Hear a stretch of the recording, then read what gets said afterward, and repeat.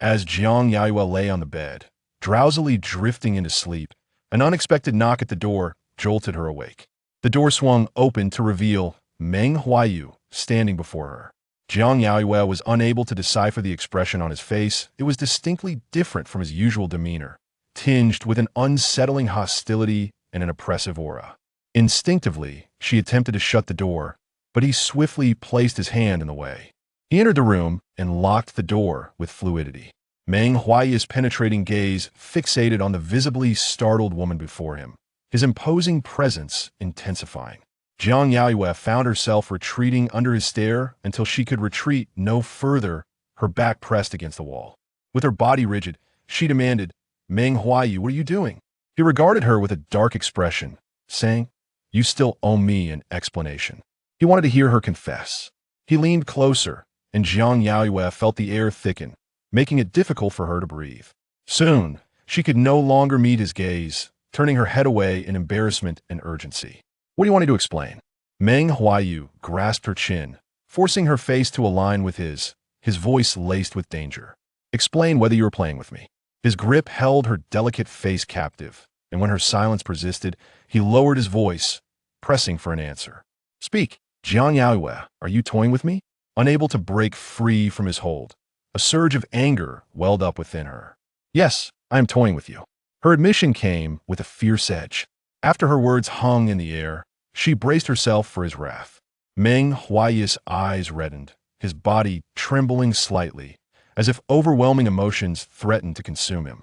His gaze traced the contours of her face, eventually resting on her slightly parted lips. His throat convulsed as he spoke hoarsely, then continued playing. Jiang Yaoyue's body stiffened, her eyes widening in disbelief. "What did you say?" "I said to continue playing." Meng Huaiyu pulled her into his embrace, burying his face in her shoulder, inhaling her scent deeply. Jiang Yaoyue's heart raced so violently that words escaped her. His grip was so tight that she questioned her sanity. Yet, she soon became aware of the dampness on her neck, imbued with a sense of despair. Then, she heard Meng Huaiyu's broken, hoarse voice. "Do you want to play now?" It was perplexing he had intruded forcefully, yet now it felt as though she had wronged him. Jiang Yaoyue found herself at a loss, remaining silent for a while before gently pushing him away. The dim light cast a soft glow, revealing the redness at the corners of his eyes. A wave of weakness washed over her as she attempted to correct him. "You shouldn't be like this." Meng Huaiyu's thumb caressed her lips, suddenly pressing down with force as he whispered, "Then how should I be?" Jiang Yaoyue could not respond. Her voice was thick with emotion. "I will marry Shen Yanzhi." She met his gaze, resolute. "You know there will be no future for us." Suddenly, her phone on the bed vibrated. She attempted to move away to answer it, but Meng Huaiyu seized her, staring intently. "I don't care." His towering form enveloped her, trapping her against the wall, the scent of his dark wood incense lingering in the air. His words momentarily rendered her mind blank, a hum resonating in her ears until she slowly managed to articulate. "What did you say?" Meng Huaiyu leaned in closer, locking eyes with her, his voice low and deliberate. "I said I don't care and won't interfere with your relationship with him." His gaze was too intense. Jiang Yaoyue's breath quickened as the distance between them shrank. She could distinctly hear his heartbeat. In the stillness of the room, each beat echoed against her own heart, inciting a sense of panic within her. Meng Huaiyu's hand caressed her face, his fingertips gliding over her skin, his eyes reddened, body quivering slightly. He leaned in closer, whispering in her ear, "I will be careful and ensure he does not find out." 6 months prior, Shen Yanzhi had brought his fiancée, Jiang Yaoyue, to a gathering with his friend for the first time. They had barely settled into the private room when the door swung open again. When Yijin walked straight to Shen Yanzhi, and the room fell silent instantly, even the blaring music ceased as perceptive friends swiftly muted it. All eyes in the room were glued to one Yijin, who was well known among Shen Yanzhi's circle as the unattainable treasure he longed for, someone whom no one dared to touch. Especially after her departure abroad, her name had become Shen Yanzhi's Achilles' heel. Anyone who dared mention her faced his wrath. Now, her sudden return without a word, appearing at the gathering where Shen Yanzhi was formally introducing his fiancée to his friends, sent ripples of surprise throughout the room. A circle of individuals, whether seated or standing, exchanged glances between Shen Yanzhi and Wen Yizhen before finally resting their gazes on the quietly seated Jiang Yaoyue. Bathed in the interplay of light and shadow, she appeared as delicate as snow, her figure frail, with bright, glistening eyes that sparkled with purity and liveliness. When she smiled, a faint dimple graced her cheek. She was the daughter of a dear friend of Shen Yanzhi's father over a decade ago. A tragic accident had claimed her parents' lives, leading to her being raised by relatives. It was only half a year ago that Shen Yanzhi's father had sought her out, feeling guilty for the hardships she had endured and commanding his son to marry her. Wen Yizhen had been abroad since graduating from high school, and news of her had been scarce for years. Shen Yanzhi, long resigned to despair, cast a sideways glance at the obediently standing Jiang Yaoyue beside him upon hearing his father's command. After a moment of hesitation, he nodded. In that fleeting moment, Shen Yanzhi felt as though he glimpsed a sky full of stars reflecting in Jiang Yaoyue's eyes.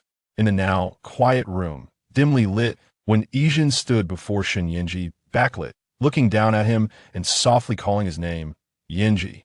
However, Shen Yanzhi did not respond immediately, instinctively glancing at Jiang Yaoyue. Jiang Yaoyue recognized Wen Yizhen. She had seen her photograph in Shen Yanzhi's study. When Wen Yizhen did not receive the expected response, she followed Shen Yanzhi's gaze to Jiang Yaoyue, and their eyes met.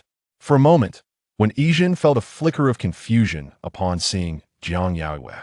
She was aware that Shen Yanzhi had a fiancé, a relationship imposed upon him by his father. Thus, after a brief pang of disappointment, she quickly gathered herself. Yet now, upon seeing Jiang Yaoyue, uncertainty crept in. Shen Yanzhi's agreement to marry this girl may not solely stem from his father's command. As Wen Yizhen pondered, Xie Zhaonan, sitting beside Shen Yanzhi, coughed lightly, shattering the unsettling silence. He smiled. "When did you return, Jinjin? Come sit here." He shifted aside, making room for her. The moment he spoke, the room erupted back to life, and everyone began to greet Wen Yizhen, restoring the lively atmosphere. Wen Yizhen quickly regained her composure, smiling back at Xie Zhaonan, and naturally took the seat he had vacated.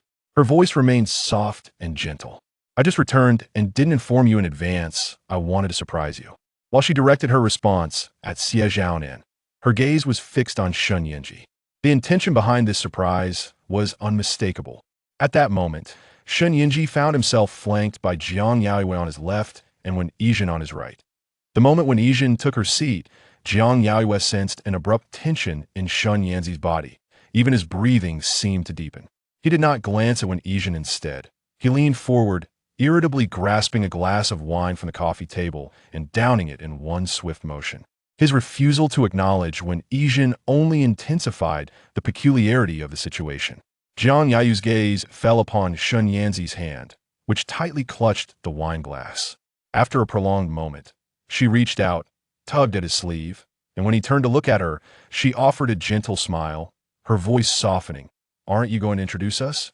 The atmosphere, which had just regained its liveliness, instantly chilled. Although Jiang Yaoyue's voice was not loud, it resonated with almost everyone present. Shen Yanzhi frowned ever so slightly, setting the glass down on the coffee table, and naturally drew Jiang Yaoyue into his embrace, his tone subdued. "Wen Yizhen, my high school classmate." With that, his gaze darkened as he leveled it at Wen Yizhen and reiterated, word by word, "Jiang Yaoyue, my fiancé." Under his penetrating stare, Wen Yizhen instinctively straightened her posture, turning her head to look at Jiang Yaoyue openly, smiling. "Hello." Jiang Yaoyue, seemingly oblivious to the awkwardness in the air, returned the smile, her dimples appearing shyly as she said, "Nice to meet you, Jinjin." After a brief pause, her eyes sparkling, she added, "Jinjin, you are so beautiful." She was utterly charming. Everyone in the private room witnessed this exchange, and the atmosphere grew even more peculiar. When Yizhen regarded Jiang Yaoyue, her expression momentarily complex, leaving her momentarily speechless. Qian Jingchun, sitting beside Xie Zhaonan, could no longer contain himself.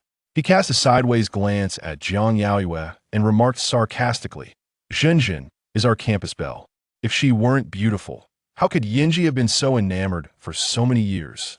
Like many others present, he knew that this little fiancé had been forcefully given to Shen Yanzhi by his father, leading to some bias against her, especially knowing the lengths Shen Yanzhi had gone for Wen Yizhen over the years. Thus, when Wen Yizhen returned to the country and inquired about Shen Yanzhi, he had readily divulged everything that had transpired over the years and had even sent her the address of this establishment for the evening.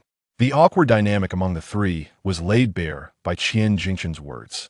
Xie Zhaonan's expression darkened as he kicked Qian Jingchen, turning to defuse the situation with a laugh before he could speak.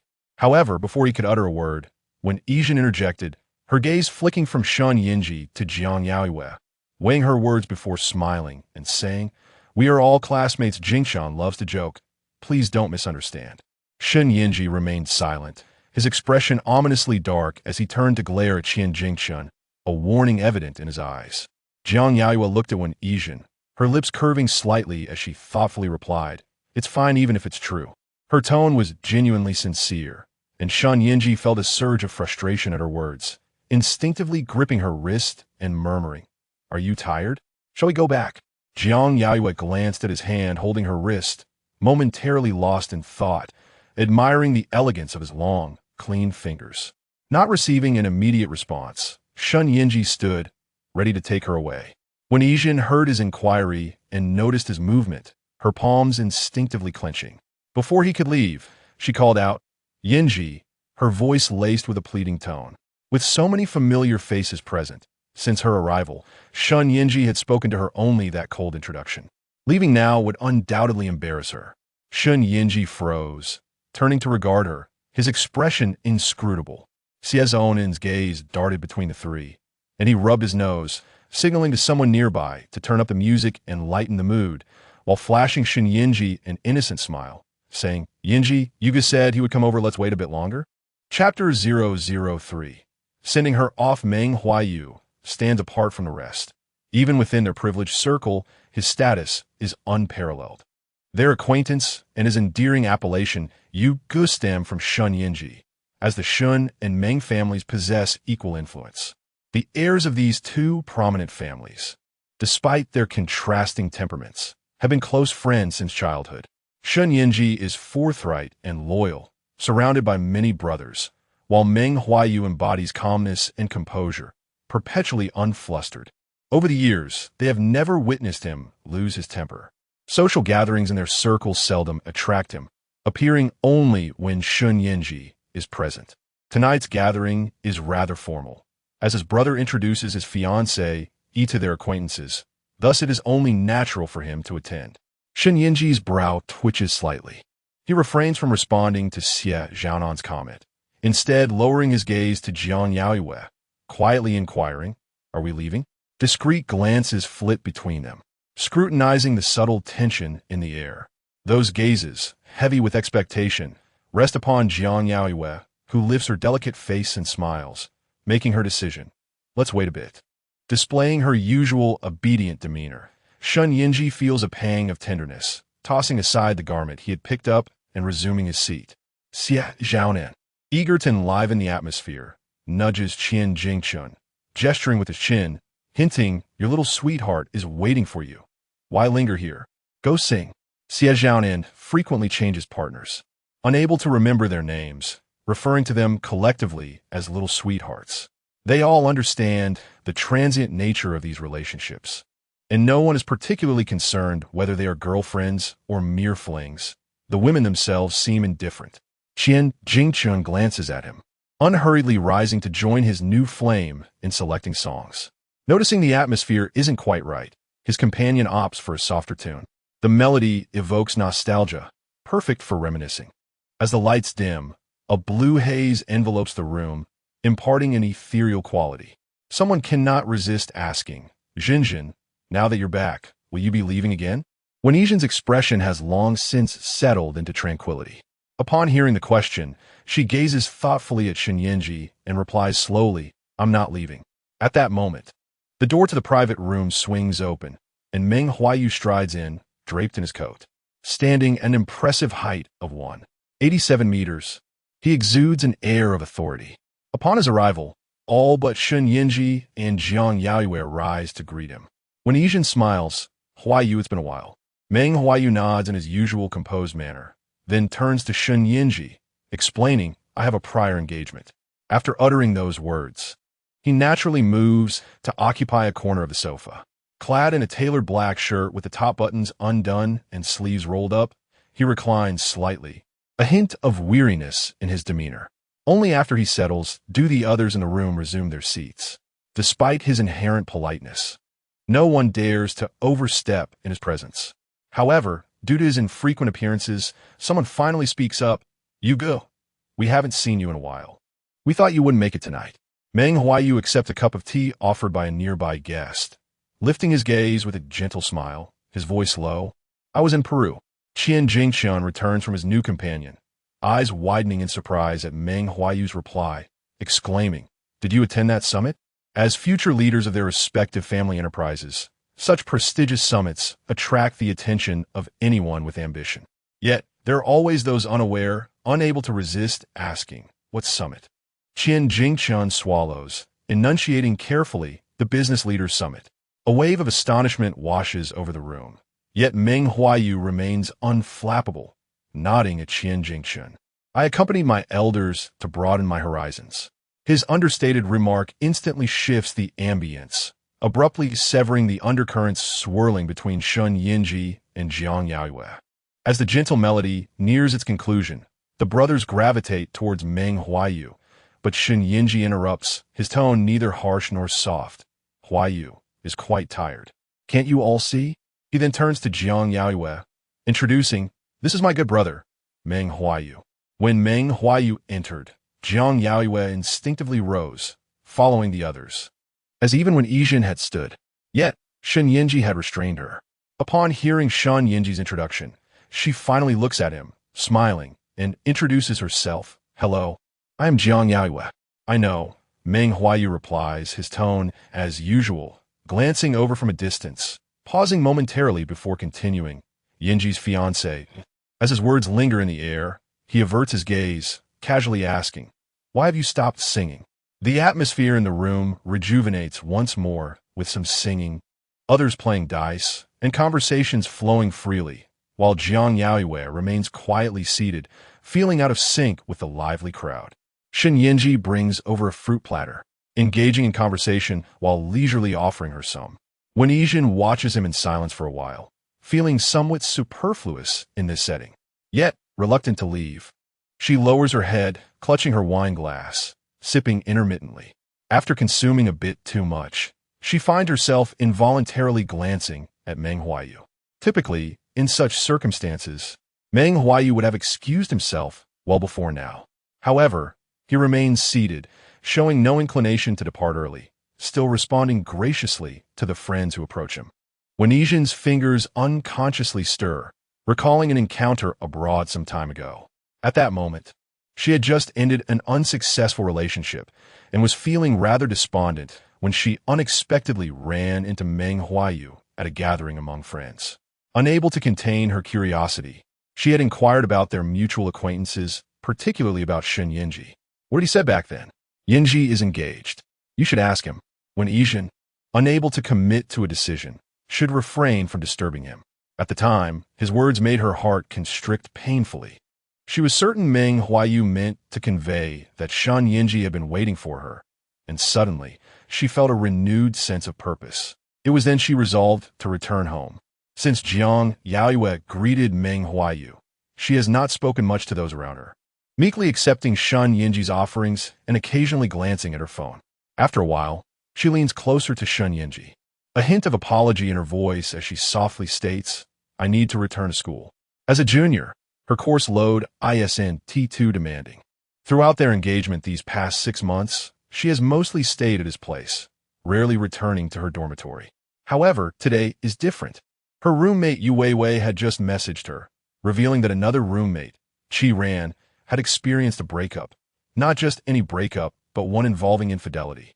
Qi Ran, now intoxicated, is intent on confronting her ex-boyfriend and his new partner, and Yu Weiwei is requesting Jiang Yaoyue's support. Having consumed alcohol, Shen Yanzhi cannot drive. He seizes her hand while dialing the driver, who fails to answer. Jiang Yaoyue pushes his hand away and stands, looking down at him. "I'll take a taxi." Shen Yanzhi's gaze rests on her face, disapproving. He turns to the others in the room, then looks at Meng Huaiyu. Did you drive? Please give us a ride. Among those present, only he remains sober. No one else dares to issue such a command to Meng Huaiyu, but he rises to retrieve his coat. Casting a glance through the dim light towards the two, his tone still gentle. Let's go. If Shen Yanzhi were to follow along, this evening's gathering would come to an end. Jiang Yaoyue hesitated momentarily, casting her gaze towards him. You need not accompany me. I shall send you a message once I arrive at the school. Chapter 004. An unexpected encounter. Jiang Yaoyue sat in the passenger seat beside Meng Huaiyu, while Shen Yanzhi remained at the club. As the car window rolled down, a gentle night breeze swept in, carrying a hint of woody fragrance. Meng Huaiyu played soft music, and Jiang Yaoyue leaned back in her seat, turning her head to gaze outside. She seemed lost in thought, prompting Meng Huaiyu to glance at her before quietly averting his gaze. After the car had driven for over 10 minutes, Meng Huaiyu initiated the conversation. Why didn't you answer the phone?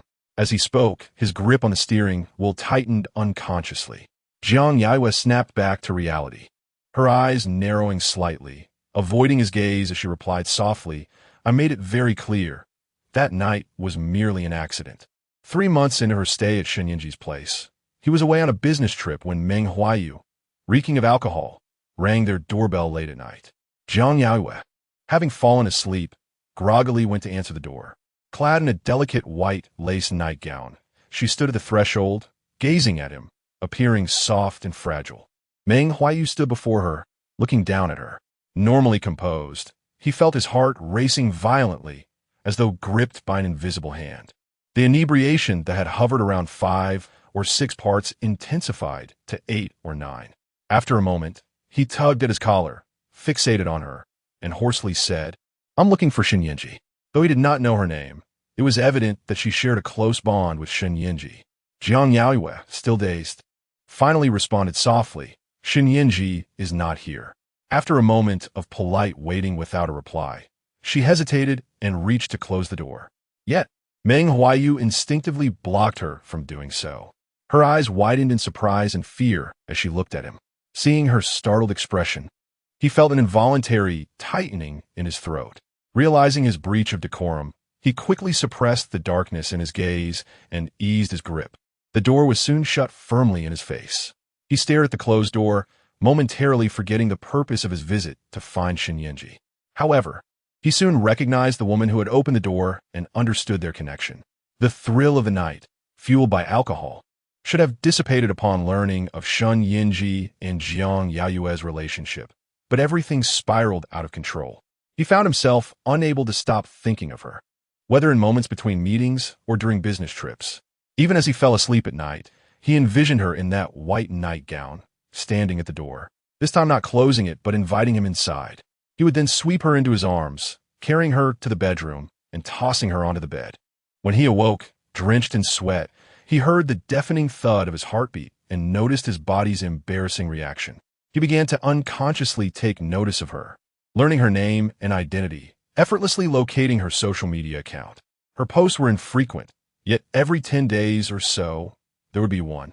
After finishing his work, he would scroll through her posts from years past, occasionally saving her rare selfies. More than a month after their first encounter, a singular thought consumed him. He wished to draw closer to her.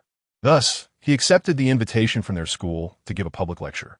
His secretary, while communicating with the school, even subtly suggested certain hints to the administration. With limited seating in the auditorium, attendants relied on a system for course registration. Jiang Yaoyue had only heard a brief mention from Yaoyue and had not thought much of it. However, the homeroom teacher summoned her to the office, appointing her as the representative of the College of Arts to attend the lecture and pose questions to Meng Huaiyu. Seated in the front row, her complexion appeared fair against the backdrop of her floral dress, her dark hair cascading smoothly over her shoulders, with a few playful strands brushing her cheeks. Her delicate face tilted upward as she gazed at him. As she posed her question, Meng Huaiyu found himself captivated by her slightly parted lips, while the sound of his heartbeat echoed in his ears, thump, thump, thump, growing increasingly loud. When he appeared before her, he initially sought to prove that this woman, whom he had met only once, did not wield a profound influence over him. Yet, he was mistaken. Her impact only intensified. Simultaneously, an overwhelming sense of longing nearly crushed him. Approximately 5 or 6 days after the lecture, Jiang Yaoyue posted on her social media, "A tipsy moment is like fireworks," accompanied by a photo of a glass of blue fruit wine, with the caption hinting at a rare reservation.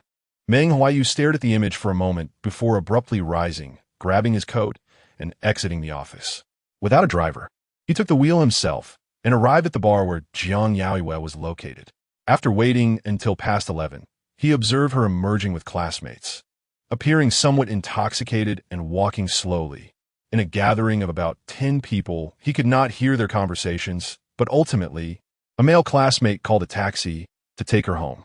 Watching the classmate support her, an indescribable agitation surged within him, prompting him to loosen the buttons of his collar. Initially intending only to catch a glimpse of her, he found himself expressionless, trailing behind the taxi all the way back to Shen Yanzhi's residence on Nanjing Road. After she exited the taxi and it drove away, Meng Huaiyu parked his car beneath Shen Yanzhi and Oppo's S building. For nearly 20 minutes, he leaned back in the driver and Oppo's S seat, staring vacantly ahead, his jaw clenched. Shen Yanzhi was abroad attending a seminar, leaving Jiang Yaoyue alone at home, intoxicated. An hour later, Meng Huaiyu input the code and entered Shen Yanzhi's home. His close friend had never been guarded with him, even sharing the usual access code. Typically, he would ring the doorbell out of courtesy, but in the dead of night, his motives were far from pure, rendering such pretenses unnecessary.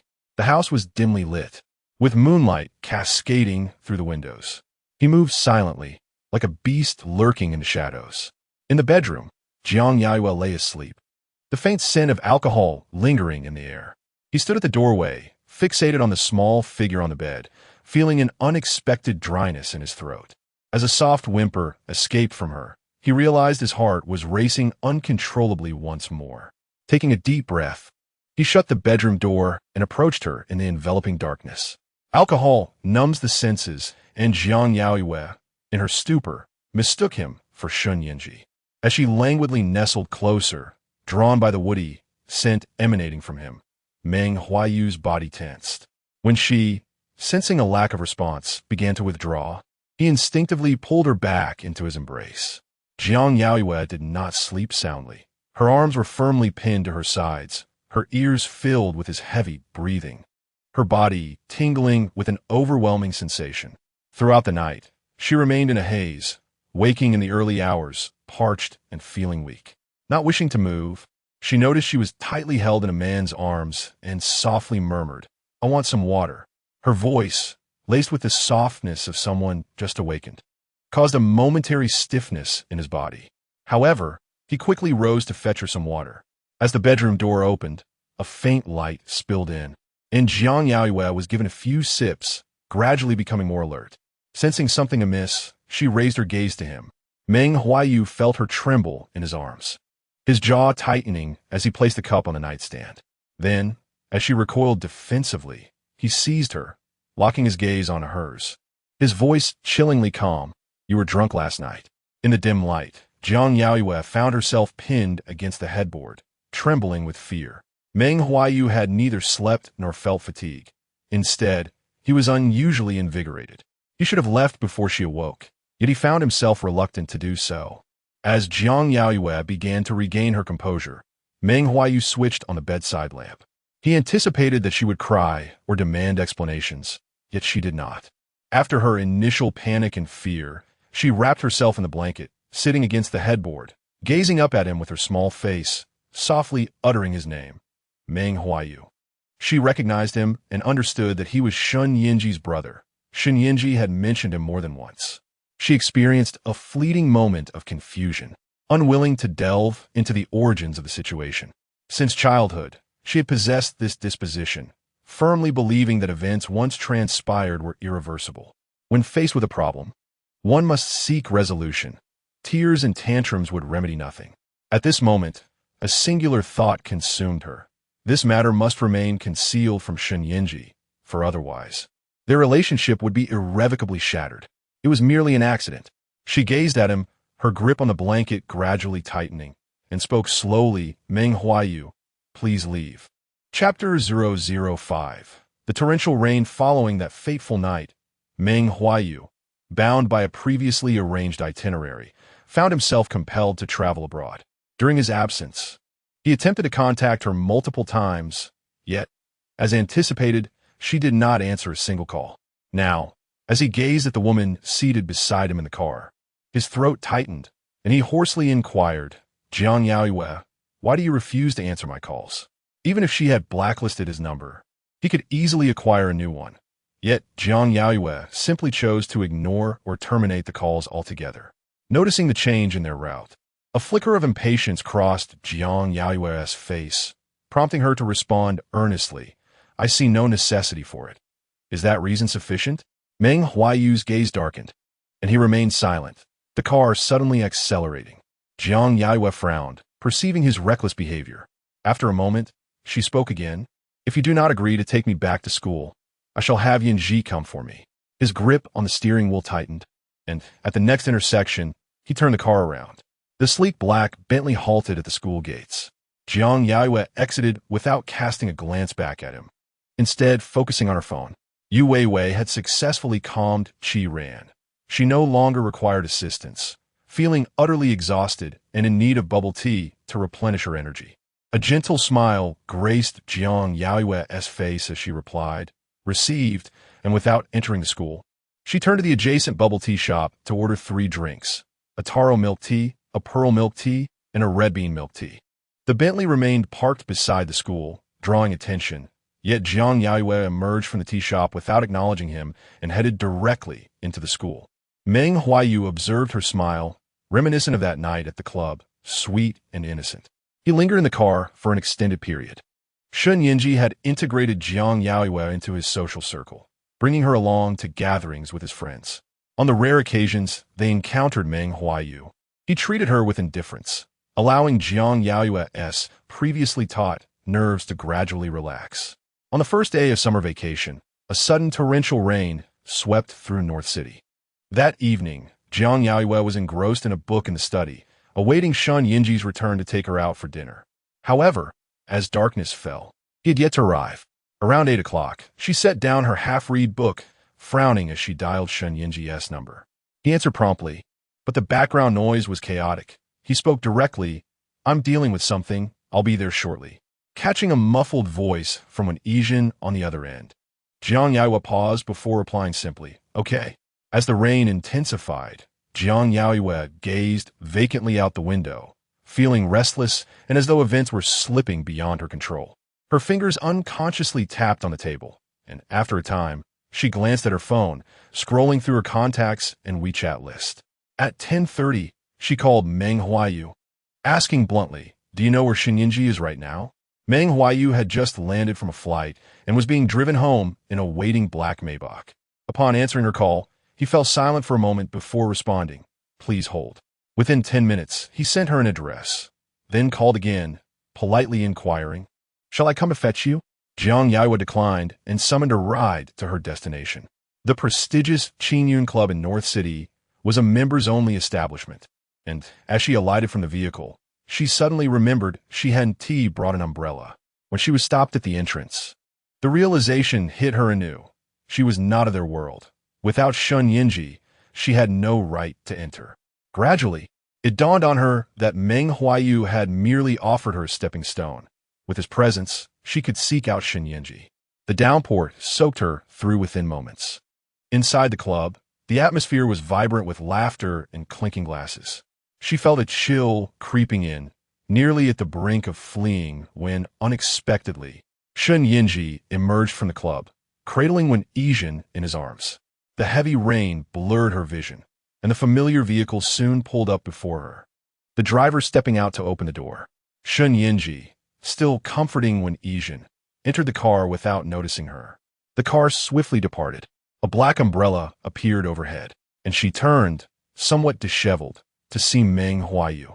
He looked down at her, his expression calm. "Do you wish to pursue them?" Against the backdrop of the rain, he stood tall, slightly leaning toward her, awaiting her response. Jiang Yaoyue, trembling from the cold, shook her head in a daze, her eyes reflecting helplessness. I'm hungry. In that moment, she appeared exceedingly pitiable. Meng Huaiyu swallowed hard, quickly diverting his gaze before quietly replying, very well, let me take you for a meal. The club, which had just turned her away, now welcomed her as an esteemed guest. Inside, the decor exuded opulence, adorned with rosewood artifacts, and the members comprised the elite of North City. She was escorted to a private room, where, after a shower, new attire was promptly provided. Meng Huaiyu accompanied her in serene silence throughout the meal. As her emotions settled, she finished her dinner, cradling a steaming cup of lemonade. Turning her head slightly, she quietly asked Meng Huaiyu, could you tell me about them? His gaze fell upon her somewhat bewildered face, and he set down his cup, gently reminding her, it's time for you to return. Chapter 006. Exhibition maintained distance, be indifferent towards her. This was what she desired, and he executed it well. Tonight, however, he had crossed boundaries. Jiang Yaoyue lowered her head, listening to the torrential rain outside. The absence of a call from Shen Yanzhi indicated he had not yet returned home and was unaware of her absence. A sense of discomfort settled in her chest, but she quickly nodded at Meng Huaiyu. All right. He escorted her home. It was past 2 a.m. when Jiang Yaoyue finally heard the sound of the door. Shen Yanzhi moved quietly, changing clothes in the dark before slipping into bed. Jiang Yaoyue lay with her back to him, her breathing shallow. Shen Yanzhi leaned closer, embracing her from behind. She caught a faint scent of alcohol on him. Taking a moment to compose herself, she pretended to have just awakened, mumbling, where have you been? Shen Yanzhi held her tighter, kissing her ear gently, and after a while, replied, something came up with Xie Zhaonan that I needed to handle. His expression was not pleasant when he spoke. When he received a call from Wen Yizhen, night had just fallen, and he was on his way home. She was inebriated, urging him to come pick her up. Initially intending to hang up, he overheard a man making lewd comments on the other end. Ultimately, he turned the car around and headed to the private club, only to find the situation unexpectedly troublesome. Wen Yizhen was being held back by several wealthy young men, and it took considerable effort for him to bring her home. After dropping her off, he was taken aback when she clung to him, crying and refusing to let him leave. He pushed her away with a cold expression, intending to depart, but she had drunk too much and collapsed on the floor. Later, she became ill and vomited several times, causing a commotion that persisted until now. Jiang Yaoyue remained silent for a while, then turned in his embrace to face him. Gazing into his eyes, she leaned closer, taking a sniff. Have you been drinking? He had not. The scent of alcohol was entirely from Wen Yizhen. Yet, he could not divulge this, fearing she might misunderstand. Instead, he kissed her forehead and reassured her, just a little did I wake you? In the darkness, Jiang Yaoyue scrutinized him anew. He chose to conceal the truth from her. Not hearing her response, Shen Yanzhi felt a pang of anxiety grip his heart and frowned. Wanted to tell her, but she spoke first, her voice slightly muffled. I waited for a long time. Next time, let me know in advance. Outside, the torrential rain began to subside. Shen Yanzhi tightened his embrace, promising in her ear it won't happen again. A few days later, Xie Zhaonan organized another gathering, and Jiang Yaoyue accompanied Shen Yanzhi, where they encountered Wen Yizhen once more. They gathered a group to attend a photography exhibition themed around capturing time through personal imagery. Upon arriving, Jiang Yaoyue discovered that the exhibition was hosted by Meng Huaiyu's cousin, Meng Huaiyu. The exhibition took place at the Beitang Photography Art Center, where a brief introduction of the photographer and an overview of the exhibition were displayed. A total of 326 works were shown across 4 themes, including her renowned piece, Light Dust. The introduction noted that Meng Huaiyu gained fame at a young age, winning numerous awards in international competitions. She never confined herself to a single style, constantly exploring various photography techniques, processes, and creative themes. Led by Shen Yanzhi, Jiang Yaoyue stepped into Meng Huaiyu's world of light and shadow. This was Meng Huaiyu's first exhibition since returning to the country. Xie Zhaonan and the others were merely there to show support, yet they were surprised by the large turnout, which included media personnel, industry insiders, and many art students. After viewing a few pieces, Shen Yanzhi ran into someone he knew and was momentarily detained for conversation. Jiang Yaoyue exchanged brief greetings before immersing herself in the art. She examined the works closely, moving from the acclaimed light dust to the stylistic shift in butterfly shadow, and finally to the internationally awarded redemption. The 326 pieces depicted Meng Huaiyu's vibrant life over the past 20 years. Jiang Yaoyue lingered too long in front of redemption, contemplating the stark contrast presented. With each encounter among these individuals, she could feel an overwhelming sense of an unbridgeable class divide. Shen Yanzhi's father had presented her with a marriage proposal, offering her a chance to transcend her class, and she had spent the past 6 months gradually winning Shen Yanzhi's affections. Yet, it was not enough. She yearned for him to love her more deeply, to forge an unbreakable bond. Once exposed to the possibilities of a different life, she was certain returning to her previous existence would leave her dissatisfied. When Yijin approached Jiang Yaoyue from Zhejiang's group, standing beside her as they both gazed up at redemption. "Waning is truly exceptional," she remarked. She won awards for light dust at the age of 16. Jiang Yaoyue turned to her, sincerely complimenting, "Jinjin, you are exceptional too." After graduating high school, when Yijin had attended the Royal Academy of Music abroad, majoring in cello, although she had yet to hold a solo concert, she had already performed alongside many renowned cellists internationally. Her praise was genuine. When Yijin, uncertain of how much Jiang Yaoyue knew about her, paused and met her gaze. "I hear you are studying Chinese language and literature?" The crowd flowed steadily through the exhibition, with small clusters of visitors occasionally gathered in hushed discussions. Jiang Yaoyue instinctively nodded. "Yes, I'll be in my senior year soon." The conversation did not continue, as Shen Yanzhi finished his talk and strode over to them with an impassive expression. At that moment, Meng Huaiyu also arrived at the venue, pressured by family to support his sister's exhibition. Once he appeared, he quickly became the center of attention. After dealing with the media, Meng Huaiyu approached her brother. Standing there, surrounded by Xie Zhaonan and Qian Jingchen, he shone like a star among a constellation. Shen Yanzhi held Jiang Yaoyue's hand and walked toward them. Meng Huaiyu scoffed. "I thought you weren't coming, brother." She was strikingly beautiful, radiant, and alluring. Jiang Yaoyue's gaze fell upon her, finding her appearance entirely different from what she had imagined. Meng Huaiyu remained unfazed, casually replying, "I was held up by something." His eyes naturally drifted to the two who had just approached. As Meng Huaiyu nodded in acknowledgement to Shen Yanzhi, Meng Huaiyu quickly noticed Jiang Yaoyue, her eyes lighting up. Jiang Yaoyue was undeniably unique, possessing a face that was both innocent and alluring, with fair skin, beautifully painted features, and bright, almond-shaped eyes that sparkled with clarity. The slight upward tilt at the corners of her eyes, coupled with a sweet smile that could make hearts tremble, made her appear as a blossoming flower, pure and unblemished, inciting an irresistible desire to pluck and keep her hidden away. Her beauty perfectly aligned with Meng Huaiyu's aesthetic, leading her to find Jiang Yaoyue extraordinarily captivating, even stirring a tinge of possessiveness within her. Shen Yanzhi smiled at Meng Huaiyu. "Planning to develop your career back home?" Standing beside Shen Yanzhi, Jiang Yaoyue obediently smiled and greeted her.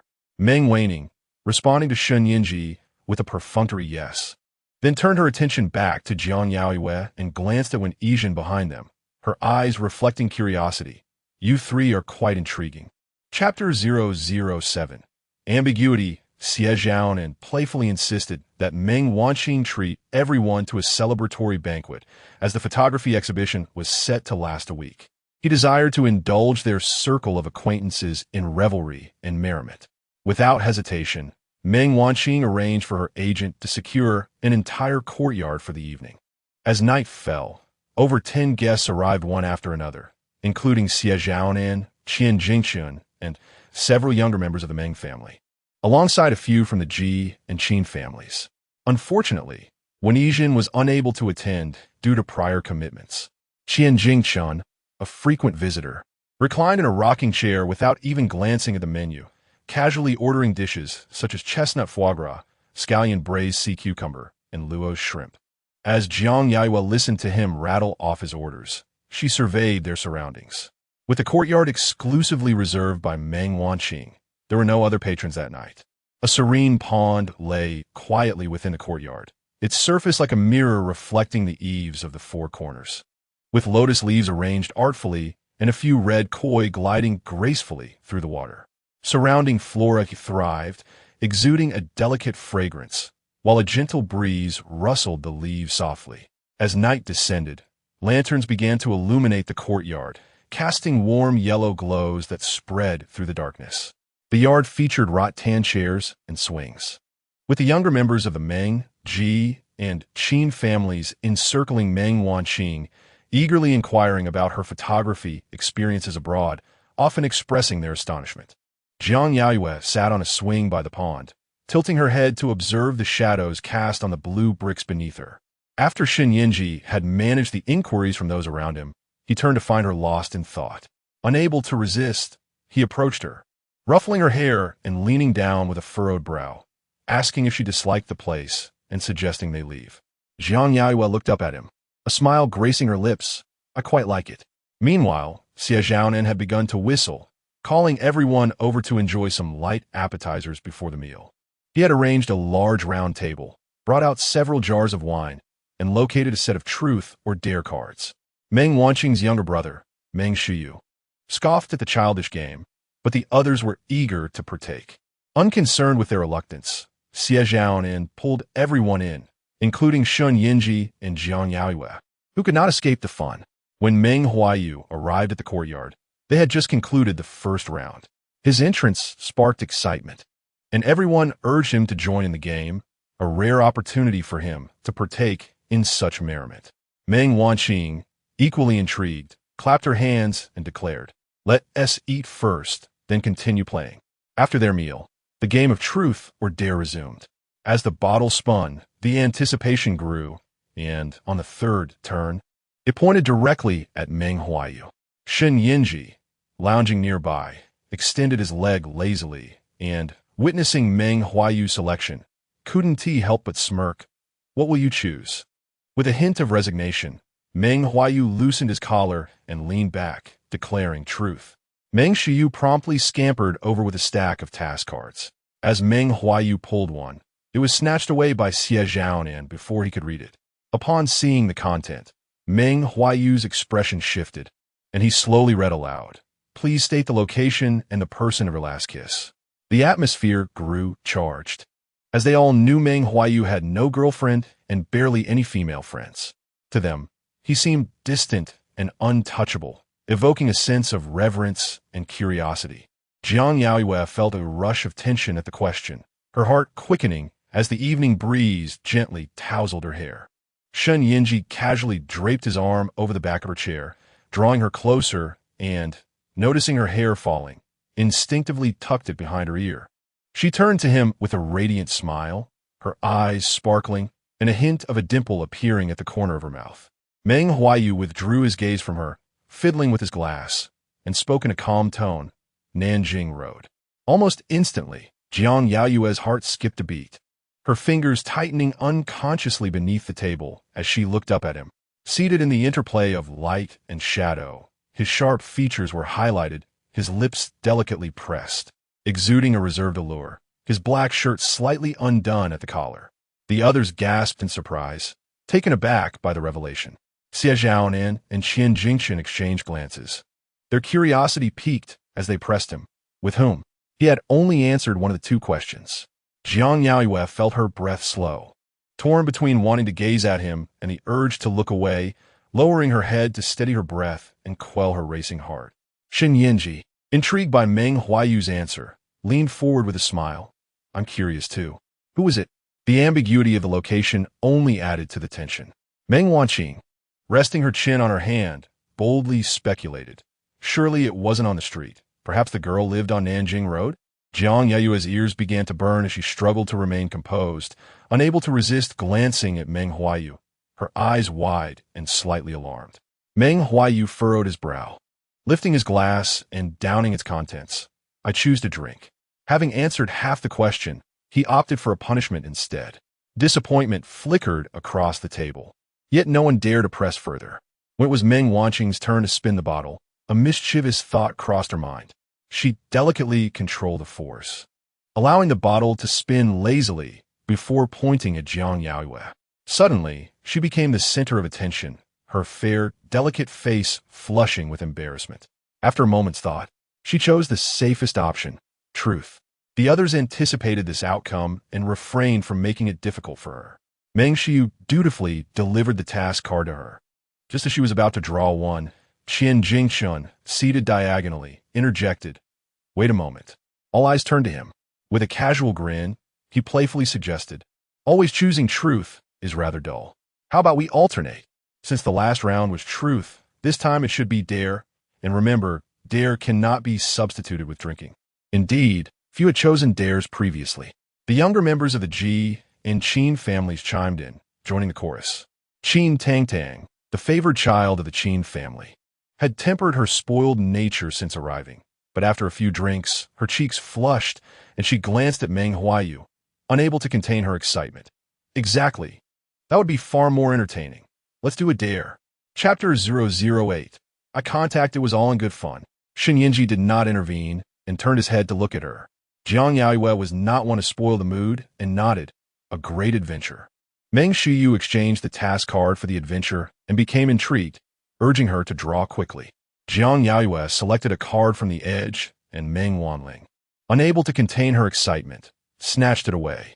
Upon reading the content, she could barely suppress a whistle. Select one opposite gender present and maintain eye contact for 1 minute. She tossed the task card onto the table and added with a mischievous grin, you cannot choose your boyfriend. The atmosphere instantly heated up.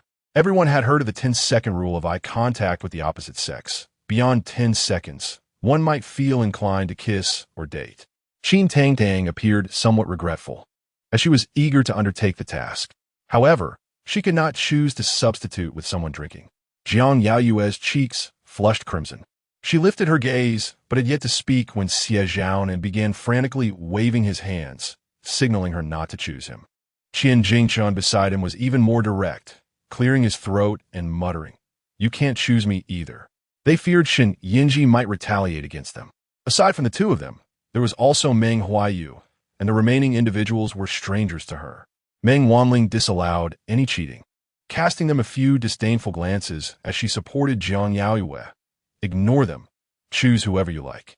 Shen Yanzhi's hand, resting behind Jiang Yaoyue, moved slightly, a smirk gracing his lips as he spoke with a hint of danger. Should I step aside? Meng Huaiyu, unafraid, squinted and smiled. What fun would that be? The thrill lies in the challenge. After her words, she glanced at Jiang Yaoyue, who was blushing furiously and boldly declared, if you don't choose, I will designate.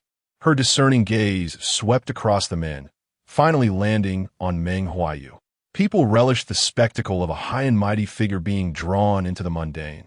It surprised no one. He had always been the pride of his family, an exemplar among the younger generation, and she was determined to drag him into the realm of triviality.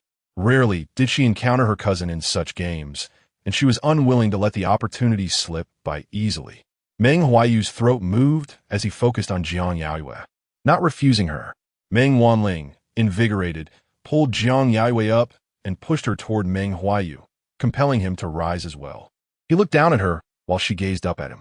A crowd, including Meng Huaiyu, gathered around them with great interest, and some even pulled out their phones to record the moment. Meng Huaiyu activated her stopwatch. I will start timing now.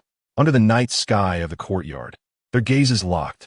As she looked up at him, her heart raced, fluttering in a panic that made her lashes tremble.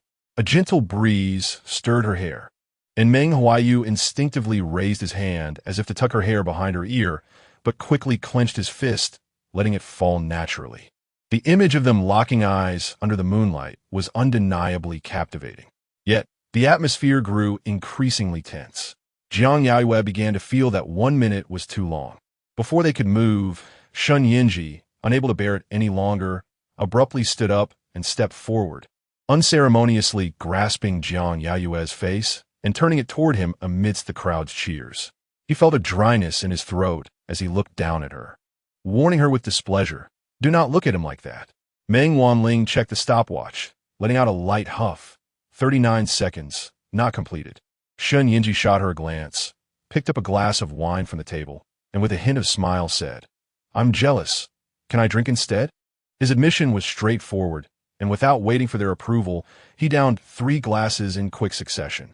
The alcohol wasn't particularly strong, but it was easy to get tipsy. After drinking 3 glasses, the remaining 21 seconds of eye contact went unchallenged. Meng Huaiyu returned to his seat, observing Shen Yanzhi downing the drinks, his fingers lightly tapping the table. The next round quickly commenced, and Qin Tangdang spun the bottle, both nervous and excited. She aimed it at Meng Huaiyu, but, lacking skill, the bottle wobbled to land in front of Shen Yanzhi instead. Fortuitously, this was the first time he was chosen that night, and according to the rules, it was to be a truth-telling round. As she drew the task card, Qin Tongtong's eyes widened in surprise as she read aloud. If your partner were to cheat, would you try to salvage the relationship? Qian Jingqian chuckled, his gaze landing on Jiang Yaoyue. This question is quite amusing. Xie Zhaonan rubbed his nose. What kind of question is that? What man could tolerate it? Jiang Yaoyue's blush had not yet faded. Upon hearing the question, she gasped and turned to look at Shen Yanzhi. He was already gazing at her, a smile on his face, clearly not taking the question to heart. No. Meng Huaiyu, still in his second year of high school, brimming with youthful fervor, couldn't help but interject. If I encountered such a situation, I'd definitely deal with that couple. Meng Wanling swiftly knocked his head, glaring at him. You little brat, your temper is quite fierce. Shen Yanzhi appeared contemplative, thoughtfully responding. I wouldn't go that far. After all, we live in a society governed by law. After finishing the truth or dare game, they played cards until late into the night. Having consumed several rounds of drinks, everyone feeling slightly tipsy, Meng Wanling waved her hand, signaling the end of the game as they prepared to depart. Drivers from their respective families had already been waiting outside, but several youngsters, still longing for more fun, were reluctant to head home and lingered to plan the next gathering. Meng Wanling, quite fond of Jiang Yaoyue, took advantage of the alcohol to playfully pinch her cheeks, her eyes sparkling as she said, Good girl. Let us do this again next time. I'll invite you. They had just exchanged WeChat contacts. Jiang Yaoyue, somewhat taken aback by her enthusiasm, touched her cheeks, feeling a bit awkward as she agreed. All right. Suddenly, Shen Yanzhi's phone rang, and he glanced down, taking a moment before walking aside to answer. Jiang Yaoyue heard the noise and turned to see him standing under the eaves, speaking on the phone. It was late at night, and the call at this hour suggested something unusual. One by one, the guests departed, leaving only Meng Huaiyu, Meng Wanling, Shen Yanzhi, and Jiang Yaoyue in the courtyard. Meng Wanling cast a curious glance at her brother, who usually made a brief appearance at such gatherings, yet today he lingered until the end. Meng Huaiyu noticed her scrutinizing gaze, rubbed his brow, and spoke nonchalantly. Was it you who told Uncle that I don't care about you? He was aware of his own unusual behavior. Meng Wanling, incredulous, replied, You did this for me? Meng Huaiyu ignored her, his gaze sweeping over Jiang Yaoyue before he stood up. I have a meeting in the morning. I'll head back to the company directly. Do you need a ride? With 4 to 5 hours until dawn, the back and forth was too cumbersome. Meng Wanling, slightly tipsy, waved her hand. No need. Meng Huaiyu looked at Shen Yanzhi, who had just finished his call and was approaching. Shen Yanzhi wrapped an arm around Jiang Yaoyue, casually remarking, I heard it's going to rain tomorrow. Chapter 009 Discovery. As the rainy season arrived in the northern city, sporadic downpours became a common occurrence. During the return journey, Shen Yanzhi and Jiang Yaoyue sat in the back seat of the car. Having consumed alcohol, he leaned back against the seat with his eyes closed, holding her hand gently. Midway through the ride, Jiang Yaoyue heard his phone ring again. She turned her head to see Shen Yanzhi pressing the hang-up button. The next day, it indeed rained. Shen Yanzhi went to the office in the morning, while Jiang Yaoyue woke up, drank some milk, and prepared herself before heading to the study to find the unfinished book. With half of the summer vacation still ahead, she usually took on temporary jobs in previous years to save for tuition and living expenses. However, this year, the Shen family had alleviated her difficulties. Yet this was not a long-term solution, especially recently, due to when Shen Yanzhi had begun to conceal things from her, which made her uneasy. Having read only a few pages, a WeChat message from Yu Weiwei arrived, announcing a writing competition with lucrative rewards. Along with it, she sent an enthusiastic emoji, followed by a voice message. I found the link you asked for. First place gets 30,000. Let us celebrate if you win. Jiang Yaoyue sent her a grateful emoji, intending to reply further, but before she could, Meng Huaiyu sent her a message. It was straightforward. Are you tutoring? In need of money? Jiang Yaoyue had posted a moment ago on her moments, which she had seen before receiving a reply. Meng Huaiyu quickly followed up with another message. Is Shen Yanzhi short on cash? She appeared incredulous and, without waiting for a response, called her directly. Jiang Yaoyue was taken aback by her decisiveness and answered the call. Meng Huaiyu spoke rapidly. Does Shen Yanzhi know you're tutoring? Jiang Yaoyue felt a headache coming on and carefully replied, I've blocked him. Meng Huaiyu chuckled, then realized, did you forget to block me? She had just added her on WeChat yesterday and hadn't had time to categorize her contacts. Jiang Yaoyue responded with a soft acknowledgement and implored. Please don't tell him. Meng Huaiyu teased her, a cool and pure college student, secretly supporting herself while hiding from her wealthy fiancé. How intriguing. Jiang Yaoyue had initially thought of her as an aloof artist, but now that impression was shattered. Meng Huaiyu, brimming with excitement, said delete your moments. And I'll find you a job. A tutoring position, right? You could teach Meng Huaiyu, my younger brother. P.S. in his second year of high school. That brat who drew cards for you yesterday. She paused before asking, by the way, what subject do you teach? Jiang Yaoyue hesitated, reluctant to involve them, but still replied. Chinese, or perhaps composition. Meng Huaiyu readily agreed and suddenly snapped her fingers, excitedly suggesting, how about you model for me? Although she rarely shot portraits, she had developed a keen interest in Jiang Yaoyue. Jiang Yaoyue frowned. I can't. Meng Huaiyu laughed, her confidence radiating. You may not believe in yourself, but I do. The call ended. Jiang Yaoyue stared at her phone in a daze, then deleted the moments she had posted that morning. Meng Huaiyu was a woman of action. Within an hour, she sent Jiang Yaoyue the address, stating that there would be classes twice a week at her convenience, with a car arranged for pickup. The following day marked the first lesson. Meng Huaiyu was polite, a stark contrast to his unruly demeanor from the courtyard gathering, and they exchanged WeChat contacts. After the first class, Jiang Yaoyue subtly inquired if his tutoring was voluntary. Meng Huaiyu hesitated. Understanding immediately, Jiang Yaoyue gracefully retreated. Then I won tea come next time. Panic flashed in Meng Huaiyu's eyes. If his sister found out, he would be in trouble. He quickly replied, I'm doing it voluntarily. Would 1,000 per lesson be acceptable? Seeing Jiang Yaoyue's troubled expression, he continued, how about 2,000 per lesson? Jiang Yaoyue hastily interjected, that's enough. Meng Huaiyu smiled at her. Then it's settled. When is our next class? Jiang Yaoyue thought for a moment. You'll buy all the books I just listed for you, and I'll contact you about the class schedule.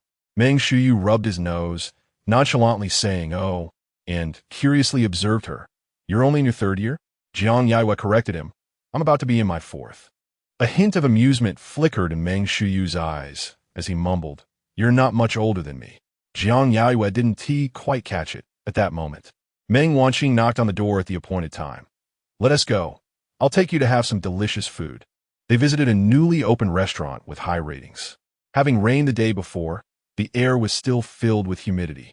The restaurant had a serene atmosphere. After Meng Huaiyu ordered, she looked at Jiang Yaoyue. Have you thought about it? Be my model. Meng Huaiyu reacta dramatically. Bo, cease. Your expression right now looks just like you're trying to lure an unsuspecting girl. Meng Huaiyu shot him a glare. Do those infatuated girls in your school know that their aloof male god is so noisy? Jiang Yaoyue couldn't help but laugh. Glancing at him, Meng Huaiyu inherited the fine genes of the Meng family, tall and handsome. Feeling a bit bashful, his ears turned slightly red, and he huffed. What is there to discuss with them? After saying that, he fell silent, maintaining his aloof persona while listening to their conversation, scrolling through his phone in boredom. However, within just 10 minutes, his expression suddenly turned serious as he pushed his phone towards the center of the table. Is this Yanzhi? When Yijin had posted an update on Instagram featuring a photo of a man's back alongside a cello, captioned, My favorite is by my side.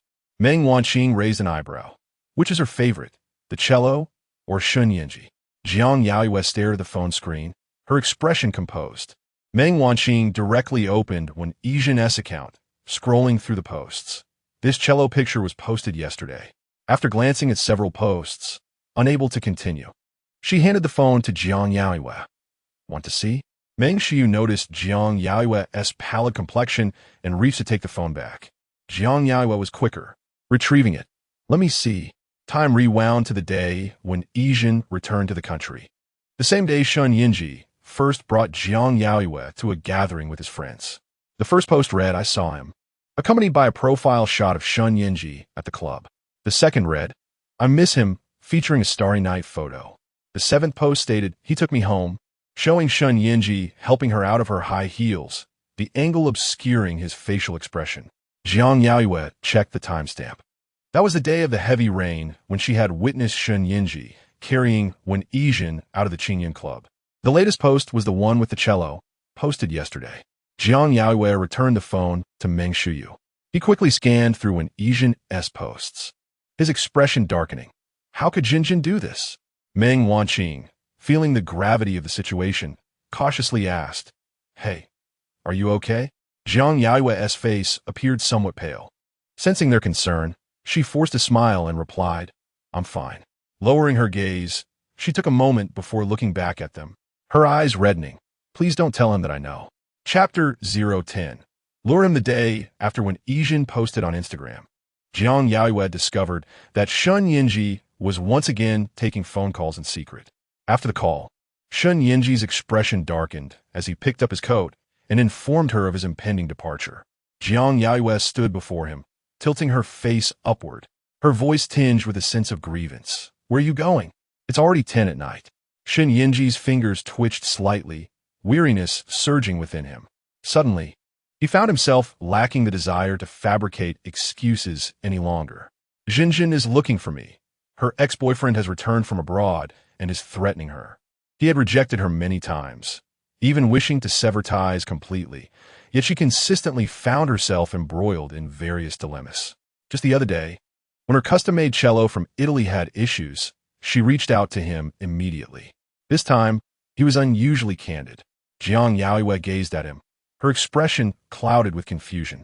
So, she is in danger right now. Brother Yanzhi, are you not coming back? Shen Yanzhi fell silent, his gaze fixed upon her. Sensing his indecision, Jiang Yaoyue leaned forward, burying her head against his chest, her voice muffled. I've waited for you so many times. She wrapped her arms around his waist, her small face still nestled against him. I'm being too selfish. Shen Yanzhi felt his heart soften at her tight embrace. He held her close and whispered soothingly, There's nothing between me and her. Jiang Yaoyue lifted her head to meet his gaze, her lashes glistening with moisture, forcing a smile. I know. It's my fault. Sister Zhen must be very frightened. You should go. Her small face had paled, her eyes glistening, yet she smiled as she spoke. Shen Yanzhi's heart trembled, a mix of ache and yearning flooding through him. He reached up to wipe away the tears at the corner of her eye, his voice hoarse. Why are you still crying? Jiang Yaoyue buried her face once more in his chest, stubbornly rubbing against him, then pushed him gently towards the door. Brother Yanzhi, Sister Zhen is definitely waiting for you. You should hurry. Shen Yanzhi and Appo's phone rang again. Jiang Yaoyue gently nudged him towards the door, obediently stating, I'm okay. He furrowed his brow as he glanced at the missed calls, ultimately fearing for Wen Yijin's safety. He placed a heavy kiss on her lips, murmuring, Wait for me. By midnight, he still had not returned. Jiang Yaoyue sat in the study, staring blankly out the window, feeling she had not performed well just moments ago. After some contemplation, she took out her phone and sent him a WeChat message. Brother Yanzhi, how is Sister Zhen? Half an hour later, Shen Yanzhi replied, She is fine. I'm on my way back. Jiang Yaoyue stared at the message for a long while before rising and heading to the bathroom. When Shen Yanzhi returned, Jiang Yaoyue awaited him in the living room, curled up on the sofa. Exhausted, he sat down on the carpet, looking down at her. She held her phone, her eyes closed, breathing lightly as if she had just fallen asleep. She had likely just showered, her hair tied in a bun, with damp strands cascading down.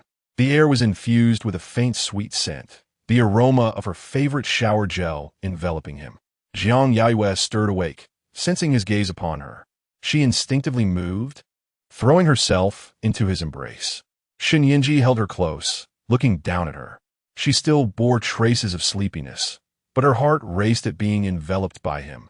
Avoiding his gaze, clad in a white nightgown with a slightly open neckline, she appeared both innocent and alluring.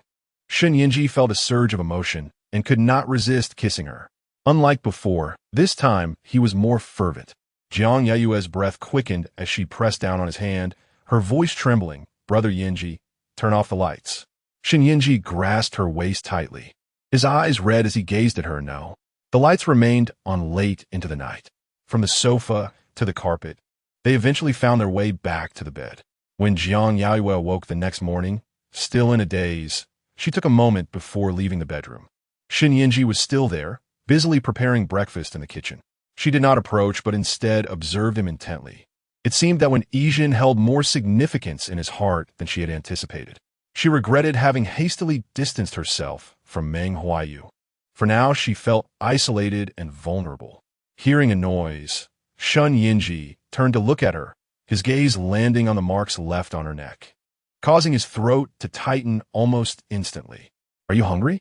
Jiang Yaoyue nodded and walked towards him, a small figure nestling against his chest. She wrapped her arms around his waist and earnestly said, "Shen Yanzhi, you just need to like me a little more than yesterday, every day." He already liked her immensely, but he remained silent for a moment before replying, "Okay." During her second tutoring session with Meng Huaiyu, Jiang Yaoyue encountered Meng Huaiyu. He had come to find his uncle and, after descending from the third floor, spotted her as she was about to ascend. Today, she wore a simple white t-shirt and jeans, her small white shoes complementing her outfit. Her hair was styled in a messy bun secured with a green ribbon, exposing her delicate, vibrant face. As they crossed paths on the staircase, her hurried steps instinctively halted as she looked up at him. Meng Huaiyu's gaze lingered on her face for a moment before he nodded slightly. His demeanor was somewhat aloof, and after acknowledging her, he continued on his way. Jiang Yaoyue, however, did not move, turning to watch him as he passed by. He appeared unfazed to see her there. Only after he had completely descended the stairs did she resume her ascent to Meng Huaiyu's study. Meng Huaiyu was performing well academically, making the tutoring session easy to manage, and the hour passed swiftly. Today, Meng Huaiyu was absent, having been taken by her manager to attend a meeting for the North City Photographers Association. When Jiang Yaoyue descended the stairs, she was surprised to find Meng Huaiyu still there, sitting on the living room sofa while sipping tea. Next to him was Meng Huaiyu's mother, who, elegant and gracious, stood up with a smile upon seeing Jiang Yaoyue. "Teacher Jiang has finished her lesson. I'll arrange for the driver to take you home." Before she could respond, Meng Huaiyu glanced up, his expression casual. "Where are you headed?" He was inquiring about her destination. Jiang Yaoyue hesitated, uncertain if he was waiting for her, before replying, "To the Shiyun tea house." Meng Huaiyu rose and addressed his aunt. "I'll give her a ride. It's on the way." Once again, Jiang Yaoyue found herself in his car, this time accompanied by a chauffeur. They shared the back seat together. Before class, her roommate Chiron had messaged her, expressing a desire to see her ex-boyfriend. She had snuck out of her house, too afraid to confront him alone, and sought Jiang Yaoyue's company for support. Jiang Yaoyue recalled the cheating ex-boyfriend vividly. Chiron lamented her heartache, yearning to see him, claiming she was suffering immensely since their breakup. Jiang Yaoyue found it perplexing. She had once loathed him so fiercely, and now, just as summer was drawing to a close, she regretted her decision. Nevertheless, she acquiesced to her request. The Maybach pulled up outside the Shiyun tea house. Jiang Yaoyue glanced over, and her expression shifted dramatically. Without a moment's thought, she pushed the door open and rushed forward. Her ex-boyfriend was in a volatile mood, pushing Chiron around. Chiron was wailing, clinging to his waist, while he slapped her across the face. Beside him stood a stunning girl, her expression impassive. Jiang Yaoyue dashed forward in an attempt to pull Chiron away, but Chiron, in a frenzy, shoved Jiang Yaoyue aside and pursued her ex-boyfriend, crying out in desperation, "You can't leave." Her ex-boyfriend, thoroughly enraged by her clinginess, raised his hand once more, while the beautiful girl coldly observed, offering a hairpin with a sneer, "Slice her face. Let us see if she dares to cling on." Jiang Yaoyue's heart raced, and in her panic, she yanked Chiron behind her. The sharp hairpin whipped through the air, aimed directly at Jiang Yaoyue. She felt her legs weaken and instinctively closed her eyes, bracing for pain. But the anticipated agony never came. Opening her eyes in confusion, she saw Meng Huaiyu standing in front of her, his hand bleeding from where the hairpin had grazed him. Her body tensed, and instinctively she tugged off the headband from her hair, leaning forward to cradle his hand in hers. Chapter 011. Desire. The couple beside them, who had caused the injury, were already in shock. The driver called the police, who arrived promptly and took the individuals away. The driver accompanied Qi Ran to give a statement. Jiang Yaoyue hung her head, her eyes rimmed with red, as a green ribbon circled around her hand. Meng Huaiyu kept his gaze fixed on her, and after a while, he spoke coldly. Did you not know to hide? Jiang Yaoyue looked up, locking eyes with him. Tears brimmed in her eyes, immediately tightening Meng Huaiyu's heart. The vehicle that came to pick them up arrived swiftly, driving directly to Meng Huaiyu's villa in Jinghu district. The blood from his wound had stained the hair tie red. As the first aid kit was retrieved, Jiang Yaoyue sat on the sofa, tending to his injury. She cleaned it carefully, applied the medication, and wrapped it in gauze, her movements gentle as if afraid to cause him pain. Meng Huaiyu remained silent, only speaking after she had painstakingly finished. Why are you crying? Jiang Yaoyue's eyes were clear, her lashes still damp, appearing almost too innocent. She earnestly apologized. Sorry, Meng Huaiyu. If it weren't for me, you wouldn't have been hurt. Her apology was sincere, sitting upright as if awaiting his judgment. Meng Huaiyu's gaze was deep, leaning back on the sofa, pondering her words. Weren't you quite bold just now? It had been unexpected when she pulled someone behind her for protection. Jiang Yaoyue fell silent for a moment before confessing, I regret it now. Her honesty was striking. Meng Huaiyu glanced at the wound she had just bandaged, his voice laced with a hint of languor. What about the injury I sustained for you? Jiang Yaoyue's fingers twitched, her expression puzzled as she tentatively suggested, should I compensate you for medical expenses? Meng Huaiyu remained silent, leaning on the sofa, his gaze enigmatic. He certainly did not mean that. Having just bandaged his wound, the proximity allowed his scent to envelop her. Realizing this, she grew nervous and blushed, instinctively trying to retreat. Noticing her flushed ears, Meng Huaiyu contemplated for a moment and said, let us add each other on WeChat. I'll let you know when I think of something. Previously, he had only her phone number. He turned to her. Shall we? Jiang Yaoyue looked at him and nodded obediently. Upon returning to her home on Nanjing Road, she received a voice message from Qi Ran, who tearfully apologized, expressing her disbelief at how things had escalated. Jiang Yaoyue listened quietly, comforted her briefly, and advised her to book a ticket home before ending the call. With time still on her hands, she brewed a pot of rose tea and nestled comfortably on the sofa. After a while, she opened WeChat, her expression calm as she glanced at her chat with Meng Huaiyu. The connection she had forcibly severed was now re-established. Lost in thought, Meng Huaiyu sent her a message. My sister said, you're short on money? Before she could reply, he followed up with another. I'll raise your tutoring fee to 3,000 per session. No, let's make it 5,000. He then directly transferred 10,000 to her. His message came after a considerable pause, as if he were choosing his words carefully. I thought you were experiencing life, not earning tuition and living expenses. His decisiveness mirrored that of Meng Wanning. Jiang Yaoyue sent him a stunned emoji, and just as she began typing, he initiated a video call. She accepted it. Meng Huaiyu's face filled the screen, his tone rather cocky. Accept it. Jiang Yaoyue could not discern where he was, but politely declined. You're giving too much. Previously, during her part-time work, she earned only 300 per session at most. Meng Huaiyu looked at her with a strange expression. Is there such a thing as too much money? He scratched his nose and muttered. School starts in just over 20 days. Have you earned enough for tuition? Jiang Yaoyue held her phone in silence. Meng Huaiyu calculated, you only need to give me 2 more lessons, Jiang Yaoyue. Don't you know how to catch a falling pie from a sky? He called her name. Jiang Yaoyue's eyes widened, and she pouted, call me teacher. Meng Huaiyu laughed, all right, teacher. She was only 4 years older than him. A voice from the other end called for him to play basketball. Hearing this, Jiang Yaoyue decided not to prolong the conversation, contemplating before saying, then I will accept it. Thank you. Meng Huaiyu smiled radiantly, abruptly asking, Do you want to come watch me play? Jiang Yaoyue declined. In the week leading up to school, when Qing Chen's family's hot spring resort opened, inviting people from their circle to enjoy. Shen Yanzhi, busy with work, initially had no plans to attend, but after finishing a video conference that evening, he looked up to see Jiang Yaoyue nestled on the small sofa in his study, engrossed in a book.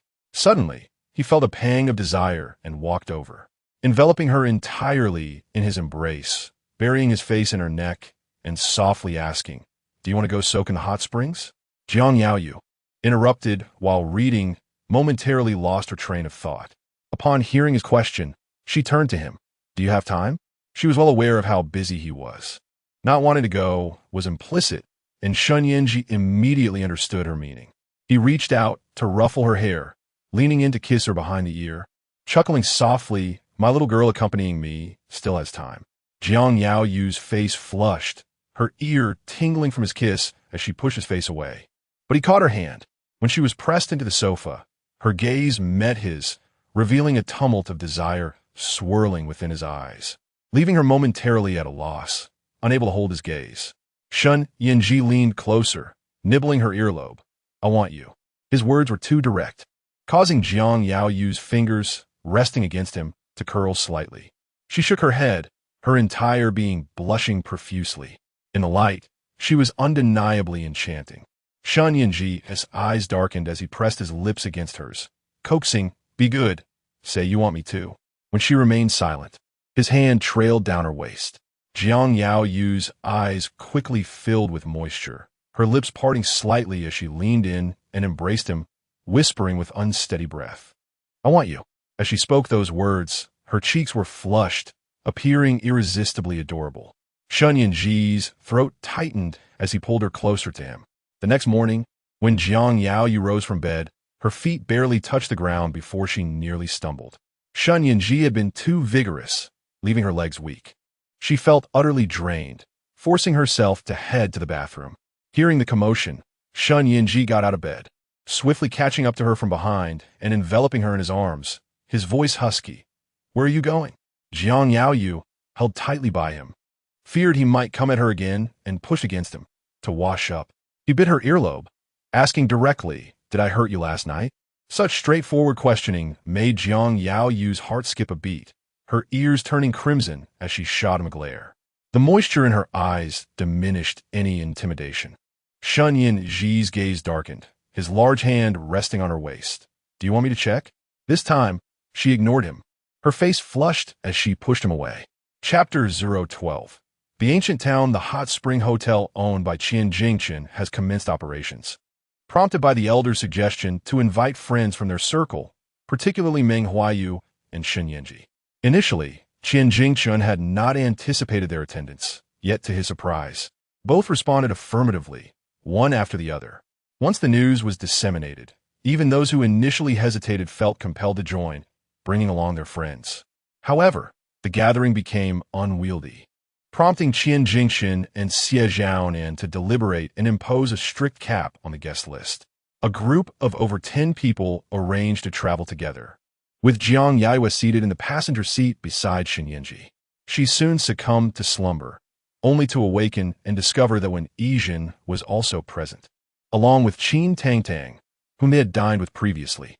The rooms had been prearranged, with Shen Yanzhi and Meng Huaiyu allocated to the penthouse floor.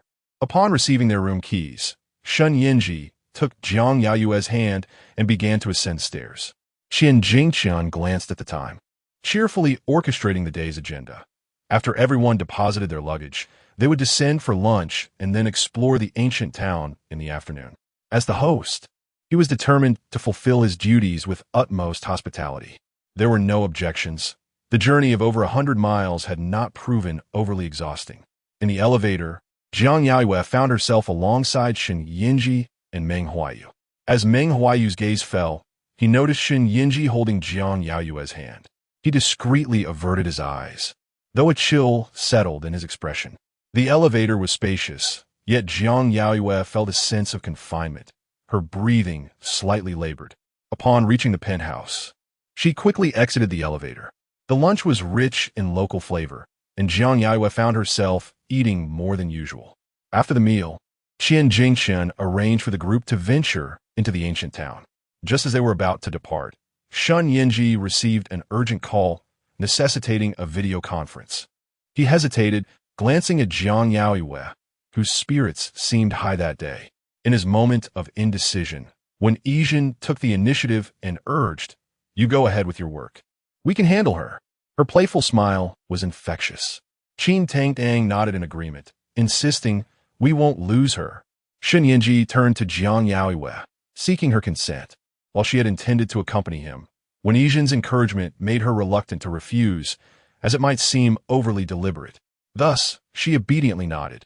Although the ancient town was steeped in history, many attractions had been newly constructed, and its charm was sufficient to captivate visitors in the northern Jiangnan region.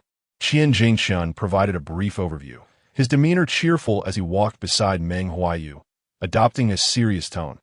"What do you think, Brother Yu?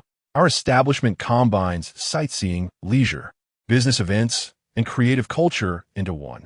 We aim to develop it into a comprehensive international resort with exceptional service and facilities that offer high levels of participation and experience." As he spoke, he discreetly observed Meng Huaiyu. The Hot Spring Hotel was merely a prelude. The development of the ancient town was the main event. Should Meng Huaiyu nod in agreement and consider an investment, the town's popularity would undoubtedly soar.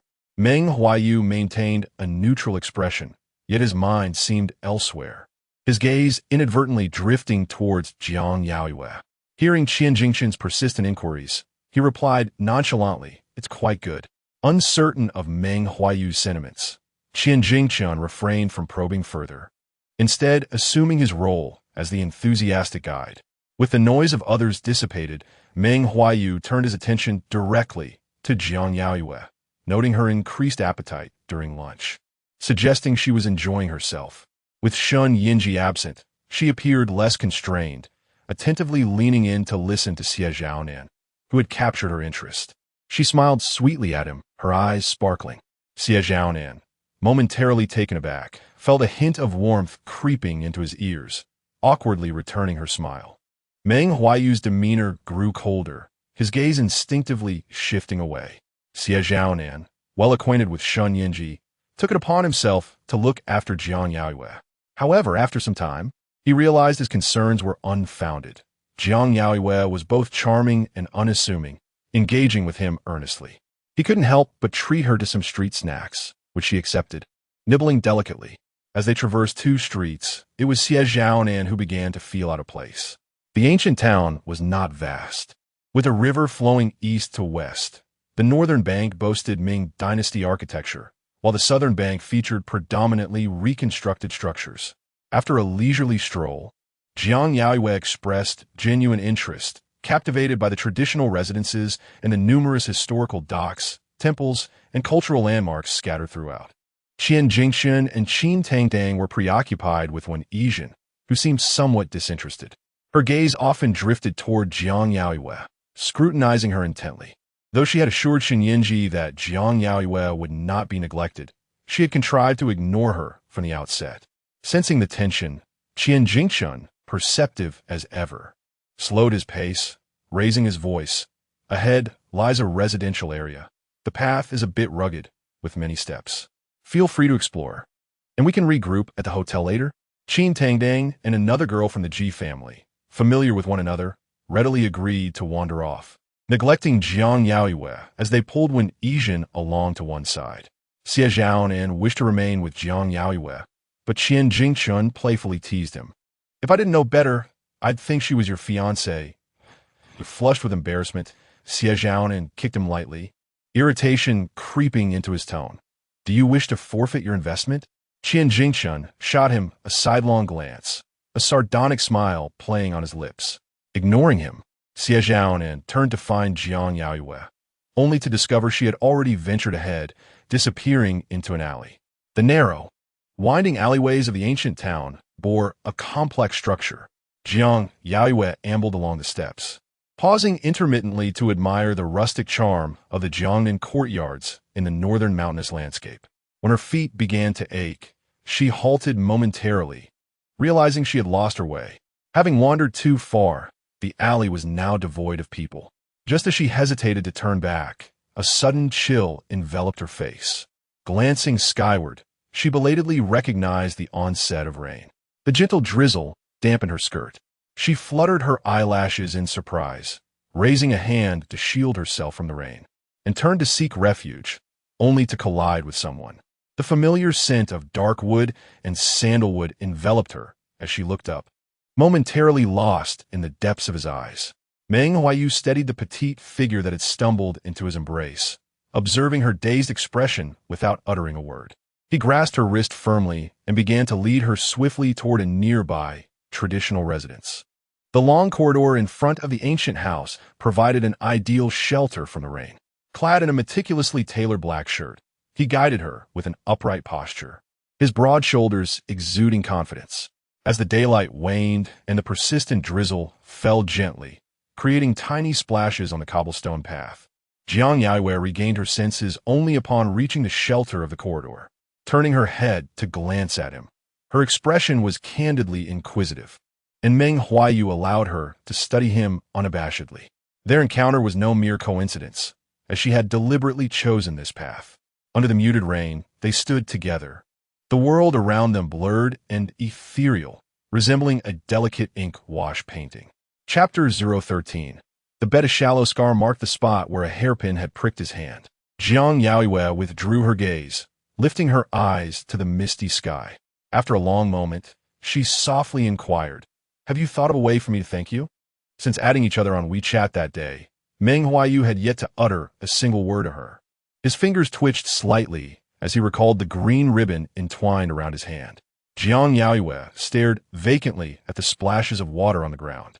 "Meng Huaiyu, do you think greedy people are punished?" Now, before him, she had shed her armor of defenses. Meng Huaiyu remained silent, his gaze averted, calmly making a call to have an umbrella sent. Unable to resist, Jiang Yaoyue turned her head again. He stood quietly, his profile sharp and austere, exuding an air of aloofness that felt insurmountable. "Are you referring to me?" He spoke slowly. "Wrong," Jiang Yaoyue replied, her pace matching his. "I am referring to myself." Her eyelashes fluttered as she continued. "I am like Cinderella. If I become too greedy and desire too much, when the time comes, the magic will fade, and everything will revert to its original state." Meng Huaiyu's gaze settled on her petite face. She still appeared obedient, her hair dampened by the moisture, resembling a rain-soaked little beast, and when she looked at him, an unwarranted fragility lingered in her eyes. His heart softened unexpectedly, his throat stirred, he averted his gaze. His voice husky, "You are not." In the ancient town, there were no convenient means of transportation, and the person bringing the umbrella arrived half an hour later. The light rain had transformed into a downpour. Unable to wait for it to cease, they were forced to walk back in the rain. Even with an umbrella, they were still drenched. In the hotel lobby, Qian Jingchen and Wen Yizhen had been waiting anxiously for Meng Huaiyu's return. Just as they were about to send someone to search for him, they saw Jiang Yaoyue and Meng Huaiyu entering, one after the other. Instantly, all footsteps halted, and expressions turned subtly awry. Jiang Yaoyue's dress was soaked, the once gentle fabric now clinging tightly to her form. Her eyes brimmed with helplessness. As Meng Huaiyu was about to step forward, when Yizhen instructed those waiting in the lobby to leave and turned to take Jiang Yaoyue's hand, stating enigmatically, "I'll take you upstairs." Inside the room, Shen Yanzhi had just concluded a video conference. Noticing the torrential rain outside, he frowned, preparing to call Jiang Yaoyue. Just then, his phone rang at the door, drawing his attention. Wen Yizhen accompanied Jiang Yaoyue into the room, where Jiang Yaoyue's pale face looked up at him wearily. He disregarded the other person beside him and strode forward to pull her close, frowning. "Why are you soaked? Are you cold?" Before Jiang Yaoyue could respond, Wen Yizhen stepped in. "Sorry, Yanzhi, it was my fault for not taking care of her." Shen Yanzhi remained silent, tugging Jiang Yaoyue toward the bathroom, where he handed her a towel to dry her hair. Wen Yizhen gritted her teeth and followed them inside. Her gaze landing on Jiang Yaoyue's face, she suddenly remarked, "We got separated earlier. Huaiyu and Yaoyue might have gone a bit far, and they both got drenched." Jiang Yaoyue froze, turning her head to look at her. Shen Yanzhi paused, finally meeting her gaze, his tone cold. "Have you finished?" Wen Yizhen's eyes glistened with unshed tears. Jiang Yaoyue lowered her gaze, but soon she shyly smiled, nudging Shen Yanzhi, whispering, "I want to take a shower." Shen Yanzhi was pushed out, and the bathroom door closed behind her. The hot water quickly washed away the chill, and Jiang Yaoyue faintly heard Wen Yizhen's voice outside, though she couldn't make out the words. She paid little attention, moving to the mirror to examine her reflection. The mirror revealed Jiang Yaoyue, still adorable and obedient, yet her eyes held a glint of coldness. After a while, she managed to suppress the chill in her gaze, poking her lips with her finger, offering herself a sweet smile. With the sudden downpour, further exploration of the ancient town was no longer feasible. That evening, Qianjingshan organized a group to soak in the hot springs. After dinner, they made their way to the springs.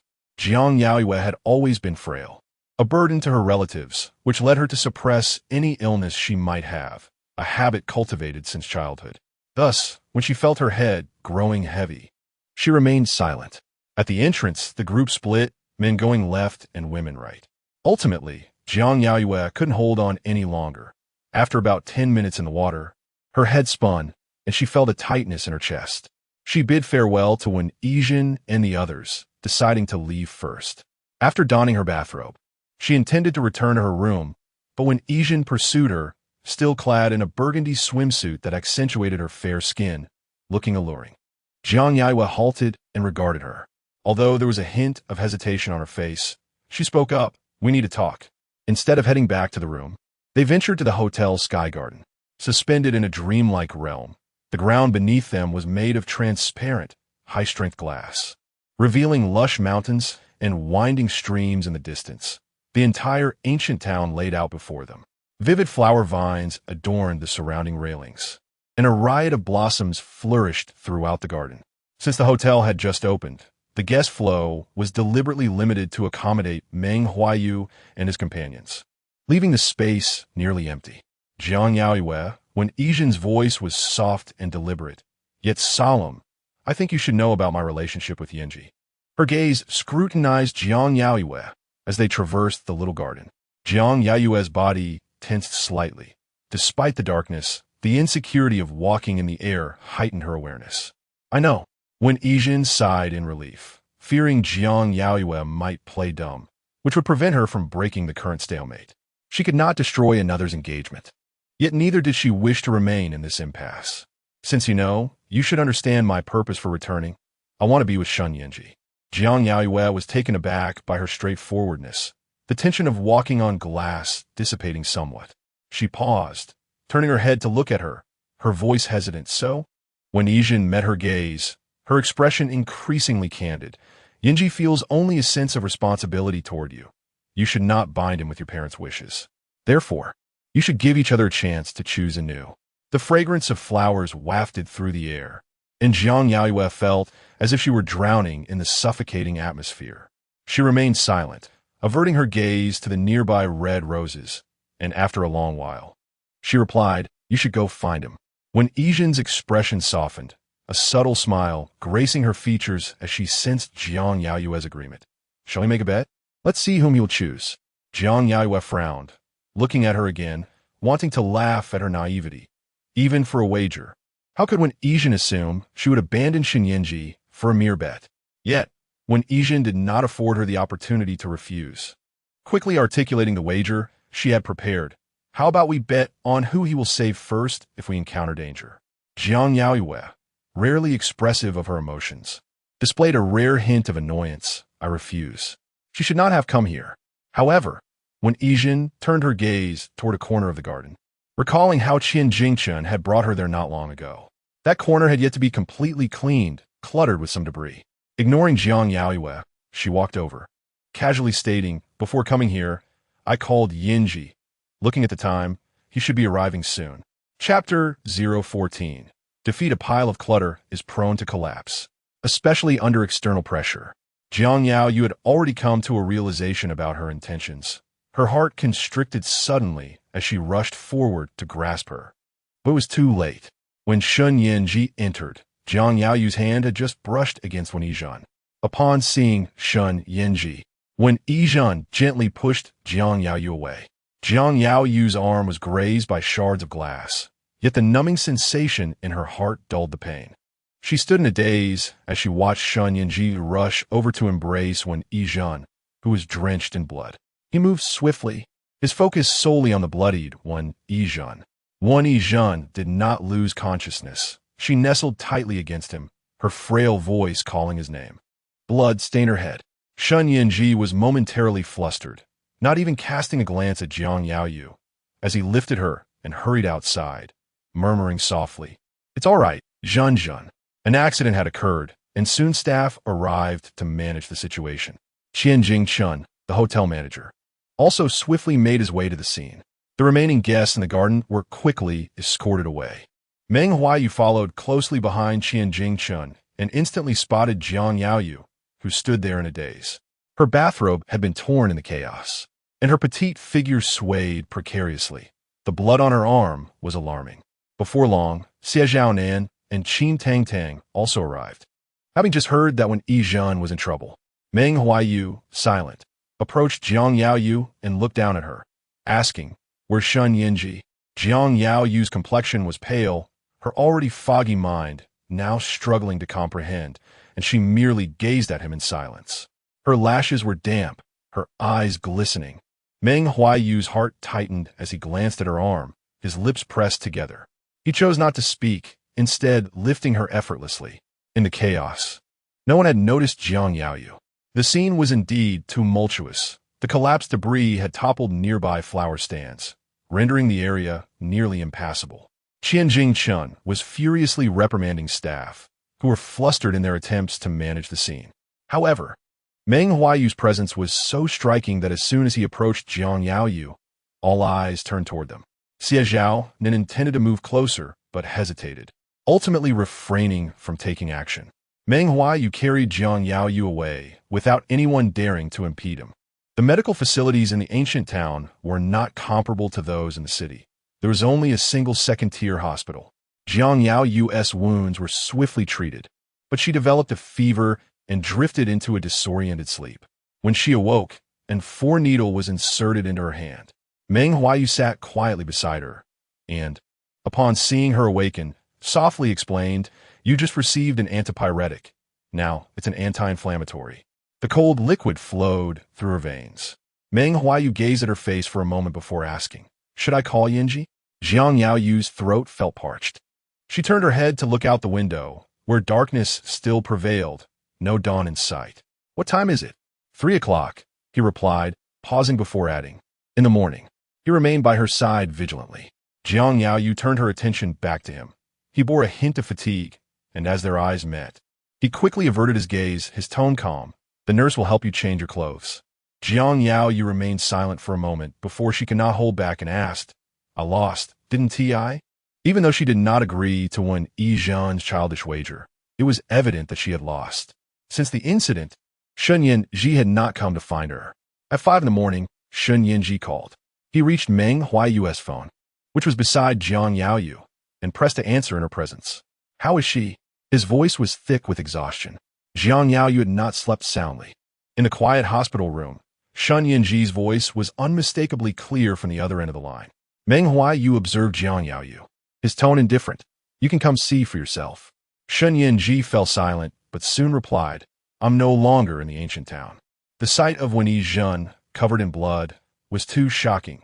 She clung to him, her frail breathing nearly extinguished as she whispered his name, expressing her regret and pleading for another chance.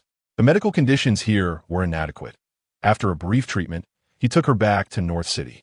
Time was pressing, emotions were taut, and only after Wen Yizhen lay in the hospital, soundly asleep, did he remember Jiang Yaoyue. He had several missed calls, but none from Jiang Yaoyue. After some hesitation, he first returned Xie Zhaonan's call, who inquired about Wen Yizhen's condition before hesitantly mentioning that Jiang Yaoyue had also been injured and was taken away by Meng Huaiyu. The girl on the bed appeared pale and frail. Meng Huaiyu's gaze drifted into the void, and a wicked thought suddenly crossed his mind as he asked slowly, "Are you accompanying Wen Yizhen?" Jiang Yaoyue's breathing grew shallower as she looked at Meng Huaiyu. Shen Yanzhi replied with a dispassionate before quickly asking, "Are you at the hospital?" I'm coming back now. Meng Huaiyu did not respond immediately, exchanging glances with Jiang Yaoyue. She understood this was an inquiry regarding her feelings. Her expression darkened as she shook her head. Her lips felt dry, and Meng Huaiyu noticed her gesture. In the dim room, he felt an unexpected pang in his chest, and, adjusting his collar, whispered. She left after her dressing. Shen Yanzhi's voice grew anxious. Where did she go? Meng Huaiyu watched Jiang Yaoyue gaze at him for a long moment before replying, I don't know. After the call ended, Jiang Yaoyue took a moment to gather herself, attempting to sit up, but the movement tugged at her injured arm, causing her to gasp in pain. Meng Huaiyu silently stood, pressing her back down, and moved to the foot of the bed to adjust the headrest. I brought your phone, he said steadily. Do you want to call him back? While she had been asleep, he sent someone back to the hotel to retrieve some items. The phone rested on a small cabinet beside her, and almost as soon as he finished speaking, it began to ring. Shen Yanzhi was calling. Jiang Yaoyue did not answer, nor did she silence it, waiting as the phone rang again and again until it eventually hung up. After about 10 missed calls, she turned off the phone and glanced at Meng Huaiyu, tentatively asking, Are you taking me away? With a sense of isolation, she spoke with a hint of trepidation. Meng Huaiyu looked at her, his voice hoarse. Do you want to come with me? Jiang Yaoyue stifled her pain, moved closer, and grasped his sleeve. Meng Huaiyu arranged for her discharge and drove her back to his residence in North City, the Mirror Lake Villa. Upon arrival, daylight had broken. Jiang Yaoyue was settled into a guest room, and she dozed off once more, only to awaken in the afternoon. She found herself on the second floor of the villa, dressed in a white lace nightgown. The entire villa was quiet. After lying there for a while, just as she was about to get out of bed, Meng Huaiyu entered, surprised to see her awake. He paused at the doorway, asking, Are you hungry? Jiang Yaoyue touched her stomach and nodded obediently. Meng Huaiyu led her to the dining room, where warm dishes awaited. She looked at him with a hint of confusion. He attended to her needs, handing her chopsticks and explaining, I didn't tea cook. The housekeeper finished and just left. Jiang Yaoyue fell silent, dutifully eating her meal. He treated her with the care one would a forechild. As dusk approached, Meng Huaiyu changed her dressings and informed her, Shen Yanzhi is looking for you. In the early hours, Shen Yanzhi had left when Yizhan sighed and returned to the ancient town. He quickly discovered Jiang Yaoyue's exact discharge time from the hospital and realized he had been deceived. Jiang Yaoyue's body felt somewhat stiff as she turned her head to look at him. Meng Huaiyu, cautious not to hurt her, handled her gently. Once he finished bandaging her, he met her gaze and asked, Do you want to go back? Chapter 15. The relationship. He remained clad in a meticulously tailored black shirt, lounging on the sofa with a hint of nonchalance, yet exuding an air of refinement. Jiang Yaoyue's gaze drifted from his eyes, slowly descending to his lips, which appeared quite inviting. She responded to him through her actions. Her scrutiny was not overtly brazen. Rather, it bore an innocent curiosity. Meng Huaiyu felt a tightening in his throat as her gaze lingered, the intoxicating and chaotic memories of that night suddenly flooding his senses. He awkwardly averted his gaze. Yet, Jiang Yaoyue unexpectedly leaned forward, grasping the collar of his shirt and kissing him with fervor. Her movements were bold, yet her body trembled slightly. When with Shen Yanzhi, it was often he who took the initiative. She was not adept at such displays. The kiss left her cheeks flushed. Meng Huaiyu was engulfed in a cacophony in his ears, every sensation honing in on the places where she touched him. He remained still until he sensed her attempt to retreat due to his lack of response. In that moment, he kissed her fiercely, pressing her into his embrace. Jiang Yaoyue felt his breath quicken, her body involuntarily shivering. Her hands were firmly held against his belt, and Meng Huaiyu's voice, husky, whispered in her ear, Unbuckle it. Jiang Yaoyue's hands trembled as she fumbled with his belt, her actions both inexperienced and audacious. Meng Huaiyu's eyes darkened with desire. He nearly lost control, pushing her down with fervor. Outside, the day dimmed as storm clouds gathered, soon unleashing a tempest of thunder and lightning. On the sofa, Meng Huaiyu held Jiang Yaoyue's waist, their foreheads touching, breathless as he asked, What is our relationship? She had previously insisted on maintaining distance, yet now she was here, returning home with him and kissing him of her own volition. Jiang Yaoyue felt weak, her face a rosy hue, her eyes glistening with unshed tears. In this moment of vulnerability, he remained coolly composed and restrained. Not hearing her response, Meng Huaiyu bit down on her ear, his body pressing against hers with insistence. Jiang Yaoyue, what is our relationship? His demeanor suggested that should her answer displease him, he would cease entirely. Jiang Yaoyue met his gaze, her expression dreamy. What kind of relationship do you wish for? Meng Huaiyu, unable to contain his intensity, murmured hoarsely, leave him. Come to my side. Jiang Yaoyue, feebly encircling his neck, acquiesced. All right. Thus, he no longer held back, carefully avoiding her wounds. Though the strength of his grip around her waist did not diminish in the slightest. Gentle yet restrained, powerful yet tender, Jiang Yaoyue felt pain, but succumbed to the indulgence, leaving bite marks on his shoulder as she surrendered to the moment. As the storm subsided, he held her, quietly tending to her. When dawn broke, Shen Yanzhi, weary and worn, approached. His gaze was icy, filled with malice as it settled on Meng Huaiyu. Jiang Yaoyue, hearing the commotion, descended from the second floor, halting in her tracks upon seeing Shen Yanzhi. His fierce expression softened to one of restraint upon noticing her. He lifted his head, his voice hoarse. Come here. Meng Huaiyu positioned himself between them. Shen Yanzhi bypassed him, reaching out to Jiang Yaoyue on the stairs. Come to my side. Jiang Yaoyue remained still, tilting her head to regard him with confusion. Aren't you going to be with Jinjin? Shen Yanzhi felt a pang in his heart, unable to wait for her to come to him. He stepped forward, gripping her shoulder. It was my fault. His words faltered as he drew closer. Noticing the marks on her neck, evidence of passionate affection, the air around him felt as if it had been abruptly siphoned away. Jiang Yaoyue, sensing his distress, lowered her head slightly, speaking with a hint of guilt for being caught. You noticed. Shen Yanzhi's breath grew heavy, his eyes reddening as he tightened his grip on her shoulder, gritting his teeth to call her name. Jiang Yaoyue. Jiang Yaoyue furrowed her brow, hesitant due to the pain and frustrated by his insensitivity. Responding to his call, she looked up innocently. You made your choice first. In the dim light, she leaned closer, scrutinizing his reddened eyes, her voice muffled. You chose her, so what are you angry about? Shen Yanzhi replied hoarsely. I am not. Jiang Yaoyue pushed him away, stepping back a stair, looking down at him. The one you took away is her, isn't it? What is there to be angry or aggrieved about? Her tone was not aggressive. She gazed at her fiancé, who had been a beacon in her life for the past 6 months, now choosing to illuminate another's path. Meng Huaiyu stood at the foot of the stairs, looking up at Jiang Yaoyue, who appeared fragile, her demeanor, once obedient now, transformed into cool detachment. The villa fell silent, the only sounds being the breaths of the 3 individuals. Shen Yanzhi clenched his teeth, staring at her. I took her away, so you seek revenge against me?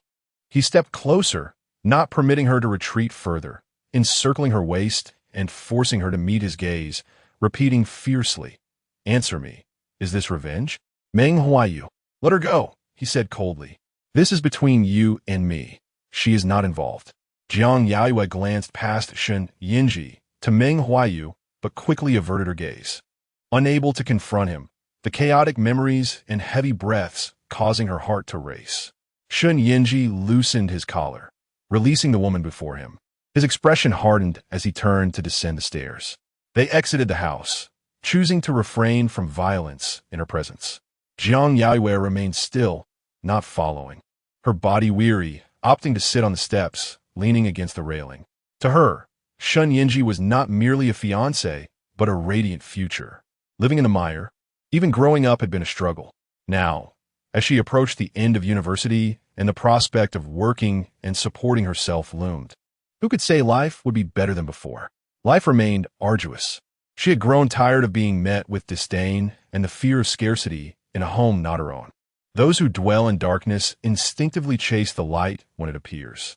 Yet now, everything had shifted, and she needed a strategy to restore things to her desired state. As dawn broke brightly, they entered one after another, both bearing scars, bruises adorning their faces, blood at their lips. Meng Huaiyu approached her, bending down to inquire gently, Why not go to the bedroom? Jiang Yaoyue looked up at him, her voice laced with drowsiness. waiting for you. Meng Huaiyu's heart softened abruptly. He reached out to stroke her hair, soothingly asking, I'm back. Would you like to sleep a little longer? She had a high fever yesterday and was injured. Her energy was already depleted, further drained by his relentless attentions through the night. Jiang Yaoyue rubbed her eyes, feeling utterly exhausted, yet the situation remained unresolved. Shen Yanzhi, overhearing their conversation, felt the metallic taste of blood in his mouth as he bit down, letting out a cold laugh. Glancing at Meng Huaiyu and then at Jiang Yaoyue, he spoke hoarsely, I did not choose anyone else, and I will not in the future. Come back with me. The fight had resolved nothing but emotional release. Jiang Yaoyue's eyelashes fluttered, the pain in her arms a constant reminder of her neglected reality. She rejected Shen Yanzhi, turning toward Meng Huaiyu, murmuring, I want to sleep a little longer. She chose to remain. Shen Yanzhi stood rigid, disbelief tinged with coldness in his voice. You want to stay here? Jiang Yaoyue, supported by Meng Huaiyu, rose to her feet. Her legs felt somewhat numb, and after a considerable pause, she turned her head to glance at the man downstairs. Her voice steady. I merely believe that we need to take some time apart. Chapter 16. Jealousy. Shen Yanzhi did not return to the hospital. His wretched mood rendered him devoid of reason, as anger and jealousy surged within his chest.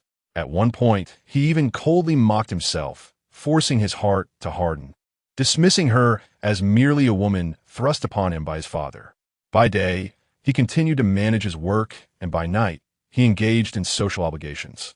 Yet, as night fell and he lay in bed, he would inexplicably shed tears in his dreams, his heart racing, waking in shock. He endured the suffocating pain in his chest, feeling as if he had been poisoned by Jiang Yaoyue. Her poison was not potent, but over time it had become an addiction, manifesting withdrawal symptoms. On the fourth day since his disappearance from the hospital, when Yijin called, her voice tinged with trepidation. Yanzhi, have you been busy lately? Shen Yanzhi turned his gaze towards the darkening sky, remaining silent, his expression cold, unable to hear his response, when Yijin softened her breath, her voice pleading, I'm so scared. As colleagues filtered out of the office, listening to Yijin's suppressed sobs, Shen Yanzhi furrowed his brow. Interrupting her, I'll come over now. He needed to clarify matters with her. The hospital room was quiet when Shen Yanzhi arrived. When Yijin sat on the bed, lost in thought, in the past few days, she had waited in vain for him, her anxiety growing to the point where she could no longer resist calling him. Her injuries were more severe than she had anticipated. While Qian Jingchen and Xie Zhaonan visited daily, they were not the ones she truly desired. Hearing the door open, her heart tightened, and upon seeing Shen Yanzhi, she could not help but feel a wave of emotion wash over her, her eyes reddening. Shen Yanzhi suppressed the words he wanted to speak, taking a seat on the sofa before her, lifting his gaze to meet hers, sensing the unusual atmosphere. When Yijin looked at him anxiously and spoke first, I didn't mean to trouble you. I know it's not convenient for you right now. With no response from him, she felt increasingly at a loss, stammering to explain. That day, I was in so much pain that I said things I didn't mean. Please don't take it to heart. Having not rested well lately, Shen Yanzhi appeared fatigued. After a moment of silence, he looked at her earnestly and asked, which words did you speak? When Yijin bit her lip, softly repeating what she had said in her pain, I said I regretted it and wanted to start over with you. Though she had been dazed by her suffering that day, she remembered tightly embracing him, hoping to elicit his sympathy. She lowered her head, feeling an overwhelming sense of unease. Shen Yanzhi's gaze scrutinized her face, a hint of doubt in his eyes. Was that a lie? When Yijin was at a loss for words, feeling cornered, Shen Yanzhi leaned back slightly, his voice heavy with fatigue. I'll ask you one last time. Was that a lie? Hesitating, she realized she no longer understood him. But her intuition told her this was her final opportunity. Clenching and releasing the blanket, she looked at him with desperate courage. No, it's the truth. I want to be with you. Having returned from abroad against her parents' wishes, she was resolute. Her tone grew urgent. We belong together. We have been through so much. And you have always waited for me. Haven to you?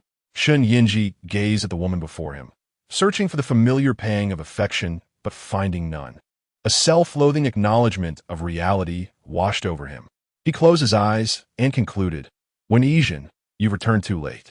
He thought he could endure this painful withdrawal, believing he could continue his life without Jiang Yaoyue. However, it was far from the truth. He could not help but wonder if Jiang Yaoyue and Meng Huaiyu were truly together, if they shared the same intimacy they once had. The mere thought unsettled him.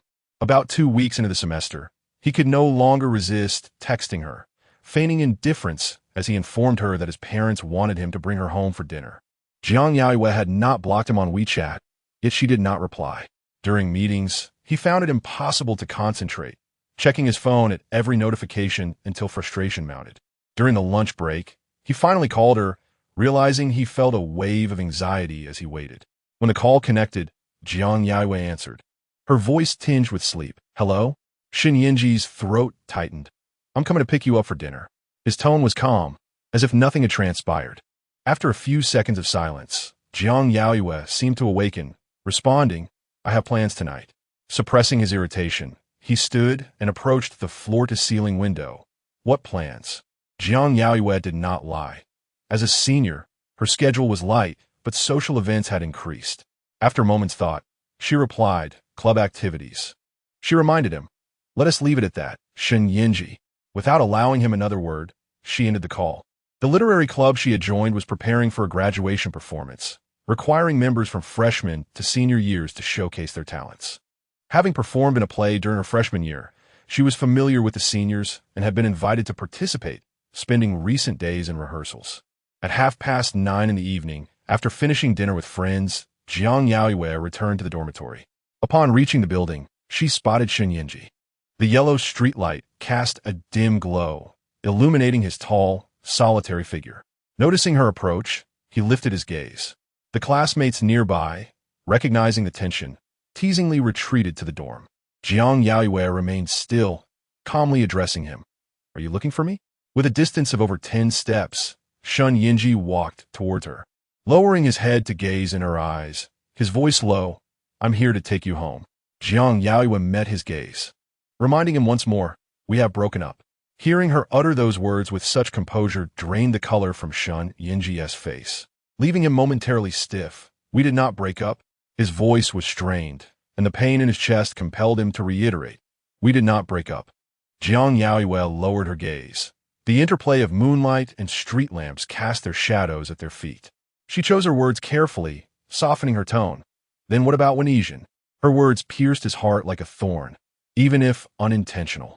Shen Yanzhi felt a rush of anxiety, yet he did not hesitate. There's nothing between us. That day was my fault, and at 1 happened again.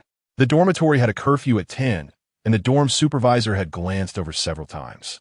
As Shen Yanzhi reached out to take her hand, she evaded him, leaving him with a parting remark. Shen Yanzhi, think carefully about our situation before you come to find me. Without looking back, she entered the dormitory. As she lay in bed, she opened her phone and found the chat with Wenesian. Half a month prior, Wenesian had sent her a photo of Shen Yanzhi in the hospital.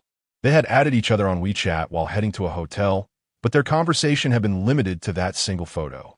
Thus, during the time he had not sought her out, he had been accompanying Wenesian, had he not? Chapter 017. Brazen Seizure due to rehearsals for the upcoming performance. Jiang Yaoyue had not visited Meng Huaiyu and Appo's residence for quite some time. After a brief business trip, Meng Huaiyu returned swiftly. Jiang Yaoyue, whose health had been frail, particularly with her stomach issues, even attempted to learn cooking from the housekeeper. Whenever she was with him, Jiang Yaoyue felt herself on the verge of being spoiled, as if the hardships of the past decade were to be compensated by him. Upon his arrival, he went directly to the school auditorium, where he beheld her rehearsing on stage. The spotlight illuminated her, casting the world into darkness. After the rehearsal concluded, Jiang Yaoyue only then realized he was present. Still adorned in makeup reminiscent of Zhu Yingtai, she ran towards him in a delightful white dress, her face a canvas of surprise. Why are you here? She exclaimed, her voice tinged with astonishment, recalling that he had been on a business trip when she mentioned the rehearsal. The stage was alive with another performance, as a campus group sang in a beautifully romantic atmosphere. In the audience, Meng Huaiyu wrapped his arms around Jiang Yaoyue's waist, pulling her close. Burying his face in her shoulder, his voice a low whisper, stay with me. Jiang Yaoyue remained silent.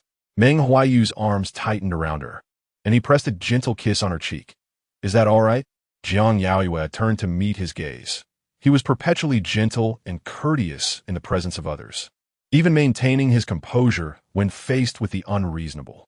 Yet, in her presence, he would lose control, becoming a different version of himself. Suddenly, a pang of guilt washed over her, and she earnestly locked eyes with him, issuing a solemn warning. Meng Huaiyu, do not be so good to me. It is undeserved. Her candor was strikingly excessive. I mean it. Do not treat me so well, for I am heartless. Even as she spoke such words, her demeanor was innocent yet cruel. The gentle melody of a love song echoed through the small auditorium. Meng Huaiyu clasped her hand firmly, and after a moment, inquired, will you be busy after the rehearsal? It was already afternoon, and the official graduation performance was scheduled for the following day, arranged before the National Day holiday to facilitate internship opportunities for the fourth-year students. Jiang Yaoyue nodded silently. Meng Huaiyu disowned her deception, but chose not to confront it. He tucked a stray strand of hair behind her ear and softly said, then I will wait for you. More than 10 days had elapsed since Shen Yanzhi last sought her out. When his call came again, Jiang Yaoyue was not particularly surprised. She was backstage removing her makeup. After several missed calls, she finally returned his call. Shen Yanzhi's voice was even more fatigued than before as he spoke. We need to talk. Jiang Yaoyue found the phrase familiar. Gazing at her reflection in the mirror, she recalled, that night, when Yizhen said the same to me. Mentioning one Yizhen, her tone remained calm until she abruptly asked, Shen Yanzhi, did you call because you have made up your mind? His breath hitched slightly, yet he replied, I have decided. Meng Huaiyu was still waiting for her in the audience. After washing her face and preparing, she chose not to seek him out, instead exiting through a side door backstage. Before leaving, she sent Meng Huaiyu a message on WeChat, informing him of a sudden obligation that required her departure. She then made her way to the school's northern gate, where Shen Yanzhi awaited her. Having just washed her face, a few strands of hair retained their moisture. As she approached, her skin appeared pale and luminous, her eyes clear and bright, reminiscent of blossoms unfurling in early spring, pure and exquisite. Shen Yanzhi stepped out of the car, his body tense, his gaze drifting past her to peer behind. Meng Huaiyu followed Jiang Yaoyue at a measured pace, and sensing Shen Yanzhi's scrutiny, she glanced back at him. Resentment, impatience, and hostility radiated from Shen Yanzhi. He had never anticipated a day like this with Meng Huaiyu. In the afternoon, the area near the northern gate was bustling with students. The two tall, striking gentlemen attracted significant attention, even prompting some girls to shyly capture photographs. As the weather turned cooler towards the end of September, Shen Yanzhi removed his trench coat and draped it over Jiang Yaoyue, frowning as he asked, why aren't you dressed warmly? Jiang Yaoyue had not yet noticed Meng Huaiyu behind her. She simply gazed up at Shen Yanzhi, whose eyes were red and weary, faint traces of smoke lingering on him, not unpleasant, but inexplicably softening her heart. Shen Yanzhi seldom smoked and never allowed himself to appear so disheveled. The trench coat still held his warmth, and as she felt its embrace, she inquired, what do you wish to discuss? Meng Huaiyu stood nearby, his expression distant. Swallowing his bitterness, Shen Yanzhi lowered his gaze to her and took out his phone, opening WeChat to find one Yizhen, directly blocking and deleting her, followed by her phone number. He remained silent, methodically erasing one Yizhen's contacts before her, as if he were gradually obliterating another person's imprint from his life. Observing his actions, Jiang Yaoyue, just before the screen dimmed, softly asked, are you trying to win me back? Using the very method he once scorned. Shen Yanzhi responded with a hesitant feeling somewhat awkward, his voice thick with emotion. He was unsure of how to proceed, only knowing that he wanted to convey his intentions in the most primal of ways. Jiang Yaoyue's gaze rested on his face, and she couldn't help but think that even the most favored among the heavens could bow to love. Uncertain whether Shen Yanzhi's feelings for her constituted love, as she had experienced so little affection over the years, she found it challenging to discern. Yet, perhaps it was love? She grasped his hand, furrowing her brow. You need not do this. Shen Yanzhi met her gaze, his voice taut. Is the engagement still valid? Suddenly, Meng Huaiyu's voice cut through from behind. Are you finished? He approached with an impassive expression, removing his trench coat from Jiang Yaoyue's shoulders and tossing it into Shen Yanzhi's arms, before draping his own suit jacket over her. He looked down at her, his eyes darkening. "Shall we go?" Jiang Yaoyue found herself momentarily at a loss, unsure why he hadn't left, but instead followed her, creating an awkward situation. She remained silent, instinctively glancing towards Shen Yanzhi. Shen Yanzhi's previously gentle gaze morphed into a sharp, icy glare, his fists clenching involuntarily, veins bulging on the back of his hands. Noticing her looking at him, he hesitated for a moment before resolutely pulling her behind him. "Meng Huaiyu, she's my fiancée." His face was clouded with shadows, his voice subdued. "Are you attempting to brazenly seize her?" Meng Huaiyu's gaze shifted from him to Jiang Yaoyue, who was cowering behind Shen Yanzhi, clutching the hem of her clothing, her eyes reddened, trembling like a frightened fawn. A mix of anger and amusement flickered in his eyes as he chuckled coldly. That is no longer the case. Chapter 018. Punishment. Jiang Yaoyue lifted her gaze to Shen Yanzhi's back, momentarily taken aback. Meng Huaiyu regarded Shen Yanzhi with a smile that did not reach his eyes. "Shouldn't you ask her if she still considers herself your fiancée?" Shen Yanzhi turned his head towards Jiang Yaoyue, but remained silent, a vein twitching on his forehead as he grasped her arm, intent on leaving. Meng Huaiyu's fingers twitched slightly, his tone casual yet laden with meaning. "From the day you brought Wen Yizhen out of Qingyun, she has been standing at the door." Shen Yanzhi froze, his brow furrowing deeply as he turned back to Meng Huaiyu. The latter's expression was cold. "Forgot? It was pouring that day." Jiang Yaoyue's heart tightened abruptly, and she withdrew her hand from Shen Yanzhi's grip. The school entrance was bustling with students, and many eyes were drawn to their interaction. Meng Huaiyu leaned slightly forward, his voice a mere whisper for their ears alone. "Yanzhi, would you like to check out Wen Yizhen's Instagram? Congratulations, after all these years, your wish has finally come true." Wen Yizhen had been an unattainable desire for the young Shen Yanzhi, and now Meng Huaiyu was wishing for the adult Shen Yanzhi's fulfillment. After speaking, he seamlessly moved in front of Jiang Yaoyue, looking down at her with a scrutinizing gaze. Jiang Yaoyue felt a wave of nervousness wash over her, her lips parted slightly, her eyes glistening as she gazed up at him for a while. In the stifling silence, she tentatively extended her hand towards him.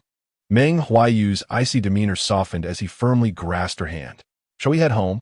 Jiang Yaoyue's face paled slightly, and she obediently nodded in response.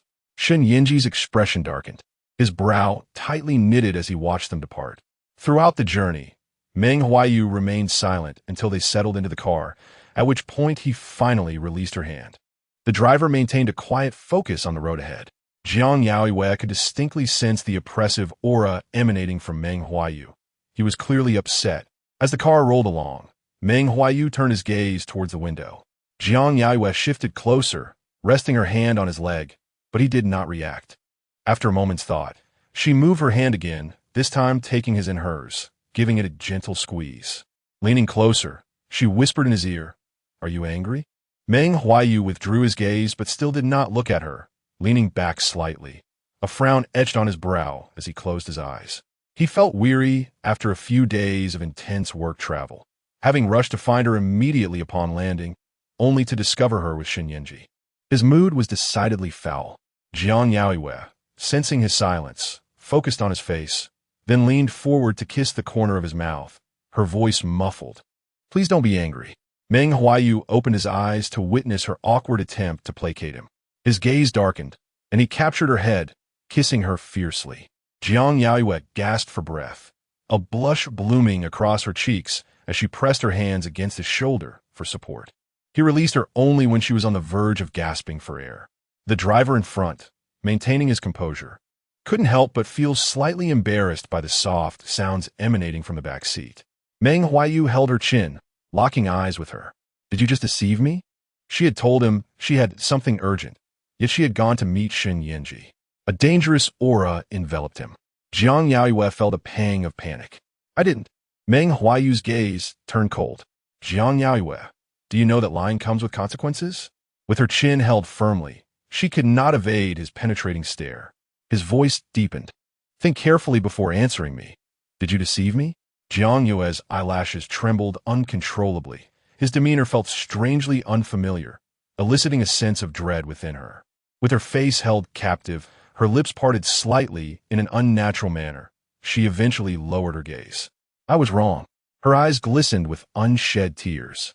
Meng Huaiyu's gaze was intensely scrutinizing, traveling from her glistening eyes to her slightly parted lips. She appeared both pitiful and excessively alluring. A wave of yearning coursed through him, and his voice turned hoarse. Where did you go wrong? Under his intense scrutiny, Jiang Yaoyue felt her ears grow warm, her voice breaking as she stammered. I shouldn't have lied about being busy. He raised an eyebrow, clearly dissatisfied, and Jiang Yaoyue felt parched, her gaze trailing from his eyes to his lips before she hesitated to reply. I shouldn't have gone to see Shen Yanzhi. Her gaze was unguarded, her expression almost dreamy as she watched him. Meng Huaiyu pressed his thumb against the corner of her mouth, caressing her lips tenderly before leaning in closely, affectionately brushing his nose against hers. Is that all? Jiang Yaoyue, encircled in his embrace, inhaled the rich scent of sandalwood surrounding him. Hearing his question, she pondered seriously before nodding. That's all. She had earnestly reflected on her actions in accordance with his thoughts. Meng Huaiyu's expression was inscrutable as he held her close, his fingers toying with hers. Jiang Yaoyue could not discern whether he was satisfied, feeling both anxious and at a loss. He lifted his gaze to hers, suddenly cold as he commanded, drive faster. It was an order directed at the driver. The driver, having been tense and alert, immediately perked up at the command. Yes, Mr. Meng. The car soon arrived at the villa in Jinghu district. Upon entering, Meng Huaiyu pushed her against the door, lowering his head to scrutinize her. Sensing the charged atmosphere, Jiang Yaoyue obediently buried her face in his chest, her fingers nervously tracing circles on his shirt as she spoke in a tone laden with innocence. I'm sorry, Brother Huaiyu. Please don't be angry with me. Her demeanor was excessively docile, her body soft against him, and as he looked down, all he could see were her rosy earlobes. The dim light behind the door cast a shadowy ambience. Meng Huaiyu felt his body tense up instantly, his throat constricting as he fought the urge to bite her ear. Jiang Yaoyue could hear his heart racing, yet received no verbal response.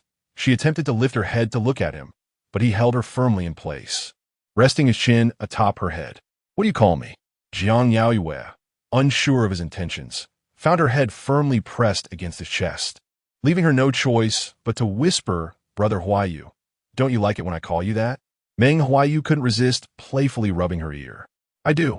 Before she could exhale in relief, still with traces of moisture lingering on her eyelashes, she heard his unervingly calm voice from above. Did you call him that too?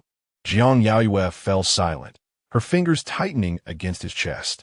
Meng Huaiyu lowered his head, his lips brushing against her ear. Let me tell you where you went wrong. Jiang Yaoyue, you were wrong to be indecisive and to waver. His warm breath tickled her ear, sending shivers down her spine. Jiang Yaoyue's breath became erratic, yet she couldn't refute his words.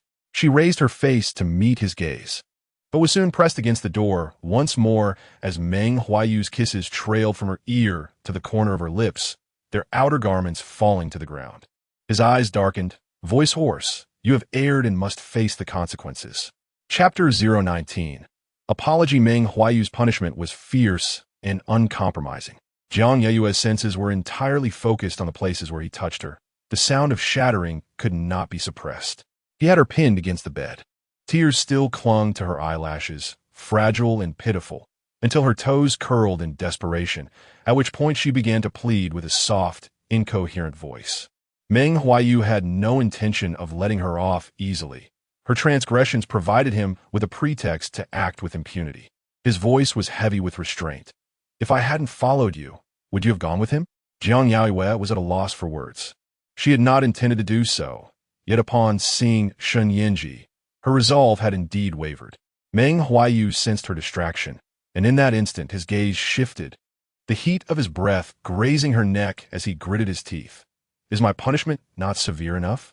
Jiang Yaoyue snapped back to reality, her body trembling immediately, her eyes once again glistening with tears as she shook her head. I was wrong, Brother Huaiyu. I should not have been indecisive or wavering. She wrapped her arms around his neck, tilting her head to kiss him, her attitude of contrition earnest. Next time, I won't answer his calls or meet him, all right? Her voice was soft and pleading, her cheeks flushed, her entire demeanor one of delicate vulnerability. Meng Huaiyu remained skeptical, yet found her coaxing irresistibly enchanting. Unable to avert his gaze. And what else? Jiang Yaoyue could hardly withstand his punishment, her eyelashes fluttering, her eyes dreamy, the words tumbling from her lips. From now on, I only want Brother Huaiyu. Please forgive me. I will never dare again. Meng Huaiyu's eyes reddened with provocation. He knew her words were not to be taken seriously. Yet he felt an uncontrollable urge to believe her, a surge of fierce intent igniting within him. He pressed his lips against hers, his voice swallowed by their shared breaths. Little liar. The night drifted into a heavy slumber until deep into the night, when Jiang Yaoyue, utterly exhausted, fell asleep. In her hazy consciousness, she felt herself being cradled and given water. Upon awakening, the dawn light flooded her senses, and it took her a moment to realize that since returning from school yesterday, she had endured his corporal punishment without even having dinner. As her bodily awareness gradually returned, the ache in her muscles made it laborious just to lift her arms. It slowly dawned on her that he, unusually, had not risen early, possessively holding her tight from behind. His arm rested around her waist, and the moment she stirred, he awakened. The indulgence was intoxicatingly pleasurable. In his drowsiness, he leaned down to kiss the back of her ear. Jiang Yaoyue felt overwhelmed, nearly collapsing at his touch. She could not help but tug at his hands that restrained her waist, her face reddening as she spoke. Let go. We need to go to school. She was earnest, yet Meng Huaiyu did not release her, kissing from her ear to the corner of her mouth. Suddenly, he flipped over, pinning her beneath him, asserting it is still early. Jiang Yaoyue immediately sensed danger, but found herself unable to push him away. After some playful struggle, he finally relented. The members of their program had agreed to rehearse a few more times during the day to ensure the evening's performance would be flawless. The journey from Jinghu District to the school took about an hour. When Jiang Yaoyue arrived, she was nearly late. She hurriedly exited the car, her legs weak, her complexion poor, and could not resist casting a glare in his direction. However, that glance held no intimidation. Meng Huaiyu remained in the car, watching her silhouette disappear until the smile at the corner of his mouth faded. During the morning rehearsal, Jiang Yaoyue practiced twice, and during the break, a secretary who had been waiting approached with a beaming smile. Miss Jiang, I am Secretary Zhang from Mr. Meng. You can call me Xiao Zhang. Jiang Yaoyue paused to drink water, looking at him in confusion. Dressed casually in a white t-shirt and black pants, Secretary Zhang appeared quite unremarkable in the school setting. Noticing her gaze, he smiled again. I have brought milk tea for you and your classmates. Jiang Yaoyue turned her head and indeed saw someone bringing milk tea to the rehearsal room. Aside from their drama group, many other students were rehearsing, numbering over 100, each receiving their share, and there was even an excess. This is Mr. Meng's apology. He almost made Miss Jiang late this morning. Secretary Zhang adjusted his glasses, dutifully continuing, lunch has also been arranged at a restaurant, and Mr. Meng is treating. Jiang Yaoyue's expression grew somewhat complex as friends approached, exclaiming their gratitude, while others eyed Secretary Zhang curiously, assuming he was her boyfriend. A girl from the same program approached her, full of excitement. Yaoyue, your boyfriend is so generous, buying nearly 200 cups all at once. Others snapped photos for social media. Unbelievable. Being treated to milk tea by the boyfriend of the most beautiful girl in the literature department. Jiang Yaoyue wished to clarify, but found herself at a loss for words. Secretary Zhang, perceptive to the atmosphere, cautiously interjected, Miss Jiang, you needn't worry about Mr. Meng. Jiang Yaoyue certainly did not mean that. She frowned, struggling to address him as Xiao Zhang, and asked seriously, what else can I call you? She was polite yet firm. Secretary Zhang cleared his throat. My name is Zhang Jiahao. Jiang Yaoyue nodded. Jiahao, we won't be going to the restaurant for lunch. Upon hearing her call him that, Zhang Jiahao nearly lost his smile, correcting her. Miss Jiang, you can simply call me Jiahao. He continued, this is part of my duty. Please don't make it difficult for me.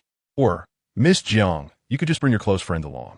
Jiang Yaoyue couldn't help but frown, taking a moment before conceding. Then I'll bring my close friends. Zhang Jiahao sighed in relief. I will send a car to pick you up at noon. The arrangements were quite thorough. At noon, Jiang Yaoyue brought along her fellow program members, as well as Yu Weiwei and Qi Ran. The dining venue was upscale, yet not excessively extravagant, taking her position into account to avoid any rumors upon her return to school. After the meal, her peers noticeably drew closer to her. On the way back, Yu Weiwei kept exclaiming, "Xiao Yuer, I always knew your fiancé was wealthy, but I didn't expect him to be this rich." She was left speechless in awe. 3 luxury cars arrived to pick them up, and Jiang Yaoyue remained silent, aware of her friend's misunderstanding, believing it was Shen Yanzhi's arrangement. Since the beginning of the semester, Qi Ran had grown somewhat withdrawn, speaking less frequently. At this moment, she could not help but glance over, quickly averting her gaze upon making eye contact with Jiang Yaoyue. Upon returning to school, Jiang Yaoyue received a WeChat message from Meng Huaiyu. "May I come to see your performance tonight?" His tone was polite and restrained. Jiang Yaoyue stared at the message for a while, her expression serious as she replied, "No, you may not." Chapter 020. Concealment. The small auditorium was bustling with spectators, both students and outsiders alike, every seat occupied, and even the aisles were filled with onlookers. This graduation performance featured a renowned campus band, comprising 2 men and a woman, all seniors who had released an album before graduation. Jiang Yaoyue's performance was scheduled as the 6th act. Despite her nerves, the lengthy rehearsal had instilled a near-muscle memory for the stage, resulting in a flawless presentation. As the performance concluded, the audience erupted into applause, and it was only during the curtain call, alongside her fellow performers, that she felt a wave of relief wash over her. Returning backstage, her cheeks still flushed from the performance, she was about to remove her makeup when Zhang Jiahao approached, bearing a bouquet of flowers. Confused, she accepted them. Looking at him with curiosity, Zhang Jiahao smiled and said, "President Meng wishes to congratulate Miss Jiang on a successful performance." With that, he departed. Soon after, familiar classmates gathered around her, and the heat in her cheeks intensified as she gazed down at the flowers, which she could not name but found exquisite. After dining with her classmates, a driver arrived to take her back to Jinghu District. She had indulged in a bit of wine and felt slightly tipsy, dazedly posting a photo of the stage from her performance along with the flowers from Meng Huaiyu on her social media. Meng Huaiyu had attended a charity gala immediately after her performance and missed the opportunity to drive her home. Upon receiving a message from the driver confirming Jiang Yaoyue's safe arrival, he suddenly felt a strong yearning to return. On his way home, he opened WeChat and saw her post, lingering for a moment before giving a like. Upon entering the house, he noticed the glow of a floor lamp in the living room. He tiptoed to the bedroom, where Jiang Yaoyue was still awake, sitting up to see him. The remnants of the previous night's exertion were evident on her face, giving her an innocent charm. Meng Huaiyu stepped closer, gently caressing her cheek with his fingertip. "Were you waiting for me?" he asked. Jiang Yaoyue grasped his finger, her expression conflicted. "You treated my classmates to milk tea today." He remained unperturbed, nodding in acknowledgement. "You also took us out for lunch and sent me flowers in the evening." He continued to affirm her statements with a nod. His calm demeanor made her feel somewhat trivial for her concerns, yet she couldn't help but murmur, "You don't have to do this." "I wish to," he interjected. The room was dimly lit, the atmosphere charged with ambiguity. Just then, her phone rang with a video call from Meng Wanling. Jiang Yaoyue glanced at it, frowning, and chose not to answer. Meng Huaiyu's gaze fell on the screen, recognizing his sister's profile picture. After a moment of silence, he fixed his eyes on Jiang Yaoyue. "Answer it," he urged her. Jiang Yaoyue's eyelashes fluttered. If Meng Wanling discovered their relationship, the situation would surely spiral into chaos. Exasperated, she ignored the call, pushing her phone under her pillow and shutting her eyes tightly, ready to bury her face in the blanket. Amused by her reaction, Meng Huaiyu simply retrieved her phone and answered the call. "Sweetheart, I need to talk to you." Meng Wanling's voice was abruptly cut off, her eyes widening in astonishment. She had just finished a day's filming and was eager to share her thoughts about her brother when she found him in the frame. Meng Huaiyu's tone was frosty. "What do you call her?" "Sweetheart." Meng Huaiyu stammered, still in shock. Jiang Yaoyue quickly sprang from the bed, exasperated. Meng Huaiyu, give that back. He held her at bay with a hand, directing his gaze toward the bewildered Meng Huaiyu. From now on, use a different term. With that, he hung up the call. Jiang Yaoyue stared at the darkened screen, momentarily stunned, before feeling utterly deflated. Meng Huaiyu unfastened the button of his collar, looking down at her. Do you not want Wanling to see me? In truth, she was reluctant for Meng Wanling to learn about their connection. Jiang Yaoyue's head throbbed with frustration. She could already anticipate her friend's thoughts. Meng Huaiyu lifted her chin gently. Are you afraid? After all, their last encounter had her seated next to Shen Yanzhi.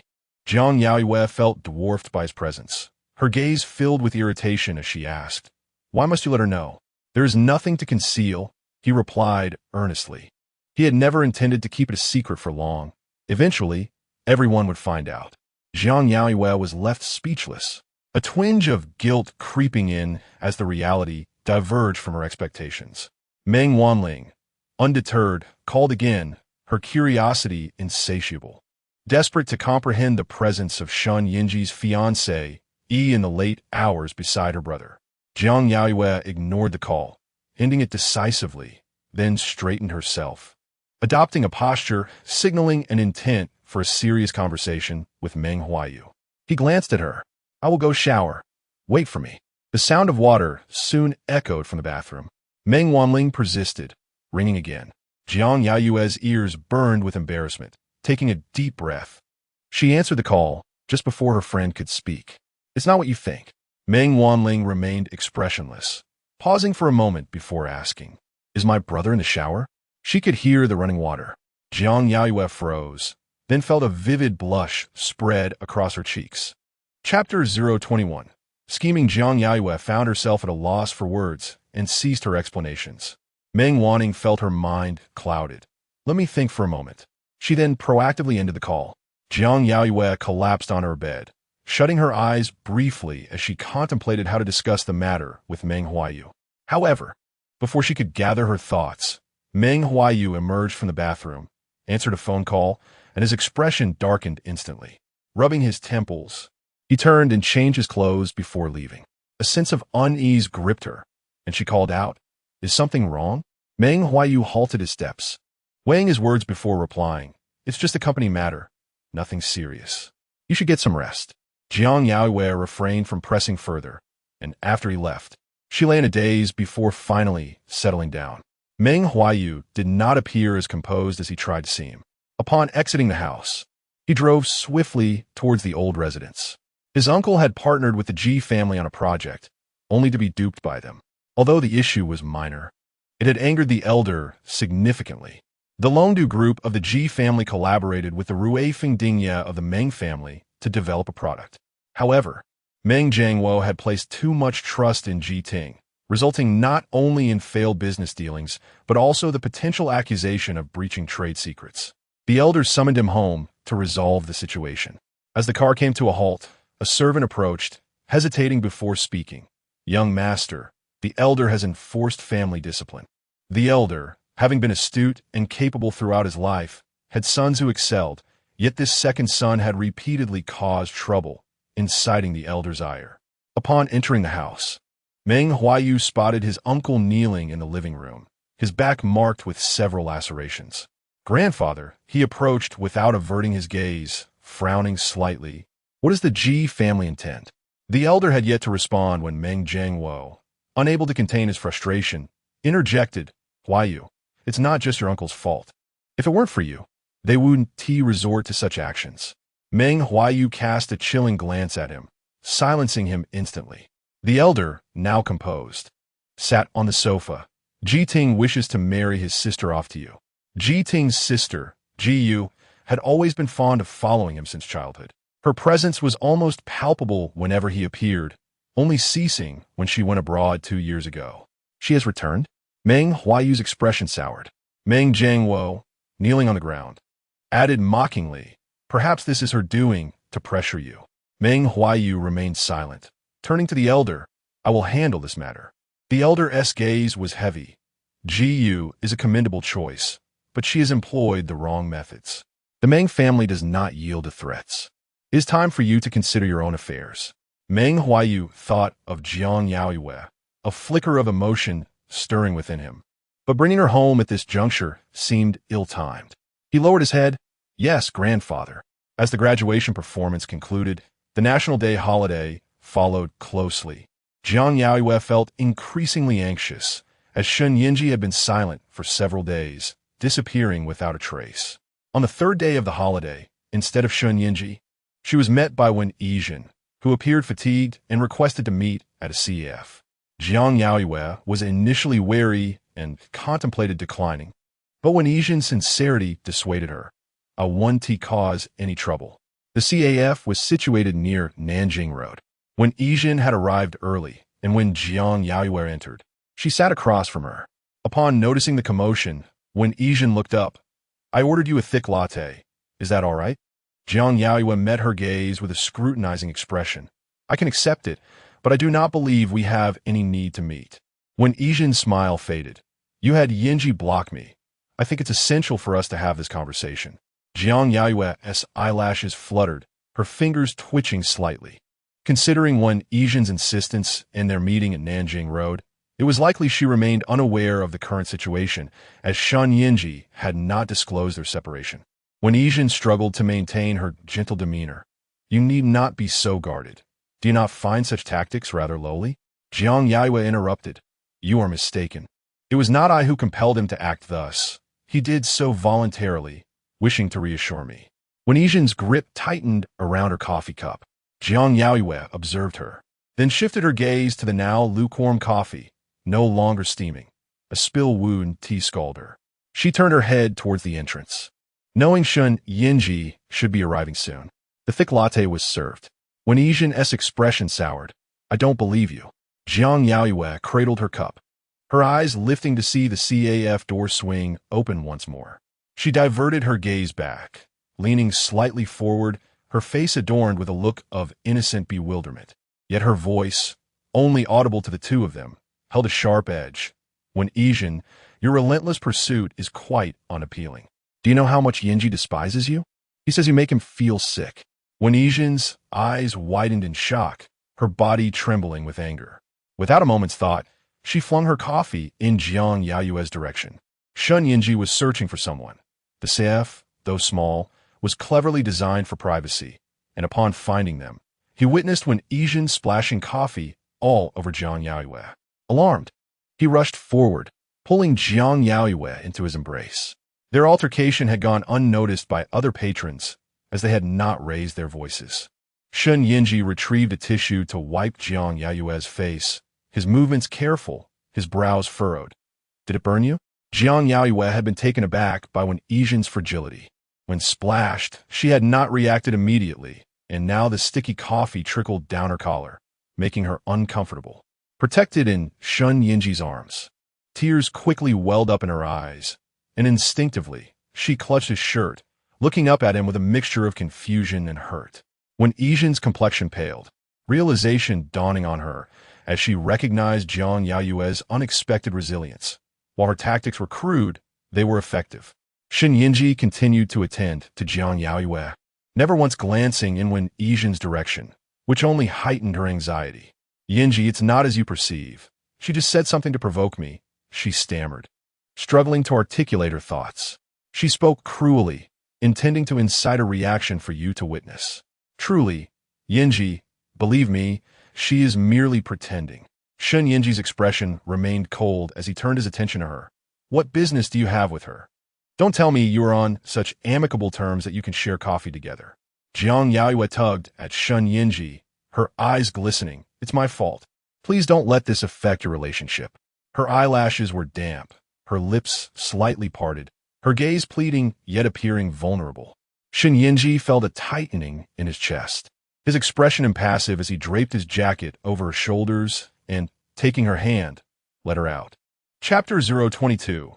Single choice. Jiang Yaoyue followed him in silence as he led her back to the residence on Nanjing Road, where her clothes still remained.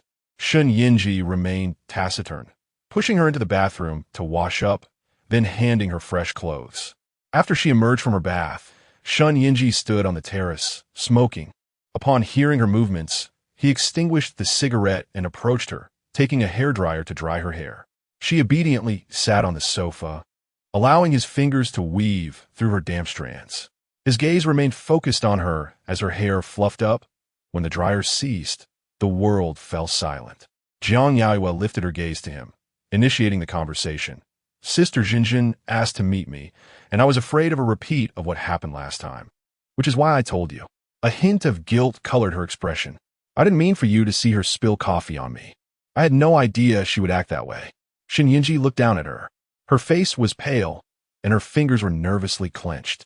Jiang Yaoyue dropped her gaze and stood up, attempting to leave. I'm sorry for the disturbance. However, Shen Yanzhi reached out to grasp her arm, his eyes dark with intensity. You haven't answered my question. Jiang Yaoyue paused. What question? Shen Yanzhi tightened his grip on her arm. Is our engagement still valid? That day, when she was rehearsing, he had sought her out at school, but his inquiry was interrupted by the sudden appearance of Meng Huaiyu. Jiang Yaoyue met his gaze. He was trying to win her back, but it was insufficient, especially now that she had entangled herself with Meng Huaiyu. Her voice faltered as she lowered her eyes slightly. That night, at the hot spring hotel, Sister Jinjin suggested a bet to see who you truly cared about. Shen Yanzhi furrowed his brow. I didn't know. You never told me. Indeed, he was unaware of this matter.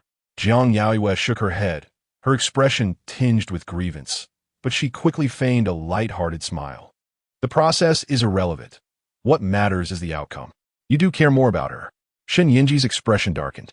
Jiang Yaoyue did not afford him another opportunity to speak, her eyes glistening with tears as she looked at him helplessly. Does that mean I should be with you again? But you chose her, as long as she is around. Your choices will always include her. She repeatedly pierced him with this statement. Shen Yanzhi struggled to breathe, an unprecedented pain stabbing at his heart. Veins throbbed on his forehead as he denied her assertion. No, it's not like that. Jiang Yaoyue forcefully withdrew her arm from his grasp.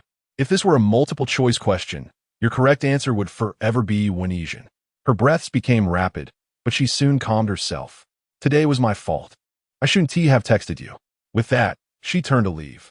This time, Shen Yanzhi did not stop her. Instead, he returned to the terrace, pulled out a cigarette, and took a deep drag. Upon closer inspection, one could see that his hand trembled as he smoked. As Jiang Yaoyue exited Nanjing Road, she intended to return to Jinghu District when a video call from Meng Huaiyu came through. Her voice was urgent. Where are you? I'm coming to get you. Jiang Yaoyue, just having come from Shen Yanzhi, felt a bit dazed. She instinctively looked around and replied, only to realize, where are you taking me? Meng Huaiyu hurriedly got in her car. I'm not recording a variety show today. I had a task to take photos of an ordinary person, and the person I had lined up canceled. I need someone to fill in. Jiang Yaoyue, unfamiliar with such matters, paused before asking a practical question. You're a photographer. Why are you doing a variety show? Aren't artists supposed to maintain an air of mystery? Meng Huaiyu rolled her eyes. Artists need to eat too. My work doesn't always win awards. During this period of stagnation, I need exposure to maintain my popularity. Jiang Yaoyue remained puzzled. Are you short on money? The Meng family surely can't be lacking funds. Meng Huaiyu pressed the accelerator, speeding away. I'm an independent photographer, and besides, who wouldn't want more money? She lost patience when Jiang Yaoyue asked, glancing at her through the red light. Just tell me if you'll help or not. Seeing her genuine urgency, Jiang Yaoyue nodded earnestly. I will help. The studio had been reserved by the production team, and as Jiang Yaoyue arrived on site, a professional makeup artist immediately took her for makeup. While she was being prepared, Meng Huaiyu's manager, Brotherly, provided a brief introduction. The show was titled Towards the Sun, featuring numerous celebrities exploring the beauty of various cities. This episode happened to be recorded in North City, with Meng Huaiyu as a flying guest, primarily tasked with capturing stunning street scenes and interacting with the guests. Jiang Yaoyue listened attentively with her eyes closed, occasionally responding. The makeup artist's brush made soft sounds against her face. Brotherly spoke earnestly. Originally, we had alternatives, but Huaiyu insisted on inviting you. Rest assured, the remuneration won't be meager. Jiang Yaoyue opened her eyes, hesitating to speak. Meng Huaiyu viewed her as an enterprising college student seeking to earn tuition. trying to help her without making her feel uncomfortable, hence her feigned harshness. Jiang Yaoyue felt a mix of emotions. After an hour of shooting in the studio, the entire team moved to the bustling Jinbei walking street in North City, a historic area steeped in culture. Upon arrival, Jiang Yaoyue realized the production team was already present, and she still didn't fully grasp the show's purpose. Meng Huaiyu held the camera, professionally guiding the celebrities on how to pose. Jiang Yaoyue tried to ignore the recording and focused on assisting Meng Huaiyu with the task. When the production team finally expressed satisfaction, she was utterly exhausted, seated beside Meng Huaiyu, watching as the equipment was gradually packed away. Unable to contain her curiosity any longer, she asked, "What is the theme of this show?" Meng Huaiyu pondered for a moment before responding. "The theme is to discover the beauty of the city. How could the ordinary people striving to live in the city not be considered beautiful?" Jiang Yaoyue, still adorned in full makeup, looked strikingly pure and beautiful. Took a while to process her explanation. That evening, a behind-the-scenes clip from Towards the Sun surged to the top of trending on Douyin, featuring Jiang Yaoyue perched on a rooftop, gazing at the sunset, a scene so exquisite it resembled a comic illustration. Chapter 023. The topics related to who is the beautiful girl in Towards the Sun. Beauty to the point of distortion and debut successively climbed the trending searches. Jiang Yaoyue had dinner with Meng Huaiyu, and Meng Huaiyu directly went to Jinbei Walking Street to pick her up. Upon witnessing her brother come to collect Jiang Yaoyue, Meng Huaiyu nearly short-circuited.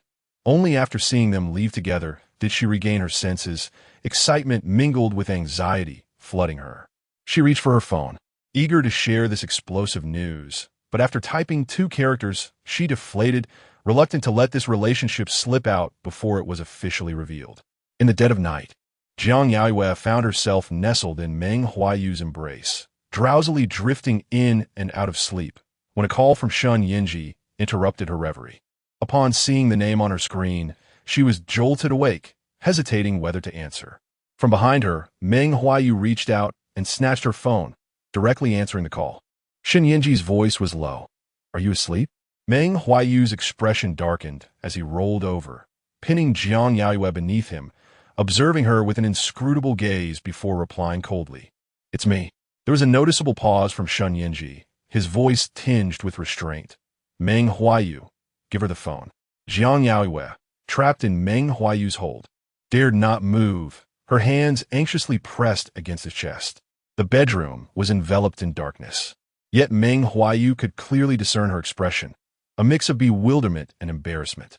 He maintained a stoic demeanor. "She's right here in my bed. If you have something to say, just say it." His bluntness made Jiang Yaoyue anxious, wishing to cover his mouth. On the other end, Shen Yanzhi's breath quickened. "Jiang Yaoyue, come back home with me tomorrow. My parents just called, asking you to stay for a few days." The silence in the air was palpable. Meng Huaiyu furrowed his brow. "There's no need for that." Shen Yanzhi scoffed. "Are you sure? Do you want my parents to know that my fiancée E is in bed with my best friend? Or would you prefer they know that my best friend has taken my fiancée E? If she doesn't mind, I can tell them right now." Jiang Yaoyue could hear their exchange clearly, and her hands braced against Meng Huaiyu tightened involuntarily, a soft plea escaping her lips. No. She did not want Shen's parents to learn about her situation with Shen Yanzhi. Meng Huaiyu's gaze darkened, tossing the phone aside, his hand caressing her face. "You plan to go to the Shen family?" Jiang Yaoyue glanced over, realizing the call was still ongoing.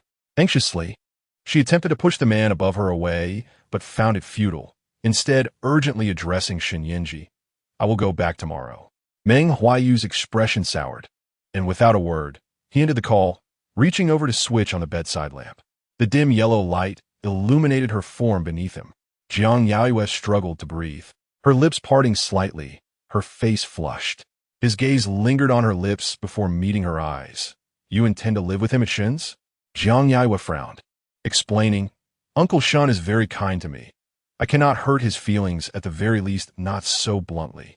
She assessed Meng Huaiyu's expression, trying to gauge his thoughts. Tentatively continuing, "I will find an appropriate time to tell them." Meng Huaiyu's countenance remained grim. No matter how mild-mannered he appeared, men were not typically forgiving in such matters. Jiang Yaoyue wrapped her arms around his neck, leaning in to kiss the corner of his mouth, trailing kisses to his throat, whimsically coaxing. Please, please? Her voice was delicate and sweet, her entire being soft and fragrant.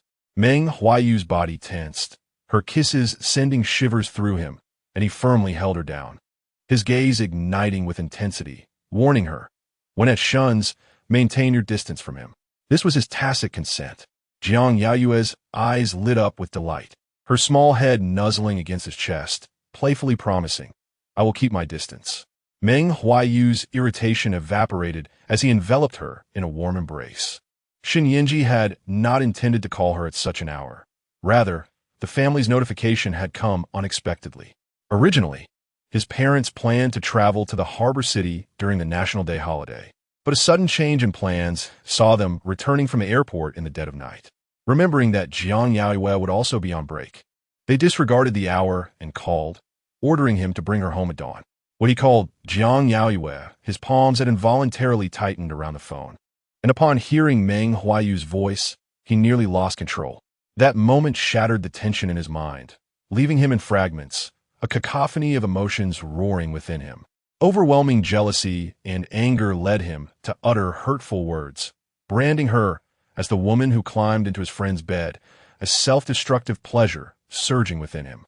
Only after the call ended did the pent-up energy dissipate, and sleep eluded him.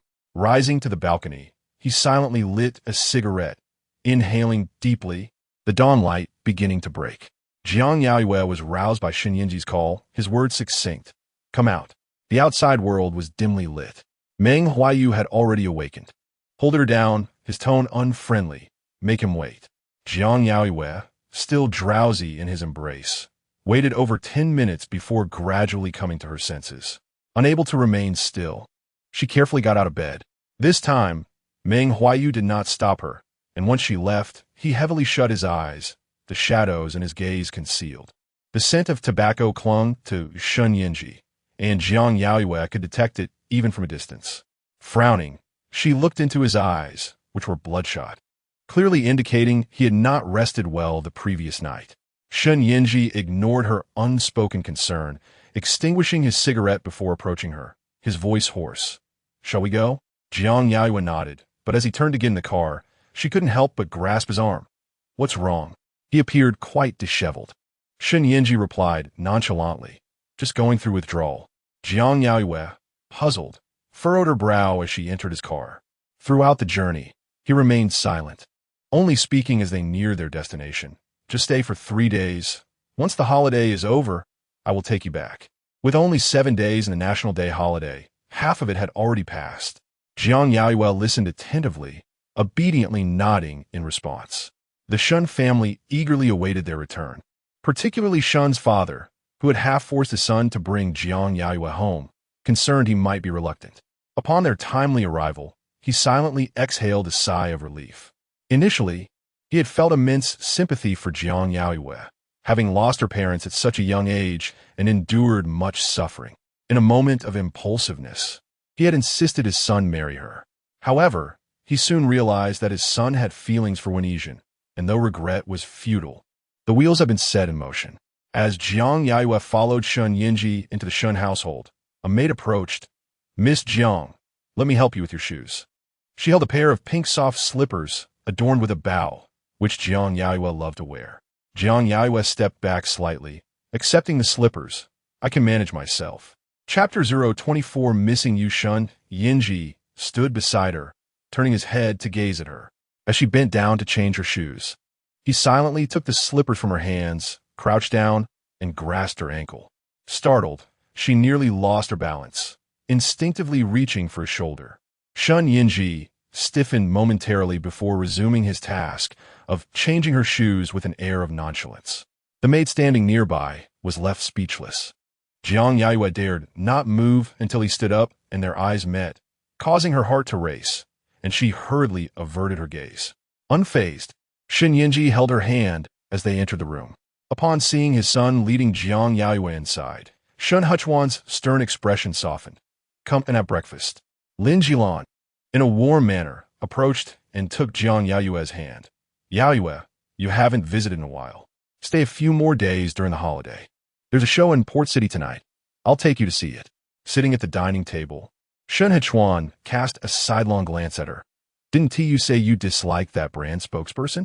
Aren't you going? Just last night, she had arrived at the airport, and upon discovering that the brand had changed its spokesperson, her mind had shifted entirely.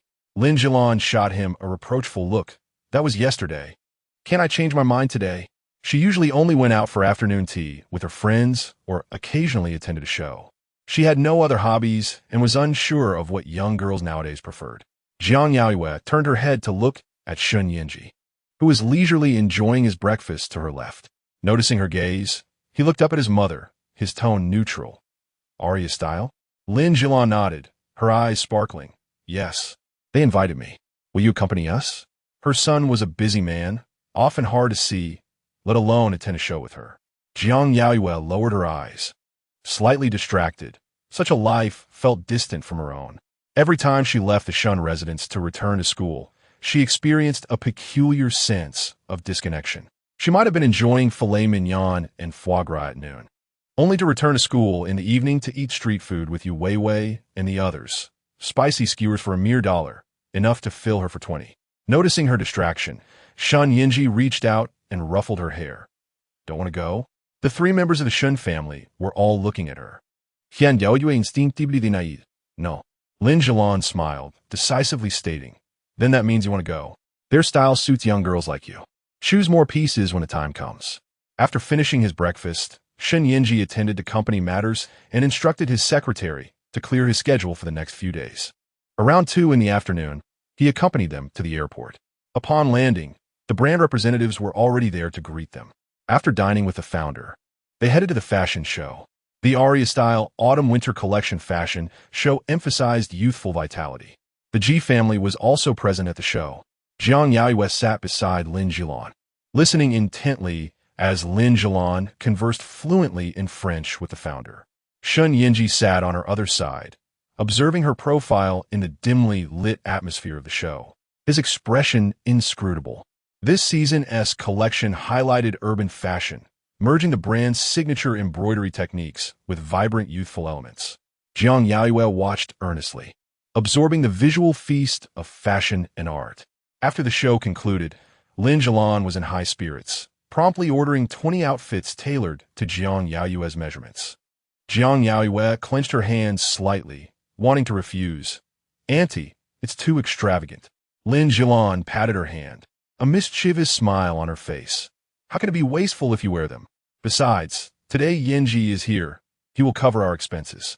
Jiang Yaoyue turned to look at Shen Yanzhi, who was intently gazing back at her. The Port City Aria-style brand representative who was accompanying them smiled and remarked, this young lady's temperament aligns perfectly with our brand's ethos. It is our honor to have her liked by Cecilia. Lin Jilan nodded in satisfaction. Glancing at him, I am indeed pleased with this show, but I'm not fond of your spokesperson. The representative's demeanor shifted to serious as he slightly bowed his head, his tone earnest. We will take your opinion into serious consideration. Jiang Yaoyue had been obediently standing beside Lin Jilan, and upon hearing her casual expression of disdain for the brand spokesperson, she couldn't help but look up at the giant promotional poster of the spokesperson hanging beside the show venue. The brand acted swiftly. After a brief greeting with the founder, when it came time to join the evening banquet, the spokesperson's promotional images had already vanished. Ordinarily, Lin Jilan would leave immediately after the show, but today, with Jiang Yaoyue by her side and her son present, she was in high spirits and accepted the brand's invitation. The dinner was attended by renowned figures from the fashion industry, as well as esteemed guests from the brand. Lin Jilan kept Jiang Yaoyue close, introducing her to familiar friends. But after only a few exchanges, a silver-haired foreman approached, calling out warmly, Cecilia. Lin Jilan was pleasantly surprised, recognizing an old friend they hadn't seen in a long time, and soon they were deep in conversation. Shen Yanzhi had just stepped out to take a call on the balcony, and upon returning, he found his little girl standing in the shimmering light of the banquet hall, looking utterly bewildered as if she had inadvertently wandered into this world of tailored suits and extravagant displays. He stood still for a moment, not rushing forward until she accidentally turned her head and spotted him in the crowd. Her eyes lit up instantly, causing his heart to race uncontrollably. He couldn't restrain himself, longing to approach her, to reclaim her, to possess her fiercely, to make her cry, to beg for mercy, ensuring she would never again dare to leave him so easily. When acquaintances came over to greet him, he could hardly hear them. With heavy breaths, he strode towards Jiang Yaoyue. As she watched him approach, a voice within her seemed to resonate clearly. Soon, she would possess a completely devoted Shen Yanzhi. The surrounding chatter and the clinking of glasses faded into mere background noise. Shen Yanzhi reached Jiang Yaoyue, leaning down to meet her gaze, his eyes filled with suppressed emotions. "Why are you with him?" Jiang Yaoyue's lashes fluttered, her silence speaking volumes. He leaned in slightly, fixing his stare upon her. "Is it to get back at me?" Jiang Yaoyue's palms felt slightly damp under his intense questioning. She awkwardly turned her head, weakly denying, "No." Yet Shen Yanzhi was relentless, determined to uncover the truth. "That day, I took Yizhen away. You hated me. So you slept with him." Jiang Yaoyue's face paled, her heart racing under his scrutiny, and she couldn't help but look back at him. "What exactly do you want to say?" Shen Yanzhi leaned closer, their foreheads touching, a hint of desperation in his heated voice. "Jiang Yaoyue, I just want to say, I miss you." Chapter 025. A slap. His eyes were rimmed with red, fragile to the point of breaking. Jiang Yaoyue felt a pang of sorrow mixed with pain in her heart. For a moment, she remained motionless, allowing him to approach her until she noticed the ambiguous glances from those around them. Only then did she extend her hand to push him away. Shen Yanzhi lowered his gaze upon her, his eyes darkening. Jiang Yaoyue avoided his stare, saying, "I do not wish to take revenge on you." He turned her face towards him, their gazes clashing deeply. "Did he force you?" Jiang Yaoyue remained silent, as Lin Zhilan, having finished catching up with her friends, called out to her, wanting to introduce her to more people. Shen Yanzhi released her, his eyes fixed on her departing figure, his throat tightening, feeling a sudden craving for a cigarette. The gala was filled with celebrities, and Jiang Yaoyue forced a smile that felt somewhat strained. She apologized to Lin Zhilan before heading to the restroom. Unable to refuse earlier, she had consumed several cocktails, and upon exiting the restroom, she felt slightly dizzy. The corridor was dimly lit, and after taking a few steps, she heard a woman stifling her sobs around the corner. It was inevitable that she would encounter an awkward situation if she proceeded. Jiang Yaoyue halted, leaning against the wall, contemplating whether to approach. Just then, she heard a man's deep voice. "Speak, what is it?" The woman's sobs came in intermittent bursts. "Ji Ting, I do not want to break up. Please do not abandon me." Ji Ting's expression was cold as he looked down at the tear-streaked woman before him, a leading lady of a popular IP, the spokesperson for Glamour Fuse. "Is that not enough?" The sobbing woman's voice diminished significantly. Ji Ting lowered his gaze, lazily pulling out a cigarette, lighting it with indifference. Continuing to add insult to injury. 10 million as a breakup fee. I will transfer it to your account shortly. Jiang Yaoyue's mind bust. She had stumbled upon a dramatic breakup scene. The woman was likely a celebrity. Both the hot IP and luxury brand endorsements were coveted resources in the entertainment industry. To have either would launch any budding star into the stratosphere. Yet this man so easily dismissed them. And an additional 10 million breakup fee. Such temptation was exceedingly difficult to refuse. After a moment of silence, the starlet's voice weakly emerged again. "But I love you." Ji Ting's eyes were filled with mocking amusement. "What do you love about me?" His gaze was so cruel it was almost unbearable.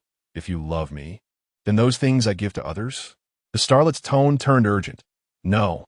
Realizing her desperation, her eyes brimmed with tears as she attempted to explain. Ji Ting, however, did not grant her that opportunity, his mood turning sour. "Get lost.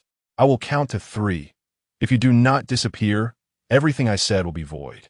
Jiang Yaoyue heard the woman's sobs abruptly cease, followed by the rapid sound of high heels retreating.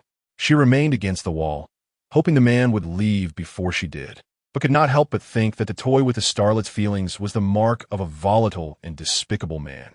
After a couple of minutes, she heard the sound of his footsteps approaching, but not towards the banquet hall. Rather, he was heading in her direction. Alarm coursed through her. and she realized it was too late to hide. Ji Ting had spotted her, a startled doe with a pale face.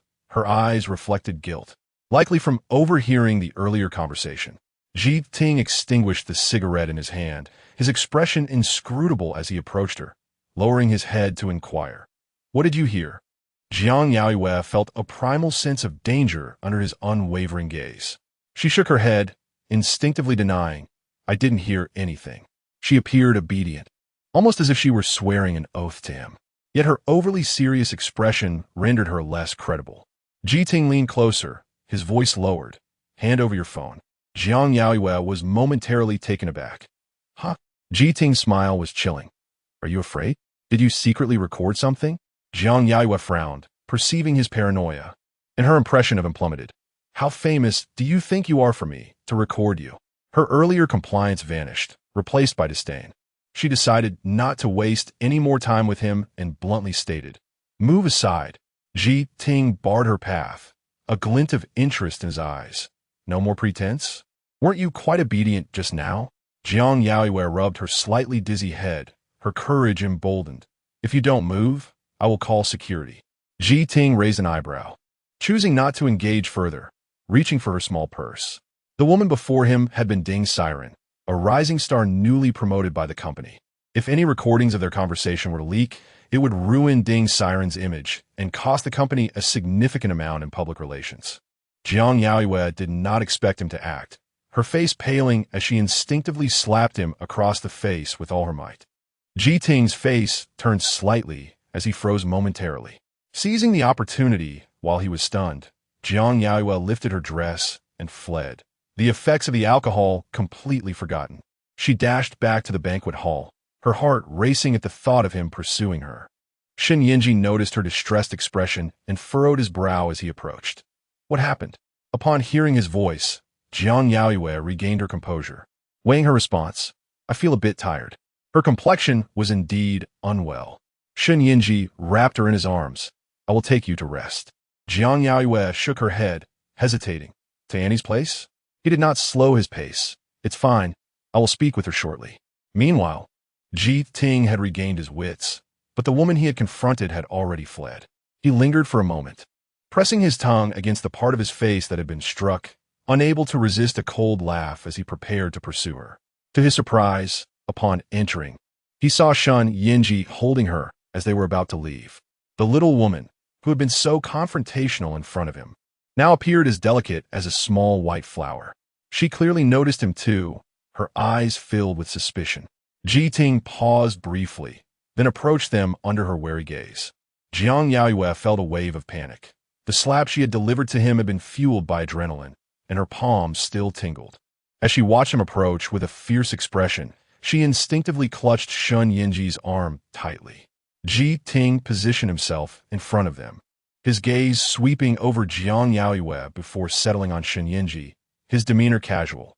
"Is President Shen leaving already?" Shen Yanzhi halted, looking up at him, his tone equally nonchalant. "Nothing of interest, just leaving a bit early." "What brings you here, Ji Ting?" Ji Ting chuckled helplessly, "Accompanying my sister." He paused, seemingly casually adding, "May I ask who this is?" Shen Yanzhi grasped Jiang Yaoyue's hand. "My fiancé, Jiang Yaoyue." "Fiancé?" Ji Ting raised an eyebrow, his gaze shifting to Jiang Yaoyue's delicate face, offering a knowing introduction. "Ah, so you are President Shen's fiancé. It's a pleasure to meet you. I am Ji Ting from the Long Duo Group." He extended his hand politely. Jiang Yaoyue, suppressing her unease, reached out to shake his hand lightly, offering him a smile that revealed her dimples, sweet and innocent. "Hello."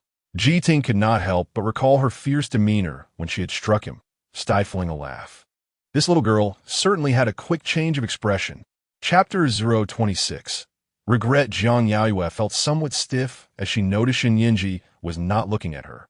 Unable to suppress her instinct, she cast a warning glance at Ji Ting, projecting a facade of bravado.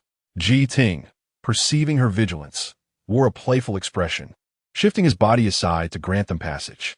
Shen Yanzhi escorted Jiang Yaoyue back to the hotel. The brand representatives had consulted Lin Jilan's opinion and arranged for the two of them to share a room. After finishing her shower, Jiang Yaoyue emerged to find Shen Yanzhi seated on the sofa, engrossed in his phone, his brow furrowed, and his expression less than pleasant. Approaching him, still enveloped in the sweet scent of her bath, she asked with concern, "What are you looking at?" Shen Yanzhi turned off his phone screen and lifted his gaze to her. "Did you go to record a variety show?" he queried, having just received several links from Xie Zhaonan and Qian Jingchen, all featuring behind-the-scenes footage of Jiang Yaoyue and Towards the Sun. In the clips, she appeared stunningly beautiful and pure, rapidly climbing several trending lists, prompting investigations into her identity.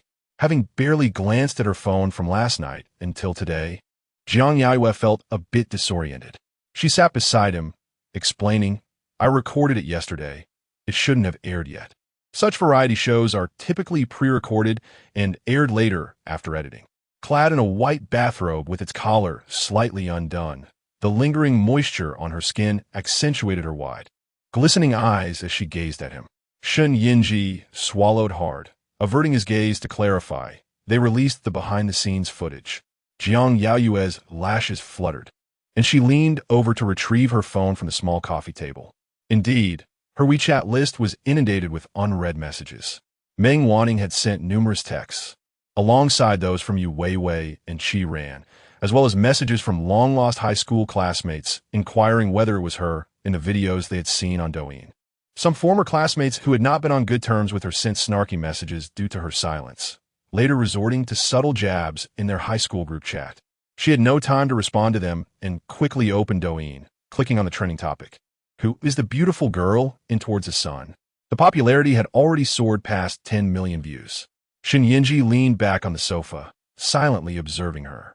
As Jiang Yaoyue opened Meng Huaiyu's WeChat chat, she first encountered a flurry of excited emojis, followed by a message noting that the show's high popularity was likely due to the production team deliberately promoting it to enhance viewer anticipation. The latest message, sent half an hour prior, inquired why she had not replied all day and informed her that due to the show's immense popularity, the production team was considering inviting her to participate in upcoming recordings. Noticing her furrowed brow, Shen Yanzhi couldn't help but reach out to gently tousle her hair. "What's wrong?" he asked. Jiang Yaoyue showed him Meng Huai유's messages. He remained composed, his gaze resting on her slightly bewildered face. "Do you wish to continue participating?" Jiang Yaoyue remained silent, her grip on her phone tightening. Sensing her hesitation, Shen Yanzhi softly reassured her, "Do what you desire. With me here, you need never worry about the consequences." After a prolonged moment of eye contact, she eventually nodded, "All right."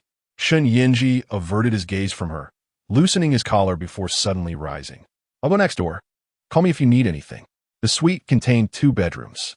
Given the emotional turbulence, he found it challenging to maintain control in the same room as her. As Jiang Yaoyue watched him exit, she focused on responding to the influx of messages. Around midnight, Meng Huaiyu's call came through, his voice weary. "Are you asleep?" Jiang Yaoyue glanced at the time, suspecting he was intentionally checking in, and replied vaguely, "Not yet." The silence in the room was palpable. After a brief pause, Meng Huaiyu asked, "What did you do today?"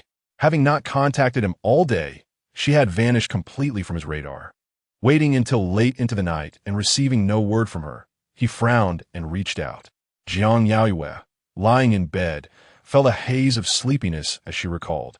"I had breakfast with him this morning, then came to Gangsheng, dined with the Arya-style brand founder, attended the autumn-winter show, and participated in a banquet." Her recounting was meticulous, her voice soft and delicate. As Meng Huaiyu listened to her chatter, the tension in his brow gradually eased. He interrupted her with a husky voice. "Did you miss me?" Caught off guard, Jiang Yaoyue hesitated before hastily salvaging, "I did." Meng Huaiyu scoffed, "Little liar. If you missed me, you wouldn't have gone a whole day without a word." Jiang Yaoyue huffed, expressing her discontent. Meng Huaiyu tapped his fingers rhythmically on his thigh before unexpectedly asking, "Do you enjoy watching fashion shows?" This was her first experience at a show. She couldn't say she loved it, but it was indeed quite novel. Reflecting on her day, she replied, "The clothes were beautiful." She then added, "Aunt Lin gifted me some." Her willingness to share was refreshing. Meng Huaiyu's previously relaxed brow furrowed again, though his tone remained calm. "Glamour Fuse has a show in Paris next month. and Swaywear is hosting a fashion show as well. You might enjoy it. Would you like to go? Jiang Yaoyue was surprised by his detailed knowledge and, upon hearing about Glamourfuse, couldn't help but recall Ji Ting's conversation with that actress. She fell into a reverie. Meng Huaiyu's voice turned grave. Jiang Yaoyue, I regret it. The bedroom door stood ajar, allowing Shen Yanzhi to hear her voice clearly. She was on the phone with Meng Huaiyu. Though he couldn't discern the specifics, the late-night tone felt excessively intimate, and a wave of anguish washed over him once more. Sharp and unbearable. Rising from the bed, he quickly donned the white bathrobe he had carelessly tossed aside and stepped into her room. Jiang Yaoyue sensed his presence and immediately sat up, clutching the blanket. She was still on the phone with Meng Huaiyu. Shen Yanzhi climbed onto the bed, pulling her back down, his arms bracing on either side of her as he leaned in, glaring fiercely at her. Jiang Yaoyue's heart raced. His gaze resembled that of a predator. Meng Huaiyu, hearing the commotion, tightened his voice. Is he in your bed? Jiang Yaoyue felt a jolt of panic and quickly denied. He's not here. Yet in the next moment, Shen Yanzhi leaned closer, burying his face in her neck, inhaling deeply. The once tranquil space was filled only with his heavy breathing. Jiang Yaoyue's eyes widened, her fingers hastily pressing the call end button. Her nervousness was glaringly apparent. Shen Yanzhi lifted his gaze, his eyes burning with intensity as he asked, "What are you afraid of?" With a deep breath, Jiang Yaoyue pushed him away with determination. Her voice remained steady. Have you forgotten? We broke up. Shen Yanzhi's teeth ground together. I did not agree. His presence was overpowering as he reiterated, You ended it unilaterally. Jiang Yaoyue, I did not consent. Chapter 27. Provocation. Jiang Yaoyue unconsciously tightened her grip in the palm of her hand. Shen Yanzhi could not bear her indifference towards him and reached out to pinch her chin. Why so silent? Jiang Yaoyue found herself trapped, unable to move, and couldn't help but whisper, Could you please get up? You're pinning me down. This position made her feel vulnerable, as if she were under his control. The phone rang again. Shen Yanzhi's expression darkened. He reached for the device and was about to answer when Jiang Yaoyue anxiously called out, Don't, ignoring her protest. He picked up the call and held the phone to her ear. Meng Huaiyu's voice came through. Why did you hang up? Although his tone was normal, Jiang Yaoyue detected an undertone of coldness. She gazed at Shen Yanzhi before responding, her voice somewhat dry. I accidentally pressed it. Shen Yanzhi observed her deceit with a slight pause before rising from his previous position. Now, instead of pinning her down, he knelt before her, legs spread apart. In the dim light, Jiang Yaoyue caught a glimpse of his gaze, causing her body to involuntarily shiver with heat. Meng Huaiyu, suppressing the sudden irritation in his chest, asked casually, Are you returning from the harbor city tomorrow? Jiang Yaoyue, distracted, replied, I'll be back first thing in the morning. This time, Shen Yanzhi remained silent, kneeling beside her, his eyes fixed on her as he unfastened the white bathrobe he wore and slipped it off. His broad and upright figure exuded a silent yet lethal allure in the darkness. Jiang Yaoyue felt a rush of crimson to her cheeks, overwhelmed by her feelings for him. Meng Huaiyu's voice interrupted her thoughts. I'll come pick you up. Snapping back to reality, she questioned, Are you coming to the airport tomorrow? Meng Huaiyu paused before answering.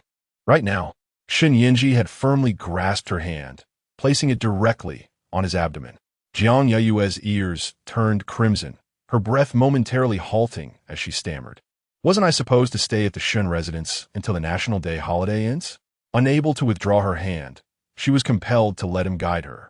Shen Yanzhi leaned in, resting his forehead against hers, his hot breath brushing her face. Meng Huaiyu stood up. I told you I regret it. The call ended.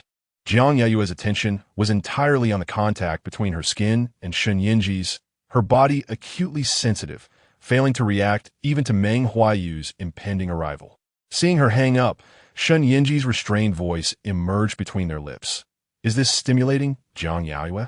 Everything he did was merely holding her hand on his body. Yet her hair was damp with perspiration, and her heart raced. Her voice trembled uncontrollably. Get up, Shen Yanzhi. Just yesterday, she had been in Meng Huaiyu's bed. Despite any calculation she might have harbored, she could not allow herself to indulge in such absurdity. Yet Shen Yanzhi remained unmoving, his voice a mixture of restraint and fervor. Do you not like it? Then why are you trembling so? Her eyes glistened with unshed tears, and she bit her lip, her eyelashes fluttering as she gazed at him. She looked both pitiful and alluring, akin to someone who had been wronged. Shen Yanzhi's heart ached, filled with a confusing mix of pain and longing, rendering him unable to continue tormenting her. He softened his grip, leaning in to kiss her eyes, then trailing down to her delicate nose and slightly parted lips. Jiang Yaoyue's eyes brimmed with unshed tears. Shen Yanzhi pulled back slightly to meet her gaze, gently caressing her face, his voice hoarse. "What more do you want me to do?" Jiang Yaoyue closed her eyes, shaking her head. "I don't know." She needed to wait a bit longer. It wasn't enough yet. For her, he had yet to become reckless enough, yet to abandon all reservations. Shen Yanzhi's breath quickened as he stared at her, suddenly rising to grab the nearby white bathrobe and striding out of her room. Meng Huaiyu reached the airport in record time. When Zhang Jiahao received the call, he had been deeply asleep, yet among the many secretaries, he was the most trusted, allowing him to quickly grasp the leader's intentions. He arranged the itinerary, sending boarding and pickup information. Glancing at the time, it was nearly 2 a.m. The flight from Beijing to the harbor city took 3.5 hours, and by the time Meng Huaiyu arrived, dawn was breaking. The driver parked directly at the Yuping Huangting, the five-star hotel arranged by the brand. Jiang Yaoyue groggily awoke to Meng Huaiyu's WeChat message. He had not called her or checked into the hotel, but was waiting for her in the car. She turned to the window, watching the sun rise. Light spilling into the room. Outside, all was quiet. Shen Yanzhi was not there. She got up to wash and changed into the white qipao scent by the brand. The exquisite standing collar and the intricately embroidered orchid design winding up from hem. Just as she was about to leave her room, Shen Yanzhi returned from the hotel gym, still glistening with sweat. Upon seeing her in the white qipao, his gaze darkened as he closed the door and approached her silently. "Where are you going?" Under his scrutinizing gaze, Jiang Yaoyue felt suddenly caught, her heart racing. Shen Yanzhi studied her, a smile devoid of warmth on his lips. "Is he here?" Jiang Yaoyue nodded slightly, her grip on her small handbag tightening. Shen Yanzhi leaned forward, lifting her chin to examine her expression, his tone unfriendly. "How should I explain to Cecilia that her future daughter-in-law has been taken away by another man?" Caught off guard, Jiang Yaoyue furrowed her brow at him. Shen Yanzhi's eyes roamed over her, the qipao clinging to her figure. His throat constricted as he returned to her delicate face. Speaking deliberately, "You look so beautiful going to meet him. It makes me jealous." To compliment her outfit, she had styled her hair into an elegant bun, enhancing her beauty. Jiang Yaoyue's phone rang. It was Meng Huaiyu. She answered the call. His slightly fatigued voice came through. "Are you still not awake?" Fearing Shen Yanzhi would speak, she attempted to slip past him, lowering her voice as she replied, "I'm about to leave." Shen Yanzhi turned to glare at her back, his expression tense, calling out, "Jiang Yaoyue, if you walk out with him, I will not seek you out again." His voice carried an icy seriousness. Jiang Yaoyue sensed the gravity in his tone. Her footsteps faltered as she turned to meet his gaze. Meng Huaiyu, having overheard Shen Yanzhi, fell into a brief silence before commanding in a deep voice, "Come downstairs." The simple order exuded an undeniable authority. Jiang Yaoyue's face paled, her grip on the phone tightening. Meng Huaiyu's voice came again through the phone. "You instigated this. You have 5 minutes to come downstairs." The call ended. Shen Yanzhi remained rooted in place, his restrained gaze fixed on her. He did not take further initiative. Now, they awaited her choice. Chapter 028. Unworthy Jiang Yaoyue felt a sensation of breathlessness. He declared he would no longer seek her, his words sharp and definitive. Shen Yanzhi's gaze lingered on her, his eyes sparkling as he watched her halt her steps. Yet soon after, Jiang Yaoyue cast him a deep glance and turned away. As she descended the stairs, she did not pause. She was determined to see if he could truly refrain from pursuing her again.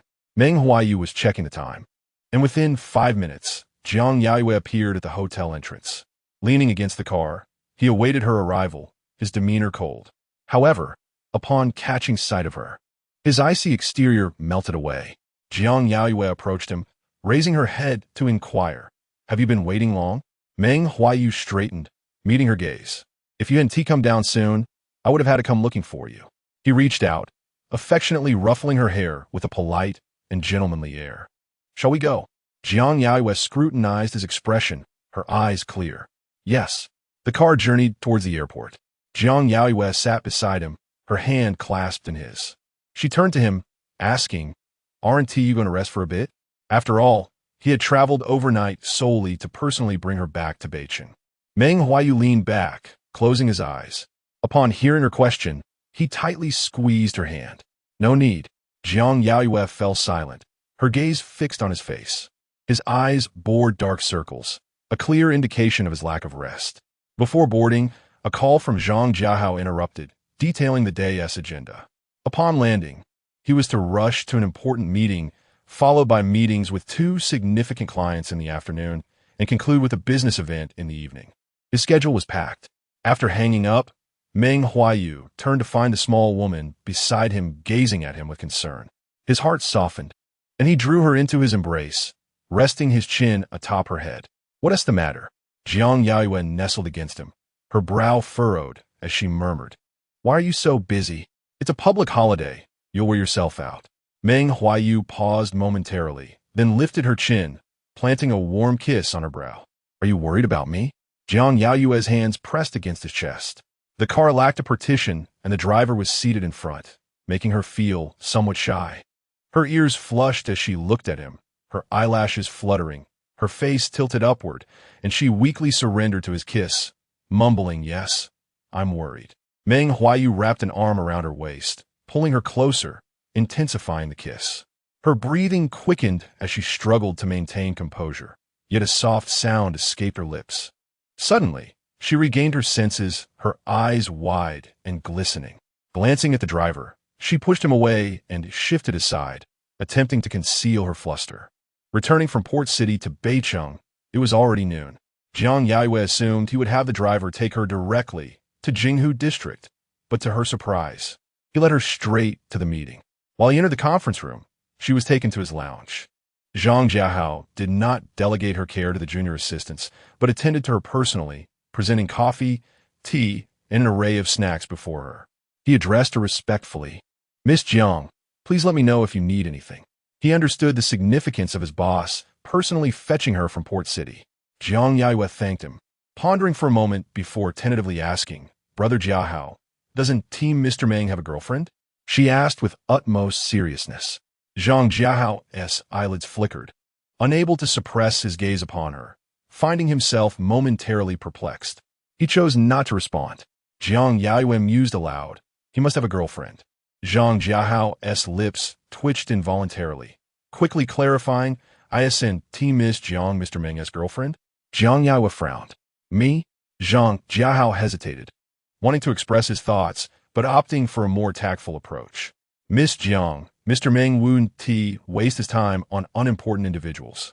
To him, the events of the previous night seemed unnecessary.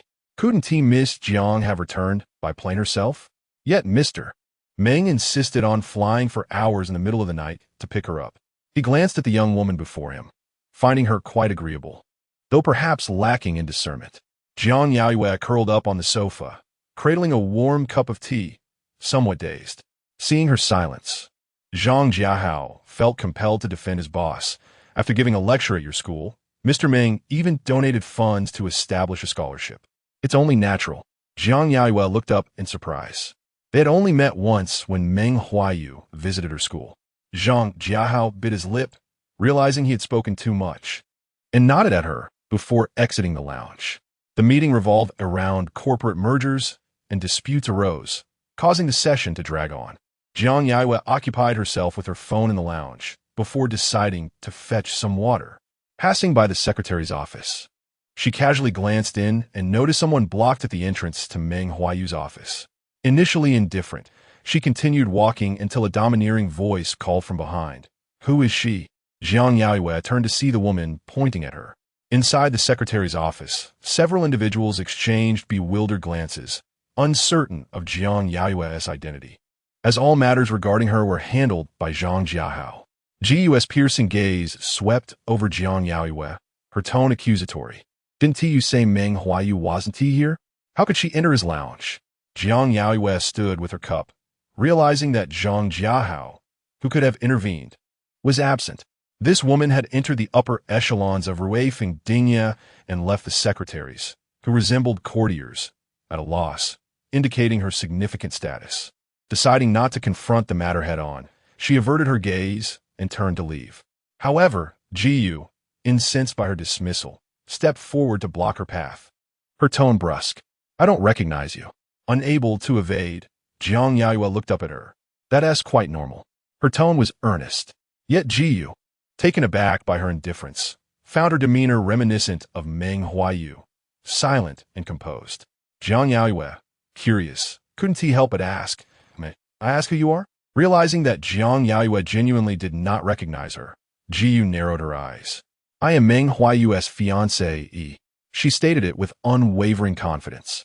Jiang Yaoyue was momentarily stunned, her face a canvas of confusion. Jiyu, observing her pallor, couldn't he suppress a cold smile, her gaze scrutinizing. "And who do you think you are?" Jiang Yaoyue pondered her question seriously. Suddenly, Meng Huaiyu's icy voice resonated. "Jiyu, dare to speak another word."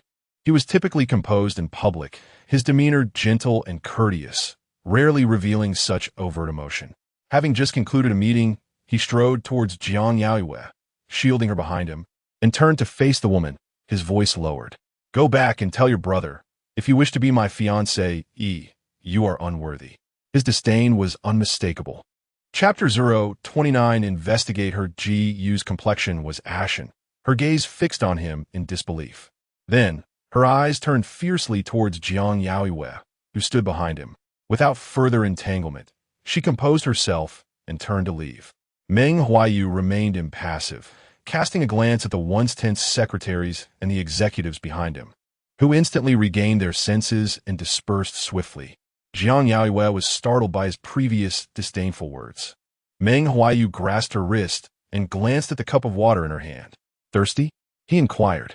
She nodded obediently. He took the cup from her, holding her hand with one hand, and naturally led her to the coffee room. This gesture was overtly possessive, akin to a declaration of ownership. In front of so many people, Jiang Yaoyue felt somewhat uncomfortable. Noticing her stiffness, Meng Huaiyu poured her a cup of warm water and handed it to her, then discreetly observed her, explaining, "Do not concern yourself with her words." Jiang Yaoyue lowered her gaze, took a small sip, and with her lips no longer parched, she looked up at him with certainty. "She likes you." Such affection can breed numerous byproducts, such as jealousy and anger, and it can transform one's appearance drastically. It can compel those in power to bow low and can tarnish the purest of lights. Meng Huaiyu fixated on her moistened lips, his throat shifting slightly. "I do not harbor feelings for her," he replied with succinct clarity. Jiang Yaoyue met his gaze, scrutinizing his eyes. He appeared earnest and spoke no falsehood. She shifted her gaze awkwardly, attempting to change the topic. "Is it not fine for her to say that? The young lady cannot endure even the slightest grievance, especially not in front of so many." Meng Huaiyu lowered his head to look at her. "She is Jiyu from Longduo Group, and we are competitors with them." Jiang Yaoyue comprehended, realizing they were commercial rivals. Instantly, her expression turned complex. Had it not been for this rivalry, they could have been seen as a pair blessed by heaven, two prodigies of comparable backgrounds and beauty. However, the name Longduo Group sounded familiar, and it was only during lunch with Meng Huaiyu that she abruptly recalled Ji Ting from Longduo Group. Immediately, she remembered the impulsive slap she had given Ji Ting, and a sense of foreboding gripped her heart.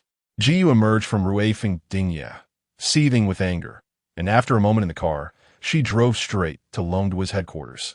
Ji Ting had just concluded a high-level meeting, and upon entering his office, he spotted his sister seated on the sofa, her expression fraught with frustration. He doted on her, a fact known throughout the Ji family, and in Longduo, Jiyu wielded her brother as support to act with impunity. Upon seeing her brother return, her radiant face instantly displayed a look of grievance as she rushed to embrace his arm, indignantly reporting, "Brother, Meng Huaiyu told me to inform you that I am unworthy of being his fiancée." Ji Ting raised an eyebrow, pushing her away and looking down at her. "What did you do?" He knew his sister well as Meng Huaiyu. Jiyu pushed away, looked like she was about to cry, her grievance deepening. I went to find him as soon as I returned from the harbor city. I didn't do anything. She continued, her brows furrowing as she reluctantly speculated. There was a woman in his lounge, and I asked who she was, perhaps a bit aggressively. Is he angry because of that? Ji Ting felt a headache coming on as he walked to the sofa, sitting back and looking at her, admonishing, "Why are you so impatient? I told you I would help." He had even played a card against Meng Huaiyu, stating that if the marriage succeeded, it would be a joyous occasion. But if it failed, it could lead to enmity. The situation had remained tense on both sides. Ji pouted, then recalling something, she took out her phone and scrolled through WeChat, leaning closer to her brother, pointing to an enlarged photo on her screen. "It's this woman, brother. You must help me deal with her." To keep abreast of Meng Huaiyu's movements, she had enlisted 2 assistants from Rui Fengdingye, who diligently took candid photos and sent them to her.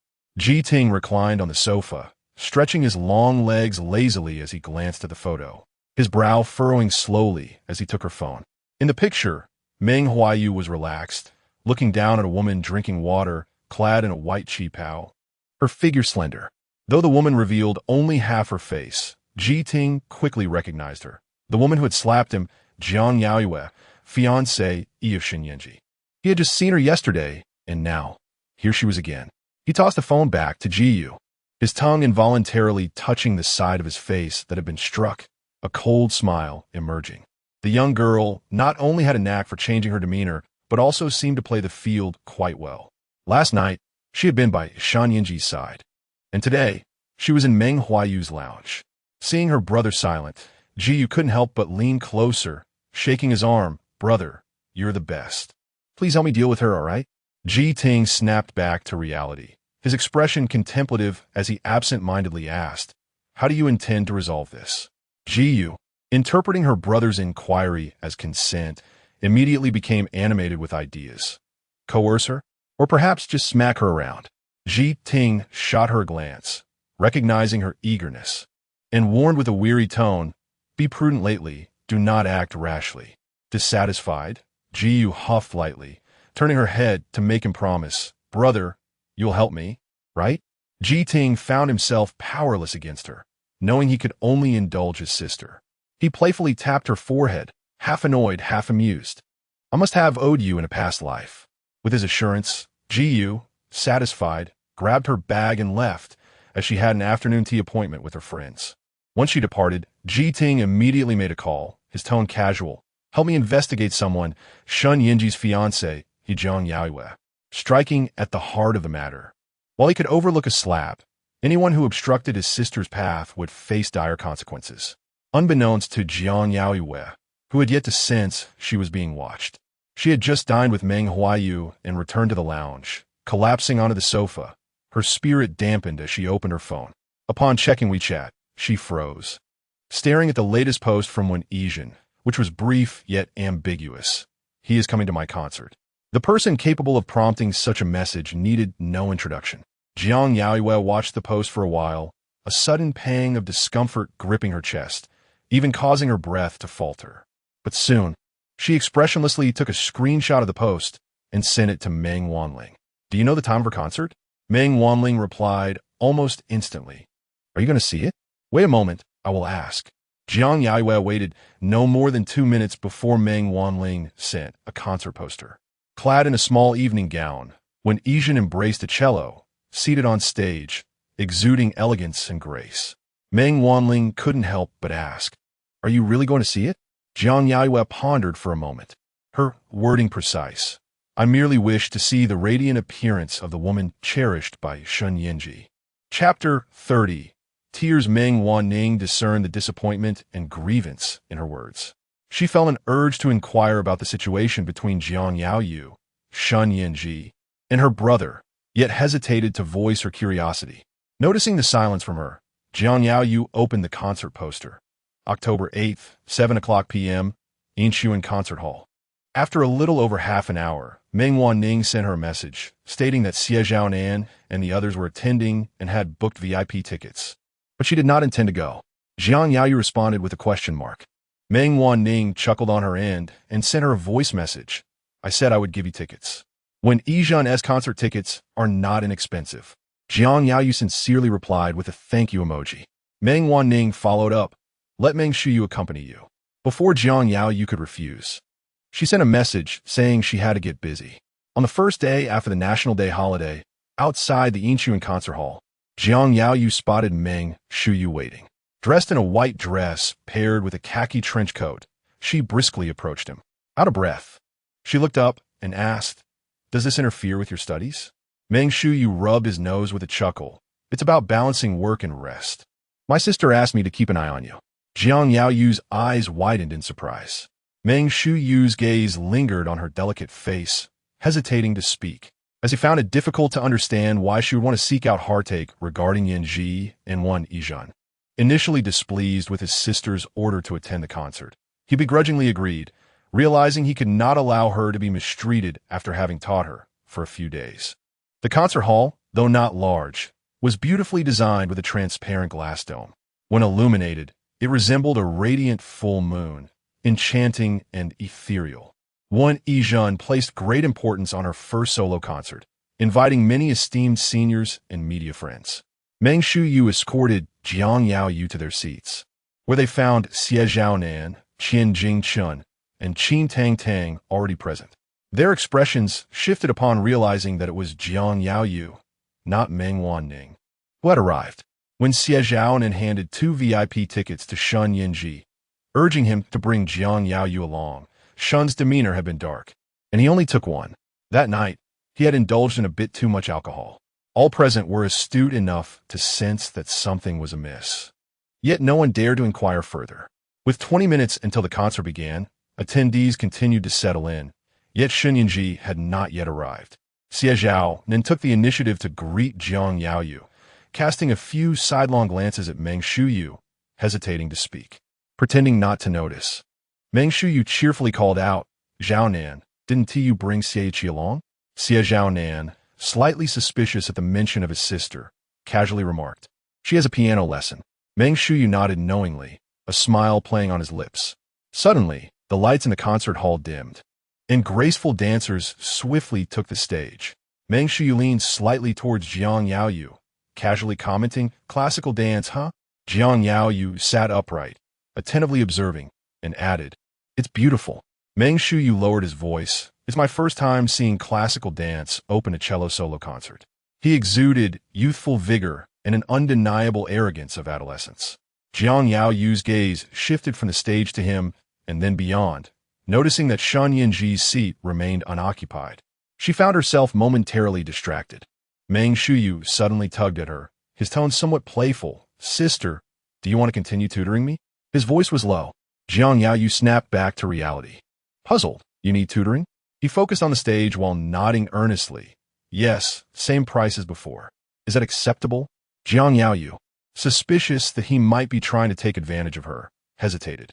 In that moment, she caught sight of Shen Yanzhi. In an instant, the concert hall lights brightened. The full moon ascended, and the glass domes sparkled with tiny glimmers, creating a moment of celestial beauty. Yizhan made her entrance, her gaze fixed intently on Shen Yanzhi, transcending time and distance. His eyes were equally transfixed on her, as she elegantly took her place on the piano bench, bow in hand, as if the entire world had quieted in reverence. Jiang Yaoyue returned her attention to the stage, where Yizhan wove a mesmerizing musical tapestry with her cello.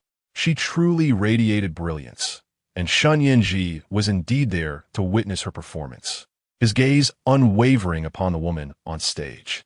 After much ado, the reality of the situation was finally confirmed. Jiang Yaoyue did not endure the entirety of the first piece and exited prematurely. The corridor outside the concert hall was equally exquisite, adorned with starry wall sconces that cast a dim yet enchanting light. She did not venture far, leaning against the wall, her gaze lost in the twinkling lights. The conclusion she had drawn regarding her predicament had already been answered by Shen Yanzhi. The deleted contacts must have been restored long ago. The distant strains of the cello floated toward her. Jiang Yaoyue tilted her head back, her eyes welling with tears, and allowed herself a moment of vulnerability in solitude, her silhouette lonely and desolate in the starry corridor. Crying? Jiang Yaoyue abruptly opened her eyes to find Shen Yanzhi standing before her, clad in a black overcoat. His tall figure poised as he gazed down at her. In a daze, she met his eyes, tears still clinging to her lashes. Shen Yanzhi reached out, gently wiping away her tears, his voice soft. "Why are you crying?" Jiang Yaoyue quickly denied it. "I'm not crying." Her denial was endearing. Shen Yanzhi retracted his hand, affirming, "No, you're not crying." His words only served to deepen her sorrow, and tears streamed down her cheeks in front of him, each drop striking at Shen Yanzhi's heart. "I saw Zhen's post on social media." She sobbed quietly, even hiccuping. "She said you were coming to her concert." Shen Yanzhi scrutinized her. "You cried over this?" Jiang Yaoyue remained silent, her nose red and her cheeks flushed. He leaned closer, his gaze intense. The tickets were given by Xie Zhaonan. Jiang Yaoyue's eyes felt his throat. The cello's melody concluded, and after a brief silence, she lifted her face to meet his gaze. "You said you wouldn't come looking for me again." Shen Yanzhi nodded. "Yes, I said that." Jiang Yaoyue began to cry once more, tears cascading down.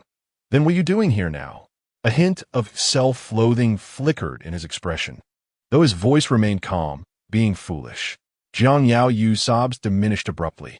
Chapter 031. Comforting you with tear-filled eyes, she gazed at him, seemingly at a loss. Shen Yanzhi's dark, profound gaze remained fixed upon her. "Are you satisfied with this answer?" When he had threatened her with harsh words, he had been sincere. The regret he felt as she turned to leave without a glance back was equally genuine. Jiang Yaoyue's lips parted slightly, her palms instinctively clenched tighter, staring at him in a daze. Her face was damp, an image of helplessness and sorrow. Shen Yanzhi reached out, his fingertips gently brushing against her cheek. "If it isn't that you are heartlessly unwilling to see me again, then why are you crying?" Her sorrowful weeping led him to a misunderstanding. Jiang Yaoyue recognized that her earlier emotional outburst in front of him had left her in a vulnerable position. His gaze bore into her intensely, pressing for an answer, his words deliberate yet measured. "Tell me. I wish to know." Jiang Yaoyue turned her head away, her voice trembling with suppressed emotion. "It doesn't matter." The sound of a cello filled the concert hall once more.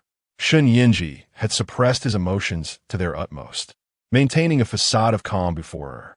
Yet, upon hearing her vague response, the rationality in his mind crumbled. His eyes reddened, and the force with which he wiped away her tears intensified, laced with a hint of bitterness. Then what truly matters? Is Meng Huaiyu more significant? Upon hearing him mention Meng Huaiyu, Jiang Yaoyue's scattered thoughts began to coalesce. His hand pressed firmly against her face, a mix of pain and suffocation. Suddenly, she became acutely aware, her eyelashes trembling as she met his gaze. "I saw her in your study." The grip of Shen Yanzhi's hand slackened abruptly. Jiang Yaoyue spoke earnestly. "On the top shelf of the bookcase, there is a photo album from your high school days, filled with her pictures. Beyond the album, traces of when Yijin lingered throughout his study. The youthful photograph on when Yijin's student ID had also been treasured by him. It was a fervent and intense love from 18-year-old Shen Yanzhi for 18-year-old Wen Yijin. A tumultuous pursuit that was both passionate and unfulfilled, a glaring reflection of youthful exuberance. Shen Yanzhi's expression darkened, interrupting her. "I will take care of those things." Jiang Yaoyue shook her head. "There is no need for that. I merely wanted to express that when I saw those, I couldn't help but ponder what it must be like to love someone so wholeheartedly and without reservation. It must be reckless, with love that brings one to the brink of despair." Shen Yanzhi nearly found her choice of words amusing. His jaw clenched as he regarded her with a stoic expression. Jiang Yaoyue leaned back slightly, averting her gaze to the starry wall lamps, her voice strained. "When I first visited your home on Nanjing Road, you told me not to touch your belongings, especially those in the study." Suddenly, Shen Yanzhi found it hard to breathe. He should be explaining himself. Yet the words failed to escape his lips. Not long ago, he vividly remembered his initial aloofness towards her, even recalling how timid she had been when they first met. Wanted to look at him, yet too afraid to do so. He could see her cautiousness before him, but had chosen to remain indifferent, allowing her to nurture a fear of inciting his anger with her every action. His heart felt as though it were being tightly grasped. Shen Yanzhi listened in silence. Jiang Yaoyue turned her gaze back to him. It is not a matter of a day or two. It is the accumulation over time. That instance when you carried her away from the hot spring hotel merely made me reassess my place in your heart. With each of her words, Shen Yanzhi felt a sharp pang in his heart, an unbearable ache. Jiang Yaoyue quietly absorbed the cello's melody wafting from the concert hall before asking him, "Aren't you going back? She must be searching for you." Shen Yanzhi's throat felt parched, an overwhelming sense of defeat threatening to engulf him. She did not trust him, nor did she wish to attempt acceptance once more. Having withdrawn her gaze, Jiang Yaoyue turned to leave. The radiant starry sky was beautiful. It was meant for one Asian, not for her. Shen Yanzhi remained silent as he caught up to her, grasping her wrist and lowering his head to look at her. "Are we to end this completely? No more entanglements. No more meetings." Jiang Yaoyue lifted her chin to meet his gaze. "This is your choice." Meng Huaiyu emerged from the concert hall in search of someone, initially believing she had gone to the restroom. However, as the cello continued to play its melodies, and she had yet to return, impatience began to set in. Upon stepping out, he spotted a tall man and a petite woman standing face to face, the scene undeniably picturesque. He hesitated for a moment, but soon saw Jiang Yaoyue turn to leave. Without a second thought, he hurried after her, neglecting to greet Shen Yanzhi, and caught up to Jiang Yaoyue, tilting his head to ask, "Did you have a fight?" Jiang Yaoyue shook her head, her eyes red. Meng Huaiyu was unaware of her connection with Meng Huaiyu. Frowning, he walked alongside her, observing her reddened eyes, murmuring, "Sister, you are so adorable. How could Brother Yanzhi bear to make you unhappy?" His tone was earnest. Jiang Yaoyue nearly laughed, feeling a mix of sorrow and embarrassment. She shot him an annoyed glare. Meng Huaiyu continued to scrutinize her, noticing her lips twitching upwards, and leaned in with a hint of pride.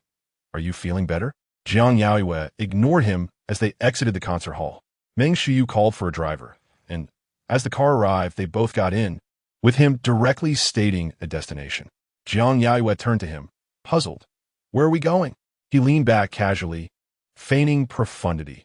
It is not gentlemanly to let a lady return home in tears. He adopted a rather smug demeanor. Jiang Yaoyue found her sorrow somewhat alleviated by his antics. Unable to resist admonishing him, "You are still in your third year of high school. You should focus on your studies." Meng Huaiyu found her adorable. His third year was not solely for the sake of the college entrance examination. As a member of the Meng family, his future path had long been predetermined. Yet, he played along. "Are you planning to take on the role of teacher?" Jiang Yaoyue was momentarily taken aback, hastily shifting the topic. "Take me back to school."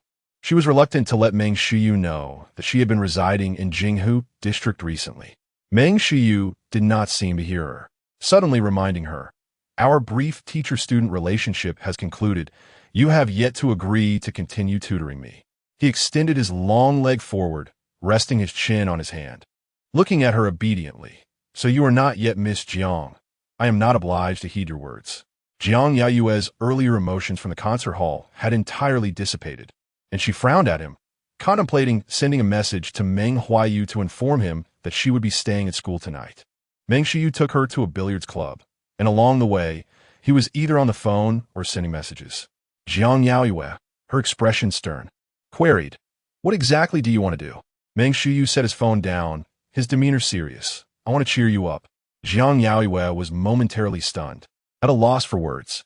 Meng Huaiyu smiled, and upon reaching the Royal No. 1 Club, he led her inside, where they found the people they had seen earlier already settled in. Chapter 032.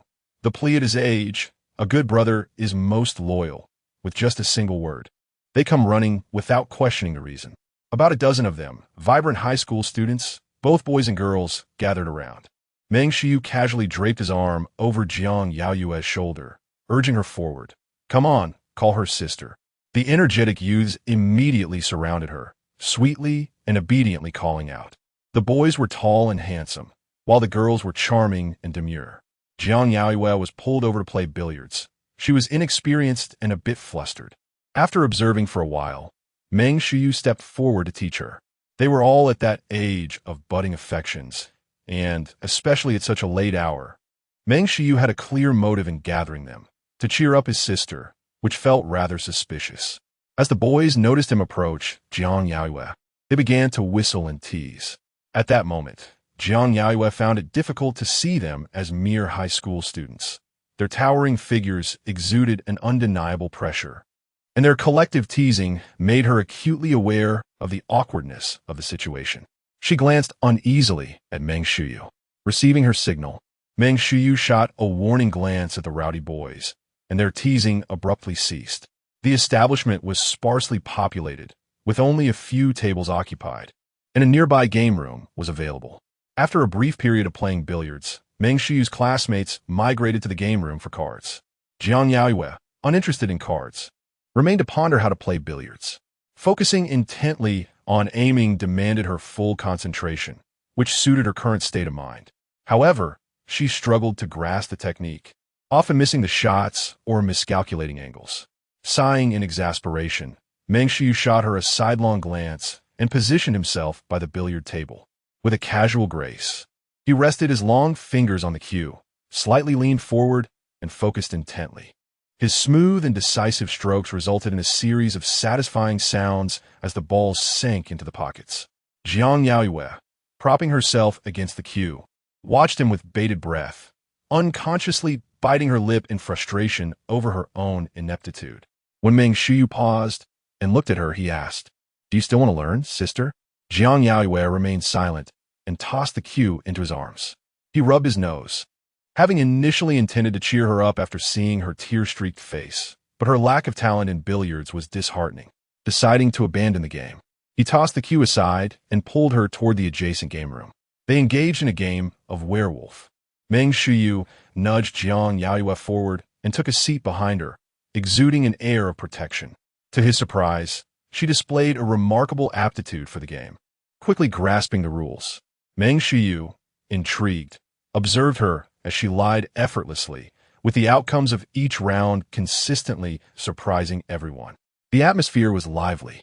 As they played late into the night, Jiang Yaoyue checked the time and realized how late it had become, urgently urging them to head home. Once everyone had departed, Meng Huaiyu fixed his gaze on her and unexpectedly asked, "Are you still feeling down, sister?" After a moment of contemplation, she shook her head. As they walked outside, she couldn't help but glance at him and murmured, "Thank you," her tone somewhat unfamiliar. Meng Huaiyu did not respond, his hands in his pockets and phone in hand, a smirk playing on his lips as he stepped out.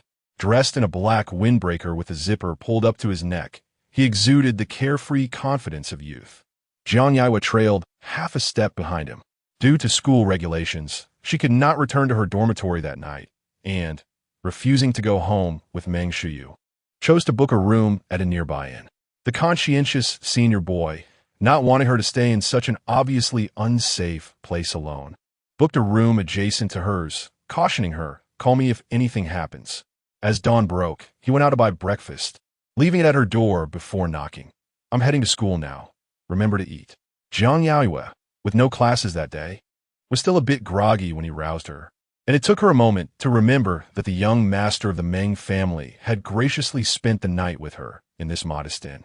She brought the breakfast inside, finished it, took a photo of Meng Huaiyu to express her gratitude, and then checked out to return to school. Students rushed by, hurrying to early classes, some munching on breakfast as they walked. As she approached the dormitory building, her eyes were slightly puffy from yesterday's tears and lack of sleep. She walked briskly, but just as she was about to reach the entrance, her steps faltered. Shen Yanzhi was waiting at the foot of the dormitory, leaning against a tree. Upon spotting her, he straightened up. Jiang Yaoyue halted, gazing at him from a distance, feeling inexplicably anxious. Shen Yanzhi walked toward her, stopping in front of her and looking down. "Where have you been?" Jiang Yaoyue lifted her gaze, caught in his deep eyes, her pallor evident, especially with her swollen, tear-stained eyes. Shen Yanzhi's gaze fell on her unaltered khaki trench coat, his throat tightening. "Did Meng Huaiyu take you to Jinghu district?" Jiang Yaoyue frowned, observing the distress in his demeanor. Her eyes flickered to his slightly cracked lips. "Have you been waiting long?" "Yet." Shen Yanzhi did not answer her. His jaw clenched tightly. "Did you come back from Meng Huaiyu's place?" Jiang Yaoyue felt a chill creep over her, refraining from further conflict, denying no. Then she looked at him. Why are you here again? As she posed the question, her breathing became softer. Shen Yanzhi stared at her. I didn't go home last night to listen to her play the cello. I haven't added you back on WeChat, and your number is still on my blacklist. Jiang Yaoyue listened in silence. He paused briefly before continuing. Everything in the study has been cleared out. It was my fault before, and it won't happen again. The items related to when Yijin had lingered for nearly a decade. Jiang Yaoyue's eyes became moist, yet she remained resolute in her silence. Shen Yanzhi's throat tightened. Filled with a plea, Jiang Yaoyue, my world is no longer fortified against you. The tall man leaned his head down, resting it on her shoulder, appearing so fragile that a mere rejection from her could shatter him. Jiang Yaoyue stood quietly, turning her head to look at him, his forehead pressed against her, exposing his most vulnerable self. She could choose to embrace him or plunge a metaphorical knife into him at this moment. Jiang Yaoyue. Meng Huaiyu's voice pierced through the air, laced with coldness. Why didn't you reply to my WeChat? Jiang Yaoyue's face instantly drained of color. Shen Yanzhi lifted his head to glare at him, his expression instantly turning fierce. Meng Huaiyu approached and pulled the frozen girl into his embrace. Her hands were icy, and he, with a restrained demeanor, expressionless, draped his coat over her shoulders.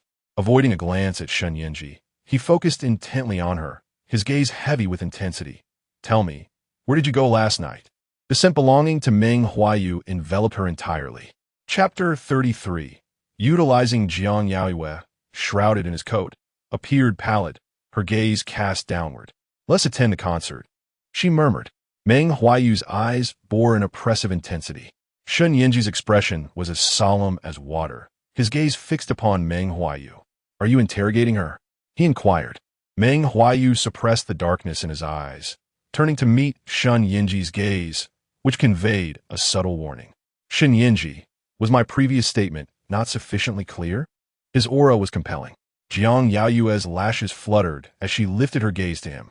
Shen Yanzhi scoffed, stepping forward to pull Jiang Yaoyue behind him, his eyes sharp as he confronted Meng Huaiyu.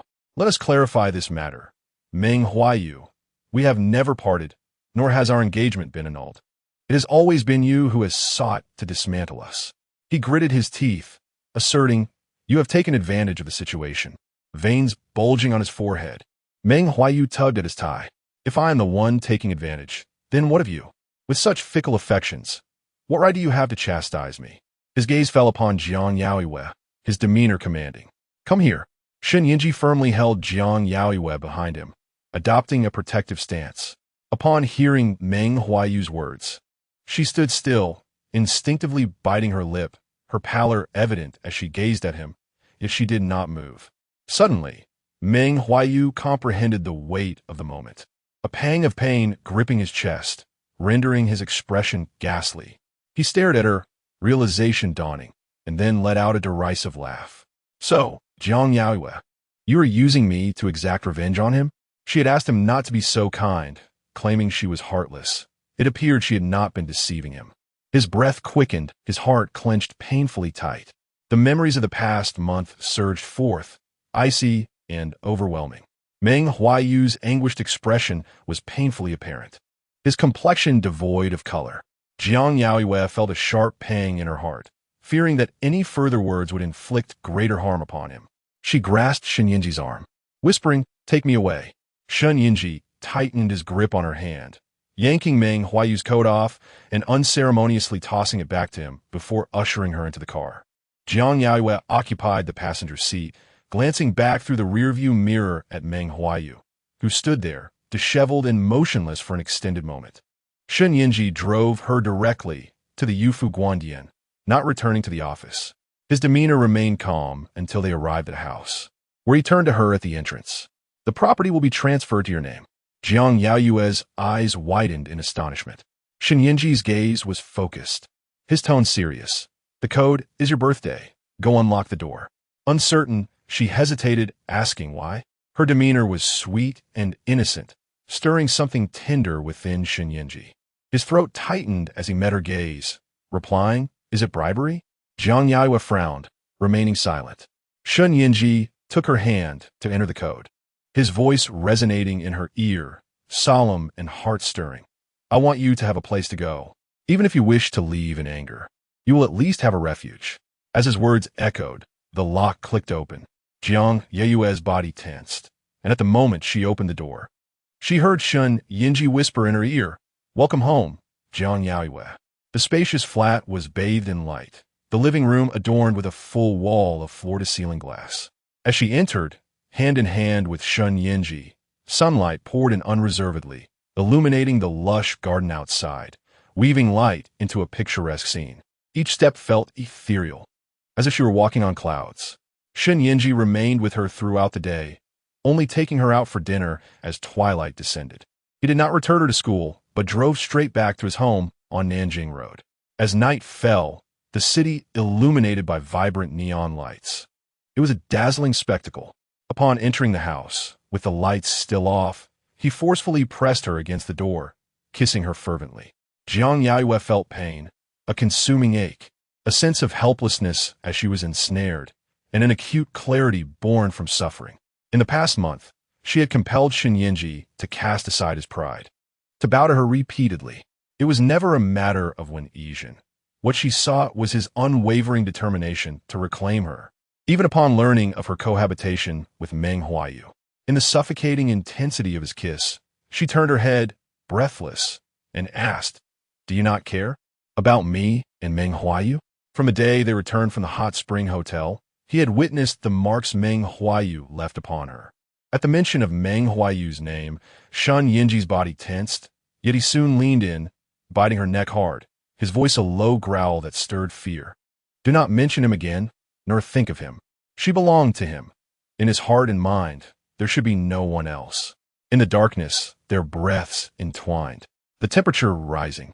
Jiang Yaoyue did not receive the answer she yearned for. Fearlessly, she pressed for a response, her voice fragmented.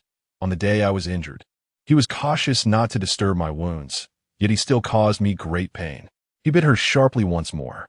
She winced, momentarily silenced, but soon continued. Her words murky. You saw it, did you not? Are you jealous, Shen Yanzhi? Her warm breath brushed against his ear. Shen Yanzhi loathed her for choosing this moment to wound him further. His chest heaved violently, breath rapid and erratic as he ground out. Do you wish for me to kill him? Jiang Yaoyue found herself speechless, enveloped in his tight embrace, feeling the love and hatred he could articulate and the emotions he could not. She demanded clarity in his affections, a resolute commitment to be with her, even if it meant taking risks and utilizing Meng Huaiyu. This was the true wager, a pact with herself. In the enveloping darkness, Shen Yanzhi felt her soft body against his, her breath matching his frantic pace. He leaned in, kissing her behind the ear, his voice a heavy murmur. My dear. Erase him. Jiang Yaoyue instinctively tightened her grip on his chest.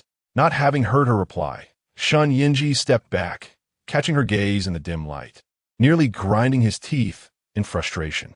You still intend to see him? Jiang Yaoyue fell silent for a moment, retrieving her phone. Before him, she opened WeChat, found Meng Huaiyu's conversation, and decisively pressed delete. She looked up at him. Shen Yanzhi, dissatisfied, fixed her with a stare, reminding her there's still the phone number. Jiang Yaoyue lowered her head and complied, unable to suppress a soft murmur of discontent, childish. Only once he was certain Jiang Yaoyue had no means of contacting Meng Huaiyu did he feel a sense of relief. After biting her lips heavily, he warned in a hushed voice, do not attempt to leave me again. You know I would perish. In the past month, he had endured. Yet the withdrawal from her presence was prolonged, his symptoms worsening, chest tightness, insomnia, racing heart, even emotional instability. His body was more truthful than he himself. Jiang Yaoyue embraced him tightly, eyes closed, inhaling his scent, responding earnestly, Shen Yanzhi, I want you to live a long life. Chapter 034. Fever. The rift between Meng Huaiyu and Shen Yanzhi unfolded swiftly. Within a night, word spread that the two had become irreconcilable foes, even engaging in a fierce rivalry in the marketplace. This was dire, almost coercing those within their circle to choose sides. Xie Zhaonan, anxious and restless, made numerous inquiries, and eventually discerned that the crux of the issue lay with Jiang Yaoyue. Before knowing the truth, speculation abounded, but upon discovering the reality, his lips erupted in blisters, particularly given the secretive nature of the cause, which he could only suppress within himself. He attempted to invite Shen Yanzhi and Meng Huaiyu to dinner in hopes of mediating, but he failed to reach either. He then sought to meet Shen Yanzhi alone, only to be met with a flat refusal as soon as Shen learned that when Yijin would be present, explicitly stating he would not attend any gatherings involving Meng Huaiyu and when Yijin henceforth. The situation was at a standstill, impenetrable and stagnant. Unlike Qian Jingqian, Xie Zhaonan genuinely regarded Shen Yanzhi and Meng Huaiyu as friends. Their brilliance was such that it incited no jealousy within him. Moreover, their family enterprises had connections with Meng's Ruifeng Dingya and Shen's Huanyu group, meaning that in this business war, they were inevitably caught in the crossfire. On the 6th day of his blistered lips, he finally encountered Meng Huaiyu at a private banquet. This event unfolded at the city's zenith, with soothing music playing as elegantly dressed ladies and sharply suited gentlemen mingled amidst the clouds, overlooking the nightscape, their glasses clinking in a symphony of laughter and conversation. Meng Huaiyu, holding a wine glass, was intently listening to an animated individual beside him, who spoke rapidly about his self-made journey. As Xie Zhaonan approached, he caught the tail end of the man's story. This was a private affair hosted by someone in the wine business, routinely inviting personal acquaintances and tech elites to indulge in wine tasting. Knowing of Meng Huaiyu's amicable relationship with the host, he seized the opportunity, hoping to find him. The tech mogul's chatter grew tiresome, and Xie Zhaonan felt his patience waning, yet Meng Huaiyu remained composed, gracious, and engaging throughout, creating a pleasant atmosphere. Waiting until Meng Huaiyu received the man's business card, Xie Zhaonan finally interrupted, "Brother Yu." He was increasingly anxious. Not only were his lips blistered, but dark circles had begun to form under his eyes as well. Ruifeng Dingya had severed a supply chain with Huanyu Group, prompting related suppliers to sense trouble and adopt a watchful stance.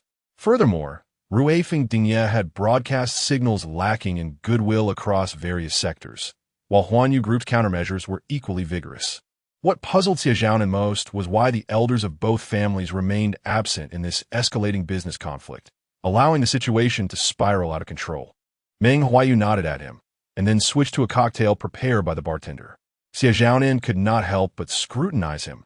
Meng's demeanor appeared slightly aloof, tinged with a faint weariness, as he gently swirled his drink. Xie Zhaonan's hesitance was palpable. Meng Huaiyu looked up at him, his expression inscrutable. Yet his tone remained consistently gentle. "Is there something on your mind?"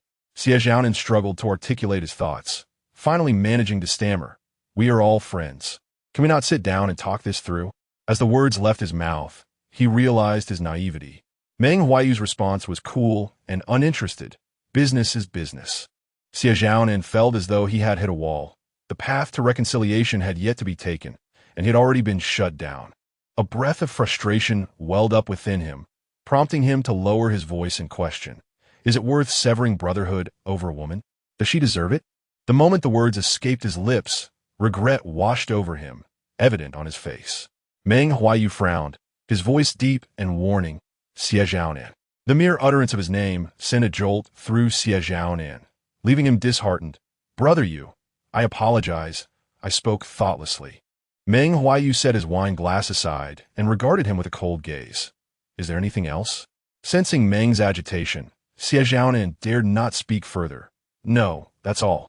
Jiang Yaoyue began preparing her thesis, spending most of her time at school after the National Day holiday. Yu Weiwei overestimated her abilities, choosing an unsuitable topic, and lamented daily in their dormitory. Qi Ran found herself entangled with her ex-boyfriend, often bursting into tears in their shared space.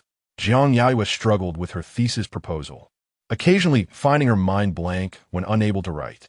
A sense of unease gnawed at her. It wasn't until early November that she encountered Zhang Jiahao outside her dormitory, the source of her anxiety suddenly becoming clear. Zhang Jiahao, polite as ever, immediately expressed his apologies upon seeing her. "I hope my unexpected appearance has not caused you any distress, Miss Jiang." Jiang Yaoyue paused, clutching her materials. Is there something you need, Jiahao? Relieved that she acknowledged him, Zhang Jiahao hesitated before admitting. I wish to request your presence with Mr. Meng. He observed her expression closely, and upon seeing she did not turn away, he continued. Mr. Meng is in poor condition. I understand this request may seem unreasonable, but as a trade-off, you may voice a request of your own. His sincerity was palpable. Jiang Yaoyue's grip on her materials tightened slightly, her tone soft. If he is unwell, you should take him to the hospital. Zhang Jiahao's expression faltered, and he rubbed his nose. To be honest, this was Miss Wanling's suggestion, urging me to seek you out. When Meng Wanling saw Meng Huaiyu, he was unable to eat, tirelessly addressing work matters. Though he appeared outwardly normal, she could sense that his core was gradually deteriorating. Zhang Jiahao pleaded once more. Miss Jiang, you need not do anything. Simply meeting Mr. Meng may suffice. Perhaps a few words from you will help him recover. Jiang Yaoyue hesitated, uncertain of how dire his condition truly was. Just a brief meeting? Zhang Jiahao's eyes lit up, and he nodded earnestly. Indeed. It coincided with the end of the second afternoon class, students returning to their dormitories. Jiang Yaoyue placed her materials back in her room and followed Zhang Jiahao to his car. As they neared Jinghu District, she suddenly spoke. Please stop. Zhang Jiahao immediately hit the brakes, watching through the rearview mirror as she dashed into a dessert shop, soon emerging with a small cake. He sighed in relief, starting the car once more as they proceeded to Jinghu District. Jiang Yaoyue tentatively entered the passcode. The door swung open without resistance. The villa was eerily quiet. She ascended the stairs, hesitating briefly before heading to the bedroom. Zhang Jiahao had mentioned that Meng Huaiyu had developed a high fever that afternoon, having taken antipyretics while still trying to conduct a meeting, eventually being forcefully returned home by Meng Wanling, who happened to pass by. In the bedroom, Meng Huaiyu lay in a stupor. Jiang Yaoyue entered, noticing the collar of his black robe slightly ajar, revealing skin that bore an unusual flush. She placed the small cake on the bedside table and leaned down to check his forehead, but the moment her hand made contact, he opened his eyes. A surge of panic coursed through Jiang Yaoyue, and her instinct was to withdraw her hand. However, Meng Huaiyu was quicker, gripping her firmly and hoarsely calling out, Jiang Yaoyue. Chapter 035. Feed me upon hearing her name called. Jiang Yaoyue's entire body tensed. His grip was excessively strong. She was already leaning forward, and with such a fierce tug, she found herself thrown against him. His body radiated a burning heat, the fever still unabated. As twilight descended, his gaze bore into hers with a feral intensity, akin to that of a wolf. Jiang Yaoyue's heart raced in fear, her wrist caught in his unyielding grasp, leaving her regretting her own softness. Meeting his eyes, she whispered, Let me go. Meng Huaiyu, his head throbbing from the fever, fixed his gaze upon her, then abruptly shut his eyes. After a moment, he suppressed the sharp pain that surged in his heart upon seeing her, and reopened his eyes to observe her. She wore a guarded expression, her small face flushed. His grip was unrelenting. Jiang Yaoyue felt her wrist turning red.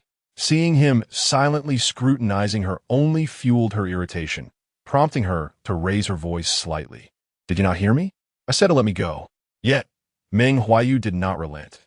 Instead, he pulled her closer until their breaths mingled, then asked hoarsely, Why did you come? His gaze was almost tangible, searing her with its intensity. Jiang Yaoyue attempted to avert her eyes, but found herself ensnared. One hand pressed against her waist, the other gripping her chin, leaving her with no escape. Her breath quickened.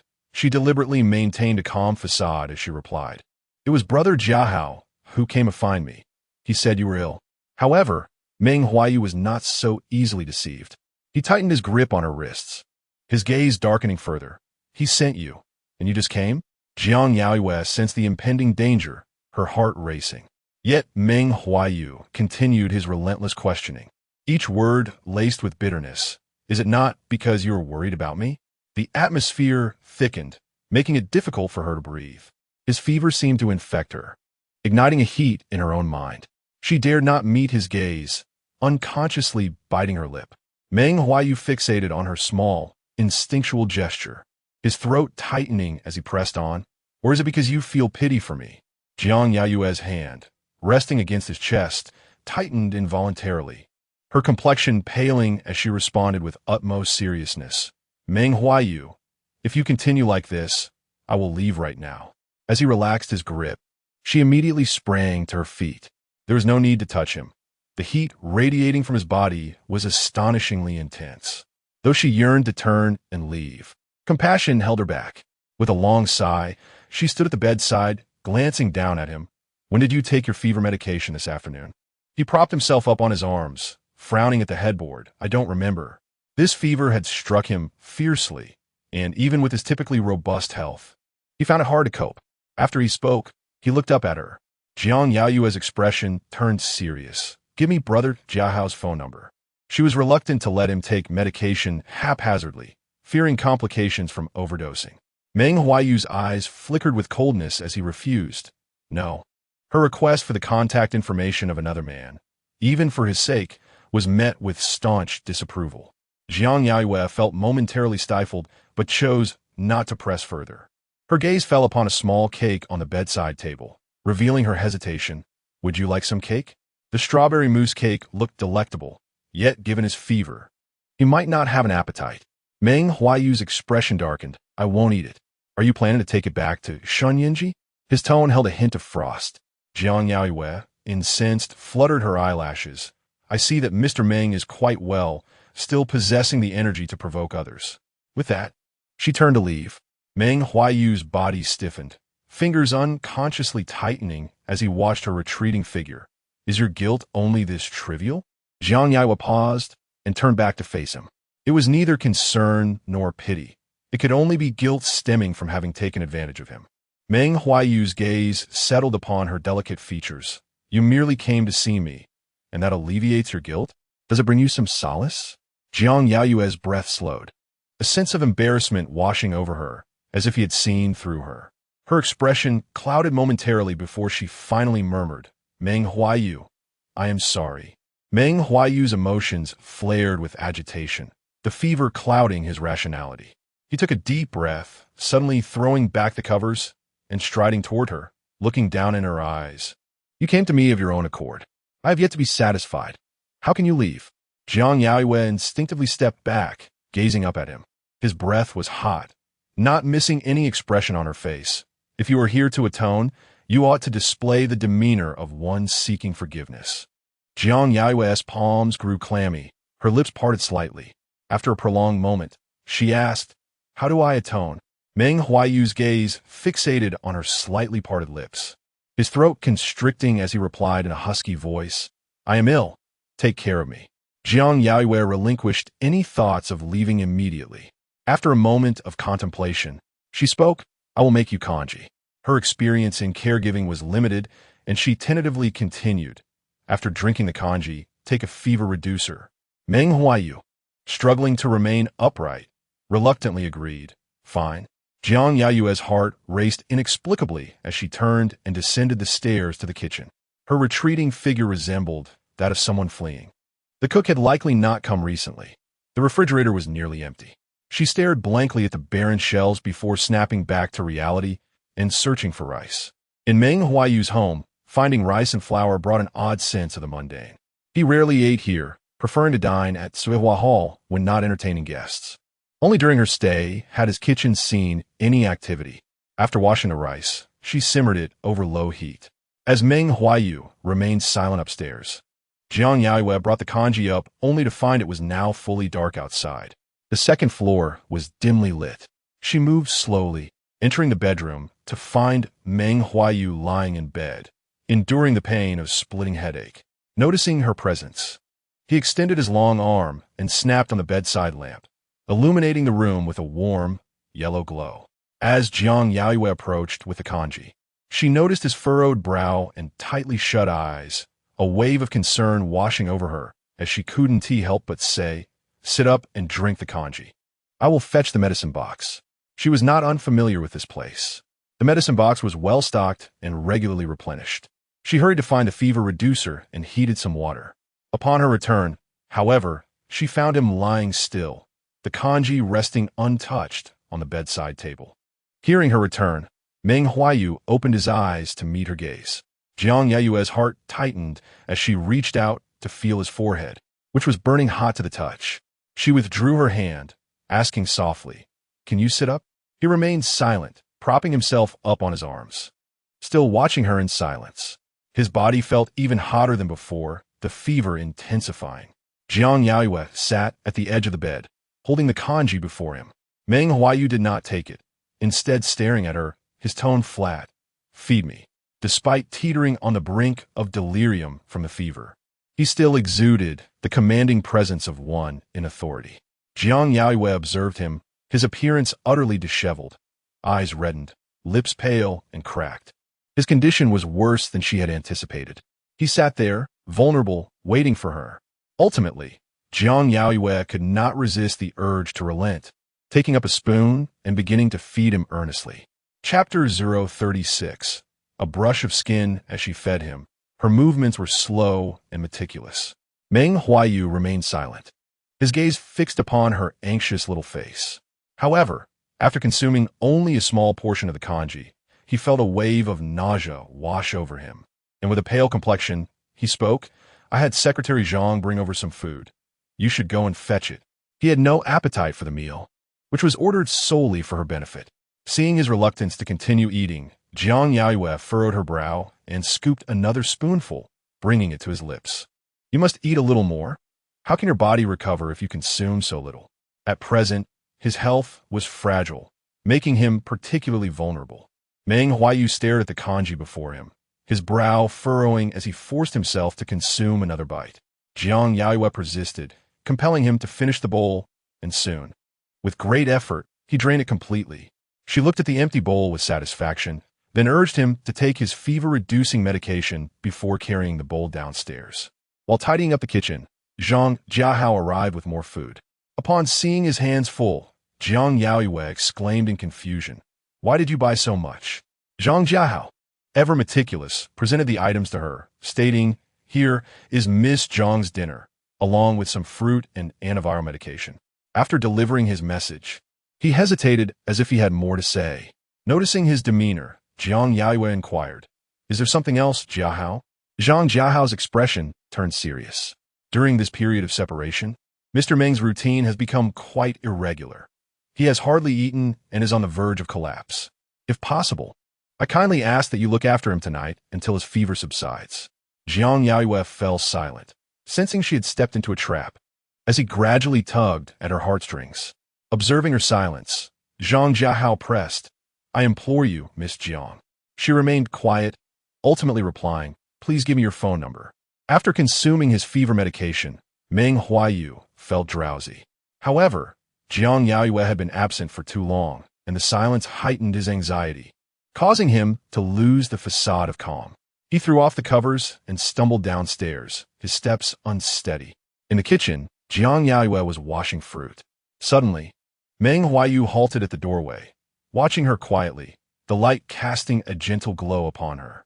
His turbulent emotions calmed in an instant.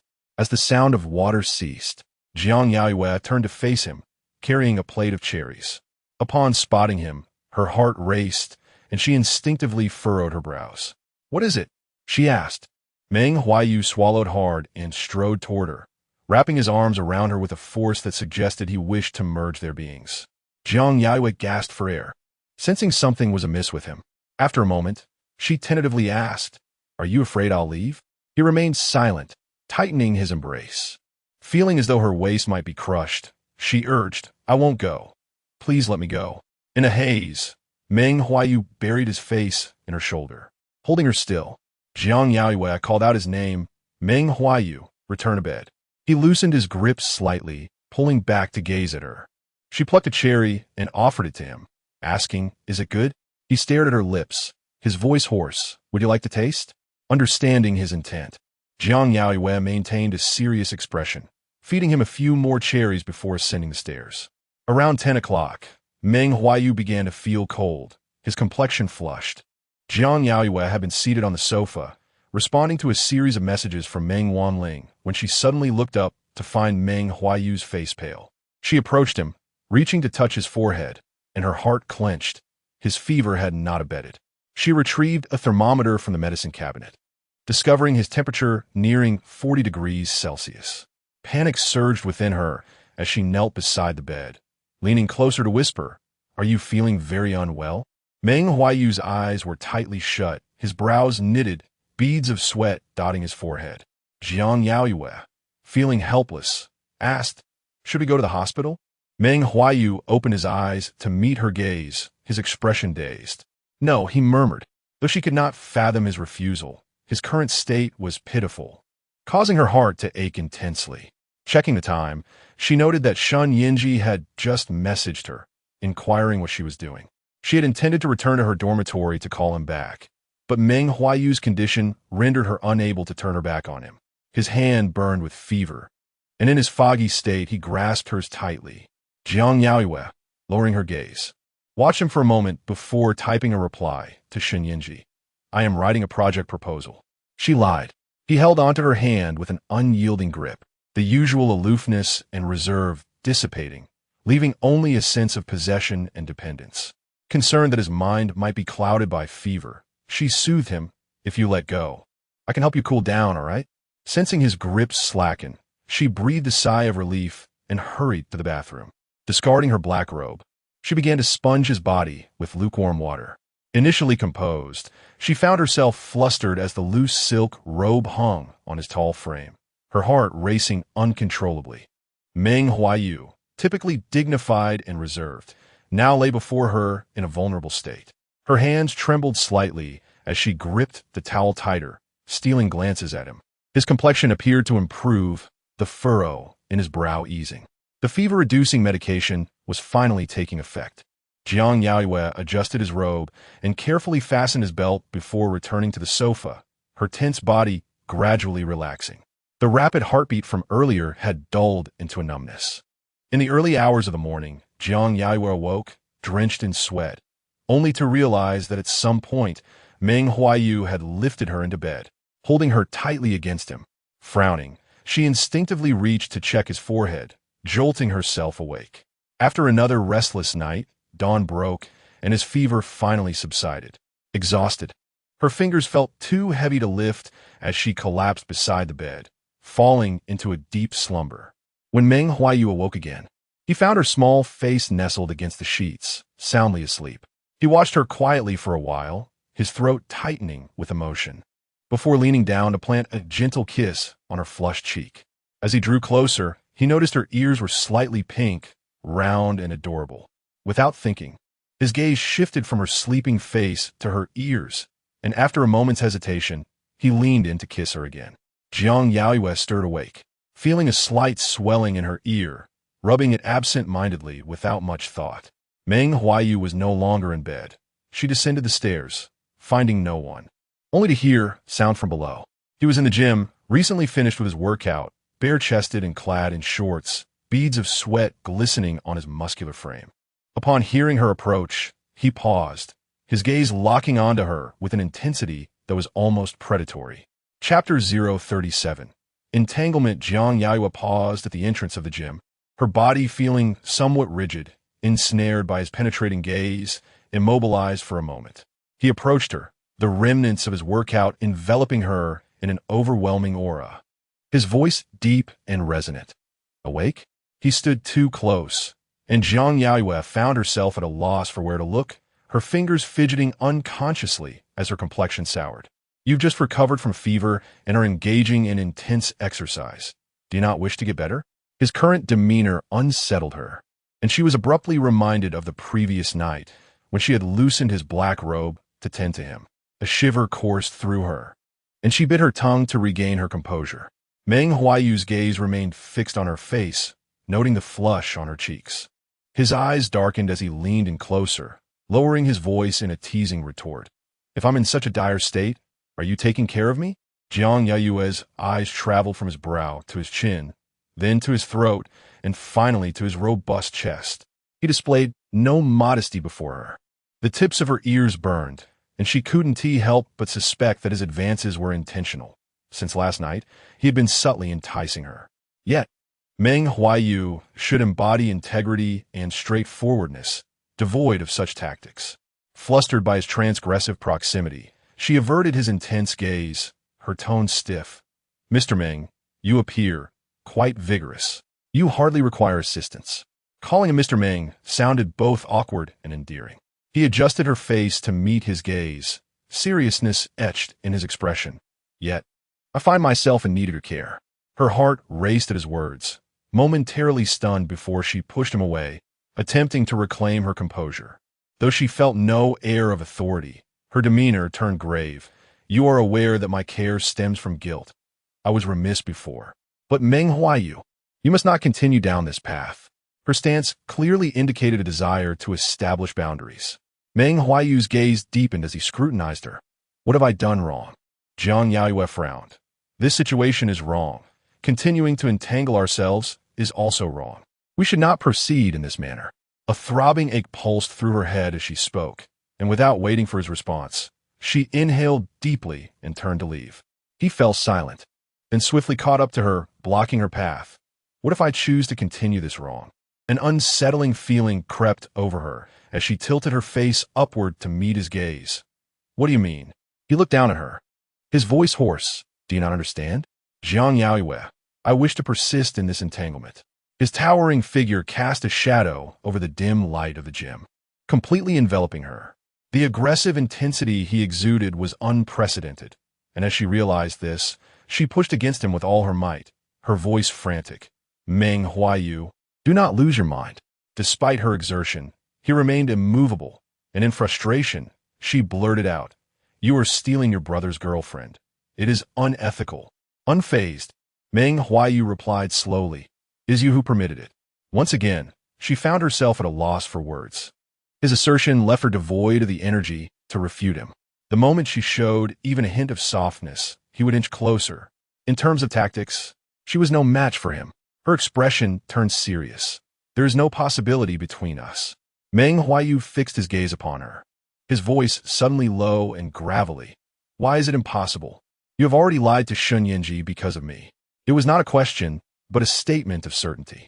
Jiang Yaoyue's heart clenched, and she had no desire to engage further, her pallor evident as she bypassed him and ascended the stairs. Once outside the Jinghu district, she felt somewhat disoriented. However, her thoughts were quickly consumed by the arrival of two tall men, clad in black suits and dark sunglasses, who approached her politely. "Our boss wishes to see you." Sensing danger, she realized there was no escape. They escorted her to a hotel, to a suite on the top floor, and thrust her into the room, shutting the door with a resounding thud. The living room was empty, and as she attempted to flee, she found the two men stationed at the entrance, their voices firm. "Miss Jiang, please step inside." The door was shut again, and her face drained of color as she prepared to call Shen Yanzhi. Her mind was a blank slate, unable to comprehend who she had offended. Yet, before she could dial, a cold voice interrupted. "If I were you, I would refrain from making calls at this moment." Jiang Yaoyue's breath hitched, her palms tightening as she turned to look.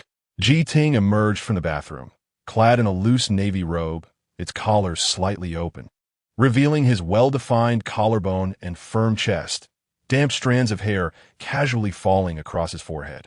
The belt at his waist hung loosely, swaying slightly with his movements. She regarded him warily. Ji Ting settled onto the sofa, extending his long legs onto the coffee table, reclining lazily as he gazed at her. "Who are you seeking help from?"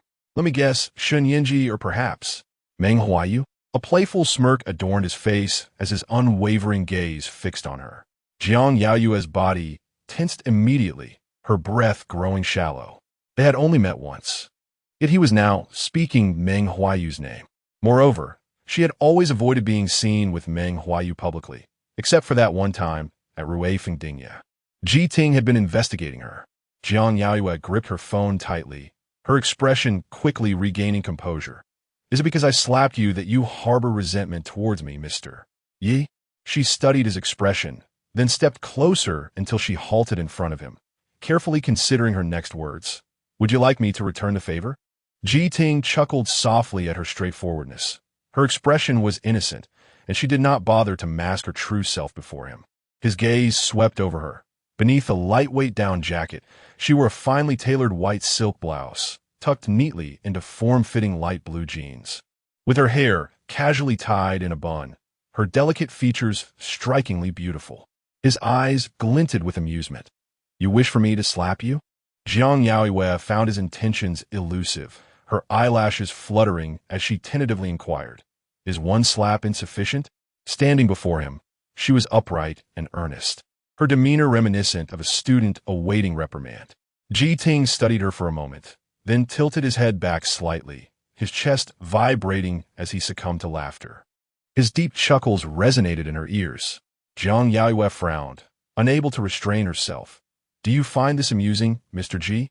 Clearing his throat, Ji Ting stifled his laughter, rising to stand before her, lowering his gaze to examine her face, contemplating his next move. Noticing her eyes glistening with unshed tears fixed on him, he could not help but click his tongue. "With you looking at me like that, how could I possibly hit you? Close your eyes." Jiang Yaoyue clenched her hands. Her face taut as she took a deep breath and shut her eyes. Chapter 038. Bullying. She was evidently on edge, her hands clenched unconsciously at her sides, and her eyelashes fluttered nervously. Ji Ting stared expressionlessly at her delicate face for a long moment before raising his hand high. Jiang Yaoyue felt the rush of air as his hand descended, her heart tightening abruptly, yet the anticipated pain never came. She opened her eyes and turned her head, only to see his hand resting beside her face. Then, under her gaze, he pinched her ear, his fingers sliding down to her earlobe. Before she could react, she felt his fingers exerting pressure, kneading her earlobe forcefully. The action was both ambiguous and frivolous. His gaze fell upon her pale face, an aura of danger enveloping him. "Your ear is swollen. Did Meng Huaiyu kiss you?" Jiang Yaoyue winced from the pain. Instinctively turning her face away and covering the ear he had pinched, glaring at him with a mix of shame and anger. "I have nothing to do with Meng Huaiyu." Ji Ting straightened up, raising an eyebrow at her, a cold smirk playing on his lips. "Nothing to do with him? You spent the night at his house and only just came out this morning. You think I'll believe you were just chatting while sharing a bed?" As he spoke, he suddenly paused, his gaze sweeping over her collarbone with suggestive intent. "I don't need to remind you where my people brought you from, do I?" Jiang Yaoyue furrowed her brow and met his gaze, then slowly spoke. "Ji Ting, your excessive concern for me can't possibly mean you have developed feelings for me, right?" Her eyes held a scrutinizing glint, even tinged with a hint of provocation. Ji Ting's nonchalant demeanor faltered for a moment, his eyes narrowing. "Jiang Yaoyue, being overly confident is not a virtue." With that, he leaned closer, lightly patting her cheek, chuckling softly. "Do you really think I would like a woman who slaps me upon our first meeting?" Jiang Yaoyue knew such a thing was impossible, yet she was still bewildered by his intentions for bringing her here, her heart racing with anxiety. Ji Ting withdrew his hand, his eyes glinting with coldness. "Jiang Yaoyue, if you don't want Shen Yanzhi to know you spent the night at Meng Huaiyu's place, then behave yourself." His demeanor carried the predatory intensity of one fixated on his prey. Jiang Yaoyue bit her lip, her eyes quickly reddening with fear, her voice trembling. "What exactly do you want to do?" Ji Ting fixated on her reddened eyes, momentarily silent, but soon raised an eyebrow. "Hand over your phone." She gripped her phone tightly, her fingers turning pale from the pressure. Ji Ting simply reached out and snatched it from her grasp, preemptively securing her wrist to prevent another slap. As he tugged her phone to unlock it with her fingerprint, his intentions were clear. He directly began to peruse her photo gallery. Jiang Yaoyue watched in disbelief as he flipped through her pictures, her eyes widening in astonishment.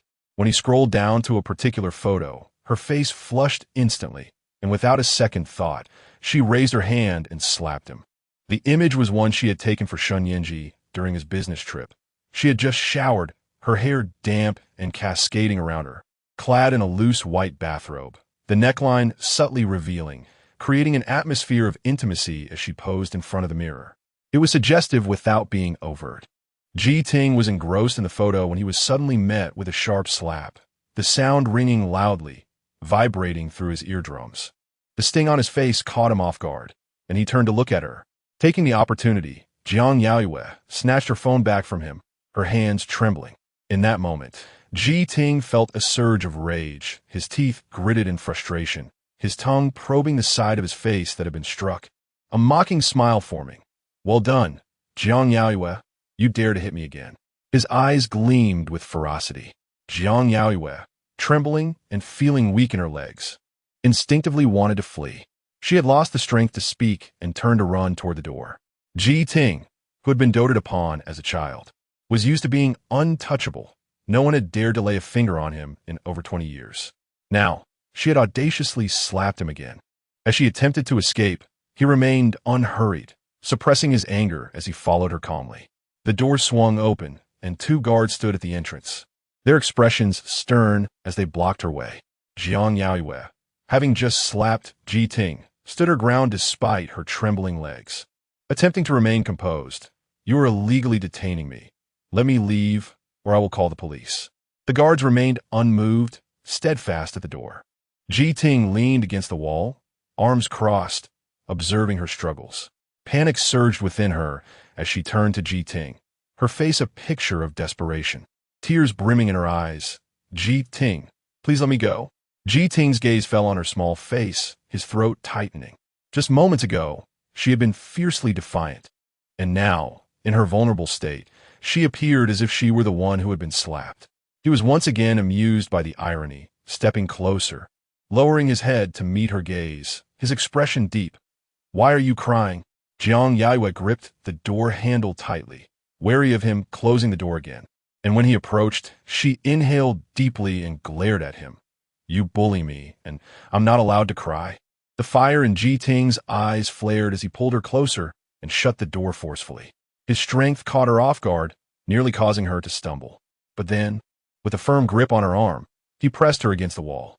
He leaned in, pinning her there, gripping her chin, forcing her to meet his gaze. Teeth clenched. "I bully you? Do you have any sense of reason?" Jiang Yaoyue tilted her head back, her gaze inadvertently falling upon the red mark left on his face from her slap, the imprint stark against his skin. For a moment, she was at a loss for words, but soon her eyes filled with tears as she looked up at him, her voice heavy with grievance. "Yes, you stole my phone. Had people capture me, threaten me, and even try to hit me." She enumerated his transgressions one by one. As Ji Ting listened, his brows furrowed tighter, each of her accusations painting him as a villain. Jiang Yaoyue, noticing his silence, felt a pang of anxiety, but her expression grew increasingly pitiful, her voice hitching. "Ji Ting, why do you have to treat me this way?" When she cried, her sweet fragrance intensified, especially as her eyes accused him. Yikinke's demeanor shifted noticeably.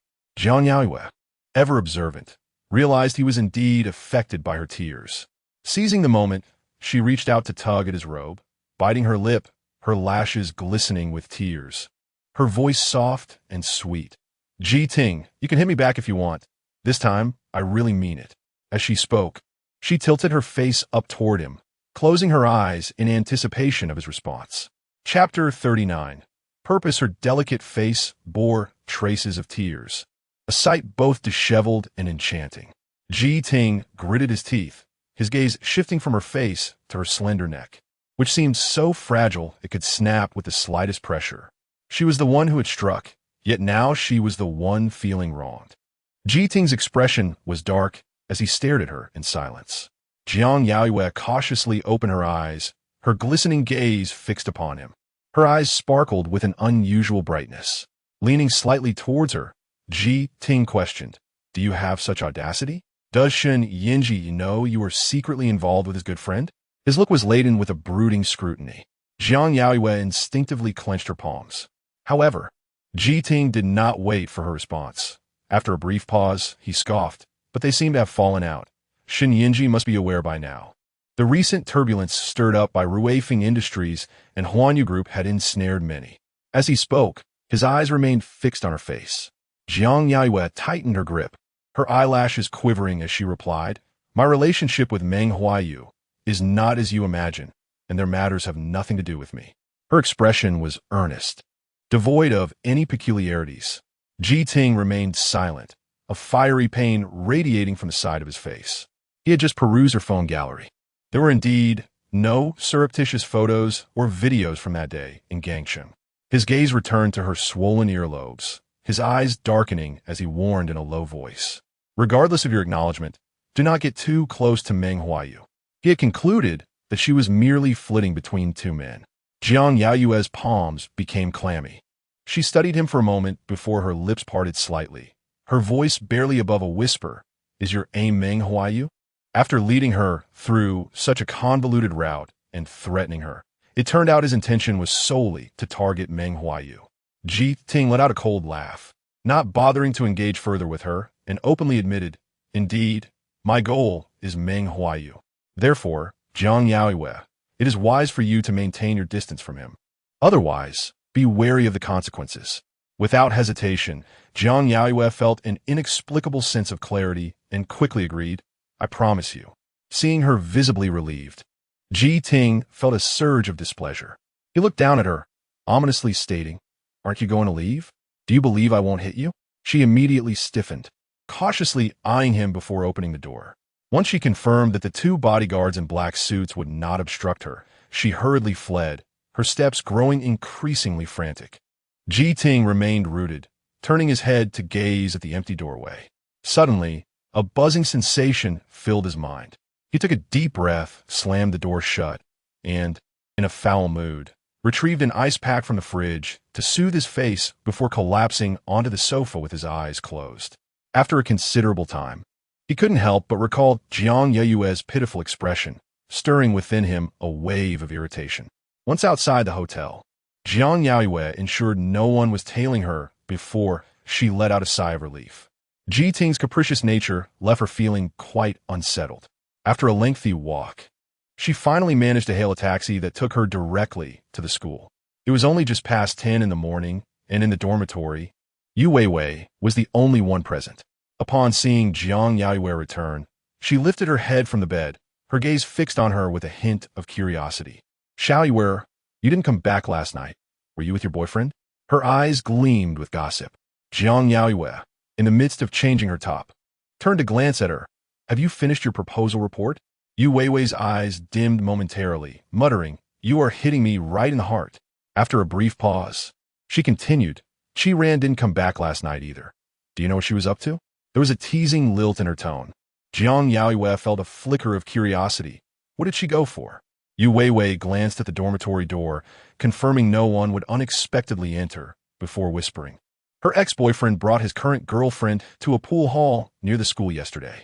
Someone sent her a photo, and she couldn't stand it, so she went after them." Jiang Yaoyue hesitated, puzzled, but didn't she break up completely? After sobbing in the dormitory a few times, she claimed she would never give that boy the chance to hurt her again.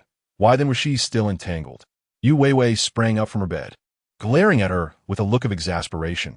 "Is that a breakup?" That was her ex-boyfriend's unilateral betrayal.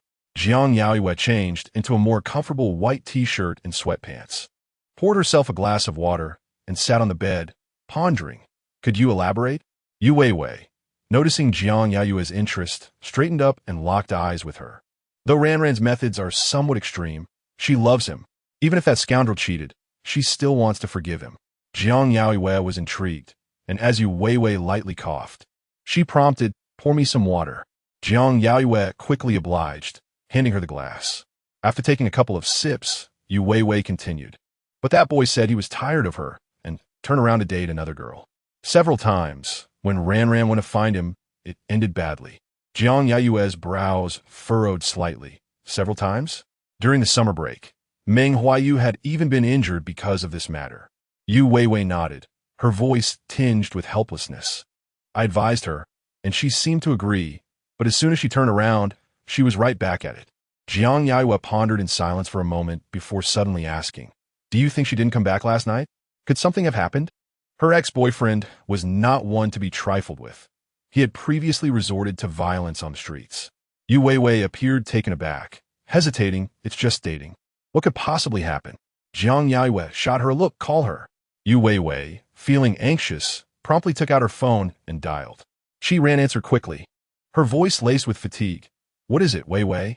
Yu Weiwei exhaled, a hint of a smile gracing her lips. "You didn't come back last night." Yaoyue was worried something happened, so she asked me to call. I told her you were fine. As she spoke, she put the call on speaker, glancing at Jiang Yaoyue. who also released a breath of relief. However, after a moment of silence, a voice filled with malice came from the other end. Does she want to pretend to be kind? If it weren't for her meddling, Jingzhou wouldn't hate me. Yu Weiwei's smile froze on her face, and she dared not look at Jiang Yaoyue's expression, hurriedly attempting to hang up. Jiang Yaoyue frowned and interjected, "What do you mean?" Qi Ran boldly continued, "Your boyfriend is so formidable. Jingzhou has received several demerits, and he might not even graduate. If it weren't for you, how would Jingzhou treat me this way?" Jiang Yaoyue's eyelids twitched, instantly recalling the reason Qi Ran had become reclusive since the beginning of the semester. Yu Weiwei was left dumbfounded. Suddenly, a male voice echoed from afar, tinged with irritation. "Qi Ran, come here."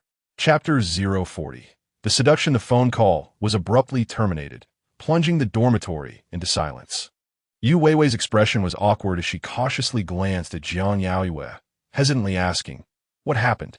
Jiang Yaoyue calmly recounted the events of the summer vacation. Her gaze cast downward as she added, "I did not pursue the subsequent matters." Yu Weiwei was once again stunned, her voice stammering. "Injuring someone in the street? If it weren't for you, she would have been the one hurt. How could she blame you?" Jiang Yaoyue returned to her bed, lost in thought for a moment before looking up at her, her speech measured. "She is venting her frustration, attributing her failure to win that boy to me, perhaps hoping it would alleviate her own pain." Yu Weiwei was taken aback once more, but couldn't suppress her curiosity. "Aren't you angry?" Even the most mild-tempered person would feel something upon hearing such words. "Yet you seem so composed." Jiang Yaoyue met her gaze, noticing the concern etched on her face. After a moment of contemplation, she offered a reassuring smile, her dimples faintly visible. "Do not worry, I am fine. It's just that I may spend less time in the dormitory from now on." Given the nature of their recent conversation, cohabiting daily would undoubtedly become uncomfortable. Yu Weiwei quickly grasped the implication, her eyes moistening as she softly pleaded, "Perhaps there has been a misunderstanding. If we all sit down together and communicate, it will be all right. We have always gotten along well." Her sorrow was genuine.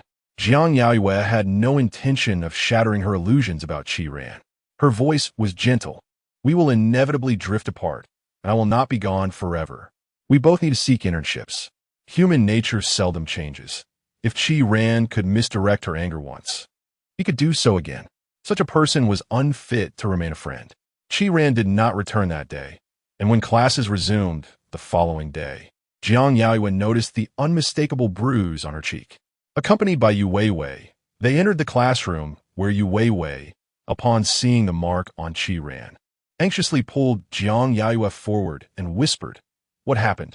Qi Ran appeared somewhat embarrassed, casting a fleeting glance at Jiang Yaoyue before stiffly responding, "It's none of your business." Jiang Yaoyue remained silent, her gaze sweeping over Qi Ran's weary face, a slight frown forming on her brow. Yu Weiwei's fervor was doused, her expression turning grim as she stood frozen in place. After class, Shen Yanzhi sent a driver to pick her up, the vehicle heading directly to Huaiyu Group. She was escorted upstairs by his secretary to wait for him in the lounge. Approximately half an hour later, he entered, immediately spotting the petite girl curled up on the sofa, drowsily asleep. Shen Yanzhi had been exceedingly busy lately, and their encounters had been few and far between. He approached her, bending down to observe her. After a period of abstinence, succumbing once more only heightened the craving. He had believed that the time without her was the most arduous, yet he now realized that the emptiness of not seeing her was far more suffocating than any heart-wrenching pain. She lay there, a delicate figure, one half of her exquisite face exposed. Watching her caused his throat to tighten, and he tugged at his collar, unable to resist, leaning down to place a gentle kiss on her face. Jiang Yaoyue was not in a deep slumber. She stirred awake almost immediately upon his approach. As he prepared to leave after the kiss, she instinctively wrapped her arms around his neck, pulling him close and kissing him fervently. Caught off guard, Shen Yanzhi found himself drawn onto the sofa, which slightly sank under their combined weight. Fearing he might crush her, he quickly adjusted his position, propping himself up on either side of her. Jiang Yaoyue, however, was undeterred, showering his face with kisses. Her actions were uncoordinated, as she playfully trailed kisses from his brow to his chin and then nibbled at his throat. The sweet scent enveloped him completely. Initially taken aback, he eventually ceased resisting as her warmth ignited a fire within him. Jiang Yaoyue, eyes closed, tightened her embrace, pressing him closer. Veins in Shen Yanzhi's forehead bulged as he struggled against her fervent advances, gently pushing her away, his gaze fixed on her. "Are you still half asleep?" With a small, affirmative sound, she leaned in again to kiss him. Shen Yanzhi allowed it, but noticing her flushed cheeks, he couldn't help but ask, "Do you know who I am?" After the question, his eyes remained locked on her. Jiang Yaoyue opened her eyes slightly, her lips parting as she replied sweetly, "I know." Shen Yanzhi felt a tightness in his throat, his voice hoarse as he pressed further. "And who am I?" His tone was laced with a teasing allure. Jiang Yaoyue's eyelashes fluttered, quickly realizing he feared she might mistake him for someone else. She leaned in to kiss the corner of his mouth, calling him affectionately, "My Yanzhi brother." Instantly, Shen Yanzhi's muscles tensed, her delicate form in his arms eliciting an involuntary response. However, the midday hour and their location rendered the situation inappropriate. Unperturbed by such considerations, Jiang Yaoyue, sensing his stillness, pouted in dissatisfaction and leaned closer to kiss his throat, her voice muffled. "Why doesn't Yanzhi brother kiss me?" As she spoke, she playfully bit him. Shen Yanzhi felt the tension in his body snap. Rising abruptly, and without uttering a word, he swept her into his arms. Striding toward the inner bedroom, the bedroom door slammed shut behind them. Jiang Yaoyue was placed onto the bed, and before she could catch her breath, he was upon her. The moment she shifted, he bit gently at her neck, securing her arms beside her, his gaze burning with intensity. Without uttering a single word, he stared at her, roughly removing her little dress and unbuttoning her blouse. As the intensity escalated, Jiang Yaoyue's heartbeat quickened. Fear crept in as she reminded him, "Yanzhi brother, we might be overheard." Shen Yanzhi's eyes darkened. "Do you not desire it, my darling?" His breath was hot against her skin. Jiang Yaoyue had merely wished to draw closer, but his body's reaction betrayed him. She hesitated, shaking her head vigorously. "I do not." Shen Yanzhi grasped her chin, leaning in to bite her lips. His voice low and husky. "Then you're provoking me?" Jiang Yaoyue, caught off guard by his bite and his words, felt her ears flush crimson. Just as she was about to retort, voices echoed from outside. A man's voice casually remarked, "I told you Shen is not in." We knocked, yet no one answered. "What are you afraid of?" A woman's voice sounded noticeably anxious. "Hurry and find him. Stop talking." Instantly, Jiang Yaoyue tensed, acutely aware of her disheveled appearance. Shen Yanzhi was equally troubled. The strain was evident as he felt the tension in his forehead pulse violently.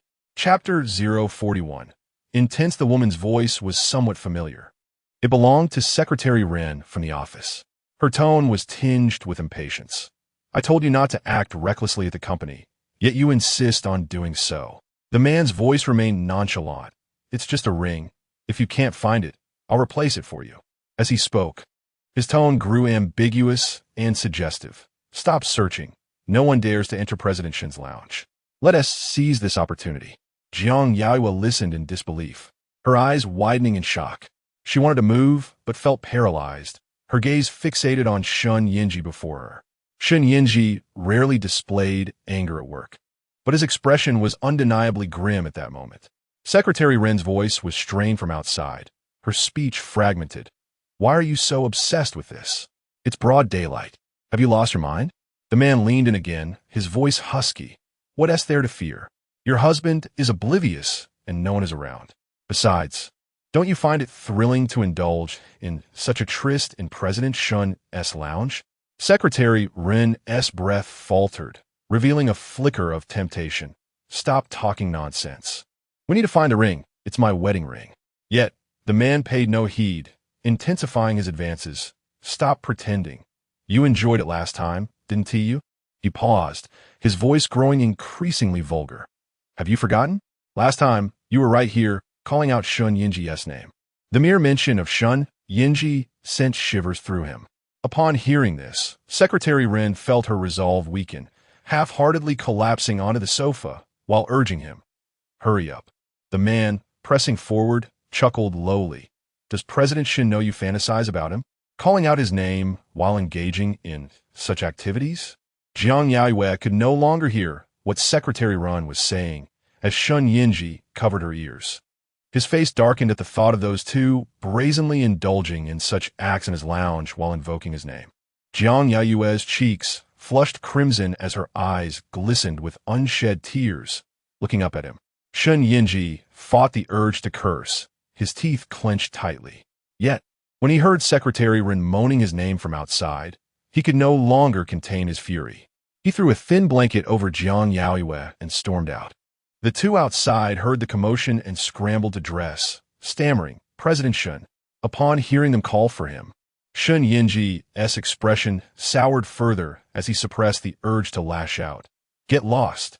Jiang Yaoyue took a moment to gather herself. Upon hearing his voice laced with anger, her fingers twitched involuntarily. After a while, Shen Yanzhi returned, his face a mask of seriousness. He knelt beside the bed, lifted her up, and silently began fastening her buttons and straightening her clothes. Jiang Yaoyue quietly complied, glancing up at him from time to time. He was still seething from the earlier incident, and as he finished adjusting her, he noticed her timid demeanor. Leaning closer, he pressed a gentle kiss to her forehead, whispering softly, "It's my fault. I scared you."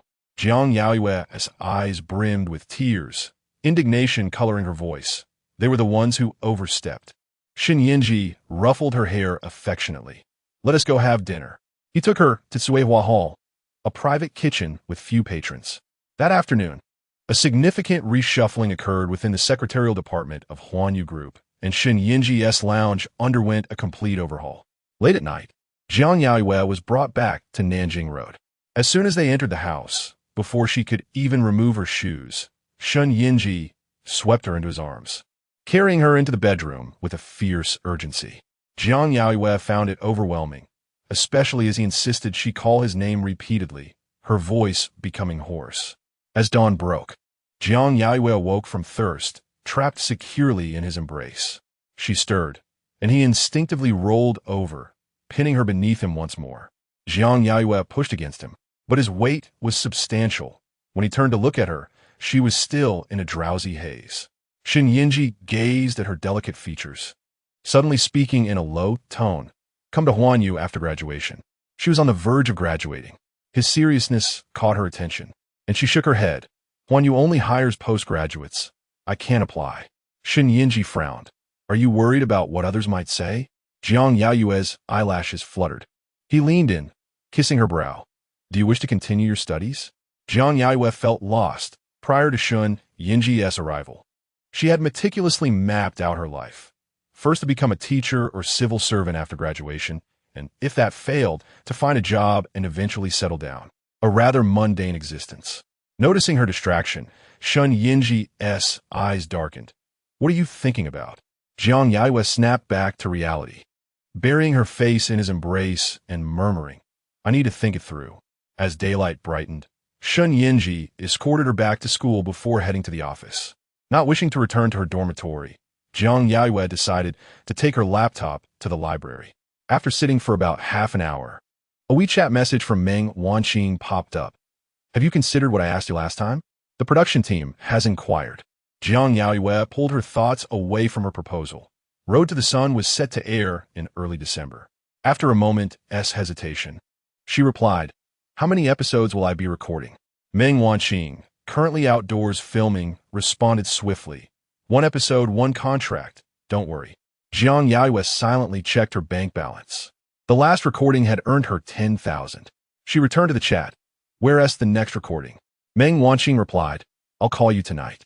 I'm currently chasing a wild rabbit."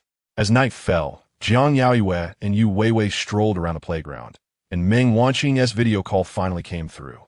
She wore a wide-brimmed leather cowboy hat, sunglasses perched atop her head, and sported a camouflage vest, exuding a sharp and confident demeanor as she spoke. "Do you have time tomorrow? I'll come pick you up." Jiang Yaoyue thought for a moment. "I have no classes tomorrow. Are you taking me to record the show?" Meng Huaiyu, driving, couldn't he help but chuckle at her eagerness. "We're not recording until next week. I'm taking you out for fun." As the car came to a stop at a red light, she turned to catch a glimpse of Jiang Yaoyue's cherubic face on the screen. raising an eyebrow playfully. I'll introduce you to something new.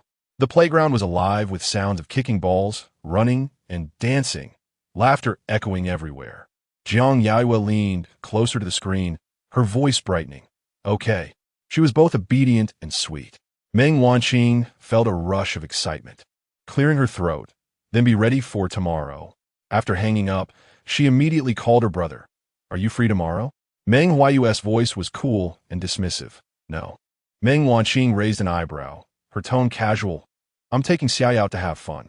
If you're not going, I'll hang up. After a brief silence, Meng Huaiyu's voice deepened. Where to? Chapter 042. Galloping horses on the second day. As dawn broke, Jiang Yaoyue received a WeChat message from Meng Huaiyu, instructing her to come downstairs in 10 minutes and head towards the east gate of the school. She hastily prepared to comply. As she typed and deleted her response repeatedly, a sense of frustration enveloped her. The previous night, Shen Yanzhi had mentioned he would come to take her back to the Shen residence, and after a moment's hesitation, she had decided to be truthful with him. Upon learning that Meng Huaiyu intended to take her out, he fell silent for a moment before lazily suggesting, bring me along.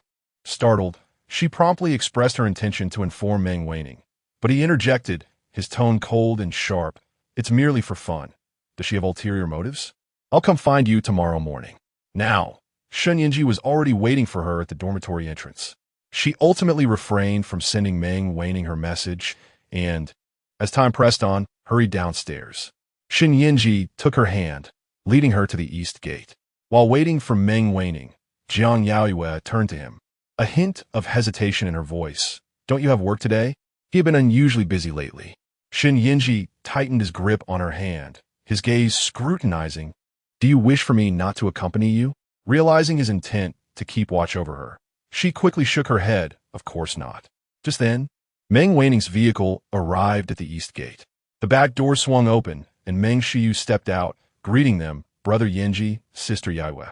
Inside the car, Meng Huaiyu observed the two with a rare moment of mental stillness. When she was set to leave that morning, Meng Huaiyu had insisted on tagging along, and the presence of a small follower had already vexed her. Now, encountering Shen Yanzhi made her feel both anxious and stifled. While they conversed with Meng Huaiyu, she hastily sent a message in their group chat, sharing their location and inviting everyone to join. Her plans had been thoroughly disrupted. Initially, she intended to bring Jiang Yaoyue along and let her brother coincidentally appear. Now, with the situation spiraling out of control, if Shen Yanzhi were to join and find only Meng Huaiyu there, it would certainly lead to complications. Thankfully, Xie Zhaonan promptly offered to bring Qin Tangtang along, allowing her to breathe a sigh of relief. Once inside the car, Shen Yanzhi inquired, where to? Meng Huaiyu, now entirely cautious of him, tightened her grip on the steering wheel and replied firmly, to the grasslands. Jiang Yaoyue's eyes widened. She had expected Meng Huaiyu to take her to a club she had yet to visit. Sitting up straight, she turned to ask, the vast, boundless grasslands? Meng Huaiyu's eyes sparkled with excitement. Is it far? Meng Huaiyu shot him a glare through the rearview mirror, stealing a glance at Shen Yanzhi before answering leisurely. The grasslands in Inner Mongolia. It takes about 3 hours by car. Seated in the back, Shen Yanzhi leaned back, raising an eyebrow. The vast white grasslands? It's not summer now. Meng Huaiyu was momentarily taken aback, but, feeling guilty, remained silent. They hit the highway, speeding along. By 9 in the morning, they had crossed into Inner Mongolia, traveling further until they reached a yurt, where the vehicle finally came to a halt. Meng Huaiyu was already seated inside, sipping Mongolian milk tea at a low table. Upon entering, Shen Yanzhi's gaze immediately turned cold upon spotting him. Meng Huaiyu, hesitant to enter alone, clung to Jiang Yaoyue's arm and followed closely behind. The moment they stepped inside, an unsettling atmosphere enveloped them, as if the air had frozen. Meng Huaiyu, full of curiosity, failed to sense the tension and plopped down beside Meng Huaiyu, exclaiming, Brother, you arrived so quickly. Meng Huaiyu maintained a composed demeanor, pouring milk tea for them with a disinterested tone. I just arrived as well. Shen Yanzhi and Jiang Yaoyue took their seats opposite them. Meng Huaiyu observed the scene, wary of stepping closer, her scalp tingling with anxiety. After a moment, she managed to speak. Let us rest here for a bit. enjoy some milk tea to warm up, and when Xiaonan and the others arrive, we'll head to the racetrack. The owner of the yurt, a Mongolian girl, entered with a platter of fruit strips. Her accent noticeable as she spoke Mandarin. Today, we have the Mongolia Horse Super League here. Setting the platter on the table, her eyes sparkled with excitement. Soon, you can witness the galloping horses. Meng Huaiyu called out to her, Serena, would you like to join us? Serena waved her hand, smiling. I want to go with my friends. She pointed at the camera in Meng Huaiyu's hands eagerly. I can't wait to see your work. As someone called for her outside, she waved goodbye and hurried out. Jiang Yaoyue, her face aglow with excitement, looked at Meng Huaiyu, unable to resist. Meng Huaiyu reached out to tousle her hair. I truly brought you out to have fun. After witnessing the galloping horses, we'll ask Serena to take us horseback riding. The horses on the grasslands are certainly different from those at the racetrack. Shen Yanzhi's gaze lingered on Meng Huaiyu's hand before shifting to Jiang Yaoyue, who wore a short white down jacket, her hair loosely tied in a bun, making her delicate features even more pronounced. Xiaonan and Qin Tangdang arrived promptly before 10, parking right outside the yurt. Without even inviting them in for tea, Meng Huaiyu ushered everyone back into the car, heading straight for the racetrack. Jiang Yaoyue leaned against the window, gazing outside at the expansive grasslands, blanketed in thick snow, the undulating grass waves frozen into rolling snow hills. In the distance, buses and private cars formed a long line, the sound of engines roaring in unison. The viewing platform was already crowded with people, various cameras and equipment at the ready. Once the vehicle came to a stop, Meng Huaiyu eagerly tugged Jiang Yaoyue towards the viewing platform. As they ascended, a distant, thunderous roar reached their ears, followed by the sight of thousands of horses galloping into view. The steam rising from their bodies quickly condensed into clouds of mist in the frigid air, creating a breathtaking spectacle. Meng Huaiyu, unable to contain her excitement, immediately began filming, fully engrossed in capturing the perfect angle, unwittingly wandering away from Jiang Yaoyue. In the vast expanse of snow, the sense of boundlessness was palpable, and the crowd around them gasped in awe. Just as Jiang Yaoyue felt herself losing balance amidst the throng, a hand reached out from behind to steady her. Turning, she found Meng Huaiyu standing behind her. Looking down with a natural expression, "Be careful." With Shen Yanzhi and the others out of sight, Jiang Yaoyue gradually relaxed, meeting his gaze. "Where are they?" Meng Huaiyu's fingers twitched slightly as he replied succinctly, "I don't know." With so many people present to witness the galloping horses, including various media from home and abroad, locating anyone was indeed a challenge. Noticing her unease, Meng Huaiyu lifted his chin, guiding her to look in a different direction. "Look there." The herd of horses drew closer, becoming increasingly distinct, their hooves raised high, causing the earth to tremble beneath them. Chapter 043. The calamity. The thunderous sound of galloping hooves echoed in Jiang Yaoyue's ears as she gazed out at the vast expanse of snow. Suddenly, snow began to drift down from the sky, and she tilted her small face upwards, closing her eyes in delight. Meng Huaiyu stood beside her. Observing her expression with a slight movement of his throat, he lowered his voice and asked, "Do you like it?"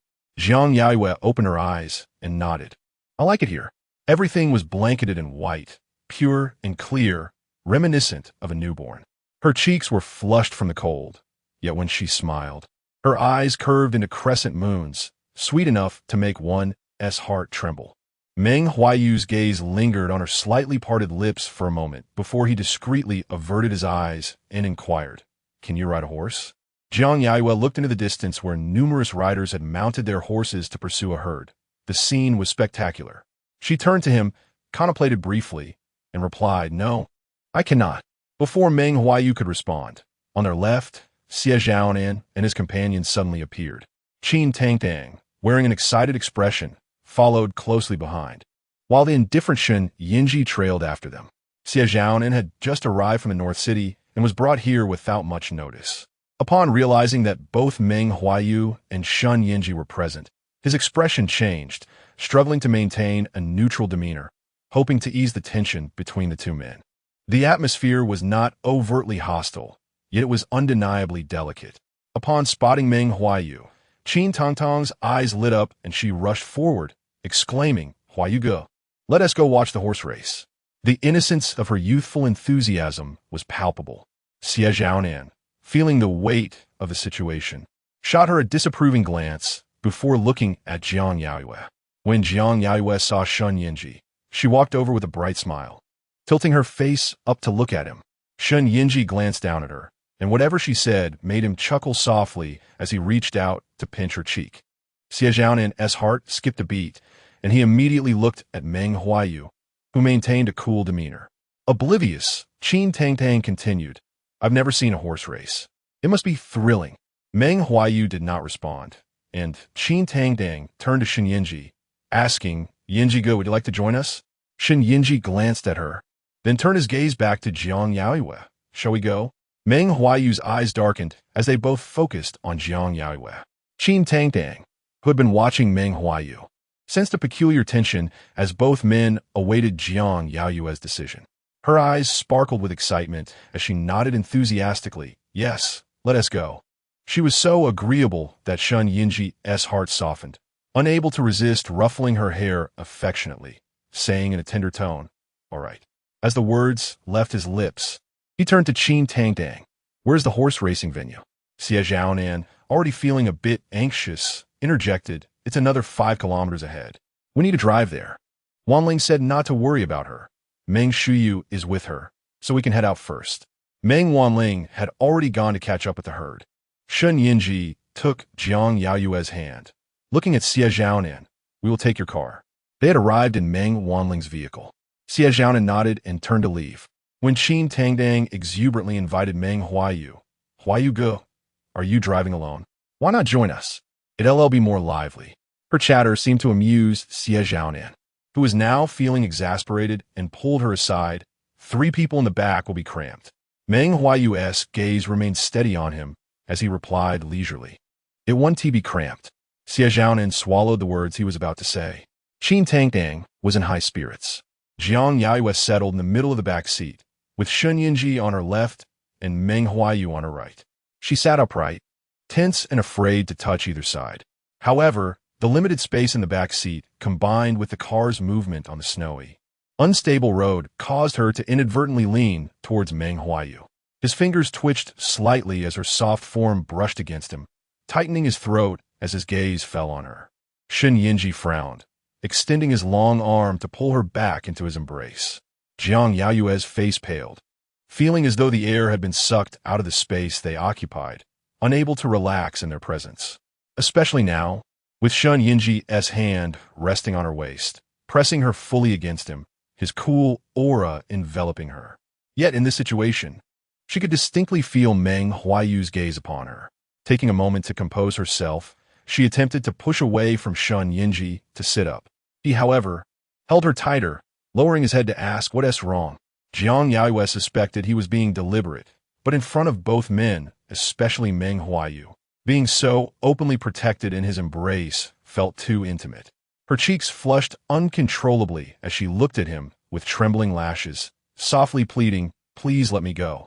Shen Yanzhi's eyes lifted slightly, a smirk playing at his lips. Qin Tangtang, seated in the front passenger seat, had been unusually quiet since they got in, occasionally glancing at the 3 in the back through the rearview mirror. Xie Zhaonan was drenched in cold sweat, not daring to utter a word, relieved that the distance to the venue was short. He drove on without catching his breath.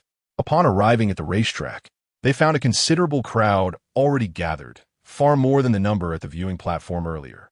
Qin Tangtang hopped out of the car, her excitement surging once more as she tugged Jiang Yaoyue into the throng, standing on tiptoe to see. At the starting line, dozens of horses were eager to race, their riders clad in traditional attire, exuding vigor and spirit. Among the spectators, cheers in Mongolian and the sounds of whistles filled the air. Caught up in the atmosphere, Qin Tangtang could not resist taking photos to share on social media. A few moments later, she looked up in surprise and turned to Xie Zhaonan. "Qian Jingchen and the others are here too. Why didn't they contact us?" Xie Zhaonan felt a jolt of unease, remaining silent as he glanced at Shen Yanzhi nearby, then retorted to Qin Tangtang with irritation. "How would I know? Recently, Qin Jingchun had been spending a lot of time with Wenijin, and Xie Zhaonan had seen them together at numerous events. Hearing that Qin Jingchun was also present filled him with a sense of foreboding. Qin Tangdang huffed dismissively, ignoring him as she continued to pull Jiang Yaoyue forward.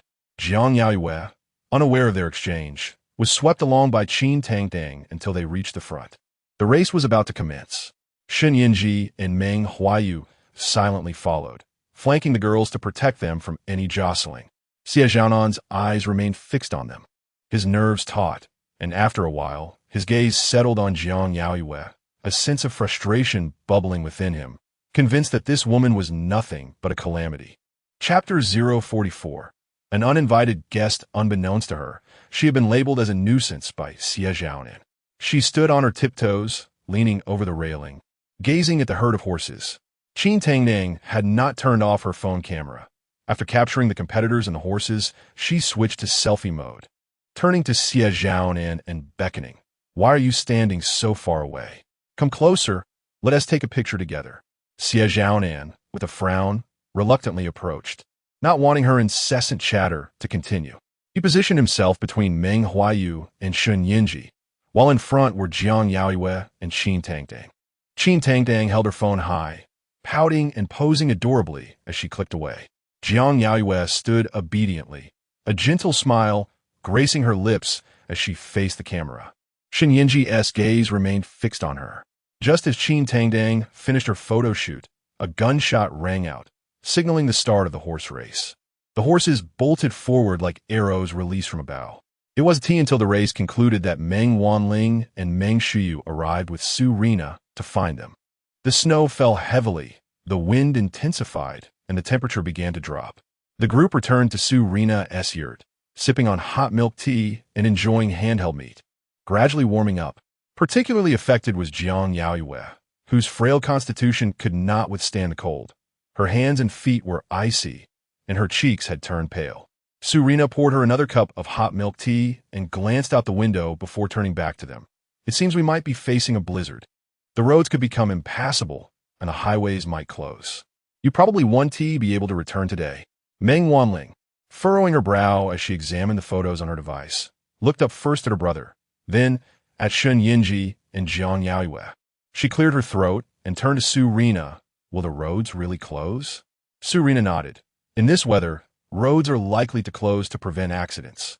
As she spoke, Qin Tangdang had already shown everyone the information she had just found, muttering softly, "The roads are indeed closed." Su Rina chuckled in a bit. "I'll take you all to the guest house in Sumu, run by my brother. Don't worry, the accommodations are quite decent." With the blizzard raging, riding horses was out of the question. Around 4 in the afternoon, 3 cars made their way to the guest house. The conditions were indeed favorable, a 3-story villa. Besides their group, there were already other guests, with several cars parked haphazardly in the yard. Jiang Yaoyue cast a glance around, taking note of the Mercedes, Hummer, Maserati, and various other SUVs she couldn't name. Qin Tangdang spotted the Hummer and remarked as she walked in, "That looks a bit familiar." The first floor of the villa featured a communal area, with approximately 7 or 8 rooms on each floor. Su Rina called over the owner of the guest house, swiftly assigning them their rooms on the 3rd floor, while the early arrivals occupied the 2nd floor. Around 7 in the evening, Meng Wanling and Qin Tangdang came to call Jiang Yaoyue downstairs for a small bonfire party organized by the guest house. Guests residing nearby, including local herders, were invited to join. As they descended, everyone in the 1st floor lounge looked up at them, creating a rather peculiar atmosphere. Wenijin sat comfortably in an armchair, with Qin Jingchun standing beside her, a smile on his face and his hands casually tucked into his pockets. In the center of the large sofa, Jiting lounged with his long legs propped on the coffee table, leaning back casually, while a sweet-looking girl blushed shyly beside him, gazing up at him. On the opposite sofa sat an unfamiliar young man, idly spinning his phone in his hand, propping his chin up, exuding an air of boredom. Beside him sat a strikingly beautiful woman, contrasting with the innocent girl next to Jiting. At that moment, all 3 couples in the lounge turned their attention towards the staircase as they heard the commotion. Jiang Yaoyue first spotted Wenijin, and her gaze then fell on Jiting, causing her to momentarily freeze. The first-floor lounge was spacious, with sofas arranged in a circle and plenty of empty seats. Meng Huaiyu raised an eyebrow at the gathering below, leading the way down with a playful smile. What a coincidence. Jiang Yaoyue followed closely behind her down the stairs. Qin Tangdang hesitated at first, but then, with a leap, she bounded past Jiang Yaoyue and Meng Huaiyu towards the unfamiliar young man. Brother, what are you doing here? Her gaze then shifted to the stunning woman beside him. Irritation evident. Have you switched women again? Qin Huai shot her a glance. What with the fuss? The woman, unfazed by the remark, gracefully stood and extended her hand towards Qin Tangdang. Hello, Miss Qin. I'm Zhang Zhang. The girl sitting beside Ji Ting also displayed her awareness. Standing up to greet, hello, Miss Qin, I'm Lulu. Ji Ting and Qin Huai were close friends, so they naturally endeavored to charm those around them. Qin Tangdang, feeling somewhat miffed, thought the name sounded fictitious. Pouting, I don't care who you are. She turned to pull Jiang Yaoyue along, plopping down on the sofa directly across from Ji Ting. Throughout the entire exchange, Jiang Yaoyue remained silent. Had it not been too conspicuous to turn and retreat upstairs, she would have left immediately. Now, seated opposite Ji Ting, she glanced up to find him casually observing her, making her feel somewhat uneasy. Meng Huaiyu and Shen Yanzhi were preoccupied with company matters, only descending one after the other just before the bonfire party was set to commence. Meng Huaiyu had dashed out as dusk approached and was nowhere to be found. Surina entered, calling everyone outside, and as Jiang Yaoyue followed the group out, she immediately noticed the high pile of firewood in the open space. With a loud crackle, flames surged upward, licking the night sky, illuminating the surroundings as brightly as day. About 100 people joined hands, encircling the bonfire, and under the guidance of local herders, they began to dance the joyous Ondai dance. Children mingled among the crowd, their laughter ringing through the snowy expanse. Not far off, several people played the horsehead fiddle while nearby, a whole lamb roasted over the flames. Meng Huaiyu grasped Jiang Yaoyue's hand, pulling her into the lively throng, while Qin Tangdang, with a shout of excitement, dashed in as well. Laughter and joy were contagious. Hand in hand with the others, Jiang Yaoyue joined in the dance around the bonfire, initially feeling a bit reserved, but soon her spirit lifted, and she danced with increasing abandon. Shen Yanzhi and Meng Huaiyu stood a short distance away, their gazes drawn irresistibly towards her. After a while, Shen Yanzhi turned to Meng Huaiyu, his expression indifferent. Shall we have a word? Meng Huaiyu raised an eyebrow. About what? His demeanor was unruffled. Shen Yanzhi smirked coldly. Don't tell me you're genuinely interested in witnessing the stampede of horses on the prairie. Meng Huaiyu's gaze fixed on him, a slight smile playing at the corners of his mouth. What are you anxious about? The sound of the horsehead fiddle echoed melodiously, mingling with the hearty laughter of the herders. The flickering firelight cast shadows on everyone's faces. Shen Yanzhi's dark eyes suddenly narrowed. When did this all begin? Meng Huaiyu fell silent for a long moment before responding. Are you inquiring if I have ulterior motives regarding her, or if you mean our first night together? Chapter 045. Affection. Even though Shen Yanzhi had mentally prepared himself, hearing Meng Huaiyu's blunt declaration caused his expression to darken. The veins on his forehead throbbed, and he struggled to suppress the urge to strike him. Meng Huaiyu smirked, yet the mirth did not reach his eyes. Shen Yanzhi, it is you who has inquired. Shen Yanzhi's gaze fell upon Jiang Yaoyue in the distance, and he soon realized that there were many matters between her and Meng Huaiyu of which he was unaware. His throat tightened as he turned to Meng Huaiyu, coldness emanating from his eyes. What has become of your gentlemanly demeanor? Throughout his life, Meng Huaiyu had always been exemplary in both character and manners, a polite gentleman, as flawless as jade. He paused momentarily, meeting Shen Yanzhi's gaze, then smiled again. I admit I may have taken advantage of an opportunity, but Shen Yanzhi, I have never claimed to be a paragon of virtue. His tone grew cold toward the end. Shen Yanzhi frowned, a breath caught in his chest. Meng Huaiyu and Appo's attention shifted to one Asian, who was similarly dancing hand in hand with someone in the crowd, raising an eyebrow, his voice low. Do not forget, my opportunism was also made possible by the chance you provided. Noticing that Jiang Yaoyue had already spotted them, her gaze drifting towards their direction, He paused slightly before speaking calmly. Aren't you curious why when Yizhen suddenly returned to the country? Shen Yanzhi's expression stiffened, his pupils constricting rapidly. Meng Huaiyu's tone became chillingly calm. I hinted to her that you were waiting for her. His words served as a provocation, easily shattering Shen Yanzhi's restraint. In an instant, Shen Yanzhi's fist, driven by anger and regret, swung violently towards his face. It dawned on him that he had been harboring ill intentions long before when Yizhen's return. A metallic taste of blood lingered in Shen Yanzhi's throat as he charged forward, nearly frenzied. Meng Huaiyu was struck, stumbling back with a muffled groan. Yet he did not evade. Gasps echoed through the crowd, with someone exclaiming, "They are fighting." Jiang Yaoyue, initially apprehensive upon seeing them together, felt her heart race at Shen Yanzhi's violent outburst and instinctively rushed towards them. Meng Huaiyu made no attempt to retaliate. Shen Yanzhi's blow was too powerful, leaving him tasting blood in his mouth. Jiang Yaoyue acted swiftly, stepping in front of Meng Huaiyu just before Shen Yanzhi could strike again, her eyes instinctively closing in fear.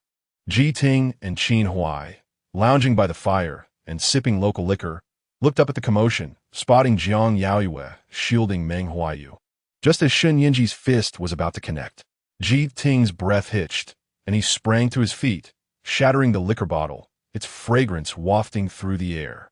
However, just a few steps forward, he saw Shen Yanzhi halt his movement, his fist stopping inches from the pale-faced woman before him. He stood frozen, abruptly realizing the absurdity of his own anger. Qin Huai shot him a glance. What madness has taken hold of you? Ji Ting clenched his jaw. Is it a crime to be unwell? Lulu, seated beside him, appeared anxious and timidly tugged at his arm, softly calling out, "Ji Ting." His irritation flared. "Get away." Lulu's eyes glistened with unshed tears, her expression one of bewilderment. Qin Huai, observing them closely, suddenly remarked with a hint of jest, "The woman you brought resembles that one quite a bit." Ji Ting, however, found no humor in it, his brow twitching with annoyance as he shot him a warning glance before turning back to see the distressed woman beside him, suppressing his impatience. "Come here." Lulu, sensing the shift, pouted slightly before obediently sitting back beside him. Meanwhile, Shen Yanzhi, seeing Jiang Yaoyue standing before Meng Huaiyu, felt a tumult of anger and sorrow surge within him.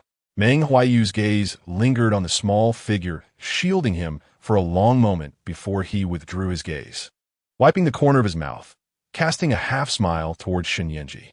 Shen Yanzhi lowered his fist, his gaze shifting over Jiang Yaoyue to meet Meng Huaiyu's. He glared down at Jiang Yaoyue, his jaw clenched. "Move aside." Meng Wanning and others quickly gathered around. Su Rina, noticing the escalating tension, hurried to calm everyone down, instructing the musicians to play a lively tune, encouraging the herders and tourists to resume dancing around the bonfire. Now, only familiar faces remained. Jiang Yaoyue's face paled as she stepped forward, looking up at him. "Why did you suddenly strike?" Her voice trembled slightly. Shen Yanzhi's eyes glistened with unshed tears as he gazed at her, his voice hoarse. "You are protecting him?"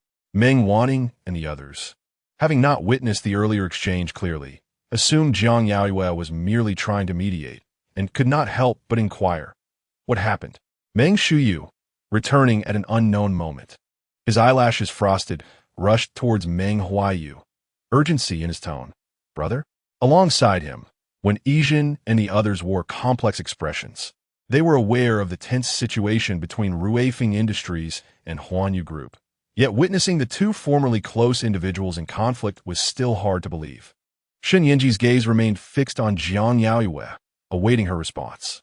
When Yizhen's eyes shifted from Jiang Yaoyue to Shen Yanzhi as she stepped forward, cautiously suggesting, "Yanzhi, let us sit and discuss this."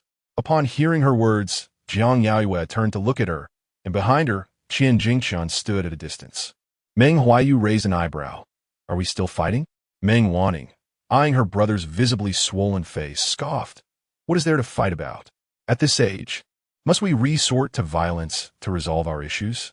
Xie Zhaonan, visibly anxious, added, "Indeed, shall we head inside?" Meng Huaiyu remained silent. Jiang Yaoyue, feeling a surge of panic, her eyes reddening, looked pleadingly at Shen Yanzhi once more.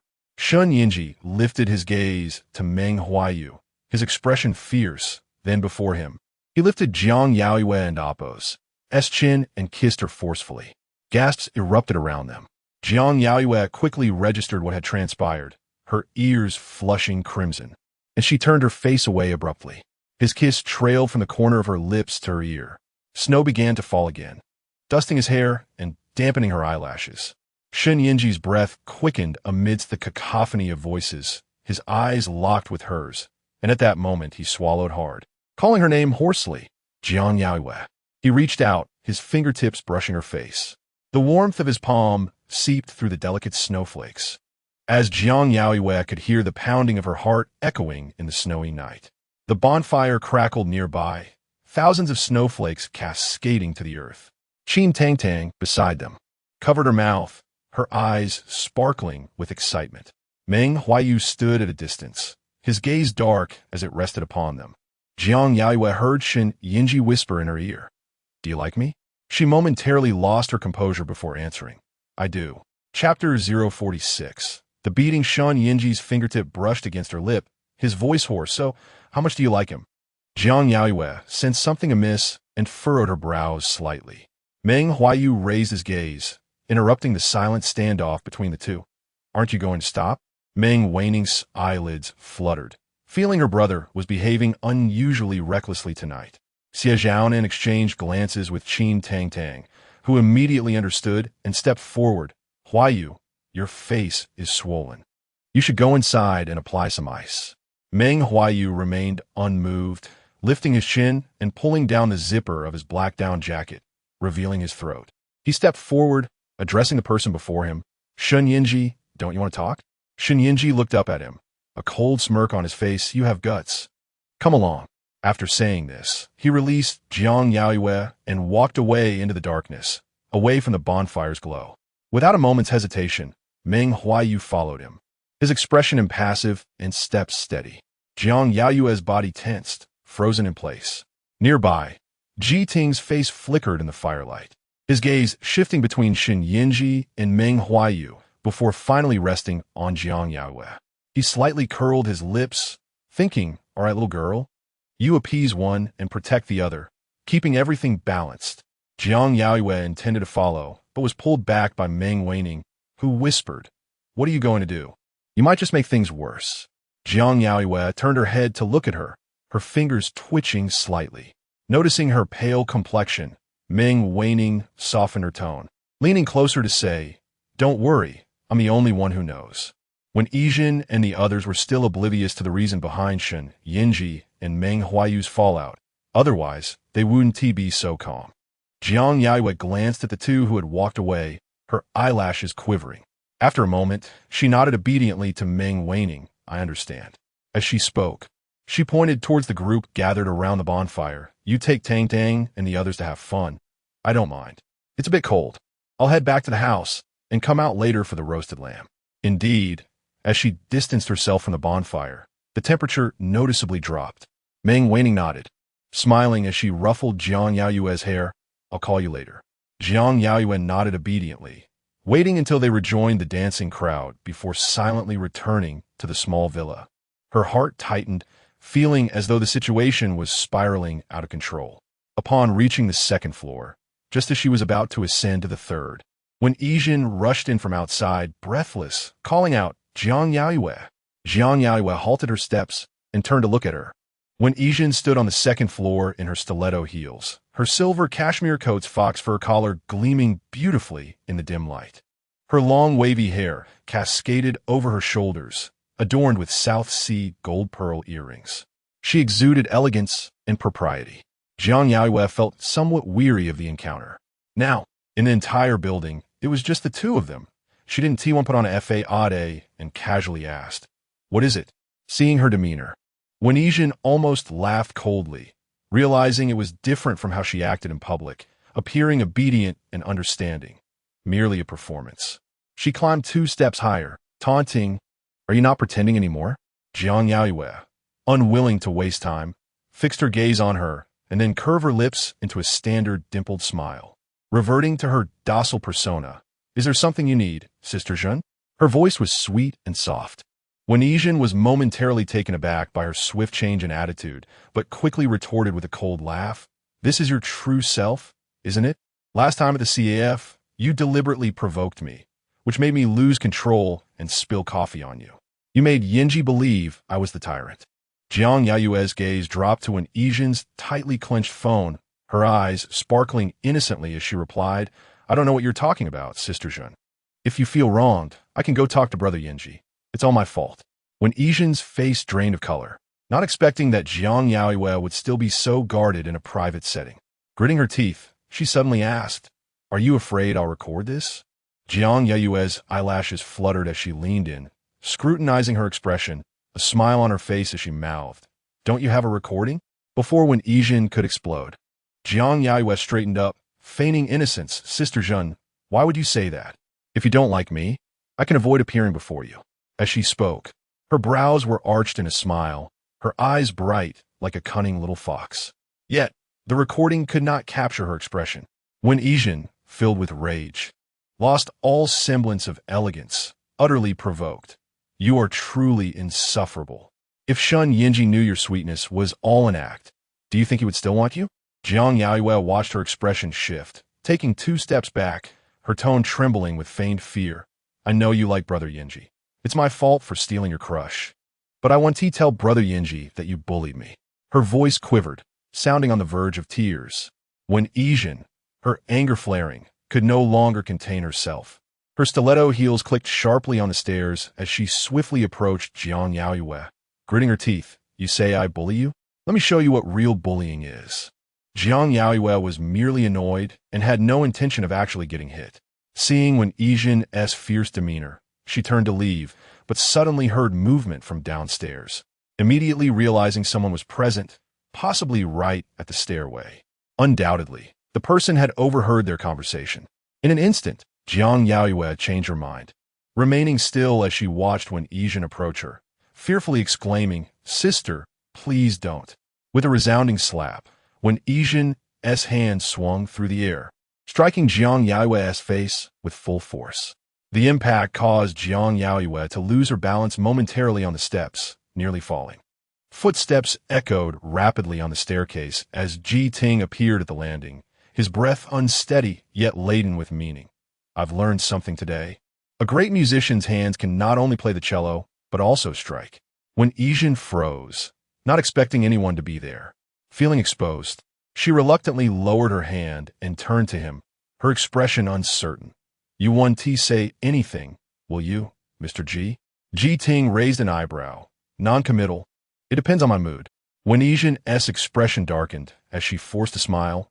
Then I wish Mr. Ji all the best. May your wishes come true. Ji Ting replied with a sardonic smile. Thank you for your kind words.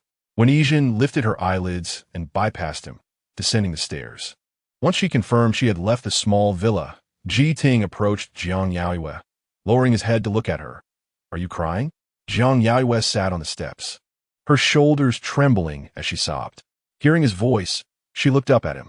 Her hair was disheveled, one side of her face swollen, tears streaming down her cheeks, making her appear utterly disheveled. Ji Ting's heart skipped a beat. He stared at her in silence for a while, before finally saying irritably, You were quite fierce when you hit me. Why are you so timid in front of others? Watching her grow increasingly aggrieved, he frowned. You're so foolish. Remember to dodge next time. Jiang Yaoyue gazed at him with teary eyes, nodding obediently and pitifully. She was indeed in pain from the slap, her face still tingling with discomfort. She vowed never to use such a foolish tactic again, one that harmed both herself and her opponent. Chapter 047. Threat. Ji Ting's gaze fell upon her face, his brow furrowed. Can you get up? Jiang Yaoyue remained silent and motionless. He resolutely pulled her up. Jiang Yaoyue was dragged downstairs by him, feeling a flutter of anxiety as she followed, stammering, What are you doing? Ji Ting smirked coldly. Am I going to eat you? Haven't you noticed your face is swollen? Do you wish to ruin your looks? She stood behind him, momentarily taken aback. Upon hearing his words, she couldn't help but glare at the back of his head. To think that a slap could ruin her appearance was sheer exaggeration. When she finally realized that it was him standing downstairs, she felt a mix of relief and frustration, regretting the slap she received. If it had been Shen Yanzhi witnessing when Yijin slapped her, the scene would have been utterly spectacular. Yet, she hadn't anticipated that Ji Ting would speak up for her and even drive when Yijin away. Ji Ting pulled Jiang Yaoyue straight into the kitchen. There were ice cubes in the refrigerator specifically for chilling drinks. He swiftly retrieved a net bag for brewing milk tea, deftly stuffing a few ice cubes inside, then turned around and pressed the ice pack against her swollen face. Jiang Yaoyue, still dazed from being yanked downstairs, stared blankly at his flurry of activity. Suddenly, she was hit with the cold, making her gasp and instinctively recoil. Yiking frowned, firmly pressing her head down with one hand while holding the ice pack against her face with the other, warning her softly, "Don't move." He applied a bit of pressure, causing her face to distort slightly under his grip. Tears still clung to her eyelashes. Her hair was disheveled, and her delicate features were nowhere to be seen. Yet, Ji Ting found her quite endearing. Realizing what he was thinking, his expression darkened. Jiang Yaoyue was oblivious to his sudden change in demeanor. With his hand on her head, she couldn't help but cautiously inquire, "Did you hear everything just now?" Ji Ting regained his focus, his expression complex. He had seen Jiang Yaoyue return to the villa and initially paid little mind, but upon noticing when Yijin following her inside, he had put down his bottle and followed. The affair between Shen Yanzhi and when Yijin was no secret in their circle. Jiang Yaoyue, displeased with his silence, couldn't help but ask again, "How much did you hear?" Ji Ting fixed his gaze on her face, replying, "Everything." His breath still carried a heavy scent of alcohol. Jiang Yaoyue lowered her gaze slightly, quickly recalling her conversation with Wen Yijin, confirming that she hadn't said anything inappropriate, and gradually began to relax. However, Ji Ting quickly discerned her thoughts from her expression, unable to resist teasing her. "What are you afraid of?" "Afraid I'll find out you intentionally let Wen Yijin spill coffee on you?" He continued to gently apply the ice pack, yet his words were laced with malice. Jiang Yaoyue's eyes widened, and soon, under his gaze, her eyes began to glisten with tears. She bit her lip, trying to suppress them. Ji Ting was momentarily taken aback, feeling a bit uncomfortable. Frowning at her, "Why are you crying?" When he scolded her, her tears fell immediately, landing on his hand. Ji Ting felt a pang in his heart at her tears, his chest tightening. He grew restless, unable to help but throw the ice pack aside and reach up to wipe her tears away, his movements rough, his tone harsh. "If you cry again, believe me, I'll go find Shen Yanzhi right now and tell him you spent the night with Meng Huaiyu." Jiang Yaoyue's tears fell like rain. Shen Yanzhi was aware of her past with Meng Huaiyu, but that was before. He would certainly not accept her involvement with Meng Huaiyu after rekindling their relationship. The consequences would be unmanageable. Her fingers trembled slightly as she gauged Ji Ting's expression through her tears. He was afraid of her crying, so she would deliberately cry in front of him. From the very beginning, he had harbored ill intentions towards her, and now he was entangled with Wen Yijin. His presence felt like a ticking time bomb. She had to find a way to resolve this. Her body trembled as she cried, her head lowered to avoid looking at him. For the first time, Ji Ting felt utterly at a loss at a woman's tears. Previously, he found women's crying bothersome, but now all he wanted was to soothe her. Yet, lacking experience, his attempt to wipe her tears was too rough, reddening her delicate face, making her appear even more disheveled. His hands were filled with her scent, and seeing her head down, sobbing continuously, he couldn't help but stiffly remark, "Even if you did let Wen Yijin spill coffee on you on purpose, it's still nothing." Jiang Yaoyue's eyelids flickered. "I didn't Ji Ting gazed at her, helplessly conceding, "Fine, you didn't Upon seeing his expression, Jiang Yaoyue immediately understood he didn't believe her, and she couldn't help but sulk, frustrated that she had said nothing during her conversation with Wen Yijin. She bit her lip, sobbing as she accused, "You're still threatening me." Ji Ting leaned closer, meeting her gaze, lowering his voice. "Threatening? Jiang Yaoyue, do you even know what a threat is? What he did was merely scare a child." Jiang Yaoyue bit her lower lip, defiantly lifting her face to stare at him. In response to her demeanor, Ji Ting clicked his tongue, unable to suppress his urge to provoke her. "Let me tell you what a threat is. revealing that you are not the biological daughter of the Jiang family to the Shen family, or fabricating tales of being mistreated by relatives to the Shen family. Do you understand? That is a threat.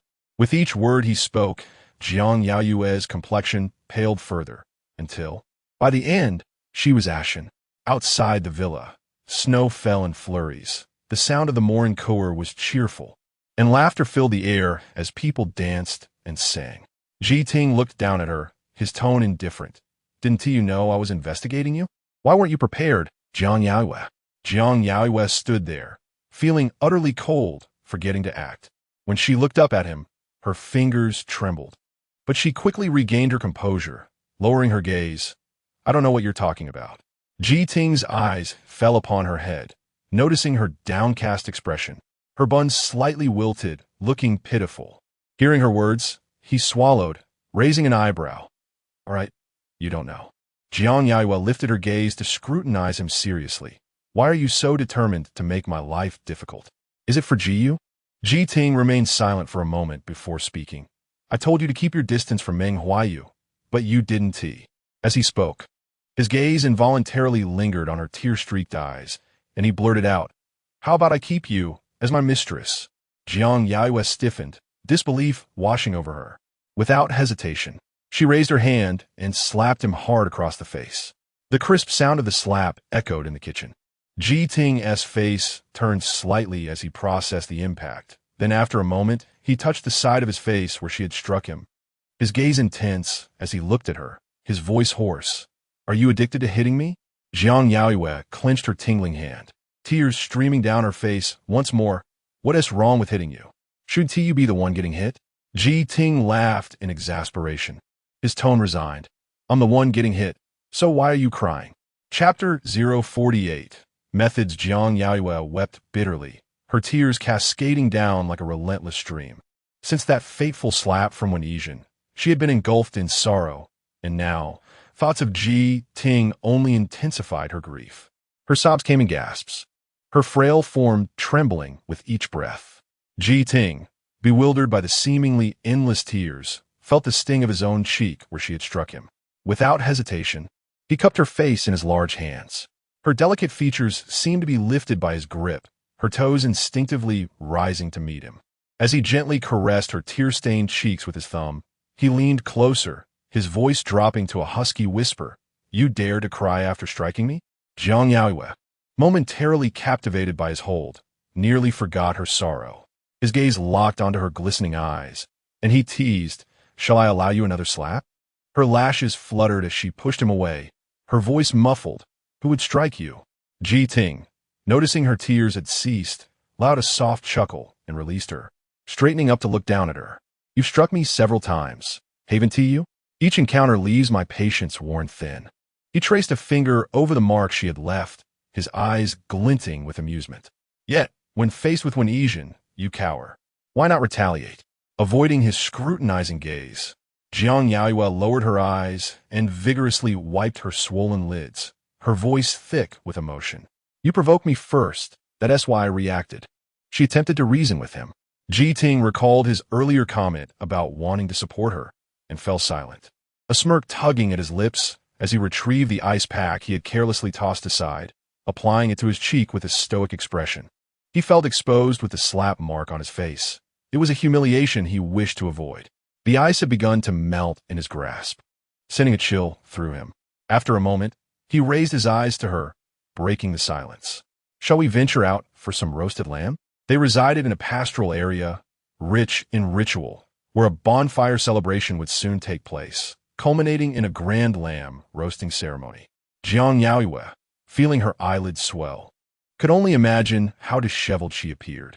Taking a deep breath to compose herself, she replied, You go ahead, even if there was nothing amiss. The mere fact that they were alone together could invite unwarranted speculation.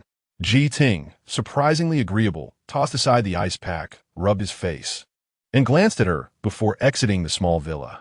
The sound of the door closing allowed Jiang Yaoyue to finally release the tension in her body. She stepped out of the kitchen with unsteady feet and randomly pushed open a door to a storage room. As she closed the door and sank to the floor, her back against it, she realized how utterly drained she felt. Her body shook slightly, overwhelmed by an inexorable dread. Jiting had uncovered so much. The fear that everything she had painstakingly built could be dismantled by him was paralyzing. The terror was so profound that it sparked an uncontrollable urge to cry. When Shen Yanzhi found her, the first thing she noticed was his car, a luxury brand she recognized, a Rolls-Royce. Initially, he had intended to care for her well-being, to ease her burdens. During their second meeting, she had deliberately showcased the bruises on her arms, feigning tears when he inquired, her head bowed in silence. His heart ached with compassion, and he took her back to the Shun residence. She curled up, hugging herself, stifling her sobs. Jiting easily saw through her little ruse. Shen Yanzhi could effortlessly uncover the truth if he chose to. She believed her deception was flawless, yet was riddled with flaws. The joyous laughter outside the villa drowned out her muffled cries, the bonfire blazing brightly. Around 10 o'clock, Jiang Yaoyue received a call from Shen Yanzhi, his voice low and concerned. "Where are you?" Exhausted from crying, she had dozed off in the storage room. Upon hearing his voice, her consciousness gradually returned, and she softly murmured, "Yanzhi Gij." Though she had not been crying, Shen Yanzhi detected the hint of grievance in her tone. His brows furrowed. "What's wrong?" After concluding his discussion with Meng Huaiyu, he realized it was late. Upon his return, the lamb roasting ceremony had ended, and the atmosphere was rife with merriment and indulgence. Not finding Jiang Yaoyue anywhere, he resorted to calling her. The silence on her end was unsettling. Standing in the living room, he peered into the hallway, his brow knitted. Jiang Yaoyue inhaled deeply and rose from the floor. "I'm fine. I'll come find you." Upon hanging up, she opened the door to find Shen Yanzhi waiting outside. His gaze fell upon her, and she looked as if she had just emerged from a snowdrift, disheveled and forlorn. His eyes soon caught sight of the bruise on her cheek, red but not swollen. Instinctively, she turned her face away and then suddenly threw herself into his arms. Her small visage nestled against his chest as she whispered, "Yanzhi Gij, I'm hungry." Shen Yanzhi's expression darkened. The room behind her was clearly a storage area, and the sight of her hiding there, hair tousled and tear-streaked, tightened his heart. After a moment, he gently pushed her away, kneeling to meet her gaze. "Have you been bullied?" Jiang Yaoyue paused to contemplate before shaking her head. "No." Fearing he might not believe her, she forced a smile, revealing 2 small dimples. "I just miss my mother." Shen Yanzhi rarely heard her speak of her past. The unexpected mention tightened his throat, but witnessing her current state was both amusing and disheartening. "So, you chose to hide away and cry? In such a place?" Jiang Yaoyue remained silent, her head bowed, fingers nervously entwined, resembling a child caught in wrongdoing. Shen Yanzhi watched her fidgeting, his heart softening. Unable to resist, he ruffled her hair gently, murmuring, "Go wash up. Aren't you hungry? Clean yourself up, and we'll eat." Jiang Yaoyue looked up at him, her pale face slowly brightening with a smile. She resolved to employ some subtle tactics to lead Shen Yanzhi to discover that when Yizhen had struck her, the bonfire event was a resounding success, drawing many visitors eager to witness the galloping horses while the herders remained warm and welcoming, the festivities continuing until midnight when the flames gradually extinguished. Throughout the evening, Jiang Yaoyue did not encounter Meng Huaiyu again.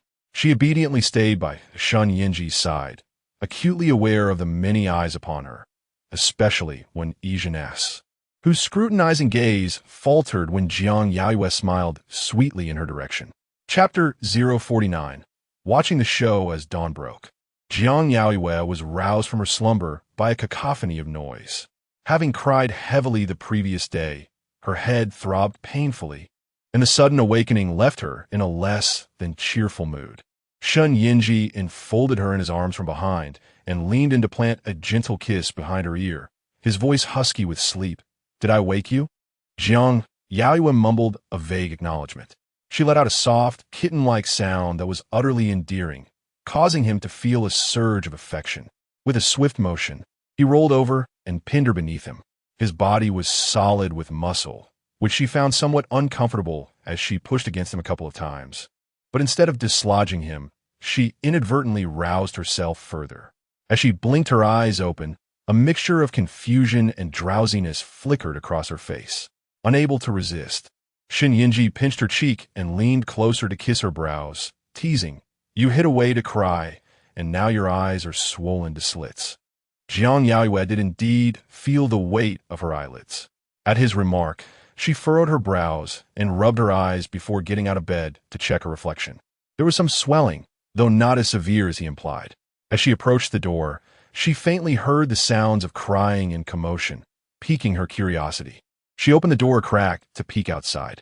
To her surprise, she first spotted Meng Huaiyu poking her head out, and then turned to see Qin Tangdang casually draped over the railing on the third floor, clad in her pajamas, peering down. Jiang Yaoyue felt a twinge of embarrassment as their eyes met. Qin Tangdang, upon spotting them, eagerly beckoned them to join her in observing the unfolding drama. After a brief hesitation, they dashed over. When Shen Yanzhi emerged, he was greeted by the sight of the three women lined up at the railing, all craning their necks to watch below. Jiang Yaoyue was the most engrossed, her interest piqued by the unfolding spectacle. The central figure of the drama was Ji Ting, who sat on the sofa clad in a deep blue robe, his expression dark. A girl named Lulu was kneeling at his feet, weeping bitterly, her voice trembling. "I truly entered the wrong room. Ji Ting, you have to believe me." In contrast, a girl named Zhang stood before her, arms crossed and exuding an air of superiority, sneering. "You walked into the wrong room? Why not someone else's? Why did you have to enter Qin Huai's room? Explain your intentions clearly." The six of them occupied 3 rooms on the second floor. Initially, Lulu had followed Ji Ting, while Zhang had been with Qin Huai, both believing the men would take them out for fun, perhaps even to share a room. To their disappointment, upon arrival at the inn, they found themselves assigned separate rooms. Zhang, strikingly beautiful, felt slighted after being left alone for an entire night. She intended to sneak into Qin Huai's room before dawn, testing whether he could resist her charms. However, upon stepping out, she was met with the sight of Lulu hastily fleeing from inside Qin Huai's room, igniting her fury. As the commotion escalated, Qin Huai sat at a distance, his expression equally displeased.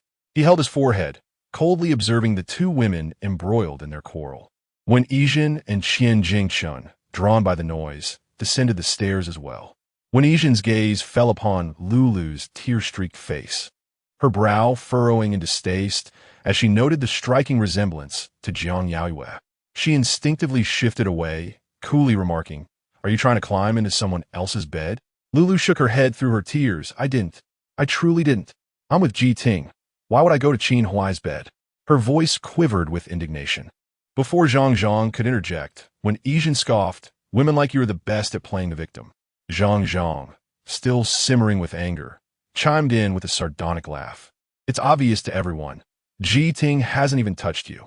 You're just afraid of losing your support and want to snatch Qin Huai for yourself."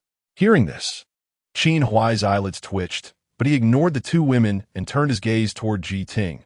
"What do you have to say?" Ji Ting, still groggy from sleep, felt a presence climb onto his bed without a word. The manner was hardly that of someone who had mistakenly entered the wrong room. He looked at Lulu's tear-stained face, finding it unappealing compared to the girl who had slapped him the previous night. His impatience flickered across his features as he casually replied, "Do as you wish." Since Ji Ting had brought Lulu, Qin Huai felt compelled to inquire further. Observing Ji Ting's indifference toward her, Qin Huai's expression shifted dramatically. On the 3rd floor railing, Jiang Yaoyue nudged Qin Tangdang and whispered, "Isn't that your brother?" Qin Tangdang, still in a theatrical mood, nodded with a smile, "Indeed." Meng Huaiyu regarded her with newfound respect. "Your brother is being pursued by a wild woman, and you're still smiling?" Qin Tangdang chuckled. "It's not every day I see him with such a sour expression. It's amusing." Jiang Yaoyue was thoroughly engrossed in the spectacle when she unexpectedly locked eyes with Ji Ting, who had raised his head to stare at her intently. A wave of panic washed over her as she realized she was wearing only a white nightgown, her hair a disheveled mess. Almost instinctively, she shrank back. Meng Huaiyu, still observing closely, whispered to Qin Tangdang, "I bet she was kicked out of bed by your brother." Qin Tangdang eyed the girl skeptically, assessing her. Meng Huaiyu murmured, "If only I had a camera, I could capture this moment." Qian Jingchun, lounging behind Wen Yizhen, noticed her disdain for the girl named Lulu and spoke gravely. Those who err must face the consequences. As Jiang Yaoyue contemplated retreating to her room, Shen Yanzhi approached. Noticing her thin nightgown and the chill of the early morning despite the heated floors of the inn, he lifted her effortlessly into his arms. Startled, Jiang Yaoyue gasped as the attention of everyone in the vicinity turned toward her. When Yizhen, glancing up, caught sight of Shen Yanzhi's fleeting figure and felt a pang of emotion. Ji Ting, having observed Jiang Yaoyue's eager interest in the unfolding drama, found it amusing. However, witnessing her being carried away by Shen Yanzhi, his expression darkened, and as he realized the implications of his thoughts, his mood soured further. His gaze fell on the weeping Lulu, and with a malicious glint, he leaned closer and taunted, "You wish to climb into Qin Huai's bed, yet you don't come to mine? Is Qin Huai more to your liking?" The atmosphere turned tense as Lulu's tears ceased, her body trembling, caught in a dilemma of whether to affirm or deny his insinuation. Ji Ting raised an eyebrow, a smirk playing on his lips. "Speak the truth, and perhaps I shall aid you." Chapter 050. Out of control, Ji Ting's emotions fluctuated unpredictably, garnering a less than favorable reputation. Lulu felt a twinge of trepidation while accompanying him. However, in his presence, he maintained an air of politeness and restraint, starkly contrasting the rumors that circulated about him. She endeavored to discern his preferences, molding herself into an innocent young girl. She had once believed in his gentlemanly demeanor, but now the whispers rang true. Ji Ting was indeed formidable. Unable to hear her response, Ji Ting's expression grew impatient. Not speaking? Lulu felt a chill run down her spine, daring not to remain silent any longer. She tentatively murmured, "I like Qin Huai." Beside her, Qin Huai's complexion turned a shade of green. Zhang, seated nearby, seethed with unexpressed rage. Leaning back, Ji Ting wore a half-smile. Directing a glance at Qin Huai while lifting his chin, "I gift her to you." His tone was dismissive. Qin Huai forced a smile, fingers tapping lightly on his leg. "No regrets?" Ji Ting raised an eyebrow and ascended the stairs, responding nonchalantly, "Suit yourself." He retreated to his room, and though Wen Yizhen held no affection for Lulu, Ji Ting's casual relinquishment of her caused her expression to darken. Without a word, she too made her way upstairs, followed closely by Qian Jingchen. On the third-floor balcony, Meng Wanling and Qin Tangtang observed the unfolding drama with lingering interest, only to turn and discover Meng Huaiyu had emerged unnoticed, gazing thoughtfully at the scene below. Concerned he might emulate the others, Meng Wanling admonished him, "You mustn't follow their example, understood?" With an innocent smile, Meng Huaiyu replied, "Sister, what are you talking about? I don't understand."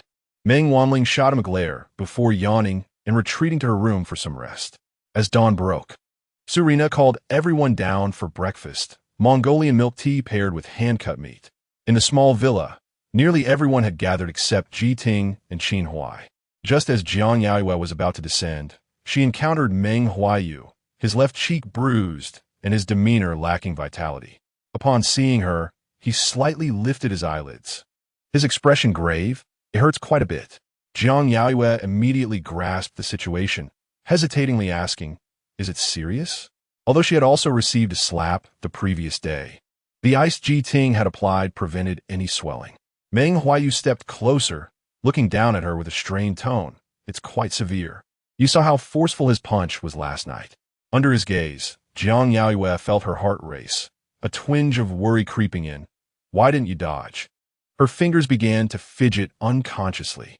Meng Huaiyu's eyes lingered on her pale face, his throat shifting as he spoke in a low voice. "I didn't want to dodge. I wanted you to feel sorry for me." The corridor on the third floor suddenly fell into silence. Jiang Yaoyue could hear her heart pounding, each of his words striking her like a hammer. Meng Huaiyu leaned closer, his tone earnest. "Do you feel sorry for me, Jiang Yaoyue?"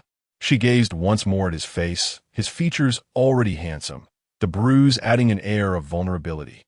Realizing their proximity was too intimate, she took a step back. "Please, don't." Initially, she had been the one to provoke him, yet now she found herself at a loss. With a heavy breath, she turned away and descended the stairs.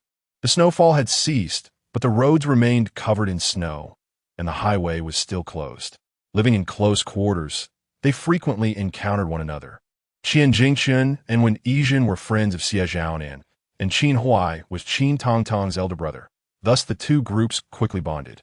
After breakfast, Surina took them horseback riding, as there was a herd of horses nearby. Qin Tangdang wrapped herself snugly in layers, resembling a fluffy white ball, with only her eyes visible. Jiang Yaoyue's down jacket was insufficiently warm. Having underestimated the local temperature, she donned a larger black puffer coat belonging to Shen Yanzhi, making her appear somewhat oversized.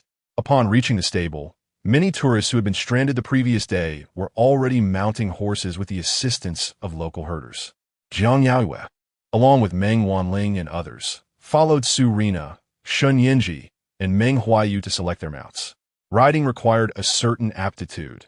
Jiang Yaoyue struggled to grasp it and, after being led around on horseback for 2 laps, was too frightened to attempt riding independently. The stable was expansive, and they soon dispersed among the other visitors. When Yizhen unexpectedly spotted Jiang Yaoyue, clad in Shen Yanzhi's clothing, standing quietly by the side, lost in thought, she rode over, looking down at her. Not brave enough to ride? Jiang Yaoyue turned her head to evaluate her. With a privileged background, striking beauty, and a career as a cellist, Wen Yizhen's life had been relatively smooth, likely encountering no greater setback than Shen Yanzhi's rejection. Her disdain was palpable, yet Jiang Yaoyue remained unfazed. After a while, she smiled brightly at her. "Would you teach me?" Wen Yizhen, feeling wary, tightened her grip on the reins and furrowed her brow. "What are you scheming now?" Nearby, Ji Ting and Qin Huai conversed while Shen Yanzhi and Meng Huaiyu remained at the distance, their figures indistinct. Jiang Yaoyue redirected her gaze back to Wen Yizhen, her eyes sparkling, yet her tone carried a hint of vulnerability. "Sister Zhen, Brother Yanzhi knows you hit me last night. I told him not to be angry." Wen Yizhen's complexion paled instantly, her anger palpable as her grip on the reins turned white. Observing her reaction, Jiang Yaoyue took a step closer, raising her face slightly and lowering her voice. "I also told him that I don't blame you, Sister Zhen. It's my fault for making you dislike me." When Yizhen could no longer contain herself, Jiang Yaoyue, raising her whip high, she brought it down with a fierce gust. Jiang Yaoyue's pupils constricted as she instinctively dodged, the whip slicing through the air beside her. The leather whip landed squarely on her exposed neck, a dark red bead of blood immediately surfacing. She stumbled, collapsing to the ground. Ji Ting watched in horror as Wen Yizhen's whip struck Jiang Yaoyue, his expression shifting dramatically. As Jiang Yaoyue fell, she turned her head in distress towards Ji Ting. Wen Yizhen trembled with rage, preparing to deliver another blow, but Ji Ting gritted his teeth. Wen Yizhen, the whip was halted mid-air, grasped firmly by Ji Ting, who then forcefully yanked her down from her mount. Chaos erupted around them. Ji Ting disregarded the commotion, throwing the whip aside as he knelt in the snow, lifting Jiang Yaoyue. Cradled in his arms, she looked up at him, her eyes red-rimmed and glistening with tears, her trembling lashes betraying her fear as she pleaded with a quivering voice, "Ji Ting, please help me." Her gaze was so focused on him, it seemed he was her sole concern. Meeting her eyes, Ji Ting's heart lurched, his grip around her waist tightening instinctively as his heartbeat spiraled out of control. Chapter 051. Surveillance. Jiang Yaoyue did not hear his response. Noticing his deep-set gaze, she reached out and tugged at his shirt, tilting her face up to him. "Please help me, will you?" Her eyelashes were damp, and her expression conveyed profound sorrow. Ji Ting suppressed the turmoil in his heart and pulled her up. Once she steadied herself, he looked down at her, frowning as he scolded, "You're so foolish. How could you let them bully you again?" Jiang Yaoyue hung her head, the pain in her neck searing, and tears fell with a soft thud. She had clearly vowed to abandon such naive tactics. If she never anticipated that Wen Yizhen would be so easily provoked. The whip struck without hesitation. Upon seeing her weep with her head down and catching sight of the wound on her neck, Ji Ting's expression darkened. Wen Yizhen was suddenly yanked down, still dazed, while nearby onlookers rushed over, bewildered by the commotion. The noise attracted Shen Yanzhi and his group swiftly. Jiang Yaoyue stood frozen, having rolled in the snow, her entire form soiled. When Yijin, helped to her feet, appeared utterly disheveled, her earlier bravado long gone. Upon seeing Shen Yanzhi approach, her eyes reddened, and with a quivering nose, she called out to him, "Yanzhi." She had never felt so humiliated. The pain from her fall paled in comparison to the shame of being scrutinized by others. Shen Yanzhi halted, furrowing his brow as he regarded her. However, he quickly averted his gaze, striding towards Jiang Yaoyue. Panic surged within one Yijin, and she staggered after him, finally blocking his path. Her eyes glistening as she began to explain, "Last night I did hit her, but whatever she told you, it is not as she described." The surrounding clamor intensified as Meng Huaiyu and her companions returned from their horseback ride, sensing the tension and converging towards the scene. Shen Yanzhi stopped, his eyes narrowing on Yijin's face, his expression suddenly darkening. "You hit her?" His demeanor turned icy, and memories flooded back to when he found her alone in the dim storage room, crying with swollen eyes, yet forcing a smile, claiming it was because she missed her mother, bullied and hiding away, crying for her mother. Shen Yanzhi felt as though his heart was being torn apart, the cold wind whipping past him. He was nearly overwhelmed with sorrow, his eyes reddening as a fleeting glimmer of anger crossed his gaze directed at Yijin. Stunned, when Yijin stood frozen, her mind blank for a few seconds, then frantically explained, "No, that's not it. Yanzhi, listen to me. She must have told you that I hit her because I dislike her." Shen Yanzhi's voice was frigid as he looked down at her. She said nothing. When Yijin's complexion drained of color, the pain in her body forgotten, Qian Jingqian approached her, concern etched on his face. "Jinjin, where did you hurt yourself?" Ignoring him, when Yijin desperately reached for Shen Yanzhi. But Shen Yanzhi, expressionless, bypassed her to walk towards Jiang Yaoyue. Ji Ting, observing from side, raised an eyebrow and caught sight of the dark bruises on Jiang Yaoyue's neck, his agitation palpable. Jiang Yaoyue's hands and feet were icy, tears streaking her face, her small visage a portrait of despair. As Shen Yanzhi approached her, he remained silent, gently cupping her face, and his heart clenched. He wiped her tears, his fingers brushing softly against her cheek, his voice hoarse as he asked, "Did she hit you?" Jiang Yaoyue instinctively wanted to deny it, yet as she looked up, her gaze inadvertently fell upon Ji Ting, who was preparing to light a cigarette. He noticed her tear-filled eyes, which appeared so pitiful and helpless. In that instant, he understood what she had meant when she asked for his help. Amused yet infuriated, he found it absurd that she could still think of him after being mistreated. Nevertheless, he raised an eyebrow and addressed Shen Yanzhi. "Which instance are you referring to, President Shen? Is it the slap your fiancée you received last night, or the whip she was just struck with?" "Coincidentally, I was present for both." Jiang Yaoyue's gaze immediately fixed on Shen Yanzhi, her eyes brimming with tears as she gently shook her head. "Sister Jinjin only likes you. It is all my fault."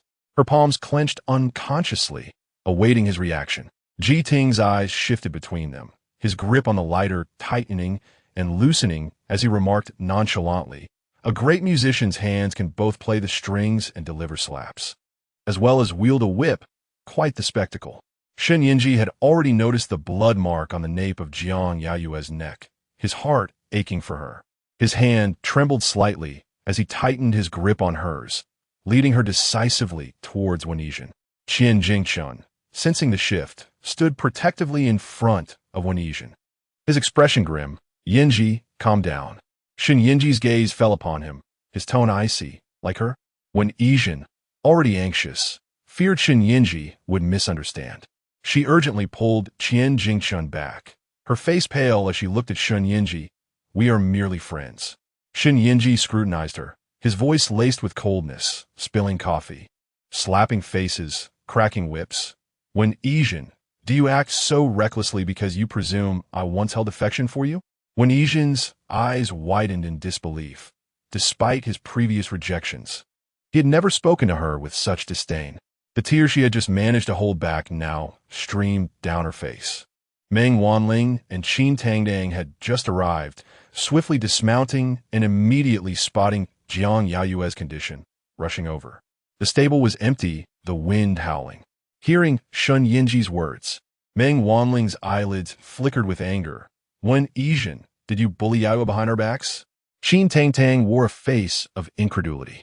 Xie Zhaonan had just dismounted and, having grasped the situation, turned pale, scanning the area for Meng Huaiyu. Qian Jingchen pulled Wen Yizhen behind him, frowning. What is going on? You don't trust your friend over a woman you've barely known for long? Wen Yizhen wiped her tears, her gaze falling upon Jiang Yaoyue, filled with resentment. Though her tone remained plaintive, she provoked me on purpose. Yanzhi, you must believe me. She's just pretending to be pitiful in front of you all.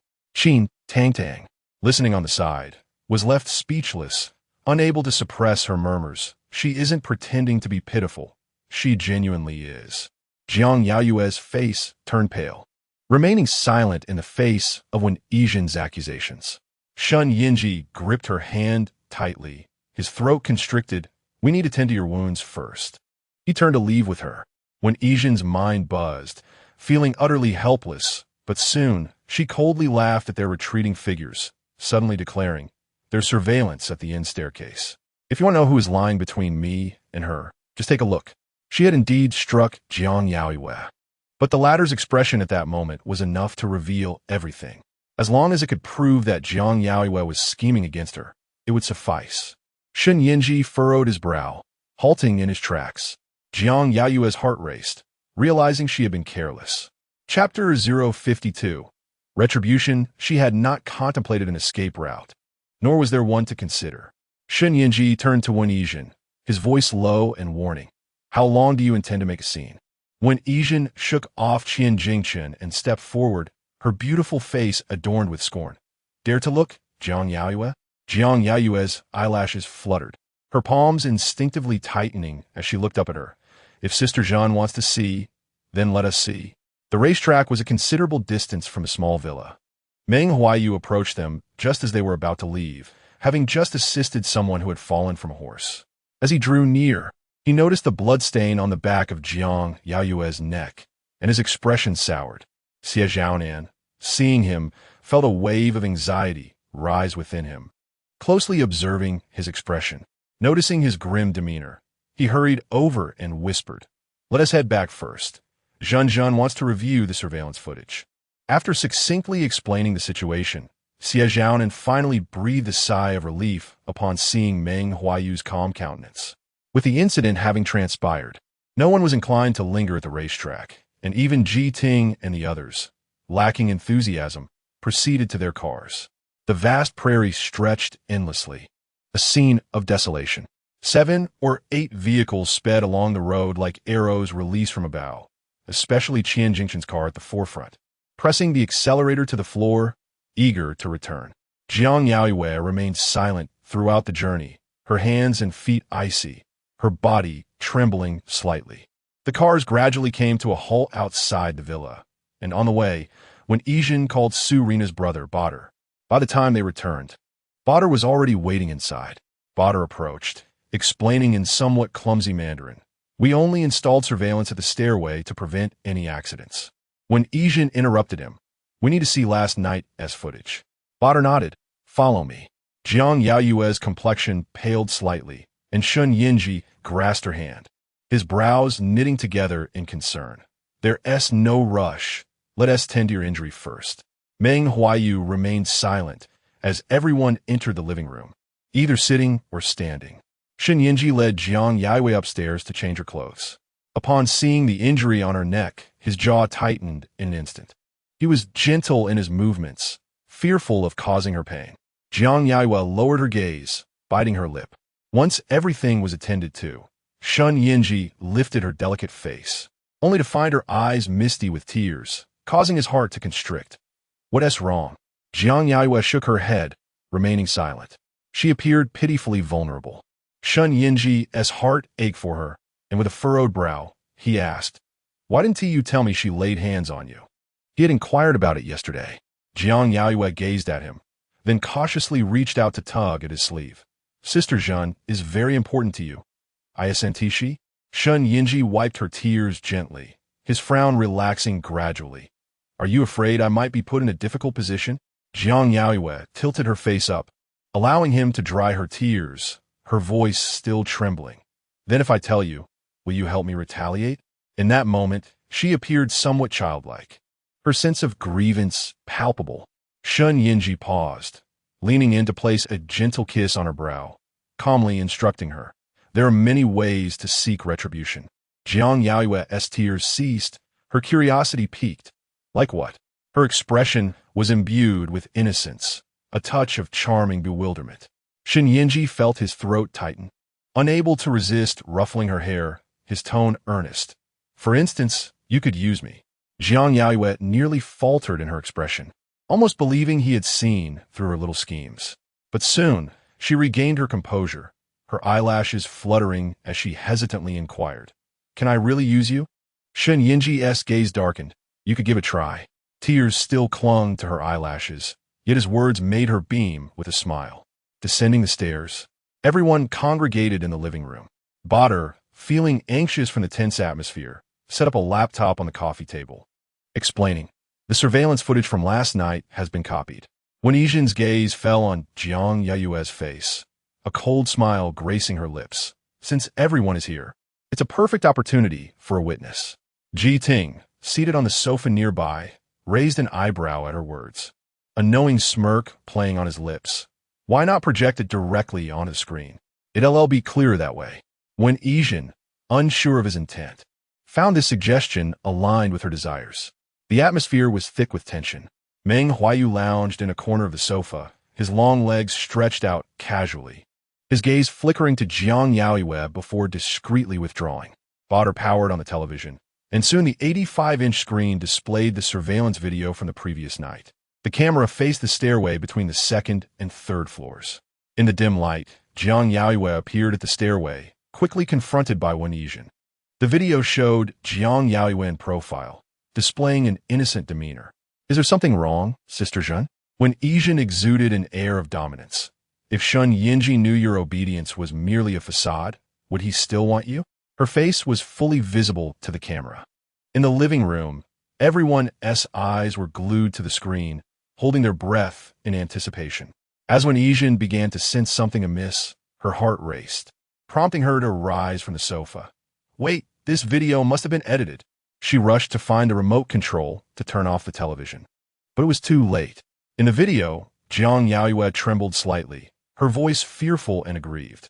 I want to tell Brother Yanzhi that you're bullying me. When Yijin had already approached her, you claim I'm bullying you. Then let me show you what true bullying looks like. Please, sister.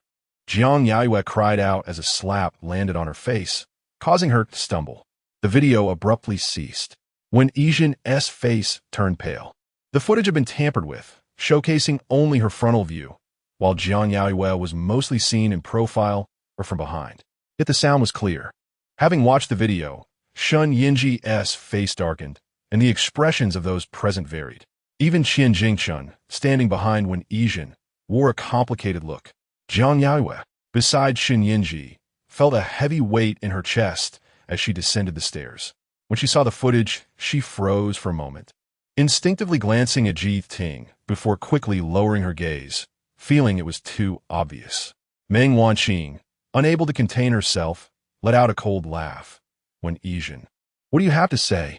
Meng Huaiyu leaned against the wall, raising his chin with a smirk. Sister Zhen, this is quite unexpected. When Yijin instinctively looked at Shen Yanzhi, then her gaze fell on Jiang Yaoyue, her voice trembling. You tampered with the video, didn't you? Jiang Yaoyue looked up at her, somewhat at a loss, her eyes reddening. Sister Zhen, you requested to see the footage. Qian Jingchun stood behind Wen Yijin, his expression grim, casting a warning glance at Jiang Yaoyue as he supported Wen Yijin, leaning down to whisper, let us leave first. When Yijin, agitated, was being pulled upstairs by him. Meng Huaiyu looked over, his tone indifferent. If you've harmed someone, should you not take responsibility? When Yijin turned around, incredulous as she stared at him, whispering, Huaiyu? Qian Jingchun, wary of Meng Huaiyu, hesitated to leave, caught in a difficult predicament. No one dared to speak. When Yijin clenched her fists, what do you intend to do? Meng Huaiyu replied with the utmost nonchalance. Uncle Wen will come to take you away, sending you abroad to further your studies. When Yijin's eyes brimmed with tears, instinctively glancing at Shen Yanzhi, her expression one of helplessness and distress. Chapter 053. Behind the ear, everyone followed her gaze, their attention collectively drawn to Shen Yanzhi. He was the only one who could engage in conversation with Meng Huaiyu. Despite the rumors of their falling out and the altercation they had last night, a bond still lingered between them. Meng Huaiyu, ever the epitome of grace and courtesy, turned his head upon noticing everyone's focus on Shen Yanzhi and politely inquired, "Yanzhi?" At the sound of Meng Huaiyu's voice, Jiang Yaoyue felt a wave of anxiety wash over her. Her fingers instinctively clenched as she glanced at those beside her. Since Meng Huaiyu spoke, no one dared to utter a word, much less question his decisions. Even Qian Jingshun, filled with indignation, wore a greenish hue on his face, unable to voice his anger. The authority he wielded was absolute. Jiang Yaoyue felt a prickling sensation at the back of her neck, acutely aware of the disparity between herself and Meng Huaiyu. From start to finish, Shen Yanzhi had been toying with Jiang Yaoyue's hand, his gaze coldly sweeping past when Yizhen before locking eyes with Meng Huaiyu. His expression darkened with an undercurrent of tension as he decisively stated, "I have no objections." When Yizhen nearly lost control, exclaiming, "On what grounds, Shen Yanzhi?" Shen Yanzhi turned his eyes towards her, his voice laced with frost. "You ought to further your studies." When Yizhen's eyes glistened with unshed tears as she glanced at Meng Huaiyu, her voice trembling, "My father won't agree." He was essentially urging her father to send her abroad. Meng Huaiyu maintained a gentle demeanor, though shadows lurked within his gaze. "You have erred, and I shall discipline you. Uncle Wen will appreciate my intervention." When Yizhen's face paled, and Qian Jingshun, unable to bear it any longer, softly urged, "Zhenjin, let us leave."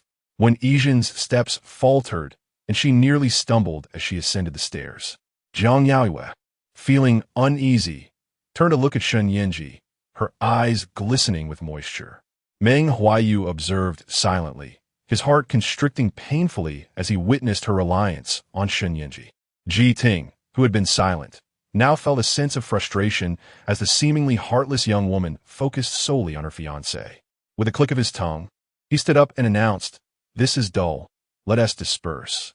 Bartle and the others immediately followed suit, leaving only Meng Wanling, Meng Huaiyu, Xie Zhaonan, and Qin Tangdang, each wearing varied expressions as they gazed at Jiang Yaoyue on the sofa, their words caught in their throats. Shen Yanzhi tenderly ruffled Jiang Yaoyue's hair, then turned to the others, raising an eyebrow at those seated or standing nearby. Meng Huaiyu spoke first, his voice heavy, "Sister, are you all right?" Jiang Yaoyue shook her head, forcing a smile. "I'm fine, it doesn't hurt."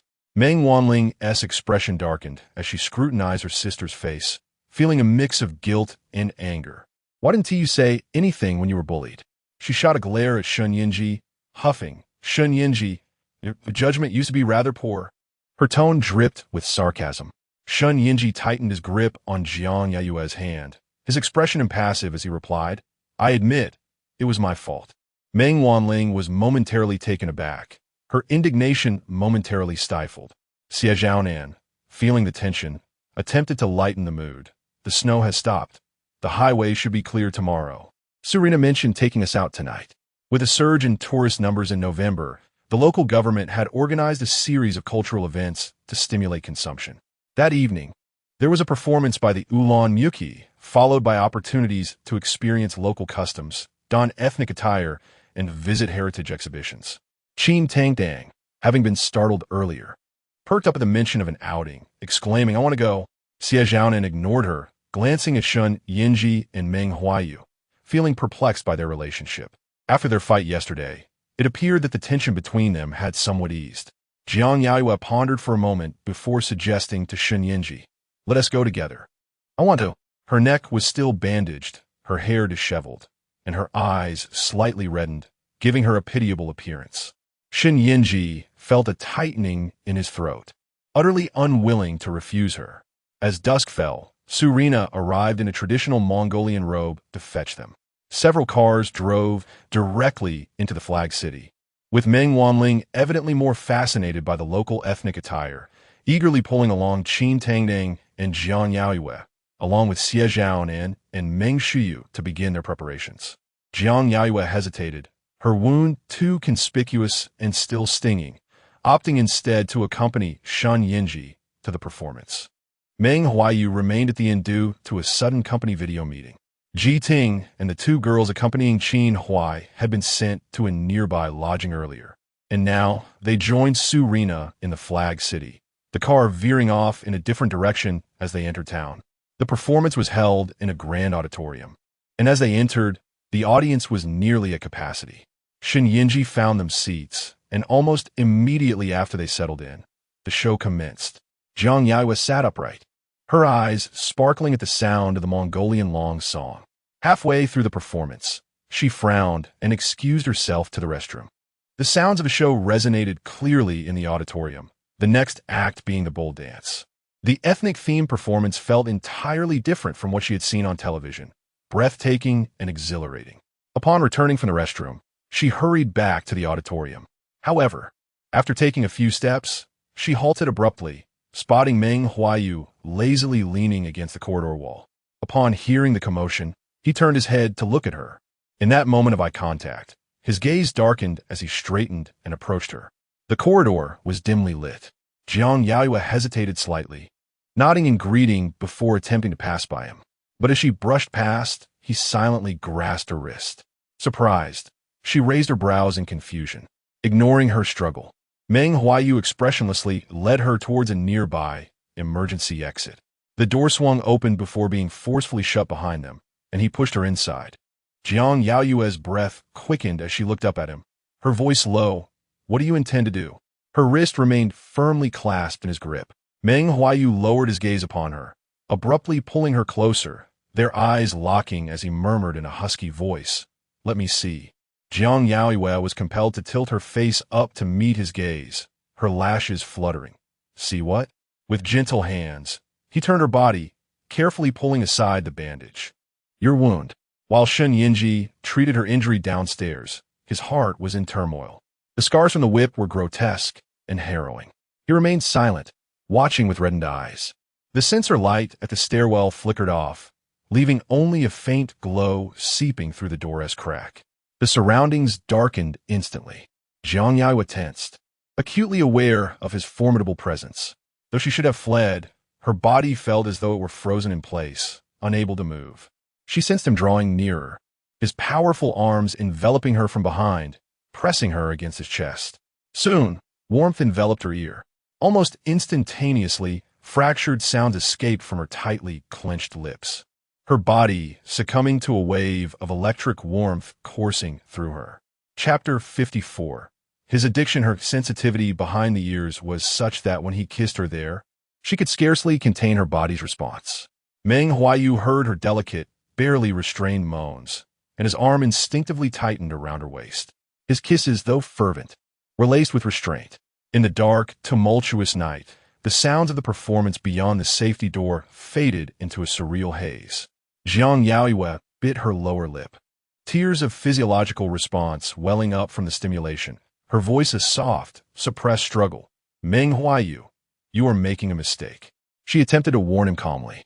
"I know," he replied, his voice husky. The familiar scent of ebony and sandalwood enveloped her. His kisses traveled from her ear to her earlobe, and at that moment, Jiang Yaoyue's breath quickened. Overwhelmed by the sensation, she abruptly turned her head away. Her body temperature soared. Even her earlobes felt aflame. Meng Huaiyu held her tightly, burying his face in the crook of her shoulder, remaining still. In the silence of their intimate space, the sudden ringing of a phone broke through. It was a call from Shen Yanzhi. She had been gone too long. Upon seeing Shen Yanzhi's name light up on her phone, her reason, consumed by the darkness, began to resurface. Without hesitation, she pushed Meng Huaiyu away, answered the call, and before he could speak, she lowered her voice and lied. "The restroom outside the studio is out of order. I've wandered a bit far, but will return shortly." Shen Yanzhi frowned. "Should I come and get you? The corridor lights are quite dim." Jiang Yaoyue forced a light-hearted tone. "Shen Yanzhi, are you worried that I'm scared?" She placed her hand on the doorknob, ready to leave. Meng Huaiyu stood behind her, listening as she cooed at Shen Yanzhi. Tears welled in his eyes, and his chest heaved violently, nearly crushed by anger and jealousy. She hung up the call and moved to open the door. He called out to her from behind. Is this how you intend to see him? The bandage on her neck had already been removed by him, and due to their recent intimacy, she felt feverish all over. Jiang Yaoyue hesitated in her steps. Meng Huaiyu approached her, looking down with a calm demeanor. I will help you. There was a shared awareness of their complicity in his words. Jiang Yaoyue quickly grasped his meaning, her body stiffening. He rewrapped her bandage, tidied her hair and clothes, his fingertip gently caressing behind her ear. Before she could leave, he lowered his head, gazing deeply in her eyes. There are no traces left, Jiang Yaoyue. He stood still, quietly concealed in the darkness, waiting for her to depart. Jiang Yaoyue found it impossible to turn away. Her heart was entangled, tightly gripped by him. She stepped before him, their eyes meeting in the dim light, and after a long pause, she spoke earnestly. I'm sorry, Meng Huaiyu. The last time she had apologized was out of guilt for tending to him. This time, she felt remorse for pulling him down from his pedestal into darkness. Meng Huaiyu silently regarded her, not responding to her apology, simply stating, Aren't you leaving yet? If she lingered any longer, Shen Yanzhi would truly come looking for her. Jiang Yaoyue dared not delay further. She took a deep breath and turned to leave. The second half of the performance continued, yet her heart was elsewhere, devoid of enthusiasm. She was unaware whether Meng Huaiyu followed her inside or remained in the safety passage. Seeing her lack of interest, Shen Yanzhi turned to her. Not enjoying the show? Jiang Yaoyue snapped back to reality, adjusting her emotions, and with a faint pout, whispered it hurts a bit. This time, it wasn't entirely a lie. The injury on her neck indeed throbbed painfully. She pouted, looking pitiful, causing Shen Yanzhi's heart to tighten. Unable to resist, he leaned in and kissed her forehead. His voice low, then let us go home. After informing Meng Wanling and the others, Shen Yanzhi took Jiang Yaoyue back to the small villa in Xie Zhaonan's car. The villa lay in Sumamu, 20 kilometers from the city. Jiang Yaoyue, seated in the passenger seat, gazed out at the night, almost unable to resist asking Shen Yanzhi what he had discussed with Meng Huaiyu last night. Though they appeared less natural together today, the tension had also dissipated. Yet, she dared not mention Meng Huaiyu in front of Shen Yanzhi. The small villa was dark, no one having returned. In the living room, Shen Yanzhi tended to her wound, frowning upon seeing the injury. We should go to the hospital tomorrow. Jiang Yaoyue obediently nodded, her back to him. Sitting on the couch, he could only see her slightly turned profile. His gaze fell upon her lips, which she unconsciously bit, clearly in pain, yet remaining silent, both obedient and enticing. Shen Yanzhi gentled his touch but quickened his movements. Having packed the medical kit, he turned to see Jiang Yaoyue attempting to redo her slightly messy bun. Without hesitation, he walked over and swept her into his arms, carrying her upstairs with an urgency that lacked tenderness. Jiang Yaoyue, startled by his suddenness, looked up to see his atoms apple-bobbing as they ascended to the third floor and entered the room. Shen Yanzhi placed her on the bed, swiftly closing the door behind him. As he shed his upper garments, he approached her, kneeling on the bed, leaning forward until his forehead touched hers, his voice hoarse. Is this okay? His tall, muscular frame was striking. Jiang Yaoyue felt a wave of nervousness, but before she could respond, he could no longer contain himself, unraveling her hair. Shen Yanzhi's craving for her intensified. Jiang Yaoyue, sensitive and fragile, feared her voice might be overheard, biting her lips until they nearly swelled. Shen Yanzhi tucked her damp hair behind her ear, leaning in to kiss her softly there, coaxing her in a husky whisper, Darling, no one is back yet. If you want to call out, do so. You need not hold back. In the confines of the bed, he was domineering and insistent, compelling her to surrender alongside him. Meng Huaiyu trailed behind their vehicle, maintaining a distance. Upon his arrival, they had already reached the third floor. Pain surged in his chest, preventing him from ascending immediately. He lit a cigarette, allowing the cold air to numb him before making his way upstairs. However, as he reached the third floor, a suffocating, fragmented sound reached his ears, causing his body to freeze. It was a sound he had heard not long ago. Disbelief washed over him as he turned to the closed door. The silence around him stark, with only her voice piercing through, crashing against his eardrums and striking his heart. Expressionless, his eyes quickly glistened with tears. his body taut with tension. She was indeed demanding his very soul. Chapter 055.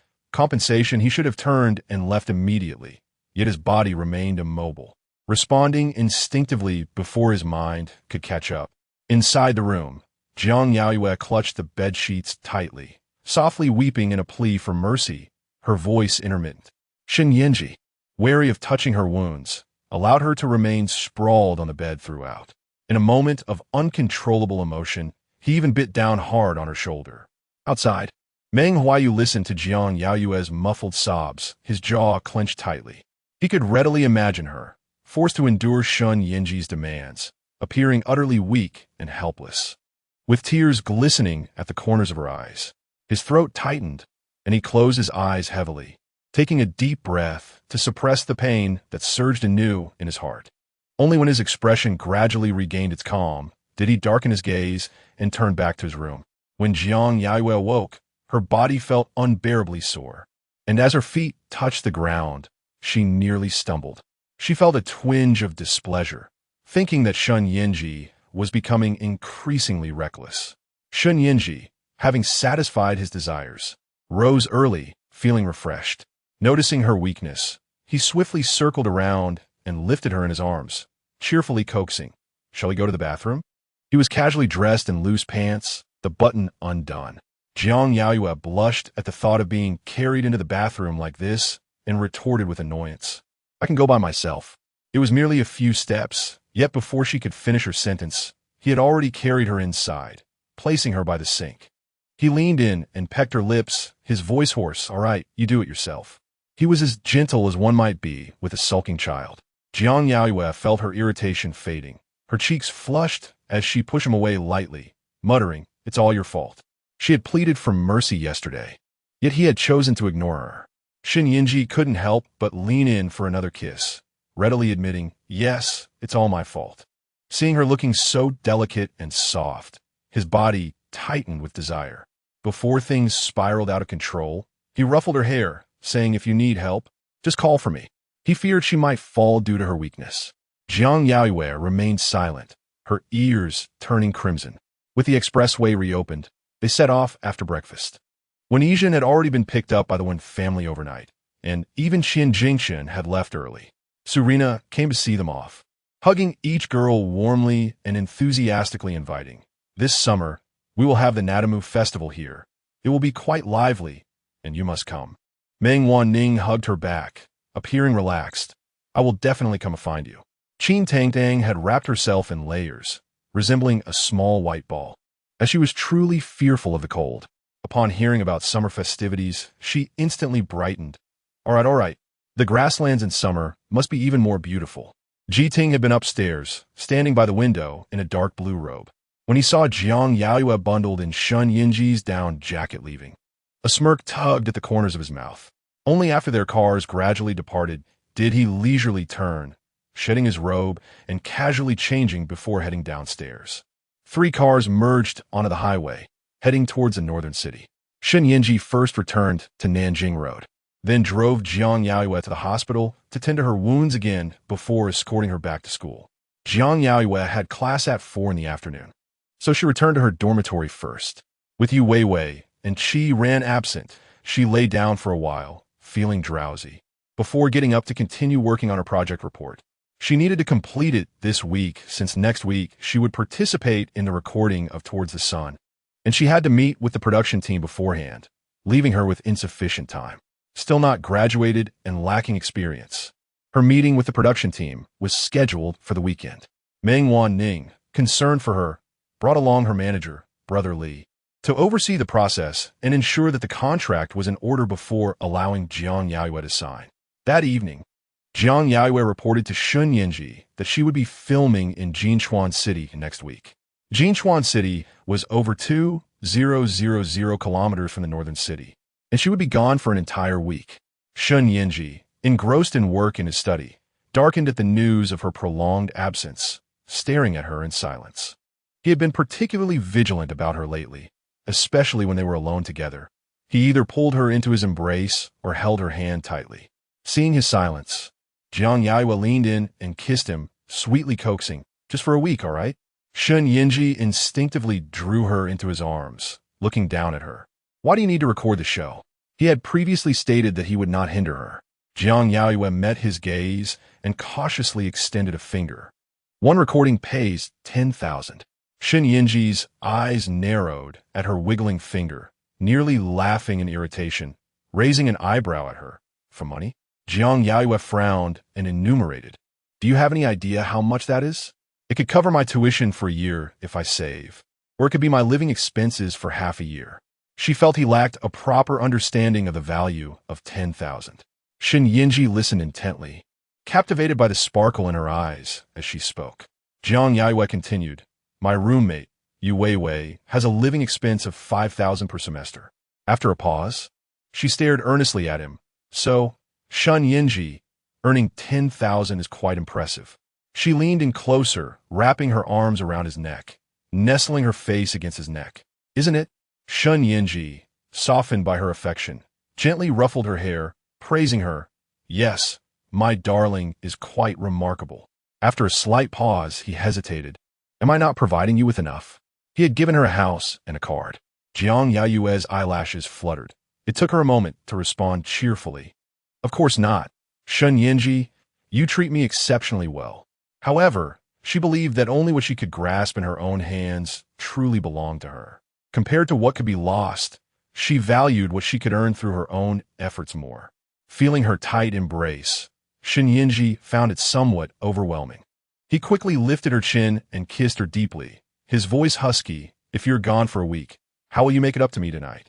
Jiang Yaoyue clung to his neck, feeling nervous yet obediently murmuring, I'll do as you say. Shen Yanzhi pressed her closer, and after a while, their breaths became rapid as they parted. He said nothing, lifting her and striding towards the bedroom. The schedule for Jinchuan City was tight. 2 days later, she dragged her suitcase to the airport alone. Participating as a regular guest, she was not given much attention, and upon arriving in Jinchuan City, no one was there to greet her. She took a taxi to the villa rented by the production team. As soon as she got out of the car, she noticed a camera pointed at her with an assistant nearby, reminding her, just be natural. Jiang Yaoyue smiled gratefully at the assistant and nervously walked towards the villa, dragging her suitcase. Inside the villa, a young actress was already residing there. The actress was youthful and approachable. Upon seeing the regular guest enter, she rose to greet her. Hello, I am Ding Siren. Jiang Yaoyue felt a flicker of familiarity but couldn't recall her works, drowsily replying, Hello, I am Jiang Yaoyue. The nearby camera assistant whispered, Siren is the newly announced brand ambassador for Glamourfuse. Jiang Yaoyue suddenly realized, and after a moment, her eyes widened. The brand ambassador for Glamourfuse was indeed the breakup compensation given by Jiting. Instantly, her expression turned somewhat complex. Chapter 056. A visit upon arriving at the villa for the first day, everyone exchanged brief introductions. After dinner, they gathered in the living room to commence the first official recording. Jiang Yaoyue, lacking experience, sat quietly in the corner of the sofa, attentively listening to the conversations around her. She recalled Meng Huaiyu's advice to speak less if unsure, embracing her role as a beautiful ornament. For her purpose on the show was to contribute her charm. Prior to her arrival, she diligently watched several previous episodes to prepare herself. Although she did not speak much, she occasionally engaged in conversation, appearing both obedient and endearing. Ding Siren, like her, was also participating in the recording for the first time. Recently, she had been in the limelight, having just announced her role as a brand ambassador, with 2 upcoming projects awaiting release. Not in a rush to join a new production, her manager had carefully selected this variety show to maintain her exposure and popularity. The show was trendy, with high visibility, and backed by the Long Duo Group. The atmosphere of the production team was generally relaxed. As the week of recording approached its conclusion, an announcement was made that Jiting, the season head of the Long Duo Group, would be visiting. Instantly, the group displayed a variety of expressions, while the official reason was to check on everyone. It was well known that Ding Siren was an artist under the Long Duo Group's entertainment branch. Moreover, Jiting's personal appearance sparked numerous speculations. When Jiting arrived, it was quite a spectacle, with 3 support vehicles bringing coffee, milk tea, and exquisite pastries. The production team was in high spirits, capturing behind-the-scenes moments, and soon enough, the internet was abuzz with content. Ding Siren, genuinely surprised, approached Ji Ting.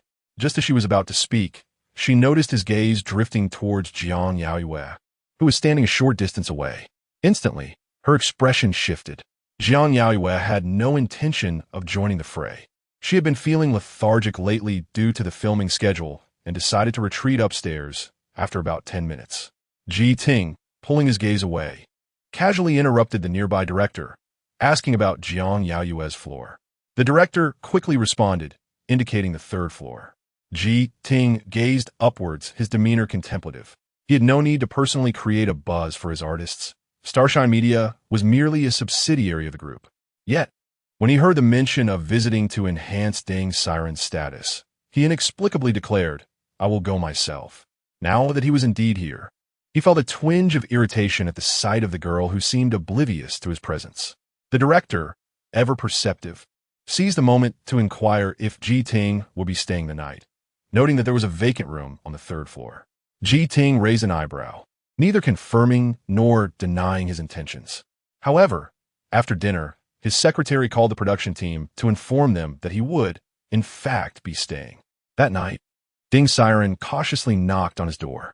He had just requested Jiang Yaoyue's phone number from the production team and sent her a message, "Come next door, or I will send the surveillance footage to Shen Yanzhi."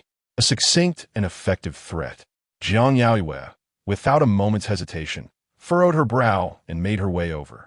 As soon as she opened the door, she heard Ding Siren's distressed voice. "Ji Ting. Do you know that girl?" Ji Ting, blocking the doorway and not allowing her to enter, felt some annoyance. He had initially thought the knock was from Jiang Yaoyue. Now, seeing it was Ding Siren, he frowned.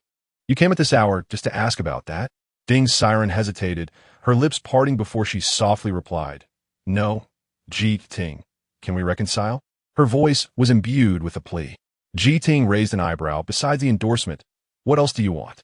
Ding Siren was taken aback, her eyes glistening with unshed tears as she looked at him. "Why do you say that? I just want to be with you." Ji Ting's patience had worn thin. He stared at her, his tone sharp. "You didn't say this when you accepted the endorsement and the hot IP." Ding Siren's face paled, rendering her speechless. Ji Ting caught sight of Jiang Yaoyue's silhouette and leaned against the door, addressing Ding Siren coldly. "Aren't you leaving?" Feeling utterly wronged, Ding Siren wiped away her tears and turned to leave. Jiang Yaoyue, hearing her departure, sighed in relief. Ji Ting exited his room and walked directly to Jiang Yaoyue. Bending down to look at her, "Were you eavesdropping?" Jiang Yaoyue, who had left a small gap in her door, frowned at his question and replied, "You were just too loud." Ji Ting smirked. Who here would dare to come out? They all feared being seen and incurring his wrath. Jiang Yaoyue was momentarily taken aback, unable to comprehend his words. Ji Ting pushed her into the room, shutting the door behind them, examining her. She wore a dazed expression, which made him think maliciously that the girl was somewhat clever, yet naively easy to deceive. He scrutinized her delicate features before speaking abruptly. "After I helped you last time, you didn't even say thank you?" Not only had he exposed Wen Yizhen's aggression towards her, but he had also spent a significant sum to expedite the processing of the surveillance footage. Jiang Yaoyue felt a flutter of anxiety at his words, recalling his earlier threat. Instantly, she became alert. "What about the surveillance footage?" Ji Ting almost laughed out of exasperation at her response, coolly demanding, "Give me your phone." Jiang Yaoyue tightened her grip on her phone. "I didn't film you." Ji Ting's gaze bore into her, his eyes glinting with danger. "Do you want me to take it by force?" Jiang Yaoyue held her breath, remaining silent. Ji Ting raised an eyebrow and swiftly snatched her phone from her, unlocking it with ease. He located her contacts and expressionlessly entered his personal phone number, then opened her WeChat to add himself as a friend. Returning her phone, he playfully poked her cheek and with a mock threat said, "Jiang Yaoyue, remember to be obedient and available whenever I call." Jiang Yaoyue's heart sank. Ji Ting observed her expression, noting how easily she could be bullied when compliant. He swallowed hard, offering a warning, "If I see you avoiding me again, just wait and see how I deal with you." Despite his grand arrival from the North City, she had not spared him a glance all afternoon. Jiang Yaoyue's face turned pale. She now found herself in a passive position, bewildered by Ji Ting's sudden aggression. Was it for Jiyu? She looked up at him, her fingers fidgeting unconsciously, sensing that it might not be the case.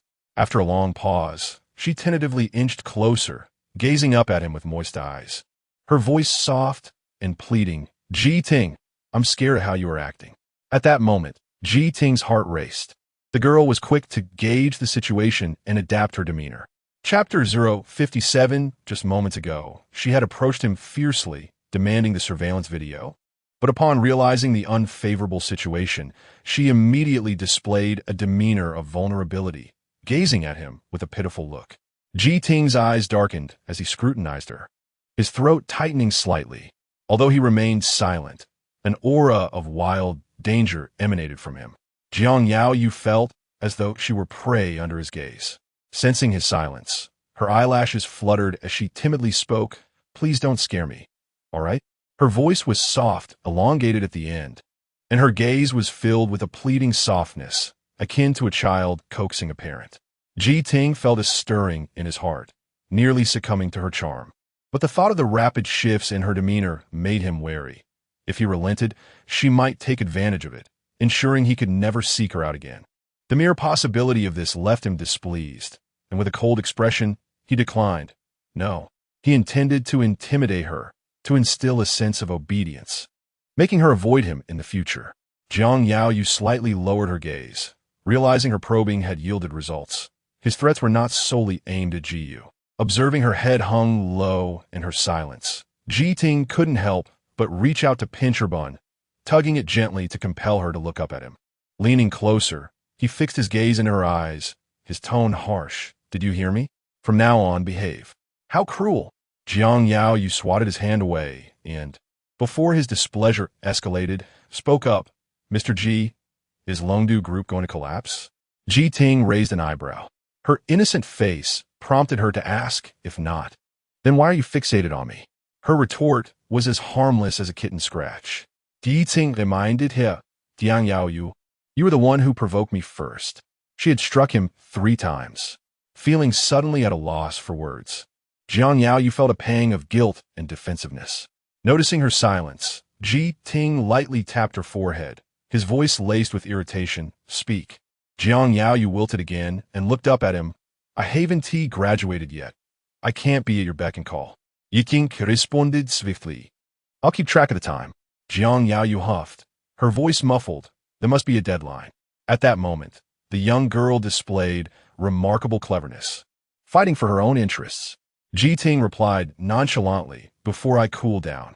As he spoke, he pinched her cheek, finding her puffed-up appearance utterly adorable, summarizing, in short, "Jiang Yaoyue, you hit me 3 times. I need to vent my frustration until I'm satisfied." His words were blunt. Jiang Yaoyue's face instantly flushed, her eyes widening in shock. Ji Ting, noticing her astonishment and rosy cheeks, understood her thoughts had strayed, but chose not to correct her. "Today, I'm in a good mood. I'll let you off easy." Jiang Yaoyue ignored him, passively resisting. Yet, Ji Ting did not leave immediately. His gaze swept around her room before pulling her into the light. She wore a loose, white nightgown, accentuating her slender form.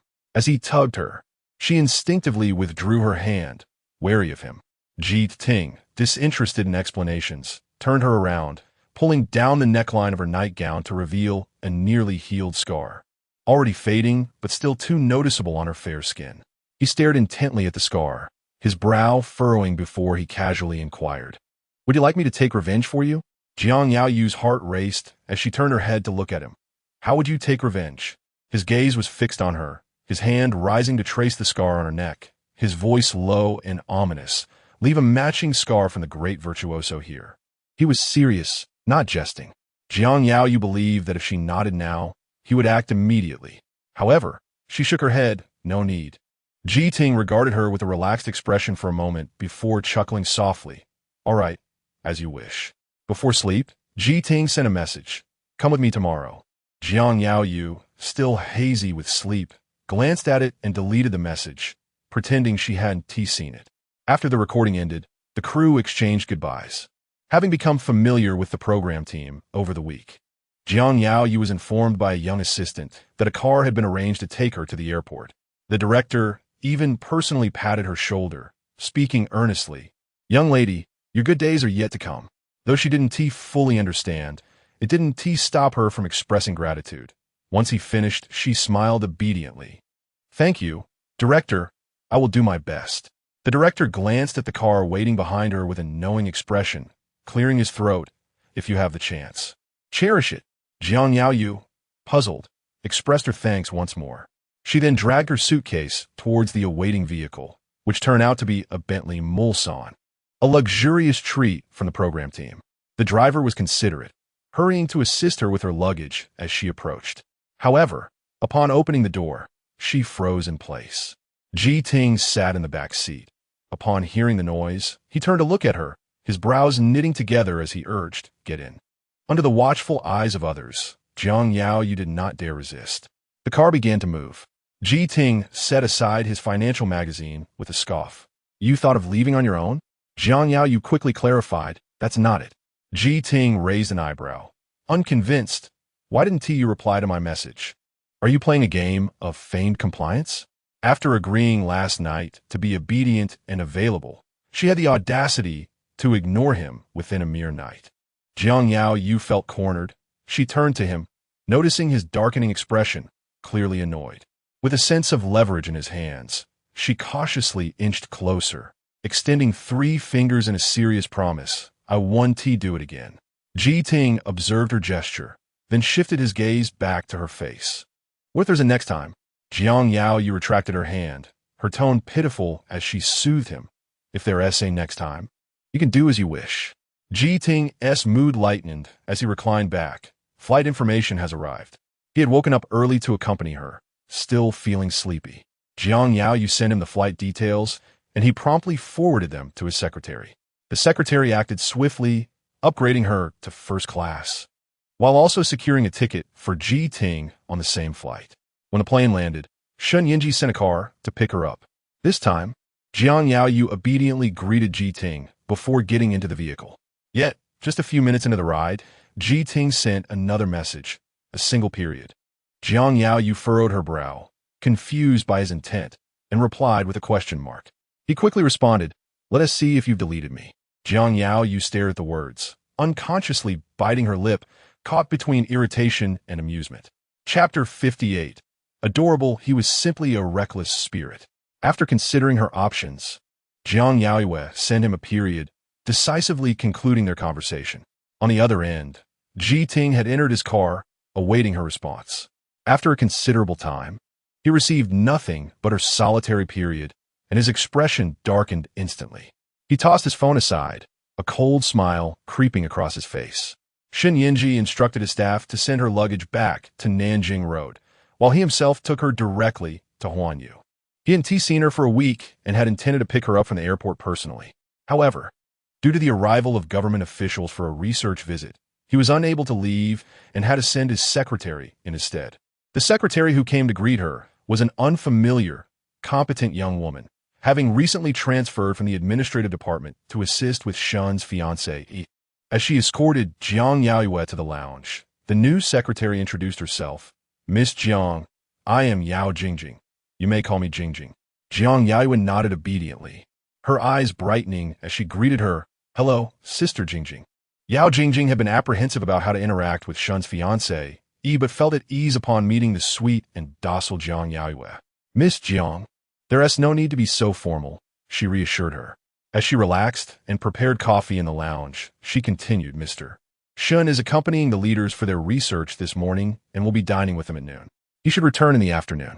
Jiang Yaoyue listened attentively and expressed her gratitude. Once Yao Jingjing departed, she began to curiously examine Shen Yanzhi's lounge, which was entirely transformed from her previous visit. The sofa was her favorite sailboat design. The coffee table was adorned in French creamy white, and the carpet exuded a vintage French charm. The warm color palette starkly contrasted with the cold tones of before. As she nestled into the sofa, her thoughts drifted, pondering how Shen Yanzhi seemed to care for her even more than before. After a while, she snapped back to reality, grabbed a small cloth bag, and sought out Yao Jingjing, smiling shyly. "May I enter his office?" Understanding Shen Yanzhi's regard for his fiancée, Yao Jingjing's fondness for Jiang Yaoyue grew as she replied, "Of course." Upon receiving permission, Jiang Yaoyue entered, carrying the small bag containing a pair of adorable panda figurines she had purchased in Jinchuan City, one munching on bamboo, the other climbing a tree, both irresistibly cute. She hurried to his desk, placing the panda figurines on display. After a moment and oppose, as thought, she took out her phone, snapping several pictures to send him with the message, "Aren't they adorable?" followed by a cute emoji. Shen Yanzhi responded swiftly, "Adorable." Seated in his office chair, Jiang Yaoyue leaned over the desk, playing with the pandas while replying to his message. "These cute pandas are a gift from Mr. Shen." She had bought them on the third day of her recording in Jinchuan City. At that moment, Shen Yanzhi was accompanying the leaders on a tour of a new production facility under Huaiyu Group, surrounded by a throng of people and reporters. As he lowered his gaze to respond to her, his previously serious demeanor melted, a smile illuminating his features. "Be good. I'll be back soon." Putting away his phone, he raised his head, instantly reverting to his commanding presence as the head of Huaiyu Group. The research activity extended beyond the anticipated time frame. And when Shen Yanzhi returned to his office, he found Jiang Yaoyue dozing in his office chair, her head resting on the desk, having woken early to catch her flight. She had been waiting for him for a while and had become a bit drowsy, though her sleep was light. Hearing movement, she opened her eyes and looked up at him. Shen Yanzhi set his suit jacket aside and gazed down at her, noticing her cheeks flushed from sleep, with faint red marks on one side. His heart softened, finding her irresistibly adorable.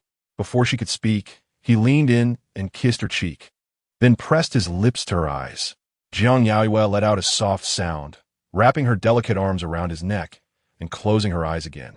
She was simply too obedient. Shen Yanzhi's gaze deepened as he gently pulled back, then lifted her body, placing her on a desk, one hand supporting her waist while the other pressed her head as he kissed her fervently once more. Only when Jiang Yaoyue felt her lips tingling from his kisses did she push him away, and he reluctantly released her, breathless. Jiang Yaoyue's lips parted slightly. Feeling breathless from his kisses, her forehead resting on his shoulder as she took shallow breaths. His kisses were more fervent than before, causing her tongue to ache. Shen Yanzhi's hand rested on her back, soothing her for a while before he brushed his lips against her ear, his voice husky. "Do you miss me?" Jiang Yaoyue's face was already flushed, and hearing his gentle words made her ears burn even more. However, she leaned in and kissed the corner of his mouth, earnestly confessing, "Shen Yanzhi, I miss you very much." Shen Yanzhi's body tensed, his fingers caressing her face as he leaned in to kiss her again. After they parted, Jiang Yaoyue remained a bit dazed, only to hear Shen Yanzhi whisper in her ear, "Xie Zhaonan is organizing a gathering tonight at Qingyan Club." She turned her head to look at him, her lips slightly swollen. Shen Yanzhi's gaze darkened as he continued, "Meng Huaiyu will be there too." Jiang Yaoyue's eyelashes fluttered, her palms instinctively tightening. He observed her, his voice low. "Aren't you curious about what he told me that day?" Jiang Yaoyue did not hesitate to shake her head vigorously. Fearing he might doubt her sincerity, she earnestly stated, "I am not curious at all." Her anxiety was palpable. Shen Yanzhi pinched her cheek, chuckling lightly. "All right, since you're not curious, I won't tell you." It was not until the evening that Shen Yanzhi brought Jiang Yaoyue to Qingyan Club, where she learned that Xie Zhaonan's birthday was being celebrated. The event was quite grand, with a line of luxury cars parked outside. His popularity meant many friends were present. As they entered the private room, Jiang Yaoyue felt a bit nervous. Before meeting Xie Zhaonan, she tugged at Shen Yanzhi's arm, standing on her tiptoes to quietly ask, "Should I prepare a gift?" Shen Yanzhi raised an eyebrow, ruffling her hair. "Will you use your 10,000 yuan appearance fee?" Jiang Yaoyue frowned and shot him an annoyed look. In a corner of the room, Meng Huaiyu sat quietly, and upon noticing Jiang Yaoyue's displeasure on Shen Yanzhi's coaxing, he subtly averted his gaze. Upon entering, Shen Yanzhi and Jiang Yaoyue were greeted warmly by the crowd, with Xie Zhaonan eager to offer Shen Yanzhi his seat. Shen Yanzhi raised his brow, firmly pushing him down and tossing him a car key from his pocket, grinning. "A gift." Xie Zhaonan's eyes sparkled at the sight of the Porsche 918. The surrounding crowd erupted in excitement, urging him to take it for a spin. Jiang Yaoyue's eyes sparkled with delight, her dimples showing as she settled into her seat beside Shen Yanzhi. Upon looking up, she spotted Meng Huaiyu, who sat languidly, silent and composed. Just as she was lost in thought, her phone vibrated as she glanced down to find a message from Ji Ting. At Qingyan, arrive at Ruijing Hall on the second floor in 10 minutes. Chapter 059. Learning to behave. The private room at Qingyan was quite spacious, akin to a small banquet hall, complete with a dining area and an entertainment section. As guests arrived, laughter and playful banter filled the air amidst the clattering of billiard balls and the shuffling of card games. Jiang Yaoyue clutched her phone, inhaling deeply before responding to Ji Ting. I won't be going. After sending her message, she turned off her screen. Shen Yanzhi glanced over at her and nodded towards the billiard table. Would you like to join the game? She hesitated, recalling how Meng Huaiyu had earnestly attempted to teach her last time, but she had failed miserably. Just as she was about to decline, Shen Yanzhi spoke again. I'll teach you. He stood up, guiding her towards the billiard table. Meng Huaiyu was surrounded by a group of individuals eager to forge connections with the Meng family. Upon noticing Shen Yanzhi's approach, one astute person turned to ask, Brother Yu, are you joining the game? Typically, he shunned such gatherings, so his attendance at this party, organized by Xie Zhaonan, had caught everyone by surprise. Many expected him to refuse, yet he merely cast a glance in their direction before rising with a casual tone. Let us go have some fun. While Shen Yanzhi was teaching Jiang Yaoyue, she found herself lacking the talent. More often than not, she either missed the shot entirely or misaligned her aim, failing to succeed even once. Feeling disheartened, she stood to the side, sulking with her cue.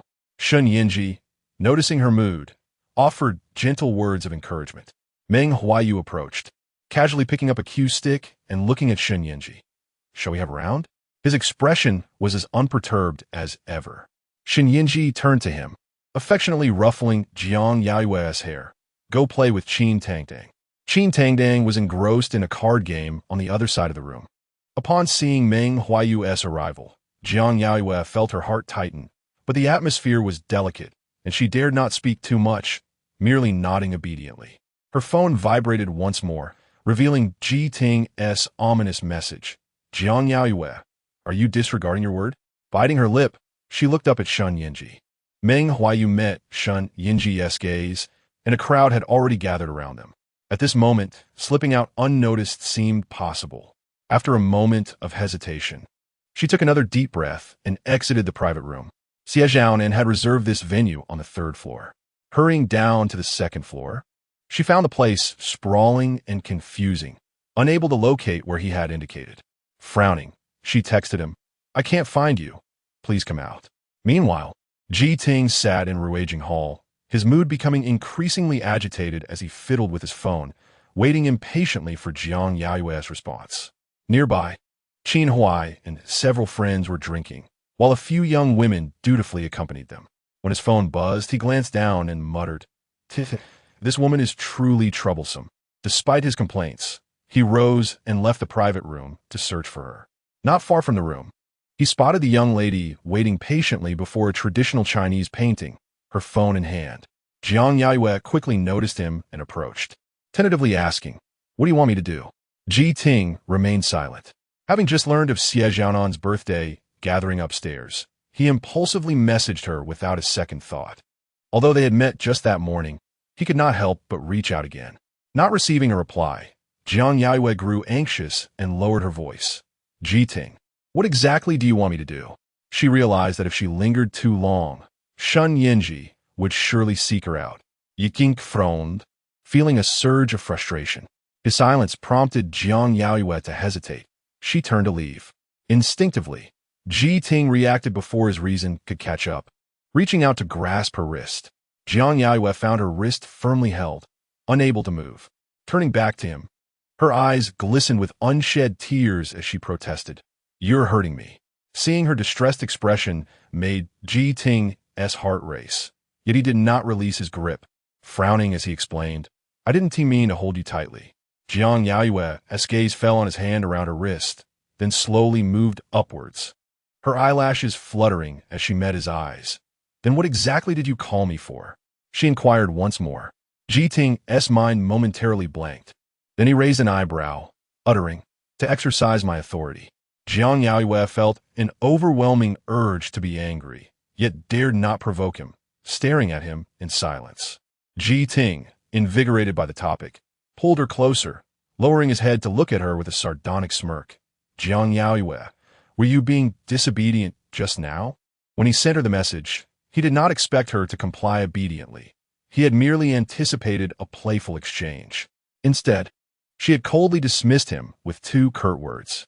The more he mulled over it, the more irked he became, his eyes narrowing with malicious intent.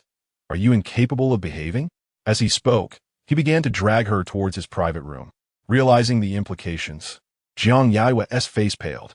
The people accompanying Ji Ting would undoubtedly recognize Shen Yanzhi. If she were to suddenly appear beside Ji Ting, especially at this moment, the news would reach Shen Yanzhi's ears, and it would be challenging to clarify. Panic surged within her, and she tugged at his grip. "What are you doing?" Ji Ting continued walking, unfazed by her feeble resistance. Upon hearing her question, he raised an eyebrow. "Since you refuse to behave, I shall teach you how to do so." As they approached the entrance to the private room, Jiang Yaoyue felt a genuine urgency and called out his name. "Ji Ting." He halted, turning to look at her. The corridor, adorned in a regal style, featured intricately carved walls and dimly lit sconces, casting a warm glow around her. A sudden pang of ache struck his heart, as if he had been dealt a heavy blow. Jiang Yaoyue, seeing him stop, raised her hand without hesitation and slapped him across the face. Ji Ting's face turned slightly as he remained rooted in the dim light. Jiang Yaoyue, startled and afraid moments ago, now seemed oblivious to his unusual demeanor. After striking him, she rebuked, "Try going mad again, I dare you." Ji Ting turned to face her, and in the warm light, her cheeks flushed with anger and her lips slightly parted, animated her entire being. He gazed intently at her face for a long moment before hoarsely asking, "Are you calmed down now?" Jiang Yaoyue had braced herself for his wrath and momentarily lost her bearings. Yiking stepped closer, looking down at her with a serious demeanor. "Are you going to hit me again?" Jiang Yaoyue sensed something was off and felt a surge of fear, instinctively retreating a step. After a brief moment, she quietly apologized. "I'm sorry, it was my fault, but you scared me just now." She had a remarkable ability to transition from fierce to contrite in an instant, ready to admit her mistakes. Ji Ting remained silent, his cheeks stinging from where she had struck him. Standing so close, Jiang Yaoyue clearly saw the imprint of her hand on his face, and in that moment, she hesitated, tentatively asking, "Would you like some ice for that?"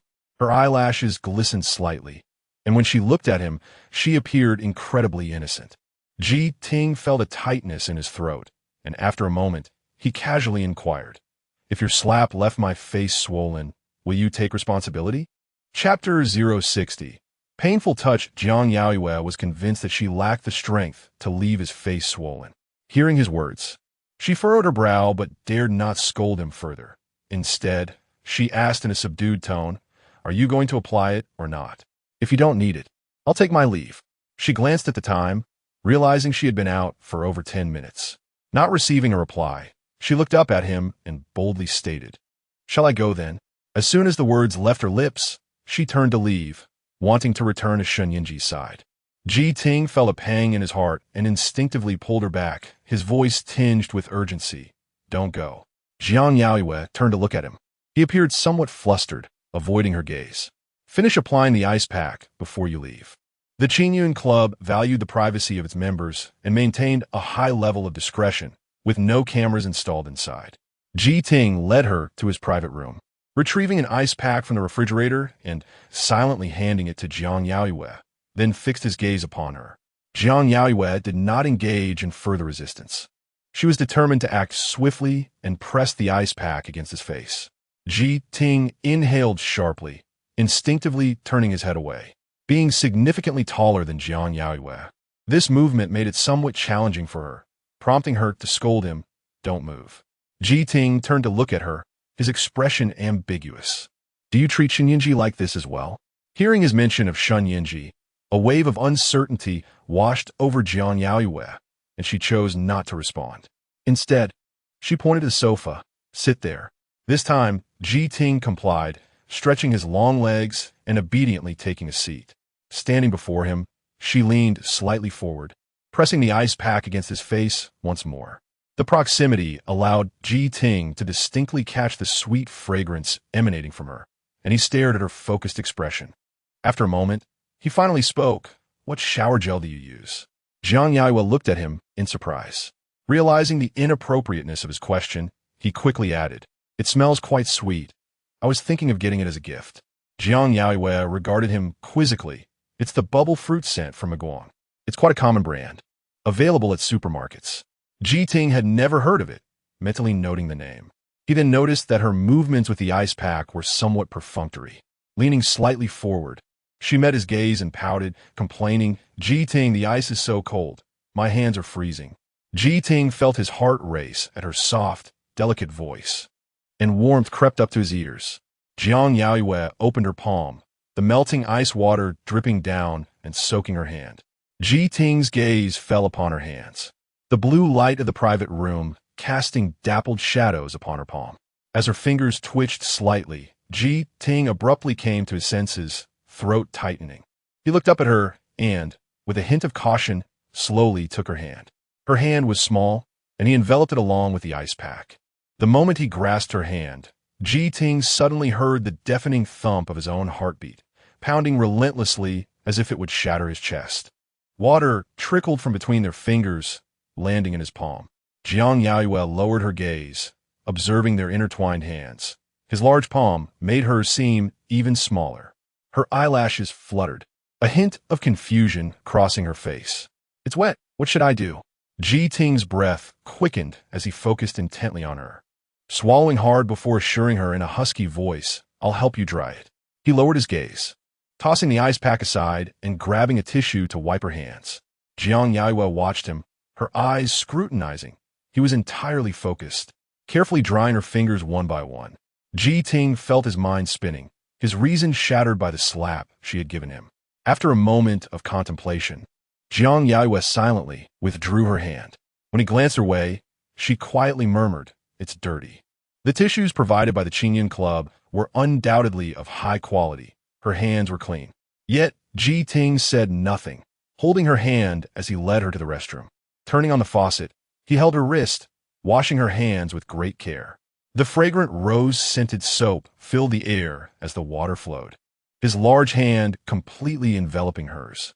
Jiang Yaoyue felt a slight daze, but soon she noticed his breathing had suddenly grown heavier. Then, beneath the foam, his fingers slipped between hers, intertwining their digits. Startled, Jiang Yaoyue looked up. In the mirror, he stood behind her, embracing her as if to confine her within his grasp. He lifted his gaze, his eyes reddened, locking with hers. Panic surged within Jiang Yaoyue, her small face a portrait of confusion as she looked at him, her lips parting slightly. Ji Ting, gazing at her through the mirror, felt tension coursing through his body, calling her name softly. Jiang Yaoyue. The 3 syllables lingered on his tongue. Sensing danger, Jiang Yaoyue averted her gaze in a fluster, then pulled her hand away from his tight grip. "I should be going." Ji Ting was momentarily taken aback, watching her walk away from him, the door swinging open and then slamming shut.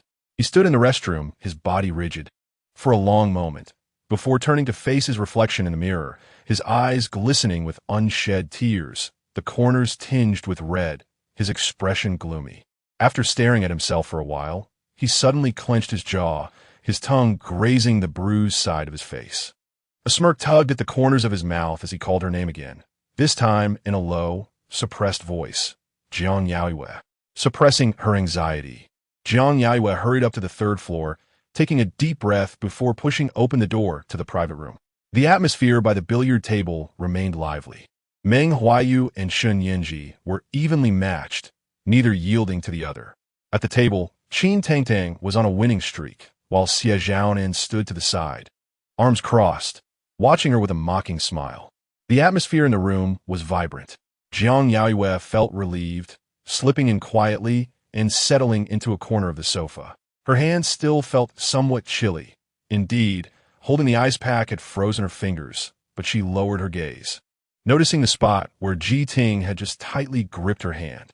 He had clearly been acting recklessly, preparing to confront her, yet after receiving her slap, he immediately became compliant. He had intended to tease her by having her apply the ice pack, but her playful demeanor had disarmed him completely. Even during the moment when he was washing her hands, their fingers had become entwined. Suddenly, her phone vibrated, jolting Jiang Yaoyue back to reality. She opened WeChat to find a photo sent by Ji Ting, taken in front of the mirror. His collar was undone, chin slightly raised, and a noticeable red mark marred his face. His tone was irritable. "You hurt me." Jiang Yaoyue remained silent, her expression a mix of amusement and disbelief as she stared at the photo, nearly bursting into laughter at his frustration. If he had taken a photo a little later, the bruise would have already begun to heal. Chapter 061. Nietzsche extinguished the phone screen and turned her head to observe the billiard table. It was a contest dominated by men.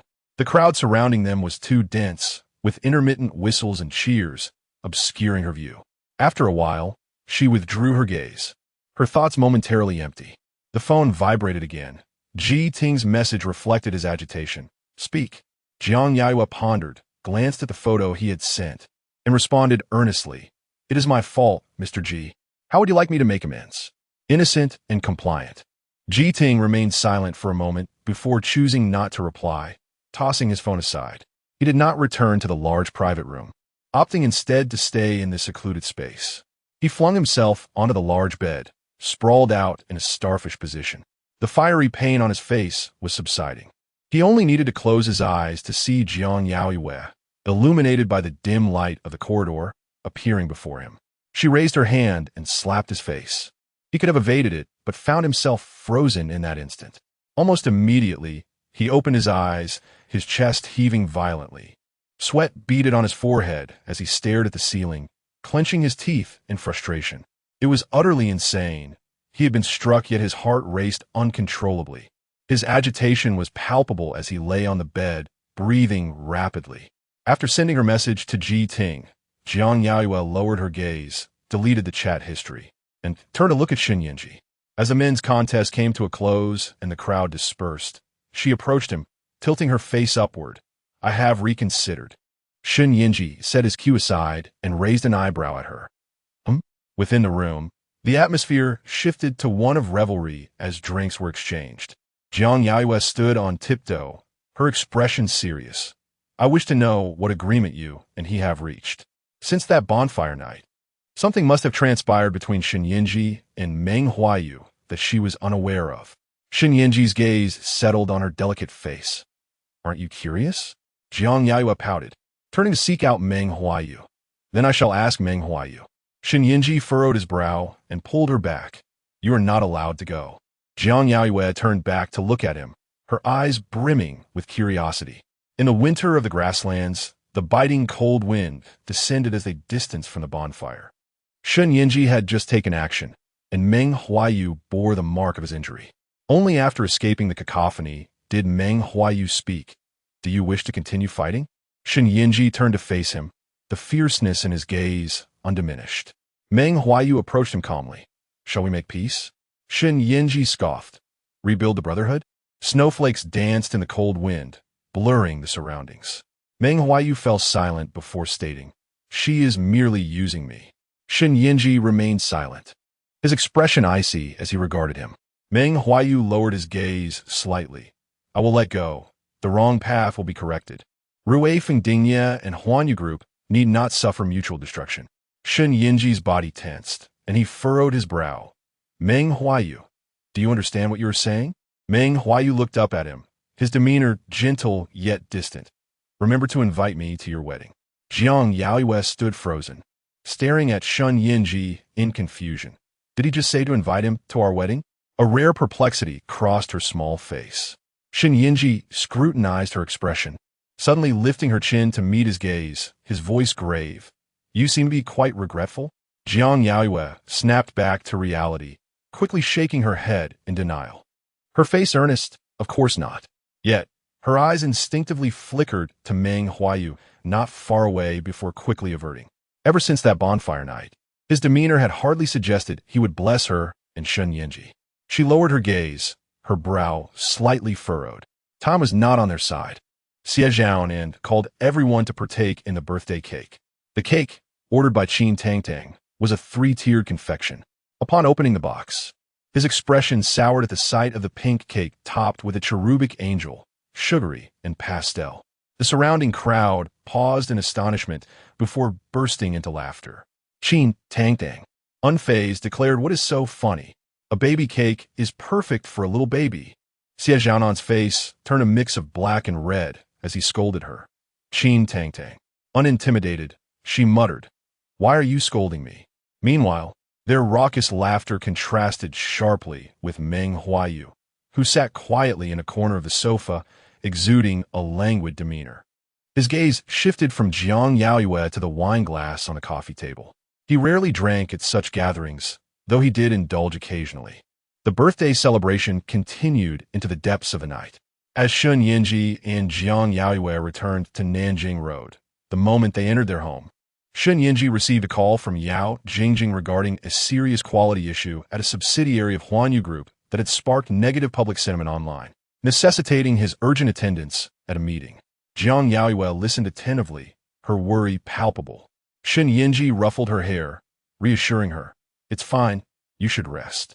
His expression remained grave as he departed. A sense of unease gripped Jiang Yaoyue as she chose not to retreat to the bedroom, instead waiting on the sofa. As she nestled into the couch, on the brink of slumber, her phone rang unexpectedly. She answered, and Zhang Zhao's urgent voice came through. "Miss Jiang, Mr.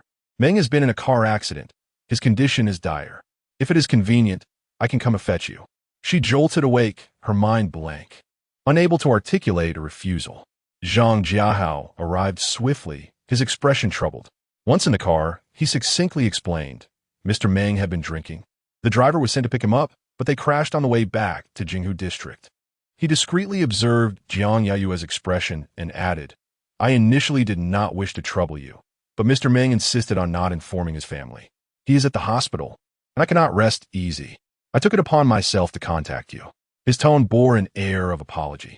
Jiang Yaoyue's heart tightened, her face paling. "Jiahao, it's all right."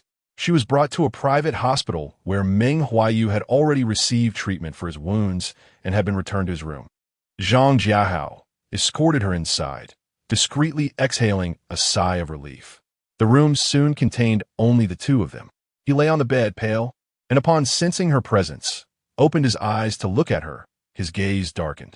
Jiang Yaoyue approached his side, noticing the bandaged wound on his head.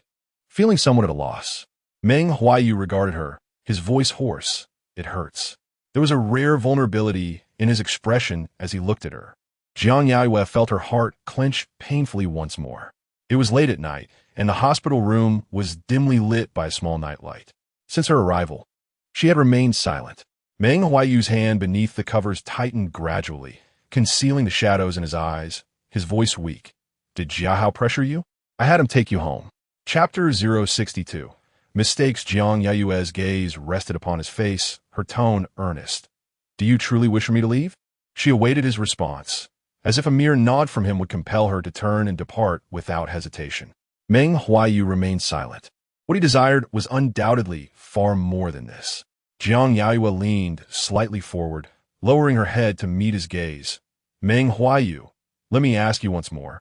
Do you genuinely want me to go?" Her eyes bore a subtle scrutiny. She was so close that Meng Huaiyu could detect her sweet fragrance, causing his throat to tighten and his breath to falter.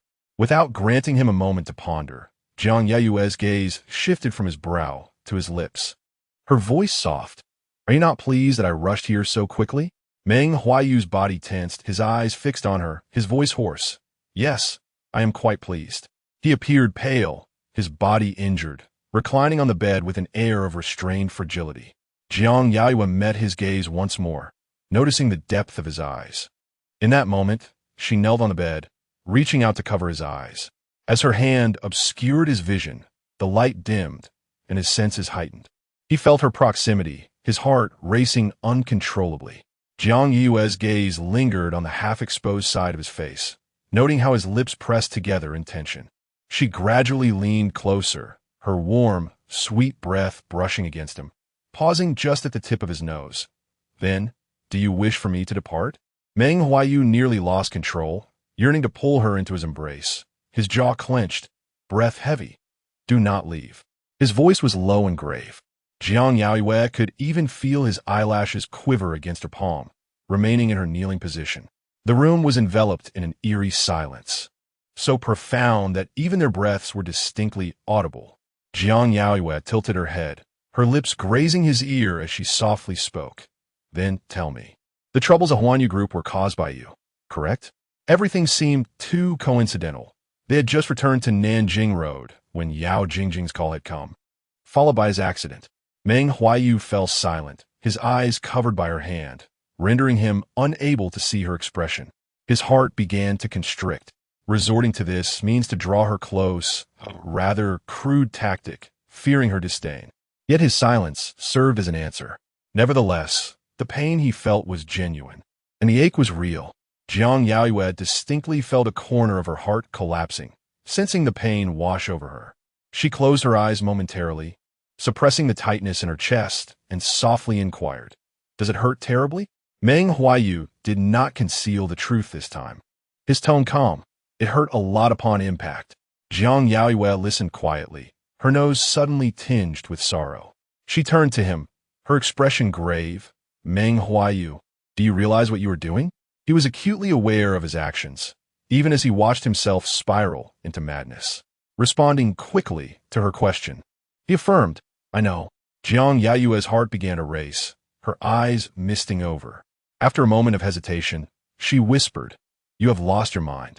Meng Huaiyu, cloaked in dim light, replied, Yes, I have lost my mind. His reason had crumbled the night he learned of Shen Yanzhi and her together. Jiang Yaoyue's palms felt clammy, her rationality fragmented before him. Meng Huaiyu, unable to hear her voice, eventually asked, Do you despise me? Jiang Yaoyue tightened her grip over his eyes, then silently leaned in to kiss him. His body tensed instantaneously, his chest heaving. Jiang Yaoyue's fractured voice echoed between them.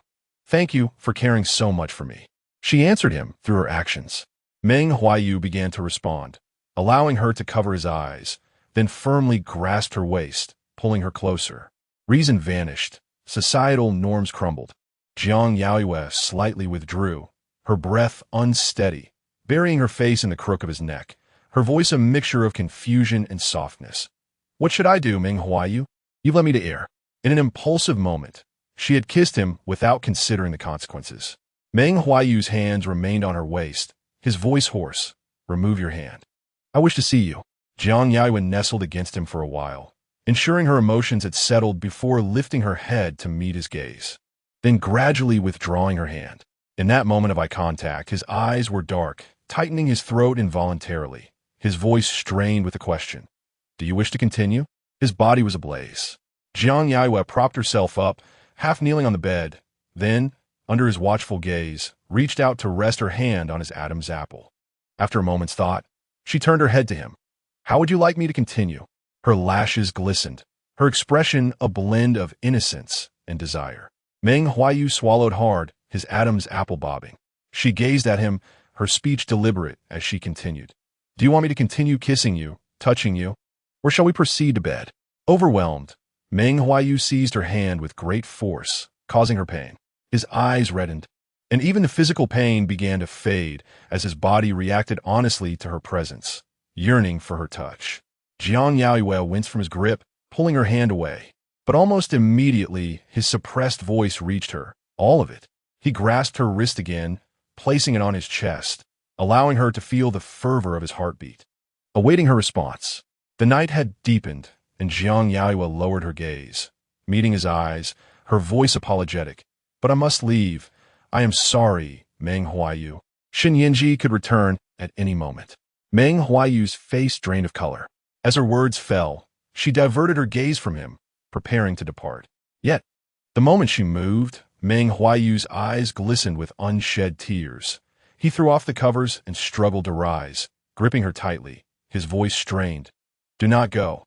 I beg you. His body had just been injured. Despite his efforts to control the car's speed, the collision had been real, and the resulting unconsciousness had been undeniable. Jiang Yaoyue sensed his body trembling.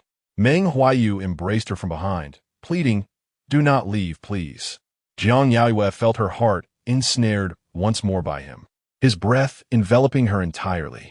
She knew she should not keep softening, yet she found herself unable to resist. Meng Huaiyu rested his chin atop her head, his voice heavy with restraint. Jiang Yaoyue, what do you find appealing about Shen Yanzhi? Jiang Yaoyue frowned, her body constrained by his embrace, unable to turn and see his emotions. Meng Huaiyu continued in a hoarse whisper close to her ear. Jiang Yaoyue, take a good look at me. I am no less than him. Chapter 063.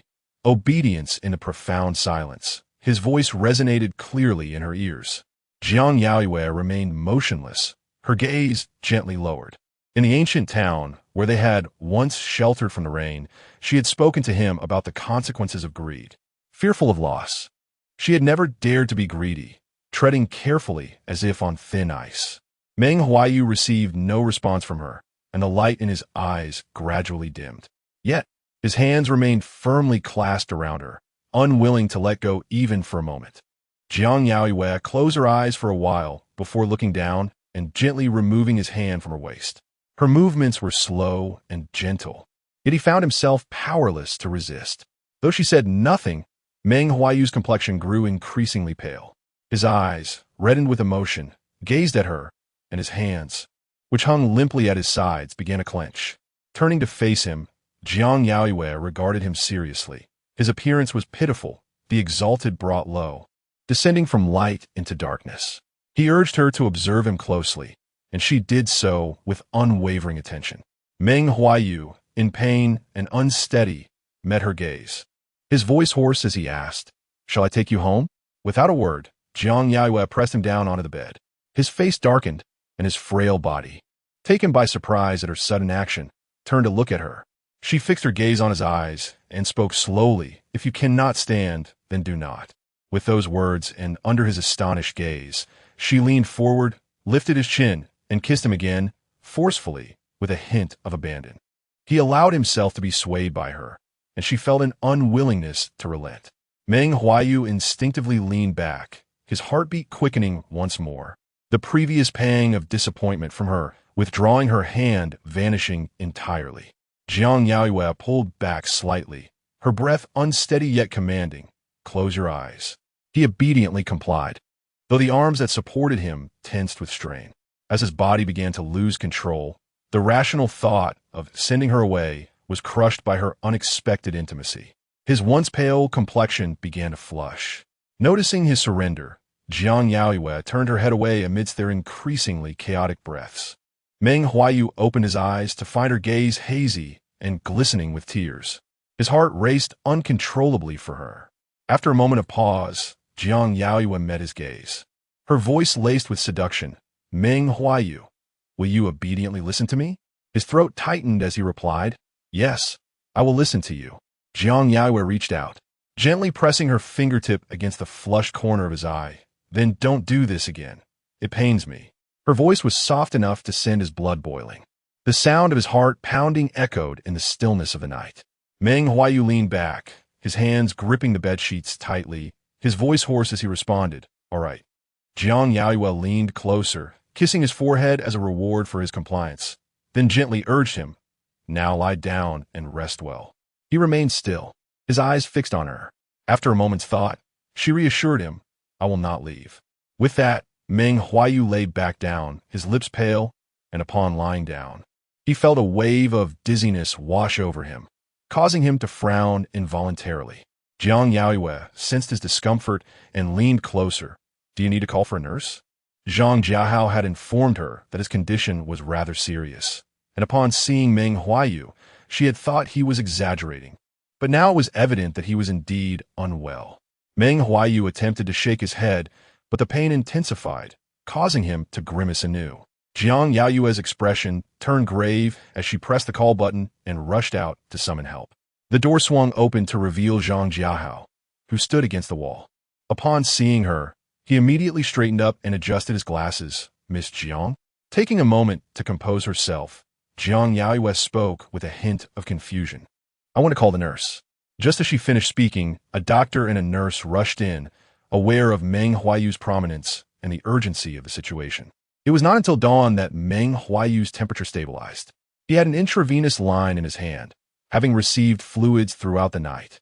When the final bottle was finished, Jiang Yaoyue reached out to touch his forehead, finally allowing herself to breathe a sigh of relief.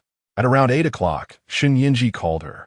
He sounded exhausted, having spent the entire night addressing unexpected issues at his subsidiary, holding emergency meetings to manage negative online sentiment.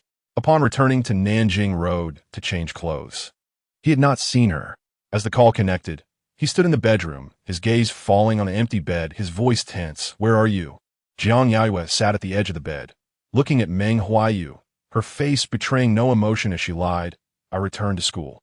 Her tone was natural yet tinged with a hint of grievance. "Have you resolved everything? I was so worried yesterday, but didn't want to disturb you." Shen Yanzhi inexplicably felt a sense of relief. "It's resolved.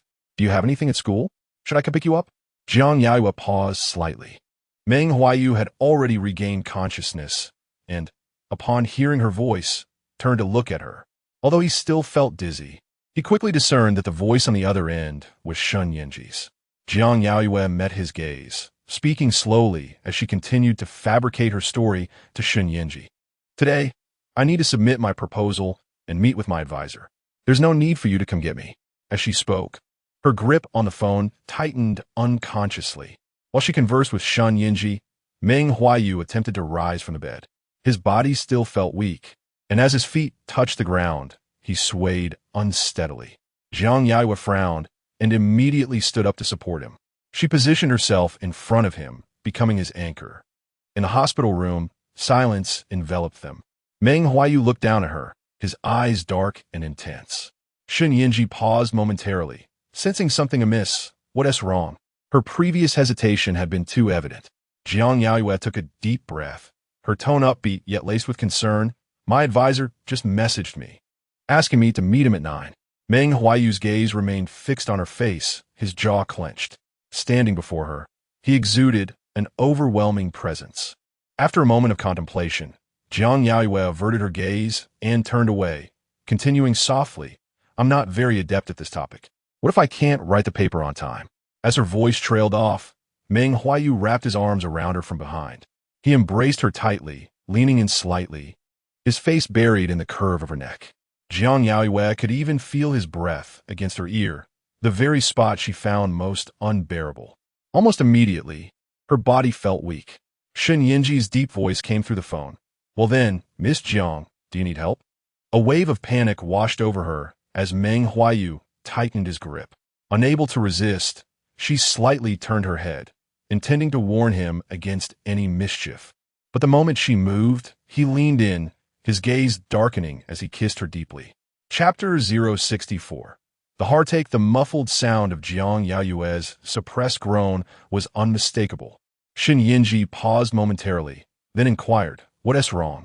In the hospital room, Meng Huaiyu was positioned too close to Jiang Yaoyue, clearly hearing Shen Yanzhi's voice, causing his body to tense. Jiang Yaoyue, feeling anxious, slightly furrowed her brow and bit him without hesitation, making Meng Huaiyu recoil, slightly in pain. Seizing the opportunity, she shot him a warning glance, took a few steps forward while clutching her phone, and muttered, "I bumped into something while rushing to get out of the dorm." Shen Yanzhi, in the midst of buttoning his shirt, halted upon hearing her voice, frowning as he asked, "Where did you bump?" Jiang Yaoyue instinctively bit her slightly numb lip and whispered, "My leg." After exchanging a few more words, Jiang Yaoyue hung up the call, only to turn around and find Meng Huaiyu still standing there, his tall figure appearing pale and slightly bowed. She momentarily lost her focus before approaching him, hesitating briefly before softly asking, "Are you unhappy?" Meng Huaiyu lifted his gaze to meet hers, his eyes tinged with red, his voice hoarse. "Are you leaving?" Jiang Yaoyue's heart skipped a beat uncontrollably, but she quickly replied, "Yes, I have to return to school today." Meng Huaiyu fixed his gaze upon her for a long while before asking, "Will you come back?" As he posed the question, his hand instinctively clenched. This time, Jiang Yaoyue did not hesitate, responding swiftly, "I will." Meng Huaiyu remained silent, observing her intently. Jiang Yaoyue leaned closer, locking eyes with him, her expression earnest. "You must take care of yourself and listen to what you're told. After a moment of silence, he replied softly, "All right." Zhang Zhao drove her back to school, where she found Yu Weiwei and Qi Ran already present in the dormitory, having just organized their materials in preparation for heading to the teaching building. Yu Weiwei expressed surprise at Jiang Yaoyue's return, but quickly recovered, asking, "Do you want to join us?"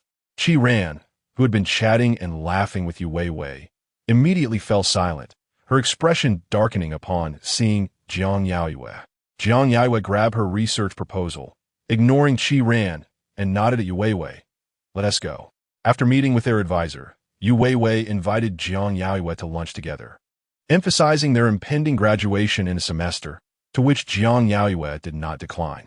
Upon arriving, she discovered that Qi Ran and her boyfriend were also present. The two had rekindled their relationship after a tumultuous 6 months. Qi Ran, with a tone laced with sarcasm, remarked, "Yaoyue's boyfriend is so wealthy. Is he accustomed to fine dining? I wonder how he'll fare with his hot pot." Her boyfriend, Li Jingzhou, wore a grim expression, staring at Jiang Yaoyue with a half-smile. Remaining silent, Jiang Yaoyue felt uncomfortable and turned to Yu Weiwei. Yu Weiwei, sensing the tension, shook Jiang Yaoyue's arm with a pleading whisper, "We're graduating soon. After all, we've been roommates for 4 years. Let us try to get along." She cherished their friendship and wanted to ease the strain in their relationship. Jiang Yaoyue suppressed her urge to leave and obediently sat down. As they awaited the hot pot broth, Jiang Yaoyue's phone vibrated with a message from Ji Ting. "Meet me at Suhua Hall for a meal." It was hard to refuse. It was a form of compensation. Jiang Yaoyue frowned slightly, contemplating the name Suhua Hall, a place favored by both Meng Huaiyu and Shen Yanzhi. After a moment of thought, she replied, "I'm having lunch with classmates." After a long pause, Ji Ting responded with a screenshot of a video. Jiang Yaoyue's eyelids flickered, and she immediately changed her tone. "Mr. Ji, are you coming to the school for lunch? It's on me." Expecting him to decline, she was surprised when he promptly replied with 2 words, "Location." After a brief consideration, she sent him the address of the hot pot restaurant. During a meeting at Longdu, Ji Ting received her message and became somewhat distracted, listening to the executive's detailed report as he absent-mindedly tapped his fingers on the table, interrupting, "Get to the point." His expression was inscrutable, and the meeting room fell into an uneasy silence. The executive, trembling, hurriedly summarized the key points awaiting reprimand. However, Ji Ting had already stood up, adjusting his tie. "We'll continue this afternoon." He had paid much attention, his mind preoccupied with a singular thought. The address Jiang Yaoyue sent was rather far from their current location. When he arrived at the hot pot restaurant, his expression darkened upon noticing Jiang Yaoyue and Yu Weiwei had already finished their meal. As Yu Weiwei and Qi Ran departed, Jiang Yaoyue waited alone at the entrance. Seeing Ji Ting's car, she approached him. At the snack street outside the school, his car was conspicuously eye-catching. Without waiting for him to exit, Jiang Yaoyue gestured for him to park further away. Ji Ting shot her a glance, silent as he complied, parking in a secluded spot. The bustling hot pot restaurant was lively, yet Ji Ting seemed out of place amid the youthful college crowd, despite being only a few years older than them. Jiang Yaoyue led him to an unoccupied corner table. Sitting across from her, Ji Ting's gaze fell upon the wall, where prices were displayed. Broth for 3 yuan, condiments for 5 yuan. His brow furrowed further as he read the prices for skewers. Wooden skewers for 1 yuan, purple skewers for 2 yuan, green skewers for 3 yuan. He glared at Jiang Yaoyue, who appeared innocent, his face darkening. "Is this your idea of compensation?" Doubt crept into his mind. Meeting his gaze, Jiang Yaoyue lowered her eyes and spoke softly, "But a meal at Suihua Hall would cost me half a year's living expenses." Suihua Hall was a private kitchen with an unlisted menu. She was merely stating a fact, devoid of any sense of grievance. Yet Ji Ting felt a pang of discomfort, realizing he had no intention of wanting her to spend money. However, he couldn't voice this concern. His irritation flared, peaking when he noticed Jiang Yaoyue had only consumed 3 skewers. He hadn't paid attention earlier, but now it felt as if his heart was being squeezed. Jiang Yaoyue, having dined with Yu Weiwei, wasn't hungry, but upon seeing Ji Ting's expression, she quickly clarified, "I just ate. I'm not hungry." Unconvinced, Ji Ting paid the bill with a stern expression, pulling her to leave. Jiang Yaoyue's gaze lingered on his retreating figure, hesitating momentarily before understanding his feelings. Almost immediately, she called out softly, "Ji Ting." He halted, turning to face her. Jiang Yaoyue met his gaze, her voice gentle. "Are you worried about me?" Surrounding them were students bustling about, residents nearby, the sounds of life and the whisper of the wind. The world was alive with myriad expressions. Yet Ji Ting found himself oblivious to all, fixated solely on her question. "Are you worried about me?" He was lost in thought. Jiang Yaoyue inched closer, tilting her face upward to look at him, reaching out to tug at his shirt, her voice sweet and soft. "Ji Ting, are you really worried about me?" Chapter 065. Borrowing clothes, her voice resonated in his heart, each word striking with precision. Ji Ting felt the fervent beat of his heart, yet he swiftly averted his gaze. Suppressing his voice as he asked, "Jiang Yaoyue, what are you thinking?" He inhaled deeply and then looked at her again, speaking with a fierce finality. "Do you think I would feel pain for another man's woman?" Jiang Yaoyue withdrew her hand, meeting his gaze with sincerity. After a moment, she softly confessed, "I must have overthought it." She paused, her eyes earnest as she continued, "I will no longer misunderstand. I will remind myself that everything Mr. G does is merely to retaliate against me. I will strive to help Mr. G calm down sooner." He had stated that he would torment her until he was appeased. Ji Ting studied her delicate features, a breath lodged in his chest, but before he could voice his thoughts, she interrupted. Furrowing her brow, she tentatively suggested, "Mr. G, since you covered the meal, how about I take you to explore the small night market near our school as compensation?" The morning meeting had been postponed to the afternoon, and time was of the essence. He needed to return immediately. Yet, she proposed a visit to the night market. Ji Ting maintained a stoic expression, silent. Jiang Yaoyue turned her head to look at him. "It's quite lively there." Ji Ting frowned, remaining silent. After a prolonged moment, he turned and walked towards the parking area. Jiang Yaoyue stood still, watching him. After he had walked a short distance and noticed she had not followed, he turned back to her. "Jiang Yaoyue, if you don't come over soon, I might change my mind." Hesitating, she finally decided to follow him. He changed out of his formal attire, donning a loose navy blue down jacket paired with a black turtleneck, appearing languid as he presented himself before her. Jiang Yaoyue was momentarily taken aback by his appearance. He looked entirely different from before. Noticing her reaction, Ji Ting approached and leaned down to look at her, unable to suppress a raised eyebrow. "Are you mesmerized?" Jiang Yaoyue lifted her gaze to meet his. This place seemed to be merely a resting spot for him, situated in a residential area of Lingchuan. Devoid of much life, yet conveniently close to her school. She held too many secrets in his hands, and at this moment, she felt entirely at his mercy. While videos could be destroyed, past actions could not be erased without a trace. Observing her silence, Ji Ting mischievously pinched her cheek. "What are you daydreaming about?" Jiang Yaoyue's gaze lingered on his face, scrutinizing him subtly. She needed to gradually reclaim her leverage and, ideally, have Ji Ting willingly assist her in concealing her transgressions. His grip on her cheek was somewhat firm, jolting her back to reality. She momentarily suppressed her thoughts, donning a look of confusion. "Is Mr. G planning to be my classmate for a day?"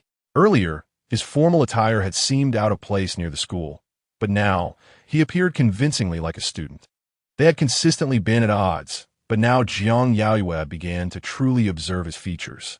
He was tall and elegant, with slightly upturned eyes, deep-set irises, a high nose, and a perpetual half-smile that exuded a sense of untamed charm, entirely distinct from Shen Yanzhi and Meng Huaiyu.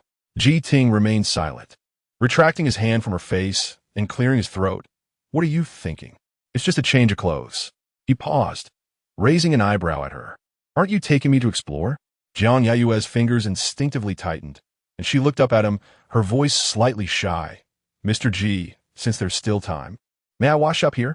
That hot pot left quite a strong odor on me." She pouted slightly, extending her hand towards him, her gaze earnest. "You can smell it. It's really overwhelming." In that moment, Ji Ting's body tightened.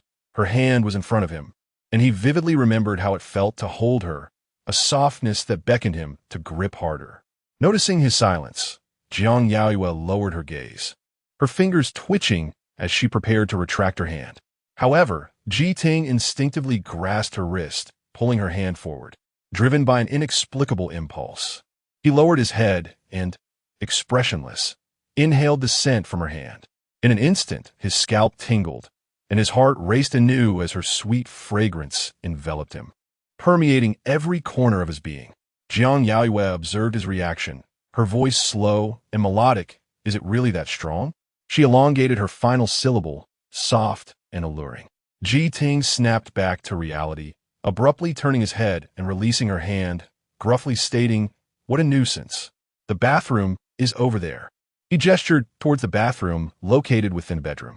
This residence in Lingchuan was modest, not a sprawling flat or a villa, but a typical apartment with 3 bedrooms and 2 bathrooms. Instinctively, he directed her towards the master bedroom's bathroom. Jiang Yaoyue obediently nodded and walked towards the master suite. Once inside the bathroom, she surveyed the spacious area, noting the modern amenities. The sound of running water filled the air. Ji Ting removed his down jacket and sank onto the sofa, feeling a tightness in his heart as he listened to the water. After a while, unable to bear it any longer, he decided to take a quick shower in the guest bathroom before she emerged. Inside the bathroom, Jiang Yaoyue could not hear any commotion outside. She used his shower gel, absorbing his scent, and, as she lathered herself in bubbles, she turned to examine her reflection in the mirror, innocent and soft. She was confident that Ji Ting harbored feelings for her, but it was not sufficient. Given his persistence, she desired him to willingly pave the way for her, to be forever subservient. When Ji Ting finished his shower, Jiang Yaoyue was still inside. He hesitated briefly before entering the master bedroom to change. Just as he had donned his clothes, the bathroom door cracked open, and Jiang Yaoyue's timid voice called out, "Ji Ting?" He was momentarily taken aback before responding, "I'm here." Her voice was somewhat flustered. "Could I borrow some of your clothes? My outfit reeks of hot pot." Seemingly anxious about his response, she quickly added, "I promise to wash them and return them to you." A sudden wave of agitation surged within Ji Ting as he remained silent. Jiang Yaoyue quickly followed up, "Is it inconvenient?" His gaze flicked over the neatly hung garments before resting on a classic white shirt with sharp collar lines. After a moment's hesitation, he frowned and replied, "I'll get it for you." He pulled down the white shirt and grabbed a pair of trousers. His jaw clenched as he approached the door. He knocked gently. Jiang Yaoyue, with water droplets glistening on her arms, reached out from behind the door, her flushed face peeking through. As she took the clothes from his hands, she stammered, "Thank you." The door closed again, and Ji Ting stood there, his throat tightening as the image of her rosy cheeks and water-slick shoulders lingered in his mind. Chapter 066. The white shirt as the steam enveloped her shoulders, a delicate blush emerged, and droplets of water clung to her skin, gliding down under the warm, yellow light. He stood at the bathroom door, his complexion flushing unnaturally, listening to the soft sounds from within. She was patting herself dry before preparing to don his shirt. The room was enveloped in an unsettling silence. Ji Ting felt compelled to wait in the living room, yet his feet remained rooted in place.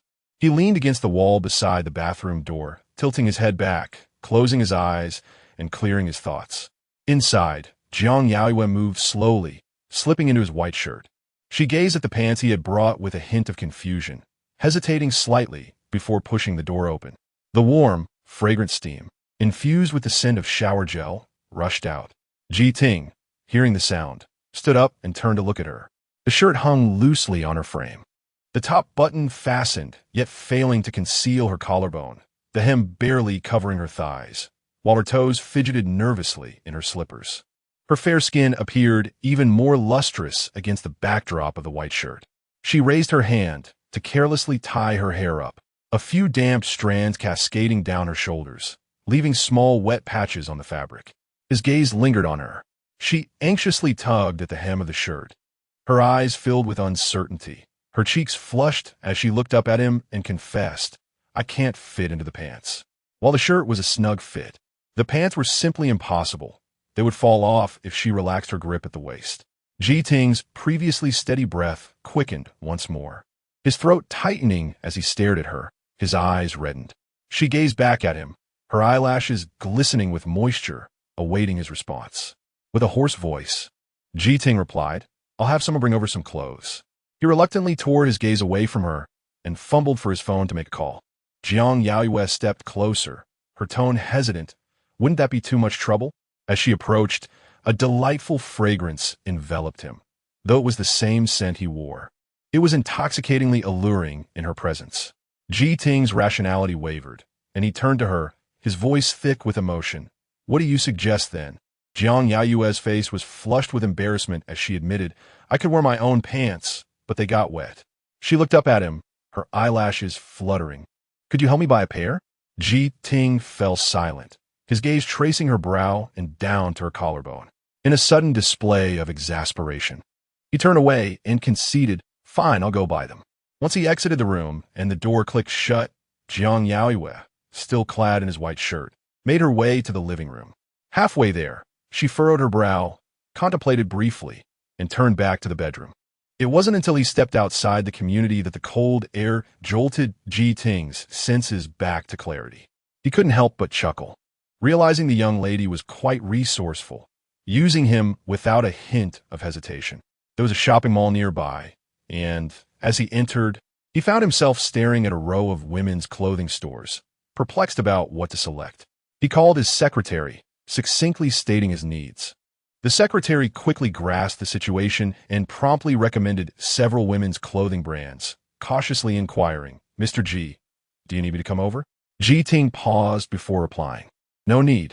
Once he hung up, the secretary's office erupted in chatter. Around 2 o'clock, Ji Ting called back to announce the cancellation of the afternoon meeting.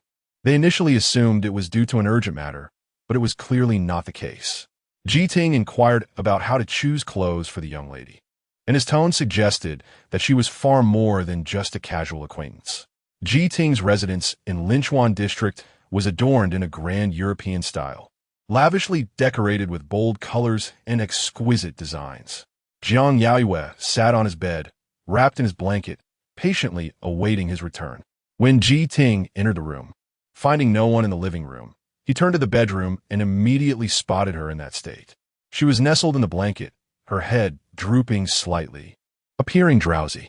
Upon hearing him, she looked up and sleepily asked, "What is this style of decoration called?" Ji Ting, tightening his grip on the shopping bag, replied, "Baroque." Baroque, an art form that captivates and enchants the heart.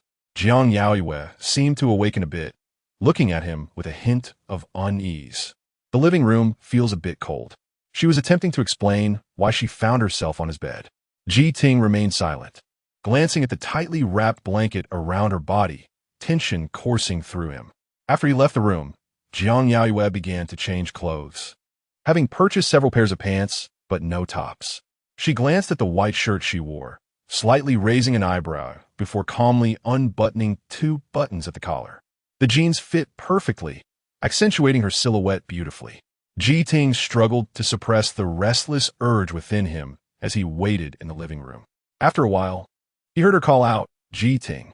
He sat on the sofa, reclining back with his eyes closed, and upon hearing her voice, he opened his eyes, his tone low. "What is it?" Jiang Yaoyue stepped out, appearing somewhat awkward. "I want to blow-dry my hair." Resigned, Ji Ting stood up to fetch the hairdryer for her. As she began to dry her hair in front of the bathroom mirror, he stood nearby, watching her fingers weave through her hair. The hairdryer hummed loudly, yet he felt no inclination to leave. Clad in his white shirt, she exuded an aura of chastity. Her hair was already half dry and voluminous. When she lowered her head, his gaze instinctively followed, and through the mirror, he caught a clear glimpse of her slightly open collar. In an instant, he felt his face flush, barely enduring 30 seconds before nearly bolting out of the room. Jiang Yaoyue glanced at his retreating figure, then looked back at her unbuttoned collar in the mirror, a small smile forming at the corner of her lips. Once they were both ready, they set off towards the night market near the school, the sky having darkened by then. Upon exiting the vehicle, Jiang Yaoyue first sent a WeChat message to Shen Yanzhi, informing him she wouldn't be returning to Nanjing Road that night, then messaged Zhang Jiahao, letting him know she might be late visiting Meng Huaiyu, before finally putting her phone away. The night market bustled with life, stalls lining both sides of the street. The aroma of barbecued meats wafted through the air, sizzling on the grill, alongside vendors selling milk tea, trinkets, and clothing. The throngs of people navigated the space. Groups of female students laughing and teasing as they browsed for snacks, while couples strolled hand in hand. Ji Ting followed Jiang Yaoyue closely, observing her enthusiasm as she wandered about, a rare expression of relaxation gracing her features. She turned to look at him, paused at a stall selling accessories, and after a moment's contemplation, selected a bracelet. Turning to him with a bright smile, she asked, "Can I gift you something?" Chapter 67. Intoxication in her hand. She held a black bracelet, adorned in the center with an ebony bead, flanked by 2 golden orbs. The vendor, a young female student, had set up her stall part-time. Upon seeing the 2 individuals before her, her eyes sparkled with delight, for they were undeniably striking. She promptly stood up, eager to promote her wares. "This is obsidian from Putuo Mountain, a charm for fortune. It's truly effective." Jiang Yaoyue glanced down at the bracelet in her hand, her skepticism evident. The vendor, with a bright smile, pressed on, "Really, I've sold many of these. It's the perfect gift for a boyfriend. Guaranteed to bring continuous good fortune and fulfill wishes. Besides, you two make such a lovely pair." Her genuine admiration was palpable. Jiang Yaoyue's eyes widened in surprise. Before she could respond, Ji Ting, standing nearby, casually inquired how much. Jiang Yaoyue turned to look at him, noting that his gaze was not on her. But a hint of crimson had crept into his ears. The vendor's eyes gleamed even brighter as she pondered. "Given how well-matched you two are, I can offer you a special price, 188 yuan. What do you think?" Jiang Yaoyue's eyelids fluttered. She knew that goods from such stalls could not possibly be priced so high. Just as she was about to return the bracelet, Ji Ting turned to her. Jiang Yaoyue hesitated, glancing at him. "Do you like it?" His gaze fell upon the bracelet in her palm, and though he did not voice his approval, the sentiment was unmistakable. Suppressing a breath, Jiang Yaoyue turned back to the vendor. "Are you certain it's 188? Can not be a little less?" The vendor, with a smile, raised her hand in a vow. "I assure you, no deception here. Since your boyfriend likes it so much, why not buy it for him?" Jiang Yaoyue, silent, took out her phone and scanned the code, transferring 188 yuan, then earnestly corrected the vendor. "He is not my boyfriend." With that, she clutched the bracelet and turned to leave, visibly miffed. Ji Ting followed closely, arching an eyebrow and calling out to her. "Hey, Jiang Yaoyue." She halted, turning back to him, irritation evident. "What is it?" Ji Ting approached, scrutinizing her expression with a low voice. "Are you regretting the expenditure?" Jiang Yaoyue lifted her chin defiantly. "I was going to haggle, but it's all your fault." His demeanor suggested he very much desired the bracelet, and the vendor was unlikely to budge on price. Ji Ting remained silent, glancing at the bracelet in her hand. Without responding, he extended his hand towards her. "Put it on for me." He rolled up his sleeve, revealing a watch on his wrist. Jiang Yaoyue didn't recognize the brand, but understood it must be expensive. Just as she was about to suggest, he switched to a different watch. He casually removed it and stuffed it into his down jacket pocket, extending his hand to her once more. Suppressing her urge to speak, Jiang Yaoyue silently placed the bracelet on him, meticulously adjusting the charm to the inner side of his wrist. Ji Ting watched her intently, captivated by her obedient focus. As Jiang Yaoyue's hand lingered on the charm, she lifted her gaze to meet his, her eyes sparkling with a sweet smile. "Since it's already purchased, I wish you endless good fortune, and may all your wishes come true." The surrounding noise faded into a distant murmur. Ji Ting gazed down at her, unable to quell the stirring in his heart, and softly replied, "Jiang Yaoyue, I also wish you boundless good fortune and fulfillment of your desires." Jiang Yaoyue's eyes twinkled as she responded, her voice soft and gentle. "Yes, I heard you, Mr. Ji." As they continued their outing, Jiang Yaoyue tugged Ji Ting toward a barbecue restaurant near the school entrance, frequented mostly by students due to its reasonable prices and pleasant ambience. Before entering, she turned to him, emphasizing, "I'll be paying." Ji Ting looked at her, having just been troubled over the bracelet expense. But now he raised an eyebrow in playful warning. "Just don't cry later." Jiang Yaoyue contemplated her savings and the prices here, then boldly pushed open the door, declaring, Whoever cries is a little dog. She indeed was generous, ordering an array of barbecue and even beer. Sitting in the quaint eatery, Ji Ting felt enveloped in the warmth of everyday life. Jiang Yaoyue, though not accustomed to drinking, hesitated only briefly before pouring herself a glass, then graciously serving him a drink as well. Ji Ting observed her with a mix of curiosity and amusement, noting her confidence in consuming alcohol before him. As she finished one glass and poured herself another, he frowned. Little drunkard, drink less. Jiang Yaoyue, feeling the effects of the alcohol, ignored him initially, only to mutter later, I have a good tolerance. After saying this, she immersed herself in her meal. Ji Ting, eating at a leisurely pace, accompanied her until they finished. However, as they prepared to leave, he noticed with concern that the girl who claimed to have a strong tolerance for alcohol appeared dizzy, struggling to stand. With a stern expression, he suppressed her attempt to pay, settling the bill himself before lifting her up and exiting the restaurant. He hadn't touched a drop of alcohol, and now he needed to drive. After placing her in the car, he turned to her, his voice grave. Where to? Jiang Yaoyue. Her mind clouded, yet retaining a semblance of clarity, pondered before replying. Take me back to Nanjing Road. Ji Ting remained silent, furrowing his brow as he considered her current state. He would not risk returning her to Shen Yanzhi, where she might ramble incoherently. The car sped towards Linchuan district. As Ji Ting assisted her out of the vehicle, she stumbled, nearly falling. With a frown, he observed her flushed face, jaw clenched, and decided to simply carry her. Upon entering the house, he set her down, but she could barely stand, leaning against him and softly calling his name. Ji Ting. Ji Ting struggled to remove her down jacket, then shed his own, pausing at the sound of her voice. I'm here. Jiang Yaoyue buried her face in his chest, drowsily repeating his name, Ji Ting. He scooped her up again, making his way to the bedroom while she continued to call for him, his voice instinctively lowering. I'm here. He laid her on the bed. Jiang Yaoyue, her eyes fluttering open, looked up at him with damp lashes and glistening eyes. Calling out once more, Ji Ting. Her voice trembled with a hint of vulnerability. Ji Ting's heart tightened as he met her gaze. What is wrong? Jiang Yaoyue, with tear-filled eyes, replied in a quavering voice. I'm so scared. Chapter 68. Transactions. Alcohol contains ethanol, and when the blood alcohol concentration reaches 0.1, individuals lose their self-control, experiencing a narcotic effect on the nervous system, which leads to paralysis. In simpler terms, she is likely unaware of her actions or words. She lies by the bed, as Ji Ting gazes at her flushed face.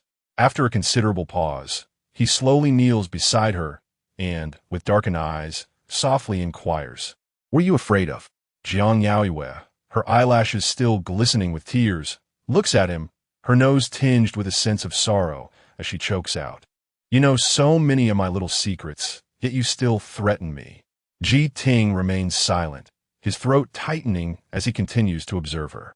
She lies there, her white shirt crumpled, the collar slightly open, hair in disarray, eyes reddened, and even her nose is flushed, a blend of vulnerability and charm. Ji Ting's heart races uncontrollably, and after a while, he hoarsely asks, What little secrets do I know about you?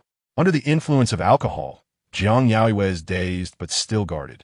Pouting as tears stream down her face.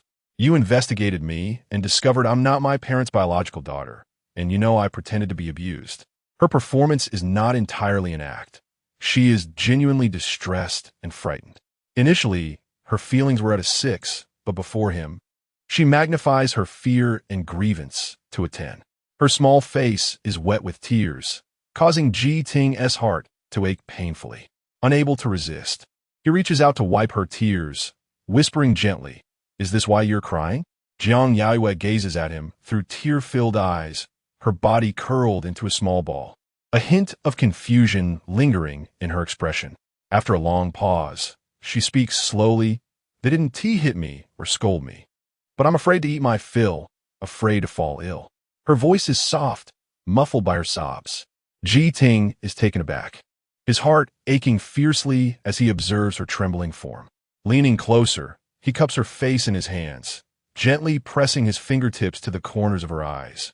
His voice hoarse, and then, Under the influence of alcohol, Jiang Yaoyue's thoughts become muddled. She nuzzles against his hand, her breath faint, her voice intermittent. I have to wear the same pair of shoes for a long time, and I don't have new clothes.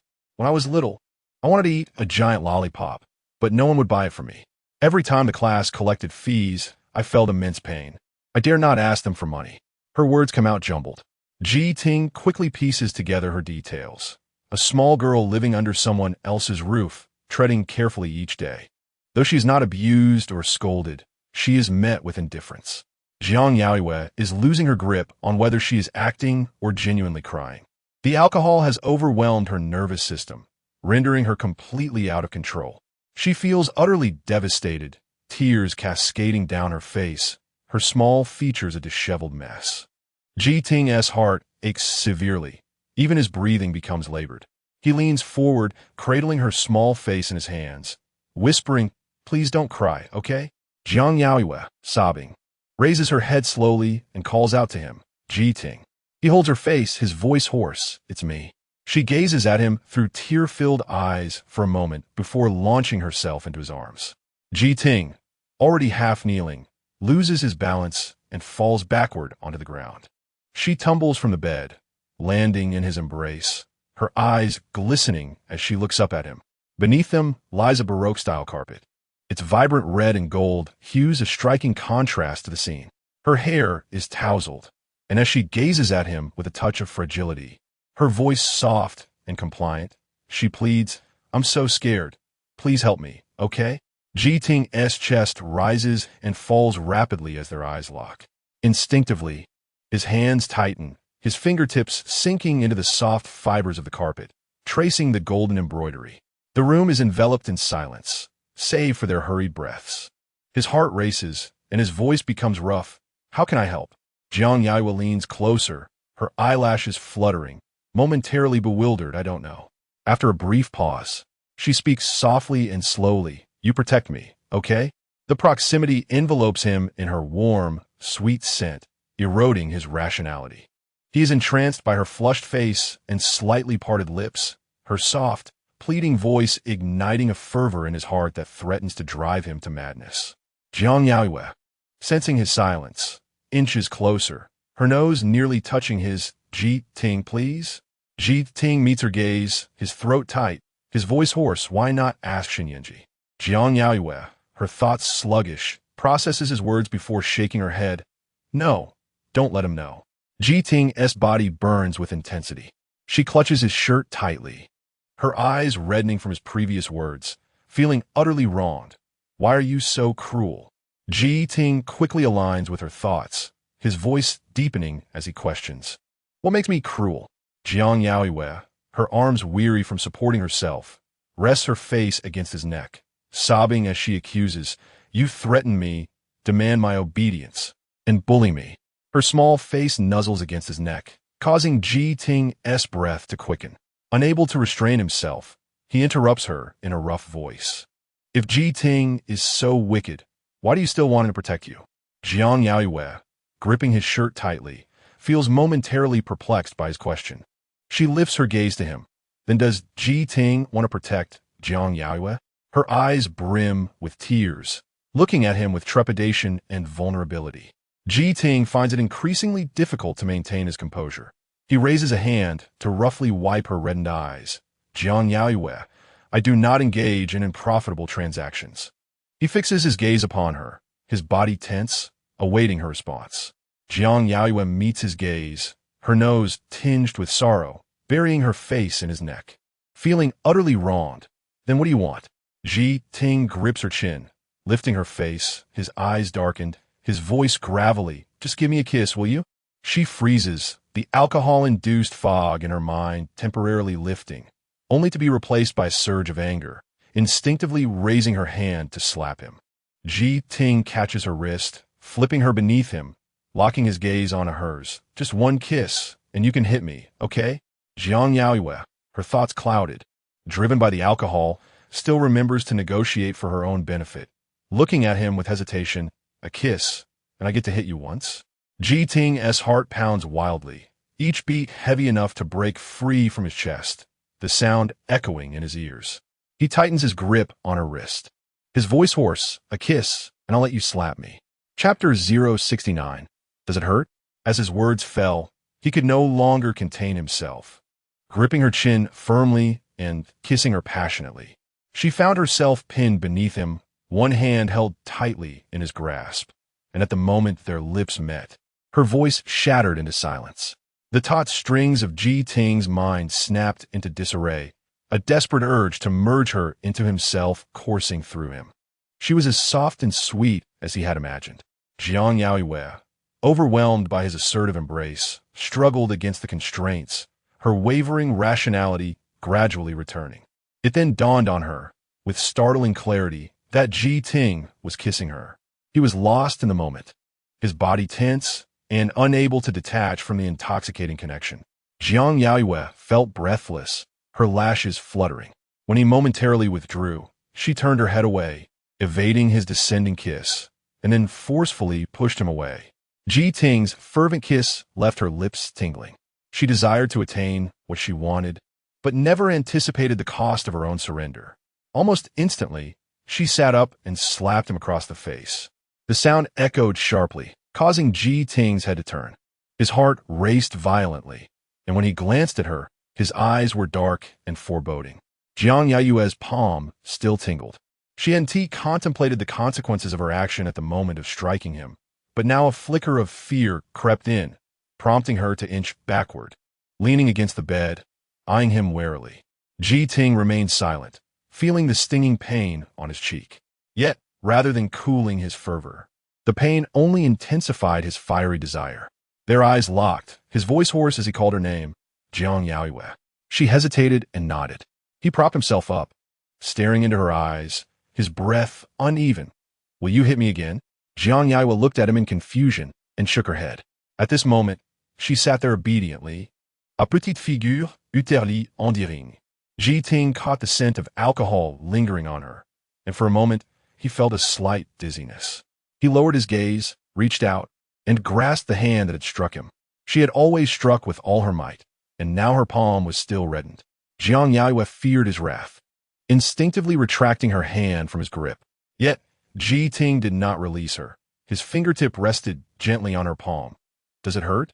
Following his gaze, Jiang Yaoyue looked down to see him cradling her hand delicately. She furrowed her brow slightly before quickly relaxing, and when she met his gaze, her lips formed a small pout, exuding a sense of grievance. It hurts. Then, pausing with a hint of trepidation, she continued, her tone laced with innocence. It really hurts. You think? She was being playful. Ji Ting's heart melted at her demeanor. Just blow on it, and it won't hurt anymore. He leaned closer, lowering his head before her. Jiang Yaoyue felt his warm breath on her palm, her fingers unconsciously moving, her voice barely above a whisper. Ji Ting?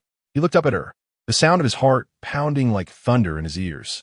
She met his gaze, her expression somewhat bewildered, softly asking, So, will Ji Ting protect Jiang Yaoyue? Ji Ting tightened his grip, gazing intently at her, then leaned in, resting his forehead against hers, resignedly closing his eyes. I will protect you. She was truly intoxicated, and upon receiving the answer she sought, her tension dissipated, a wave of drowsiness swiftly overcoming her. Ji Ting lifted her into bed, watching as she clutched the blanket and quickly succumbed to sleep. He leaned down to brush away the disheveled strands of hair from her face, silently observing her for a moment before turning to the bathroom, gently dampening a warm towel to wipe her face. Having wept heavily moments before, her cheeks were marked with tear stains. Jiang Yaoyue slept soundly, and as dawn broke, she opened her eyes, still feeling a dull ache in her head. As she gathered her thoughts, she recalled her surroundings. She sat up and looked down, realizing she was still wearing the white shirt, and he changed her. The room was utterly silent. Rubbing her head, she turned her gaze, and to her astonishment, the bedroom was filled with enormous lollipops, the rainbow-colored candies from her memories. Once envied in the hands of other children, were now piled high in her space. For a moment, her thoughts went blank before she descended from the bed and sat on the carpet. Ji Ting had not slept a wink throughout the night. Hearing movement next door, he hesitated for a moment before getting out of bed and walking over. Standing at the entrance to the master bedroom, he immediately spotted her sitting on the carpet, surrounding herself with the rainbow lollipops. Jiang Yaoyue looked up at him, her eyes still gleaming with delight and with a hint of uncertainty. She asked, "Are all of these for me?" Ji Ting responded with a quiet affirmation, moving to sit across from her, his voice low. "Do you like them?" Holding a lollipop in her arms, Jiang Yaoyue nodded obediently. "I like them." She paused, a hint of bashfulness creeping in. "Did I say I liked lollipops last night?" Those who drink often forget the events of the night. Ji Ting's grip involuntarily tightened, his expression darkening as he spoke slowly. "Have you forgotten everything?" Jiang Yaoyue gazed at him for a while before shaking her head. "I remember a little."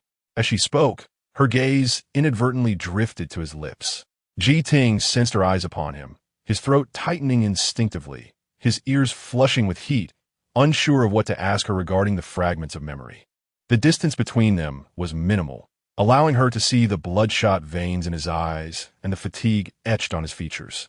After a brief pause, she shifted closer from the pile of lollipops, kneeling before him, a touch of confusion in her demeanor.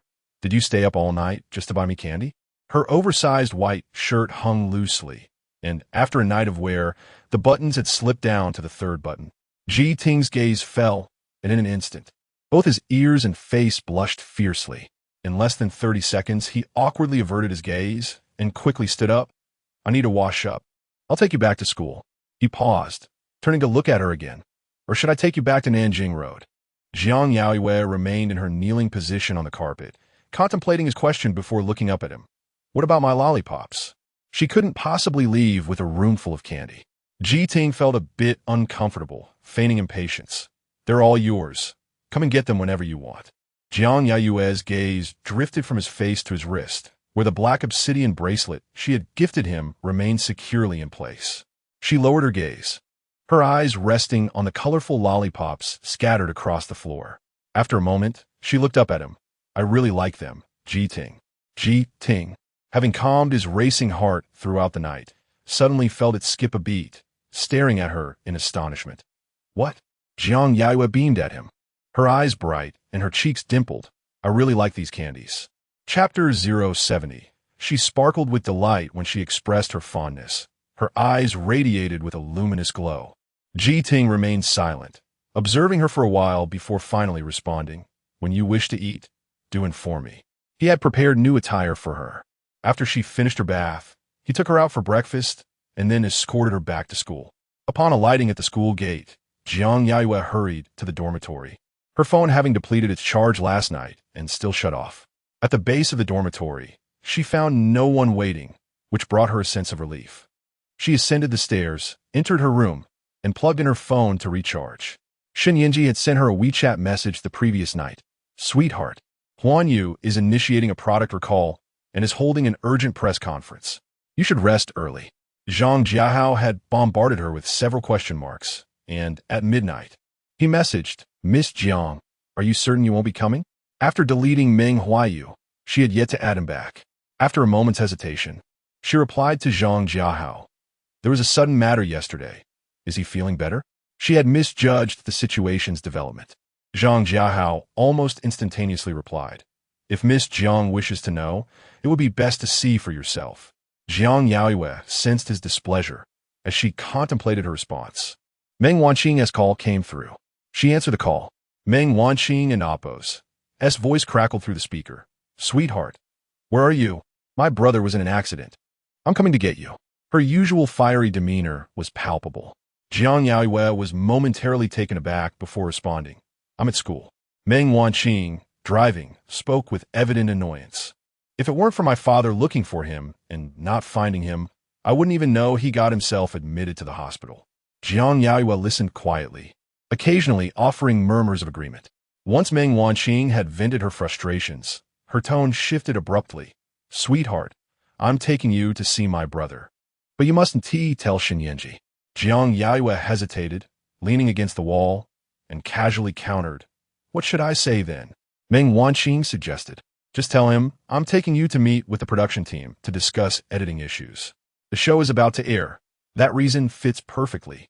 A faint smile graced Jiang Yaoyue's lips as she softly agreed, "All right."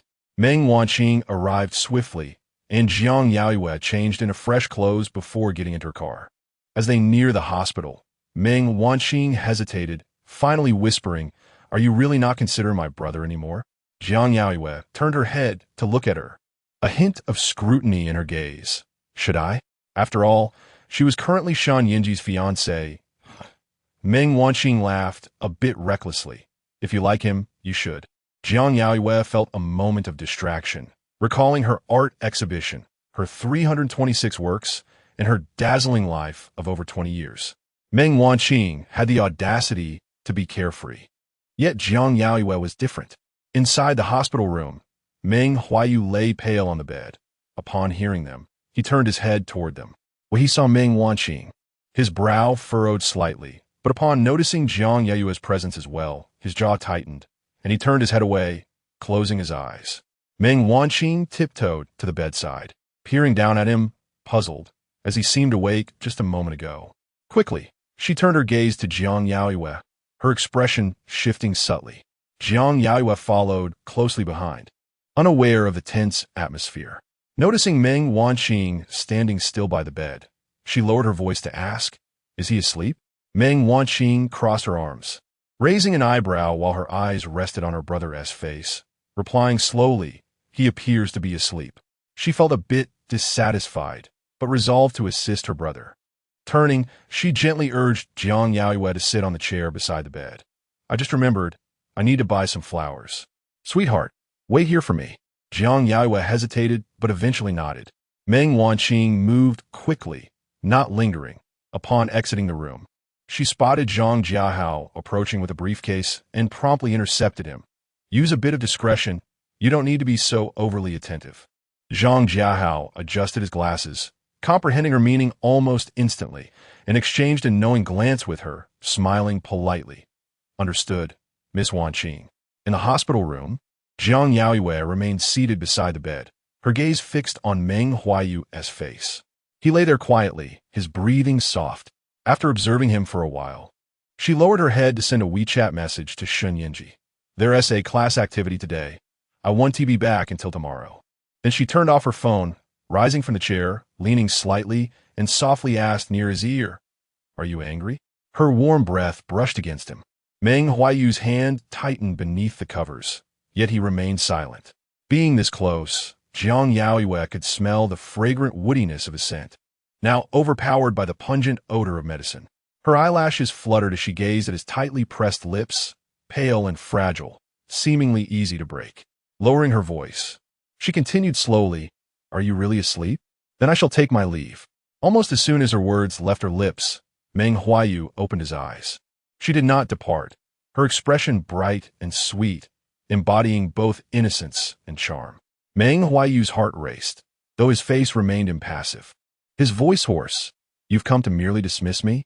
Jiang Yaoyue said nothing, her gaze lingering on his lips before she leaned down to kiss him.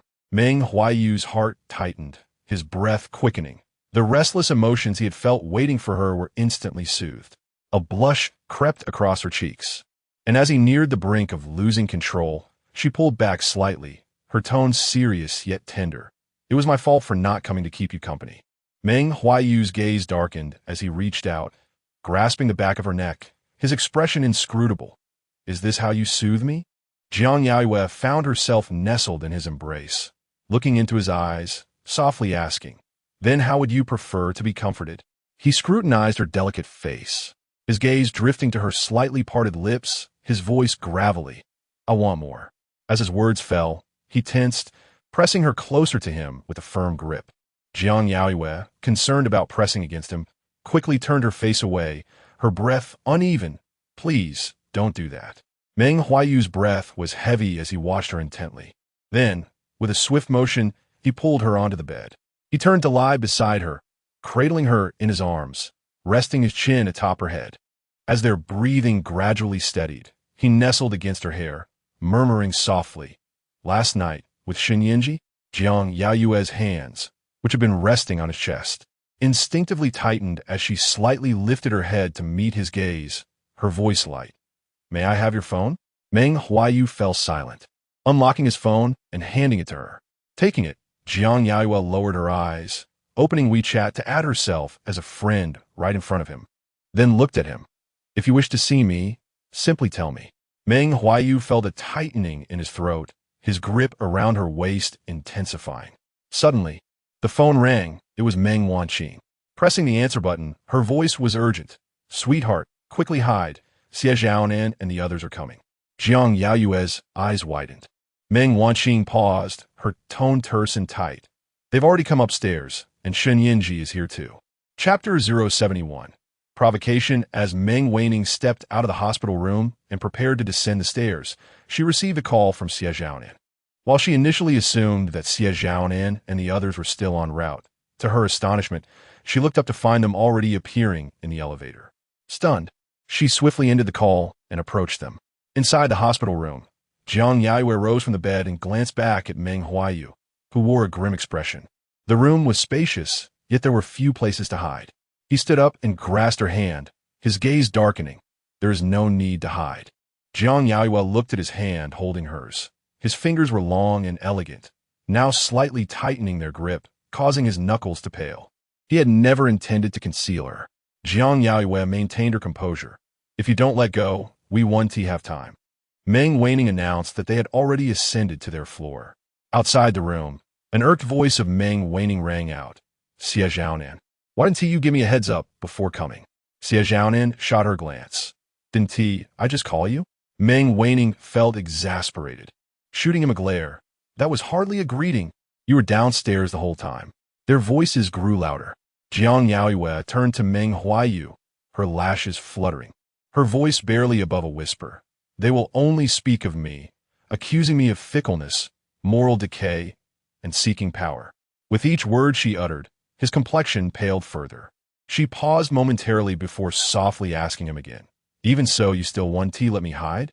Panic welled within her, her breath quickening, and her eyes glistening with unshed tears. The powerful stood lofty, gazing down upon the masses, who dared not offend Meng Huaiyu, nor comment on his actions. The only one to face condemnation would be her, Jiang Yaoyue. Her future could not be anchored here. Meng Huaiyu's jaw tightened, his heart racing, and before rational thought could intervene, he took her by the hand and pulled her into the bathroom. The door to the hospital room swung open, pushed by Xie Zhaonan. Meng Huaiyu's heart raced. Xie Zhaonan's puzzled voice echoed. Where is everyone? Behind him, Shen Yanzhi nonchalantly lifted his gaze, peering inside. Qin Tangtang, holding a bouquet of flowers, turned her head and followed him in. Isn't Huaiyu here? Qian Jingchun, carrying a fruit basket, strolled in with his hands in his pockets, smirking. He might have stepped out. The layout of the hospital room was clear. Xie Zhaonan's attention fell on the closed bathroom door as he scratched his head. In the bathroom, Meng Huaiyu felt stiff, her gaze first landing on Shen Yanzhi, whose unexpected presence left her flustered. If she confronted her brother now, it would surely lead to conflict. In the VIP room, a row of genuine leather sofas accompanied by an elegant coffee table adorned with exquisite bone china tea sets created a comfortable atmosphere, complemented by vibrant greenery by the window. Xie Zhaonan took the flowers from Qin Tangtang and placed them on the bedside table, then called for everyone to be seated. Already on edge, Meng Huaiyu glared at him with annoyance. Shen Yanzhi, with a calm demeanor, settled onto the sofa, his eyes lowered as he replied to Jiang Yaoyue's message. Xie Zhaonan remained standing, a hint of uncertainty in his voice. Huaiyu isn't fainting in there, is he? Inside the bathroom, Meng Huaiyu heard Xie Zhaonan's voice clearly, furrowing his brow before looking down at the girl in his arms. Jiang Yaoyue's face was pale, and when she met his gaze, her eyes shimmered with unshed tears.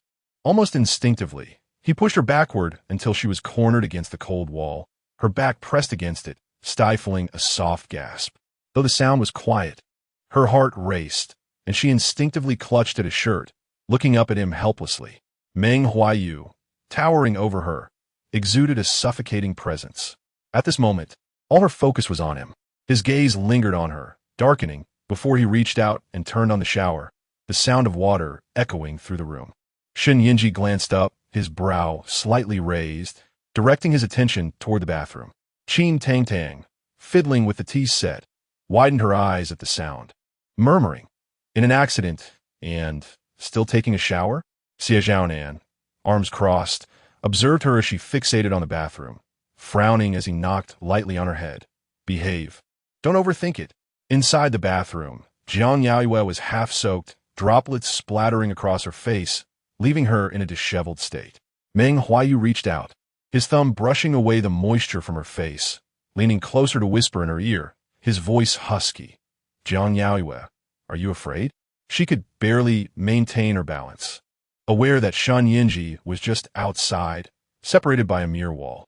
She should have felt anxious, perhaps even terrified. Yet amidst all emotions, nothing could eclipse the intensity of his presence at that moment, resonating with the rhythm of her heartbeat. Her grip on his shirt loosened gradually, and under his watchful gaze, she wrapped her arms around his neck. Meng Huaiyu remained rigid, frozen in place. Her eyes glimmered with unshed tears as she looked at him, droplets clinging to her lashes. He swallowed hard, his grip on her shoulders tightening. Jiang Yaoyue rose on her tiptoes, her voice soft and trembling. Meng Huaiyu, I'm so scared. She pulled him down closer, her voice a whisper against his ear. But what should I do? It seems you like this. The sound of running water masked his sudden, low gasp. Shen Yanzhi, growing increasingly impatient from the lack of a response from Jiang Yaoyue, glanced up to find Xie Zhaonan blushing furiously. Almost immediately, he heard muffled sound from the bathroom, suppressing, restrained, and utterly intoxicating. Meng Huaiyu's face flushed with a mix of white and red, her mind reeling as she realized her brother had lost his mind. Despite having called ahead, he brazenly provoked them in the presence of Shen Yanzhi. Overwhelmed with guilt, she instinctively turned to Shen Yanzhi, who was already standing, his expression unreadable, staring at the closed door. Beside them, Qin Tangdang stood dumbfounded. Xie Zhaonan shot her a glance, maintaining a serious demeanor as he pulled her up from the sofa, attempting to diffuse the tension. Huaiyu seems fine. Let us leave. As his words hung in the air, he tugged at Qin Tangdang to exit. Shen Yanzhi raised a hand to stop them, his tone nonchalant. You're leaving without seeing him? Meng Huaiyu felt the hairs on her neck bristle. Inside the bathroom, Meng Huaiyu was drenched, his eyes shut tight, his chin resting against her neck, breathing heavily. Jiang Yaoyue turned her head, her lips grazing his ear, her expression bewildered, her voice soft. What if he bursts in? Meng Huaiyu pulled back slightly, his heart racing. His eyes ablaze with emotion as they locked onto hers, his voice a low rasp. Then let him see. Chapter 072. The details. The air was thick with humidity, and the temperature rapidly increased. Jiang Yaoyue's delicate face soon flushed a rosy hue. She withdrew her hand from beneath his garment, repositioning it against his chest, then tugged at his collar, drawing him closer. Should he gaze upon me or you?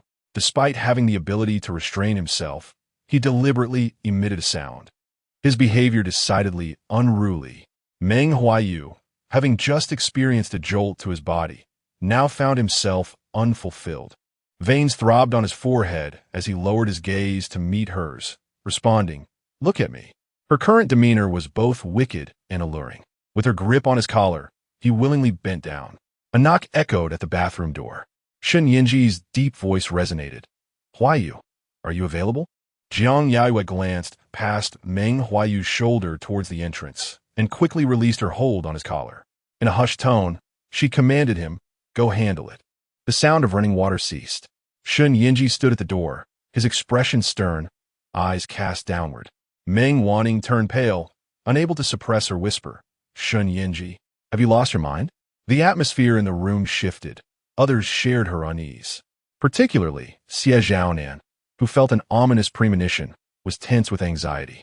Eager to mend a relationship between the two, he had called Shen Yanzhi immediately upon hearing about Meng Huaiyu's accident, and without hesitation, Shen Yanzhi had rushed over. Initially pleased, he now found himself in an awkward predicament. Upon hearing the unusual sound from within, he should have retreated, yet he remained steadfast. Shen Yanzhi raised his gaze to Meng Huaiyu, his expression darkening, eyes scrutinizing.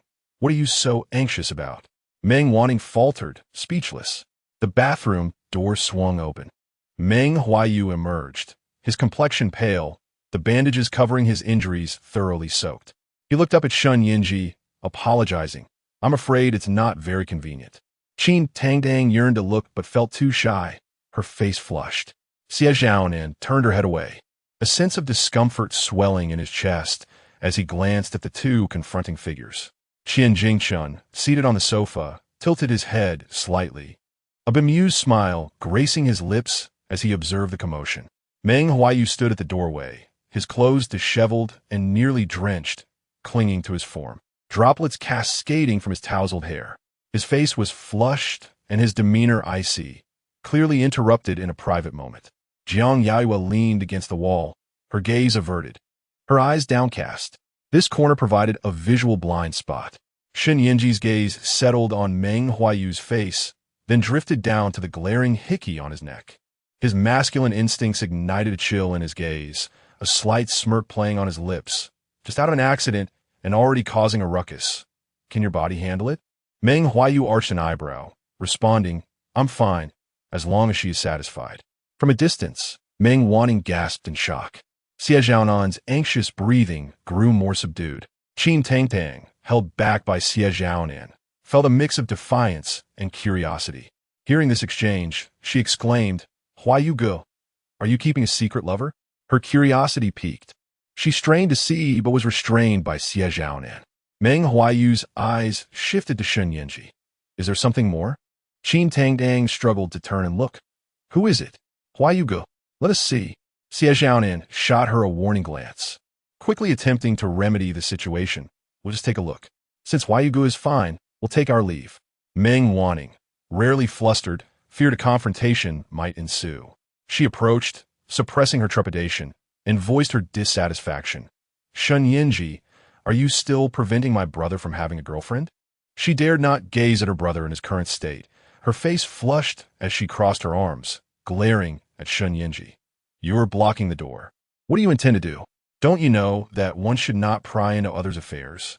Qin Tangtang, undeterred, pushed aside Xie Zhaonan's hand covering her mouth, boldly declaring, Huaiyu Ge, there's no better time than now. Since we've encountered each other, let us formally meet.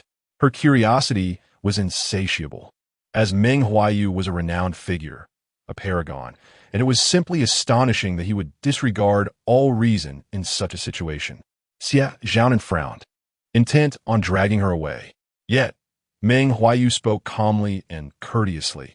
She is currently unavailable. I will arrange for her to meet you all another day. Jiang Yaoyue turned her head to look at him. Indeed, she was not in a suitable condition, her attire disheveled and soaked. In comparison to him, she was hardly better off. Her phone still lay upon her, and after a moment's hesitation, she delicately typed a message to Shen Yanzhi. The class activity has been canceled.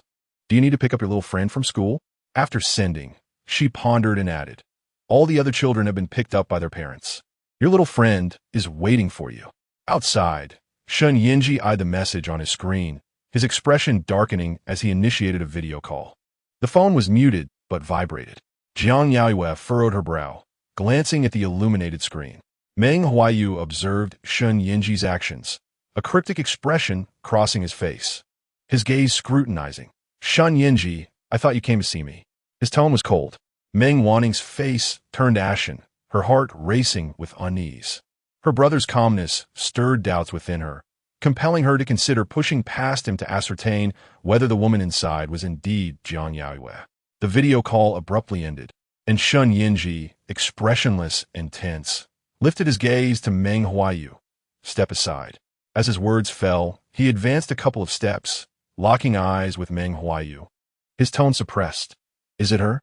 Meng Huaiyu's lips curled slightly, almost inaudibly mouthing, yes, and what of it? His expression bore a hint of provocation. His voice lowered. Are you staying here to eavesdrop on the details? I can elaborate if you wish. Shen Yanzhi methodically stowed his phone, his fingers whitening from the pressure, then turned to Xie Zhaonan, his tone chillingly calm. Leave, and do not let anyone enter. Xie Zhaonan's complexion paled, not daring to utter a word, as he pulled Qin Tangtang away. Qian Jingchun followed suit, casting a fleeting glance at them as he passed. Meng Wanning, overwhelmed, hurriedly exited, thoughtfully closing the ward door behind her. Inside the ward, silence enveloped the space. Shen Yanzhi, his expression fierce and filled with rage, delivered a heavy punch to Meng Huaiyu's face. Meng Huaiyu let out a muffled groan, his body colliding with the doorframe, producing a resounding thud. Jiang Yaoyue turned her head to witness the scene, her fingers instinctively clenching, her face paling. Shen Yanzhi approached her, peering down with a dangerous aura. His voice strained. "Shall we leave, my little friend?" Meng Huaiyu wiped the corner of his mouth with force, his gaze fixed on Jiang Yaoyue, brow furrowed, his tone incredibly subdued. "Shen Yanzhi, you frightened her by acting violently in her presence." Jiang Yaoyue, her garments still damp, hair clinging with moisture, the collar slightly askew, gazed up at Shen Yanzhi. Her eyes shimmered with uncertainty, a blend of vulnerability and allure. She tilted her face upwards, pondering before asking, "Does the engagement still stand?" Meng Huaiyu, standing there with a pallid complexion, felt a sharp pang in his heart as he looked at her. Chapter 073. Intentionality. Shen Yanzhi lowered his gaze upon her, exhibiting profound restraint, causing his chest to rise and fall dramatically. His eyes were bloodshot, and after a prolonged silence, he replied in a deep voice, "It's a deal." Jiang Yaoyue met his gaze, her eyelashes fluttering lightly, her tone almost a whisper, "But you look so angry." The corners of her eyes were tinged with red as she leaned closer to him. Shen Yanzhi could distinctly see the sizable marks left by Meng Huaiyu on her neck, and in that instant, he felt as if jealousy and rage were threatening to consume him, his rationality teetering on the brink of collapse. Meng Huaiyu cast his eyes downwards, his expression cold and unyielding.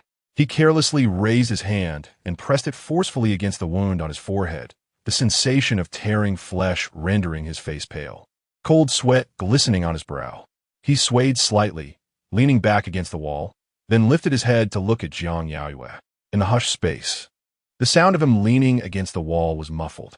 Jiang Yaoyue turned her head, her gaze drifting past Shen Yanzhi to Meng Huaiyu. Instantly, her heart tightened. The bandage on his forehead was soaked with blood, and he leaned against the wall, his expression calm as he regarded her. Almost immediately, Jiang Yaoyue stepped past Shen Yanzhi, approaching him, her voice trembling. "You and Appo's, re-bleeding." Panic surged within her as she recalled Shen Yanzhi and Appo's ruthless punch moments ago. Shen Yanzhi and Appo's fingers tightened into a fist, turning to face the man leaning against the wall, his eyes filled with malice. Jiang Yaoyue's breath quickened, her fingers moving restlessly. "I'll go find a doctor." As soon as the words left her lips, she steadied her breathing and turned to leave. Meng Huaiyu reached out, catching her wrist, looking down at her with a hoarse voice. "Did I scare you?" "I'm fine." His lips were pale, and he was drenched in sweat, appearing utterly weak.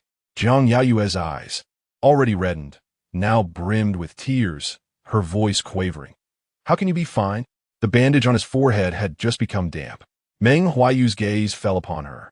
Then he casually lifted his eyes to Shen Yanzhi, his brow slightly raised.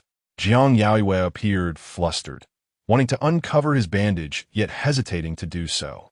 He lowered his head to look at her, his voice a low murmur, soothing her. "Don't be afraid, it doesn't hurt." Jiang Yaoyue, her thoughts in disarray, could no longer maintain even a semblance of composure. As she gazed at him, her eyes quickly filled with tears. Meng Huaiyu gently reached out, his fingertip brushing against the corner of her eye, leaning slightly forward to meet her gaze. "You're crying for me, aren't you?" Shen Yanzhi's veins throbbed dangerously at his temples. Meng Huaiyu's gaze lifted slightly, scanning Shen Yanzhi before focusing back on Jiang Yaoyue. "Are you scared?" Jiang Yaoyue, momentarily taken aback, appeared dazed and shook her head. Meng Huaiyu ruffled her hair. "That's good." Almost as soon as he spoke, he stood up, his demeanor icy as he passed her to confront Shen Yanzhi, his restrained fists falling without warning. Shen Yanzhi stumbled back, hitting the wall with a heavy thud. Meng Huaiyu looked down from his elevated position, his voice devoid of warmth. "This is for you." Jiang Yaoyue snapped back to reality, her eyes widening in disbelief. Before she could utter a word, Meng Huaiyu had already turned, forcefully grasping her wrist and pulling her away. Shen Yanzhi leaned against the wall, his breath rapid, eyes shut tightly. Jiang Yaoyue was pushed down onto the hospital bed, and Meng Huaiyu retrieved a towel to dry her hair. Her hair cascaded down, and he wrapped it in the towel, gently drying it. The towel was so large that it obscured her entire small face. The room was silent. Jiang Yaoyue's heart raced as she slightly lowered her gaze, her vision obscured, the light dimming around her. Shen Yanzhi emerged, immediately spotting Jiang Yaoyue seated obediently on the bed, allowing Meng Huaiyu to tend to her hair. The sight was unbearably jarring. He stood frozen, his body rigid, his eyes reddening with suppressed emotion. Meng Huaiyu pulled the towel away, leaning down to look at her. Jiang Yaoyue suddenly found herself bathed in light, her eyelashes fluttering, and then she collided with his gaze. Meng Huaiyu ruffled her hair, his throat tightening. "You're so good." Shen Yanzhi's gaze fell upon Jiang Yaoyue as she tilted her small face to look at the man before her eyes brightening at his praise. A smile illuminating her features. In that moment, Shen Yanzhi felt a sharp pang in his heart. After a brief silence, he stepped forward, his voice restrained. "Do you want me to be hurt too?"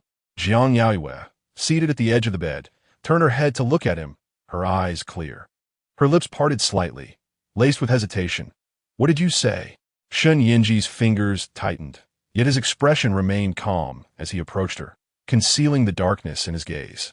Lowering his head to look at her, his voice hoarse, "Jiang Yaoyue, do you need me to be injured before you'll care about me?" Her clothes were still damp, and he removed his shirt, draping it over her shoulders, then leaned forward, turning her small face toward him, his jaw tense. Filled with entreaty, "Please don't treat me this way." Jiang Yaoyue remained silent, locking eyes with him, contemplating before softly speaking. "Shen Yanzhi, I'm sorry." This time, it was she who had erred. Just moments ago in the restroom, the sound of water could not drown out the life-threatening, shattering noise. He had heard all too clearly. Meng Huaiyu, standing nearby, his complexion ashen, interjected, "Shen Yanzhi, go outside and bring them in." Xie Zhaonan and the others waited outside. If Shen Yanzhi took Jiang Yaoyue out now, soon everyone would know of this incident. Shen Yanzhi's body tensed, his gaze dropping slightly as he quickly suppressed the darkness in his eyes. He stood and looked at Meng Huaiyu, then pressed on the aching corner of his mouth, his expression impassive, and walked toward the exit of the hospital room. Xie Zhaonan was gripping Qin Tongtong's collar, his face cold as he reprimanded. "If you dare go in, I cannot protect you." Qian Jingqian observed quietly from the side, deep in thought. Meng Wanling had been nervously staring at the hospital room door, feeling an overwhelming sense of guilt for her actions. The door opened, and Shen Yanzhi emerged, a visible scrape at the corner of his mouth. Yet his expression remained calm as he raised his eyes to them, his tone flat. "Don't let this spread. Think carefully about it." As he finished speaking, he raised his gaze slightly, glancing at Meng Wanling, his tone languid. "Once Huaiyu recovers, gather everyone, especially the Ji siblings." With that, he left, and naturally, Xie Zhaonan and the others dared not linger. Even Qin Tangdang remained silent, obediently stepping into the elevator. Despite her usual carelessness, she sensed that the atmosphere was amiss. The air was thick with tension, and it wasn't until they exited the elevator that everyone finally breathed a sigh of relief. Inside the hospital room, Jiang Yaoyue sat at the edge of the bed, her gaze cast downward, her thoughts vacant, lost in reverie. Meng Huaiyu, without a word, tossed Shen Yanzhi's discarded shirt onto the nearby sofa, then reached out, tucking her fallen hair behind her ear. Jiang Yaoyue snapped back to attention, noting his pallor and the disheveled appearance he bore. She glanced at the marks on his neck, then met his gaze, her voice gentle. "Tell me, were you deliberately provoking him?" Chapter 074. Demonstration. The room fell into silence. Meng Huaiyu remained silent. Jiang Yaoyue's fingers twitched slightly as she withdrew her gaze from him, then stood up to press the call bell. His wound needed to be rebandaged. Meng Huaiyu intercepted her, looking at her with a serious expression. "It is his distrust of you." His complexion had been poor, and his breath was somewhat labored as he spoke. Jiang Yaoyue grasped the fabric of his shirt, forcing him to sit on the bed, then stood directly before him, gripping his collar, pulling him closer, and meeting his gaze. "Do you realize that in your current state, you appear quite vulnerable?" He refused to allow her to summon a doctor or a nurse. Leaving his wound unattended, his wet clothes unchanged, rendering him pale and weak, almost fragile. Meng Huaiyu met her gaze, his long eyelashes casting shallow shadows on his colorless face. His breathing heavy. Then do you wish to take advantage of me now? Jiang Yaoyue's eyes fell upon the conspicuous marks on his neck. She reached out, her soft fingertips resting upon them, and almost instantly she felt his body tense. Her rationality began to return gradually since Shen Yanzhi's departure. Now, she observed his expression, her fingers slowly gliding down to his Adam's apple, gently caressing it, her tone soft. I'm not as terrible as you think. His Adam's apple involuntarily bobbed up and down, having been interrupted by Shen Yanzhi while he was in a heated state. Now, he could hardly withstand the slightest provocation. Jiang Yaoyue withdrew her hand and leaned in to kiss his brow. Meng Huaiyu's breath caught, his body leaning back, his hands tightening as he couldn't help but shut his eyes. Jiang Yaoyue, sensing his increasingly heavy breathing, took a small step back, then pressed the call bell. Looking down at him, let's leave it at this for now, Meng Huaiyu. Her calmness announced the end of this brief relationship. Meng Huaiyu abruptly opened his eyes, his heart tightening. Why? Jiang Yaoyue pondered seriously before responding. I want to first earnestly fulfill my role as Shen Yanzhi's fiancée. Her gaze lingered on his face, her speech slow. This time, it was my failure to control myself that led me to provoke you. I apologize. Meng Huaiyu's expression darkened. I do not agree. His gaze darkened as he reached out, gripping the nape of her neck, attempting to kiss her. Just then, the ward door swung open, and a nurse entered. Jiang Yaoyue turned away, suppressing her tumultuous breath, her tone gentle. Please help him re-bandage his wound. The sight of them in such disarray was indeed inappropriate. Meng Huaiyu clenched his jaw, remaining silent. After the nurse finished changing his dressing, she couldn't help but blush as she warned him. The patient needs rest. It would be best not to act recklessly. Once the nurse left, Jiang Yaoyue's phone vibrated. It was Shen Yanzhi calling. She pressed to answer. Shen Yanzhi's words were succinct. Come downstairs. She hung up and looked at Meng Huaiyu, who sat at the edge of the bed, now composed. When he looked at her, his throat moved, his voice hoarse. Jiang Yaoyue, you may treat me cruelly. He stood up, wanting to ruffle her hair. Jiang Yaoyue's lashes fluttered as she gently pushed his hand away. But I do not wish to be that cruel. I must leave. Shen Yanzhi waited downstairs. Jiang Yaoyue entered the car, where he remained silent, driving her back home on Nanjing Road. Upon entering the house, he suddenly embraced her, lifting her onto his shoulder and striding toward the bathroom. Jiang Yaoyue's face paled, unable to stifle her exclamation. Shen Yanzhi. He ignored her. Once inside the bathroom, he set her down, and before she could react, pushed her against the wall, turning on the shower, then leaned in aggressively, kissing her forcefully. The sound of water filled the air. They were instantly drenched. Shen Yanzhi pinned her hands, burying his head in her neck, where Meng Huaiyu had left his marks. And in a fit of rage, he couldn't help but bite down. Jiang Yaoyue was forced to lift her chin, feeling the pain he inflicted. Her voice came out in broken whispers. Shen Yanzhi, be rational. Shen Yanzhi's chest heaved violently, heavy breaths escaping him, before he pulled back slightly. Their eyes meeting through the mist, his gaze bloodshot, voice hoarse. How can I be rational? Jiang Yaoyue's hands were pinned against the wall, her body trapped, unable to move. Hearing his words, she frowned slightly. So what do you intend to do? Seek revenge on me? Shen Yanzhi's gaze bore into her, his voice a strained whisper. Tell me, what did you do with him inside? His eyes fell upon the marks on her neck, and the jealousy rising in his chest made his body tremble. Unable to control himself, he pressed his fingertip down hard, then leaned in again, kissing her fiercely, his voice laced with fury. Did he treat you like this? Or did he do more? Jiang Yaoyue's breath faltered, her body leaning against the wall, neck arched as she closed her eyes. Do you truly wish to know? Shen Yanzhi's heart raced. She opened her eyes to meet his, her tone serious. Should I repeat what I did to him, with you? The mist enveloped them. His body was taut, their gazes locked once more. Jiang Yaoyue looked at him through the haze, her voice sweet and coaxing. Brother Yanzhi, do you want it? Shen Yanzhi's mind became clouded, his rationality dissipating. Yes. She wrapped her arms around his neck, pulling him closer, whispering in his ear, "This is just the first step."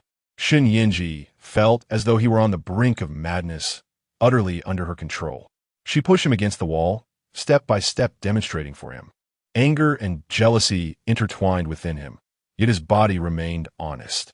The absurd repetition quickened his heartbeat.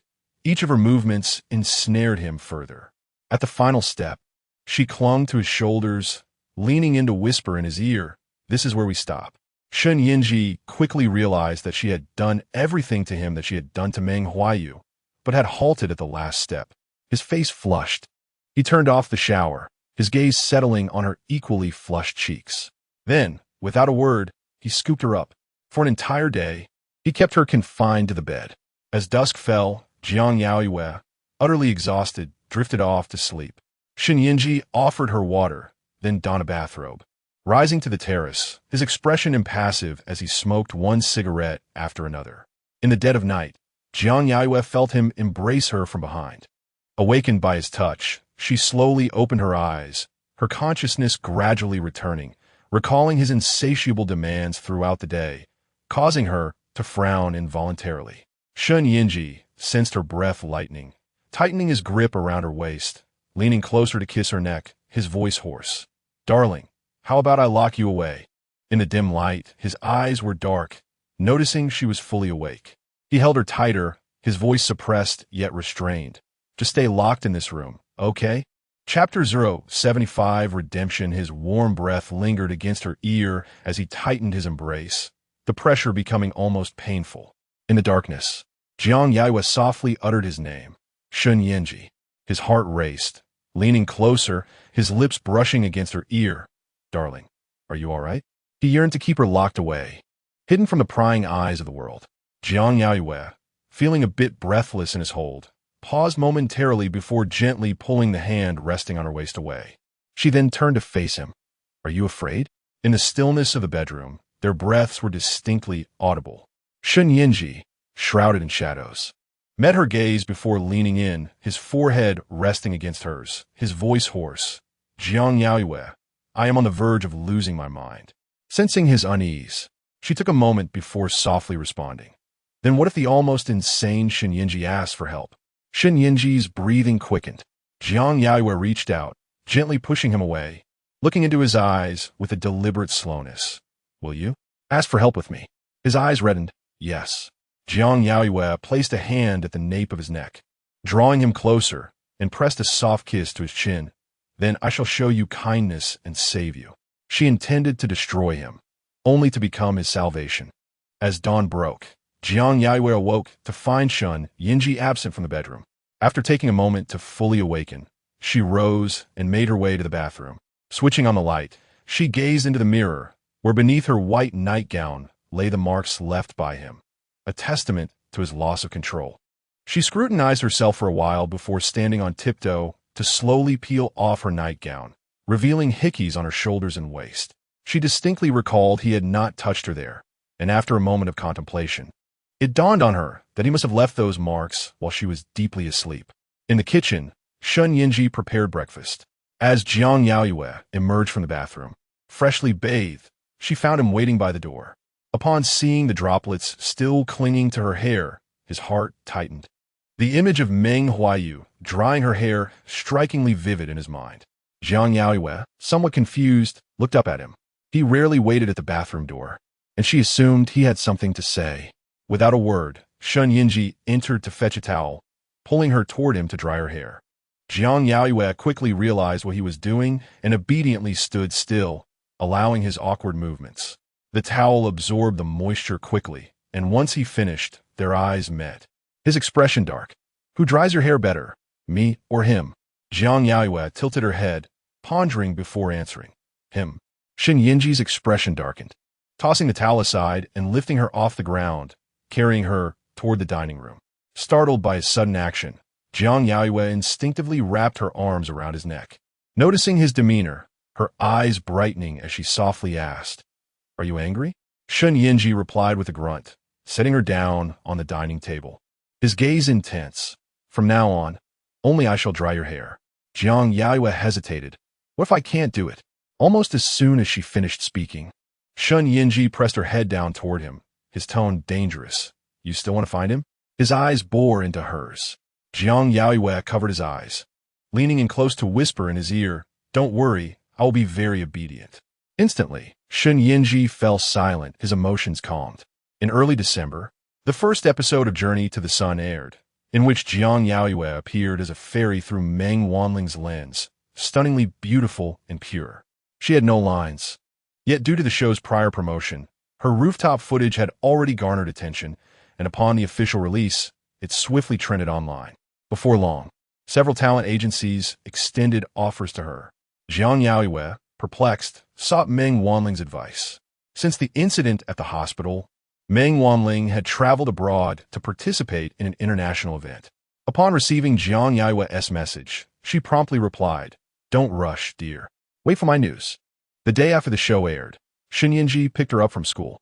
As soon as she got in the car, he casually remarked, Xie Zhaonan is treating everyone to dinner. Jiang Yaoyue turned to look at him, remaining silent, uncertain of who he meant by everyone. Shen Yanzhi offered no further explanation, his expression unreadable as he tapped his fingers on the steering wheel. Xie Zhaonan had chosen a unique venue this time. Not the usual club, but a stargazing restaurant equipped with telescopes for actual stargazing. He generously reserved a private room and invited many friends, claiming it was a treat for the previous birthday celebration, a chance for everyone to unwind. The restaurant, designed with expansive glass walls, featured a dome resembling a grand window to the stars, allowing a breathtaking view of the twinkling galaxy as night fell. Jiang Yaoyue followed Shen Yanzhi inside and felt as though she had stepped into a boundless cosmic wonderland. The space was adorned with fresh baby-esque breath, and professional telescopes were strategically placed nearby, the air fragrant with a hint of floral sweetness, romantic and enchanting. A pianist clad in a well-tailored black suit played gracefully at a grand piano, his slender fingers dancing over the keys. Jiang Yaoyue found herself captivated, glancing repeatedly at the telescopes. Upon noticing their arrival, Xie Zhaonan quickly approached, his expression slightly nuanced as he greeted Jiang Yaoyue before turning to Shen Yanzhi. Clearing his throat, the Ji family is here. After a brief pause, he subtly glanced at Jiang Yaoyue and added, Yuge will be joining us shortly. Shen Yanzhi raised an eyebrow, his tone indifferent. How coincidental. Xie Zhaonan couldn't help but smirk. It was hardly coincidence, as he had orchestrated the entire affair. Shen Yanzhi's intentions were clear. He aimed to maneuver Jiyu and Meng Huaiyu together, ensuring Jiang Yaoyue witnessed it herself. Xie Zhaonan felt powerless to intervene. Jiang Yaoyue listened quietly. Her interest peaked only when she heard about the Ji family's presence, her gaze lifting slightly. She was unsure who from the Ji family would attend, but felt it inappropriate to inquire. Soon, she received an answer as Ji Ting sent her a message. Do you want some candy? Not responding immediately, she looked up and quickly spotted him by the telescope. Noticing her lack of reply, he texted again. Did you see me? Come over. Jiang Yaoyue furrowed her brow, glancing at Shen Yanzhi, who was engaged in conversation with others. Before clutching her phone and turning to approach him, Ji Ting's gaze was fixed on her, his body tensing with each step she took closer. The corner he occupied was somewhat secluded. Jiang Yaoyue reached him, tilting her face upward to look at him, then extending her hand. Where's the candy? Chapter 76. Is it sweet? Ji Ting glanced at the palm of her hand, then lifted his gaze to her delicate face. Her eyes sparkled brilliantly as she looked at him, sweetly begging for candy. Jiang Yaoyue, noticing his silence, felt a twinge of dissatisfaction and leaned closer, pouting as she spoke. Are you trying to deceive me? Ji Ting snapped back to reality, his ears slightly flushed as he awkwardly averted his gaze from hers. He retrieved a small lollipop from his pocket and placed it in her palm, grumbling, You're so easy to fool. Jiang Yaoyue looked down at the beautiful rainbow-colored lollipop in her hand, momentarily lost in thought, then felt a flutter of confusion. He had actually brought candy with him, especially for her. Silently, she unwrapped it in front of him and popped it in her mouth, her eyes lighting up with satisfaction as she glanced at him. Her cheeks adorably puffed out. Ji Ting's heart raced to the sight. The pianist was playing Liszt's Liebestrom. As he took the wrapper from her hand, he focused on her slightly parted lips and couldn't he help but murmur, "You really like it, don't you?" Jiang Yaoyue nodded obediently. "Idol." Her admission was both honest and unreserved. Ji Ting lowered his gaze slightly, then looked up at her again, casually remarking, "Do you remember that night you were drunk? You hugged me and said you liked me, wanted to be with me."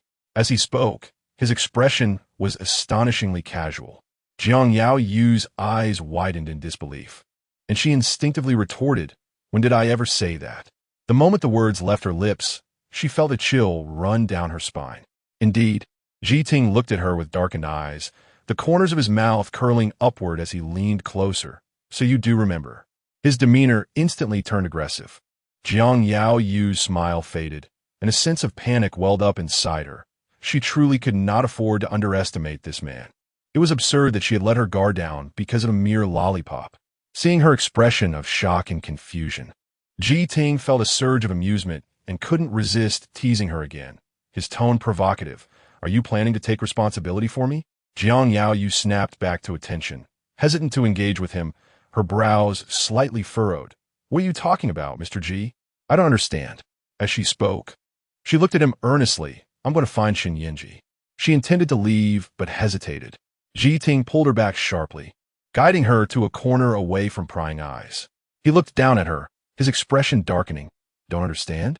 Let me clarify." The dim lighting here made the sounds of the piano and clinking glasses serve as a soothing backdrop. Jiang Yaoyue, still sucking on a lollipop, looked up at him, feeling utterly at a loss. She appeared so innocent that it melted hearts. Ji Ting could smell her familiar fragrance, which had recently haunted his dreams, causing his body to tense at the scent. He stared at her, his throat tightening as he spoke hoarsely. "You kissed me, hit me, and now you don't plan to take responsibility?" His words were alarmingly direct. Jiang Yaoyue immediately retorted, "You kissed." However, she abruptly stopped, her face flushing crimson as she realized he was trying to trap her with his words. Instinctively, she bit her lip and attempted to slip past him. But Ji Ting reached out, catching the back of her shirt and pulling her back in front of him, looking down at her with an amused smile. "You remember quite well, don't you?" Jiang Yaoyue couldn't deny it, yet she didn't want to admit it too quickly. She merely gazed at him in silence. Ji Ting, unable to withstand her gaze, raised an eyebrow and continued, "Since you remember so clearly, we need to settle this debt." Jiang Yaoyue suspected he was trying to set a trap for her and cautiously replied, "I'm the one at a loss here. What debt does Mr. Ji have to settle?" Seeing her speak up, Ji Ting's gaze fell on the lollipop in her mouth. His expression darkened as he spoke slowly and deliberately. "That was my first kiss. Am I not the one at a loss?" Jiang Yaoyue stood there in shock, incredulously staring at him. After a moment, she spoke with a dry throat. "But when I first met you, you were breaking up." Her thoughts were clearly jumbled, and she quickly added, "And last time on the grassland, you brought that girl named Lulu along." Ji Ting frowned. "I never touched them." Jiang Yaoyue was skeptical. The breakup fee he gave Ding Siren was exceedingly generous, and he had taken Lulu out for fun. How could he have not done anything? Her disbelief was evident on her face. Ji Ting's expression darkened in anger. "What nonsense are you thinking?" He never imagined he would have to defend his innocence one day. Unable to restrain herself, Jiang Yaoyue looked at him with wide, innocent eyes, high-end endorsements, a hot IP, a 10 million breakup fee. "And you tell me you've never touched her?" Her tone was light, yet her meaning was unmistakable. Ji Ting felt a sudden surge of anxiety. His heartstrings tugged painfully as he experienced a suffocating sensation, as if being dragged into an abyss. He stepped closer to her, his expression grave as he stated earnestly, the high-end endorsements and the hot IP were part of the company's plans for her. The 10 million breakup fee was her compensation. A payment for acting with me. Jiang Yaoyue's head spun, but she hadn't yet reacted. Not far away, Qin Huai approached with Qin Tang Tang, his tone filled with frustration. "You better explain what is going on with that guy." Jiang Yaoyue heard clearly, and her face paled instantly. This secluded spot made her and Ji Ting too conspicuous. Feeling guilty, even the lollipop in her mouth felt like a burden. Ji Ting was right in front of her, so she leaned in closer, lowering her voice with a command, "Open your mouth." Ji Ting instinctively complied. Jiang Yaoyue shoved the lollipop into his mouth. Instantly, Ji Ting's body tensed, his ears turning crimson, his heart racing. Qin Huai, pulling Qin Tang along, halted in surprise upon seeing his good friend. His eyes darting between the two before landing on a lollipop in Ji Ting's mouth, a smirk forming on his lips. Hiding here to eat candy. Is it sweet? Jiang Yaoyue's face flushed bright red, feigning calmness while feeling utterly flustered. Ji Ting remained unfazed, glancing at Qin Huai with a warning to avoid scaring the girl, attempting to ignore his own burning face, and replied coolly, sweet. As his words fell, Jiyu approached, her tone light. Brother, what are you doing here? Her voice trailed off abruptly as she spotted Jiang Yaoyue, her expression instantly souring. Jiang Yaoyue felt a buzzing in her head and quickly turned to Qin Tang. Shall we go get some pastries? Qin Tang, utali gon food. Had no clue what was happening, but was eager to escape her brother's scrutiny, nodding eagerly. However, Jiyu, with an unfriendly expression, blocked their path. Wait. Jiang Yaoyue. Chapter 077. Stargazing Jiang Yaoyue halted her steps and turned her head to glance at her. Jiyu, perceiving her demeanor, felt a surge of irritation. Thinking the young girl was quite the actress. Unable to restrain herself, she inquired, "What are you doing here?" Her gaze was laced with suspicion, scanning her brother and Qin Huai, as she could not help but speculate. Have you changed targets? Jiang Yaoyue's heart skipped a beat, and when she looked at her, her eyes were filled with a chilling disdain. Do you even know what you're saying? Ji Ting furrowed his brows, and before his sister could utter another word, he coldly interjected, Jiyu apologize. Qin Huai stood by, arms crossed, wearing a nonchalant expression, seemingly entertained by the unfolding drama, even disregarding his sister's antics. Jiyu, startled by her brother's command, turned around with a hint of grievance. Brother, it's her from last time. She assumed her brother had forgotten the previous incident and failed to recognize the woman before him, considering she had only shown him a picture once. Yet, before she could finish, Ji Ting's darkened expression interrupted her. Did you not hear me? Apologize. Ji was taken aback, feeling disoriented. She had always received her brother's indulgence, and his sudden sternness frightened her. Feeling a lump in her throat, she turned to Jiang Yaoyue and awkwardly offered, I'm sorry. Ji Ting moved behind her, poking her head lightly, admonishing her, haven't you eaten? Jiyu, stifling her anger, stood straighter and raised her voice, I'm sorry, it's my fault. Ji Ting's gaze fell upon Jiang Yaoyue, noticing her icy demeanor softening. He relaxed his furrowed brows and, reaching out, firmly grasped his sister's collar, pulling her aside. Jiang Yaoyue instinctively released her tightened grip, her emotions easing as she had been overly tense, fearing Jiyu's careless words. Qin Tang, appearing slightly dazed, saw Ji Ting taking his sister aside for a scolding and quickly seized the opportunity to drag Jiang Yaoyue away from Qin Huai's watchful eyes. Once they reached the snack area, Qin Tang sighed in relief and could not help but vent her frustration. It's all Xie Zhaonin's fault for insisting on teaching me to stargaze. Now, my brother caught us and suspects something's going on. In her indignation, she picked up a small dessert and devoured it in 2 bites. Jiang Yaoyue observed her, feeling a mix of emotions, and could not resist pointing out. Maybe there really is something? Xie Zhaonin's gaze towards Qin Tang was indeed questionable. Qin Tang waved her hand dismissively, clearly unconvinced. You have no idea how strict he is with me, forbidding me from doing this and that. It's quite annoying. Jiang Yaoyue slightly turned her head to glance at the approaching Xie Zhaonin, a smile gracing her face. So he is quite fierce with you, huh? Xie Zhaonin darkened his expression and called out, Qin Tang, come here. Qin Tang froze, turned to look at him, feeling a pang of guilt for being caught gossiping behind his back. She stood frozen in place. Jiang Yaoyue, lifting a small dessert, prepared to eat while watching the unfolding drama when a low voice interrupted her. What are you doing here? Shen Yanzhi, having just dealt with several people who had approached him, turned around only to find her missing, a sense of unease quickly rising within him. All his worries dissipated upon seeing her. The stargazing hall was intricately designed, adorned with twinkling stars and various planet lamps, divided into several sections. Jiang Yaoyue turned back to him, contemplating before explaining, I came with Tang to have some snacks. Shen Yanzhi's gaze shifted from Xie Zhaonan to her, and he gently brushed a strand of hair from her face. Are you hungry? Jiang Yaoyue shook her head and leaned closer, whispering in his ear. Do you think Xie Zhaonan likes Tang Tang? Shen Yanzhi pressed her head back gently, raising an eyebrow at her. Such matters are for adults. Little ones should not meddle.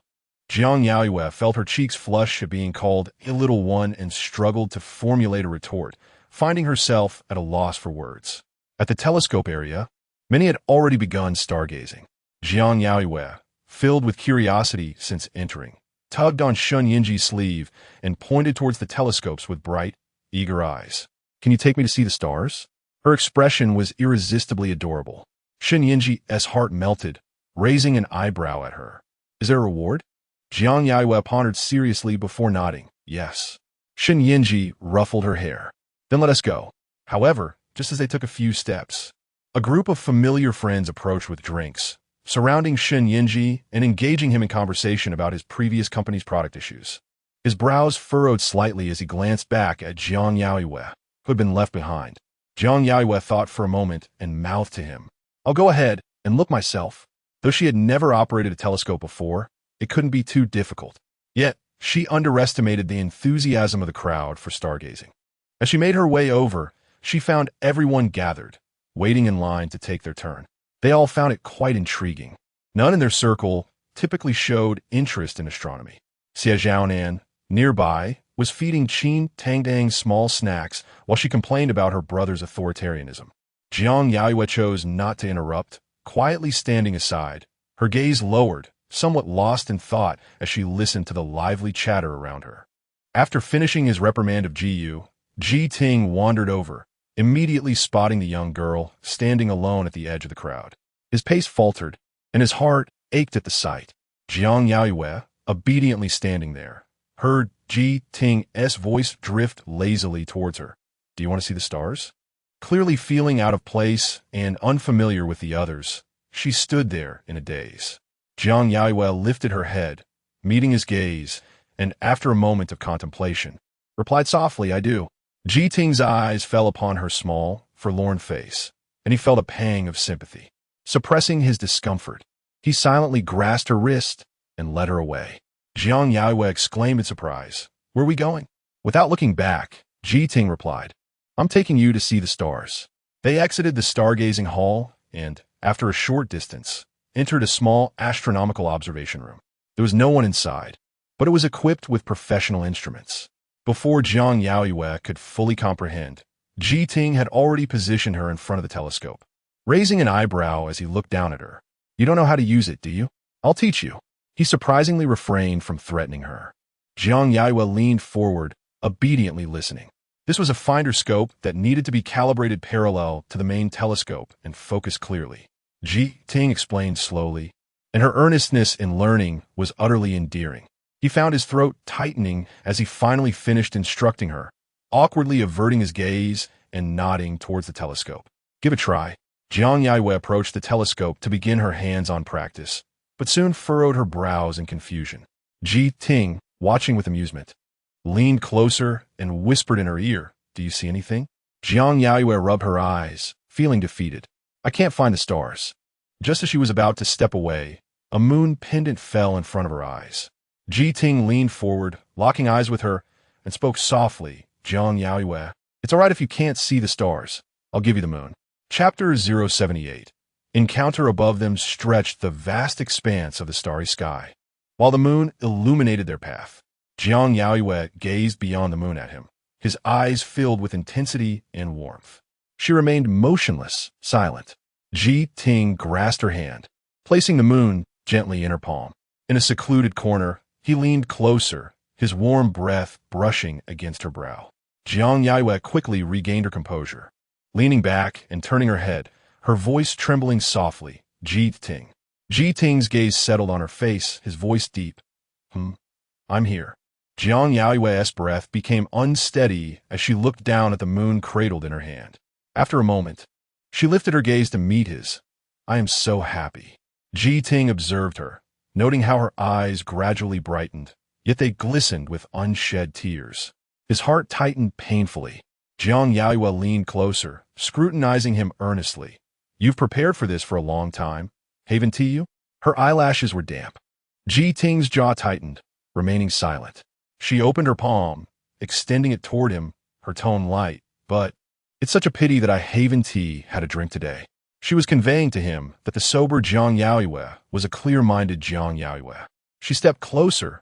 Your moon is beautiful, but is not the moon I desire. The heart that had leapt at her declaration of happiness suddenly plummeted, his expression darkening. Jiang Yaoyue stood merely half a step away. Noticing his silence, she boldly commanded, "Extend your hand." Ji Ting remained rigid, unmovable. Jiang Yaoyue lowered her gaze slightly, forcefully pulling his hand over, the moon returning to his grasp. She could utilize him to clear the path, yet she would not allow matters to spiral out of control. Ji Ting looked down at his palm, quickly adopting a stoic expression as he clenched the moon tightly. She averted her gaze and turned to leave. But after a few steps, Ji Ting's voice called out behind her. He lifted his gaze to her, his tone turning harsh. "Jiang Yaoyue, are you planning to renege?" Jiang Yaoyue halted, turning to face him. Ji Ting approached, his voice hoarse. "It took some effort, but you're truly not easy to deceive." His grip on the moon became painfully tight, causing discomfort in his palm and numbing his heart. Yet he continued to stare at her, his tone growing increasingly harsh. "If you do not want my moon, whose do you desire? Shen Yanzhi's or Meng Huaiyu's?" Jiang Yaoyue scrutinized him, her tone cautious and low. "Whose I desire, in any case, will never be Ji Ting's." Her rejection was resolute, a stark contrast to the image of her crying and pleading for his protection that night. Ji Ting slightly lowered his gaze, concealing the darkness in his eyes. He felt an urge to intoxicate her. Seeing him silent, Jiang Yaoyue pondered for a moment and spoke again, her expression serious and tone earnest. "Thank you for what you did regarding Jiyu." Ji Ting raised his eyes to meet hers, an eyebrow arching, his tone ever more mischievous. "And what will you give me in return?" "Okish."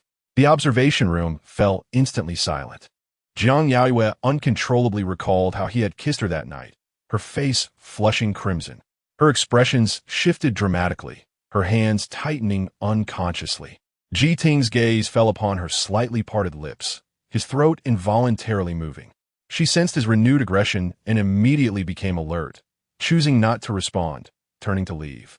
Ji Ting, suddenly overwhelmed with emotion, seized her, firmly pressing her waist and pulling her into his embrace, then tilting her chin up, kissing her fiercely. Jiang Yaoyue felt pain. His emotions were more intense than before. Her legs weakened, panic rising as she pushed against him, her fingers whitening from the effort, her protests fragmented. Yet, she was so sweet and soft. Ji Ting allowed her to strike him, sinking deeper into the kiss, his grip on her tightening. Jiang Yaoyue, gasping for air, bit him in a moment of resolve. Ji Ting winced, his brow furrowing. Seizing the opportunity of his diminished force, she pushed him away, her face cold and resolute, and without hesitation, slapped him. The marks of his kiss were evident on her lips, her breath erratic. "Are you awake now?" Ji Ting's face turned slightly from the slap, the spot she had bitten beginning to tingle. His heart raced violently as he pressed the struck side of his face, staring at her. His voice hoarse. "Are you going to hit me again?"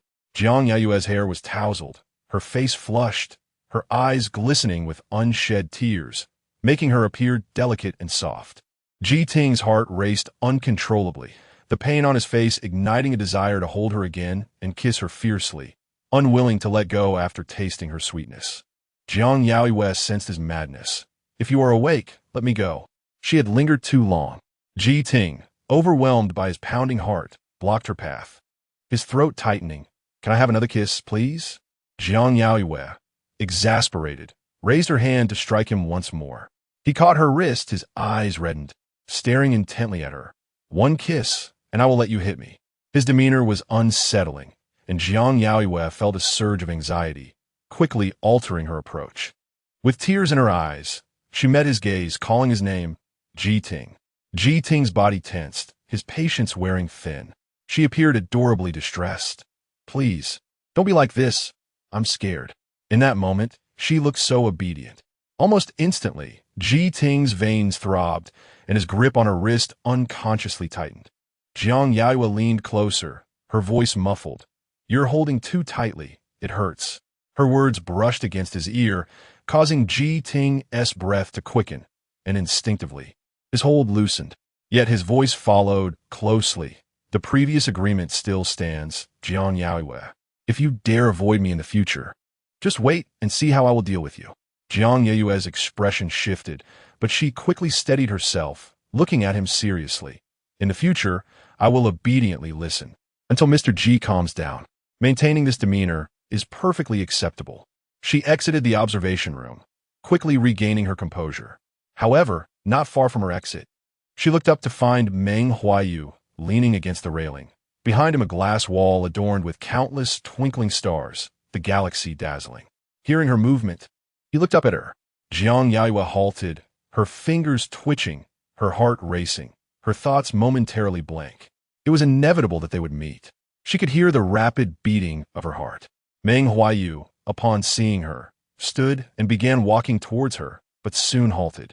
Behind her, Ji Ting emerged from the observation room, and upon lifting his gaze, he spotted the young girl standing still. He then raised his head slightly, his eyes unexpectedly colliding with Meng Huaiyu's. Instantly, he halted, his brows arching in a semblance of amusement. Meng Huaiyu's gaze fell upon Ji Ting's face. Noting the evident redness on the left side, he darkened his gaze, retracting it as he approached Jiang Yaoyue, lowering his head to look at her. Jiang Yaoyue's palms were clammy with sweat. Chapter 079. Be gentle. Meng Huaiyu's expression was devoid of emotion as he called her name. Jiang Yaoyue. She looked up at him, her eyelashes slightly damp, her eyes reflecting a sense of confusion. He gazed at her, his voice hoarse. "Did you make a move?" Jiang Yaoyue tightened her hands, instinctively denying no. Behind her, Ji Ting heard everything clearly and couldn't help but smirk, stepping forward and leaning slightly closer. Lowering his voice, "Jiang Yaoyue, did you hit someone and refuse to admit it?" His movements were casual, closing the distance between them beyond what was considered safe. Meng Huaiyu's gaze turned sharp in an instant as he seized Ji Ting by the collar, forcefully pushing him against the railing. Ji Ting, taken by surprise, leaned back, struggling to breathe as he felt the grip tighten. Behind them was a glass wall, and Jiang Yaoyue felt a chill run down her spine. Meng Huaiyu's eyes were icy. "Did you bully her?" Ji Ting's smile faded, his tone languid. "You're defending your brother's fiancée. What exactly are you to her?" Jiang Yaoyue felt a pang of anxiety and steadied her breath, looking at them. "Meng Huaiyu, he did not bully me." Ji Ting ignored her, his demeanor relaxed, and after a moment, met Meng Huaiyu's gaze with a slight arch of his brow. "Did you hear that?" Still not letting go, Meng Huaiyu's expression remained indifferent as he released Ji Ting. Ji Ting straightened up, lifting his chin and tugging at his collar.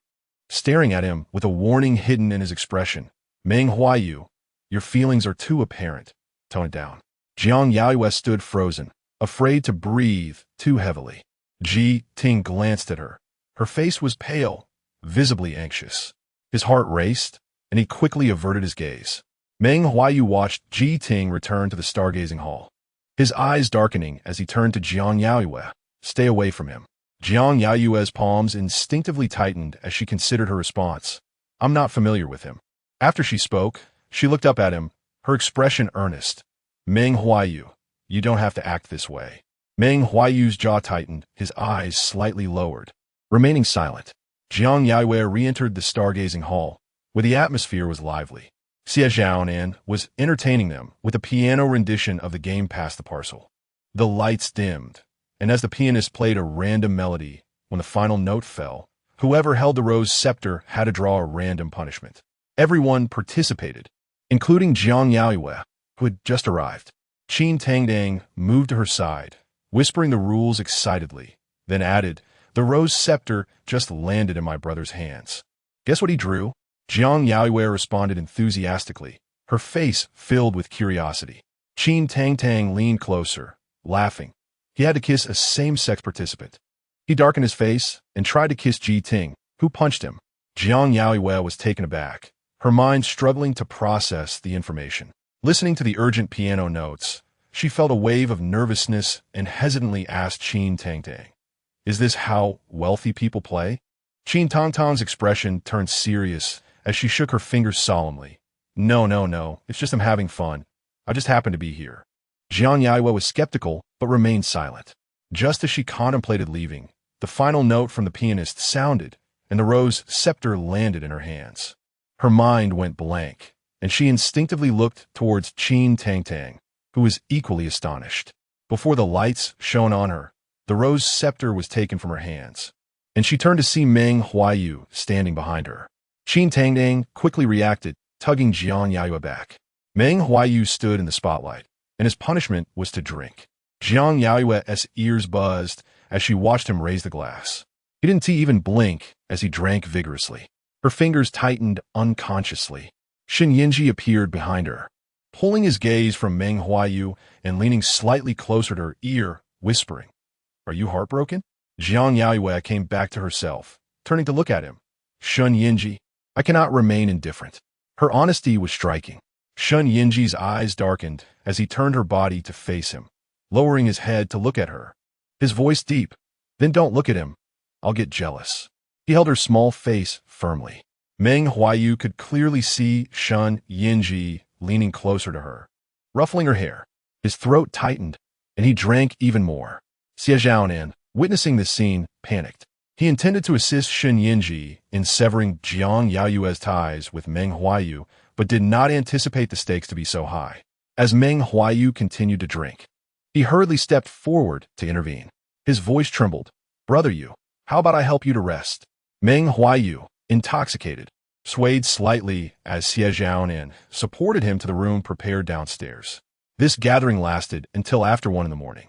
Meng Huaiyu, having drunk excessively, fell asleep swiftly in the room. As the others began to disperse, Xie Zhaonan, slightly tipsy, approached Shen Yanzhi, glancing at Jiang Yaoyue. "Is she resting here?" "There's a room downstairs." It was nearly 2 a.m, and they were still some distance from Nanjing Road. Shen Yanzhi turned to Jiang Yaoyue, who showed no objections. Having just drunk, Xie Zhaonan's steps were unsteady, and he felt a wave of anxiety as he approached Meng Huaiyu's room. With a deep breath, he used a room card. The door opened, and a dim yellow light spilled out. Jiang Yaoyue, standing a short distance behind him, noticed the light. "Someone is in there." Her voice resonated clearly in the quiet hallway, reaching inside the room. Inside, a familiar voice echoed. Ji Youjiao's soft exclamation rang out. "Huaiyu, be gentle." At that moment, Jiang Yaoyue froze in place. Xie Zhaonan was equally stunned, the alcohol fading from his mind as he instinctively looked at Shen Yanzhi. Realizing the gravity of the situation, he slammed the door shut. Shen Yanzhi frowned slightly, turning to Jiang Yaoyue, whose face had turned pale, rendered speechless. Xie Zhaonan felt like crashing into a wall. He had anticipated trouble, but not this explosive revelation. He awkwardly explained, "I was tipsy and opened the wrong room. It should be the one next door." He shoved a room card into Shen Yanzhi's hand, stammering, "I'll go back up. I forgot my phone." He quickly turned and left. Shen Yanzhi maintained his composure, holding Jiang Yaoyue's wrist as he led her to open the adjacent room. Jiang Yaoyue seemed lost in thought, her mind replaying Ji Youjiao's words. "Huaiyu, be gentle. Late at night, be gentle." Upon entering the room, Shen Yanzhi looked down at her. "Do you want to confirm again?" Jiang Yaoyue raised her head, dazed. Staring at him, "What?" Shen Yanzhi locked eyes with her, his voice heavy, to confirm whether it is indeed Meng Huaiyu and Ji Yu. He paused, pressing his finger against the corner of her reddened eyes, whispering, "You surely want to know, Jiang Yaoyue."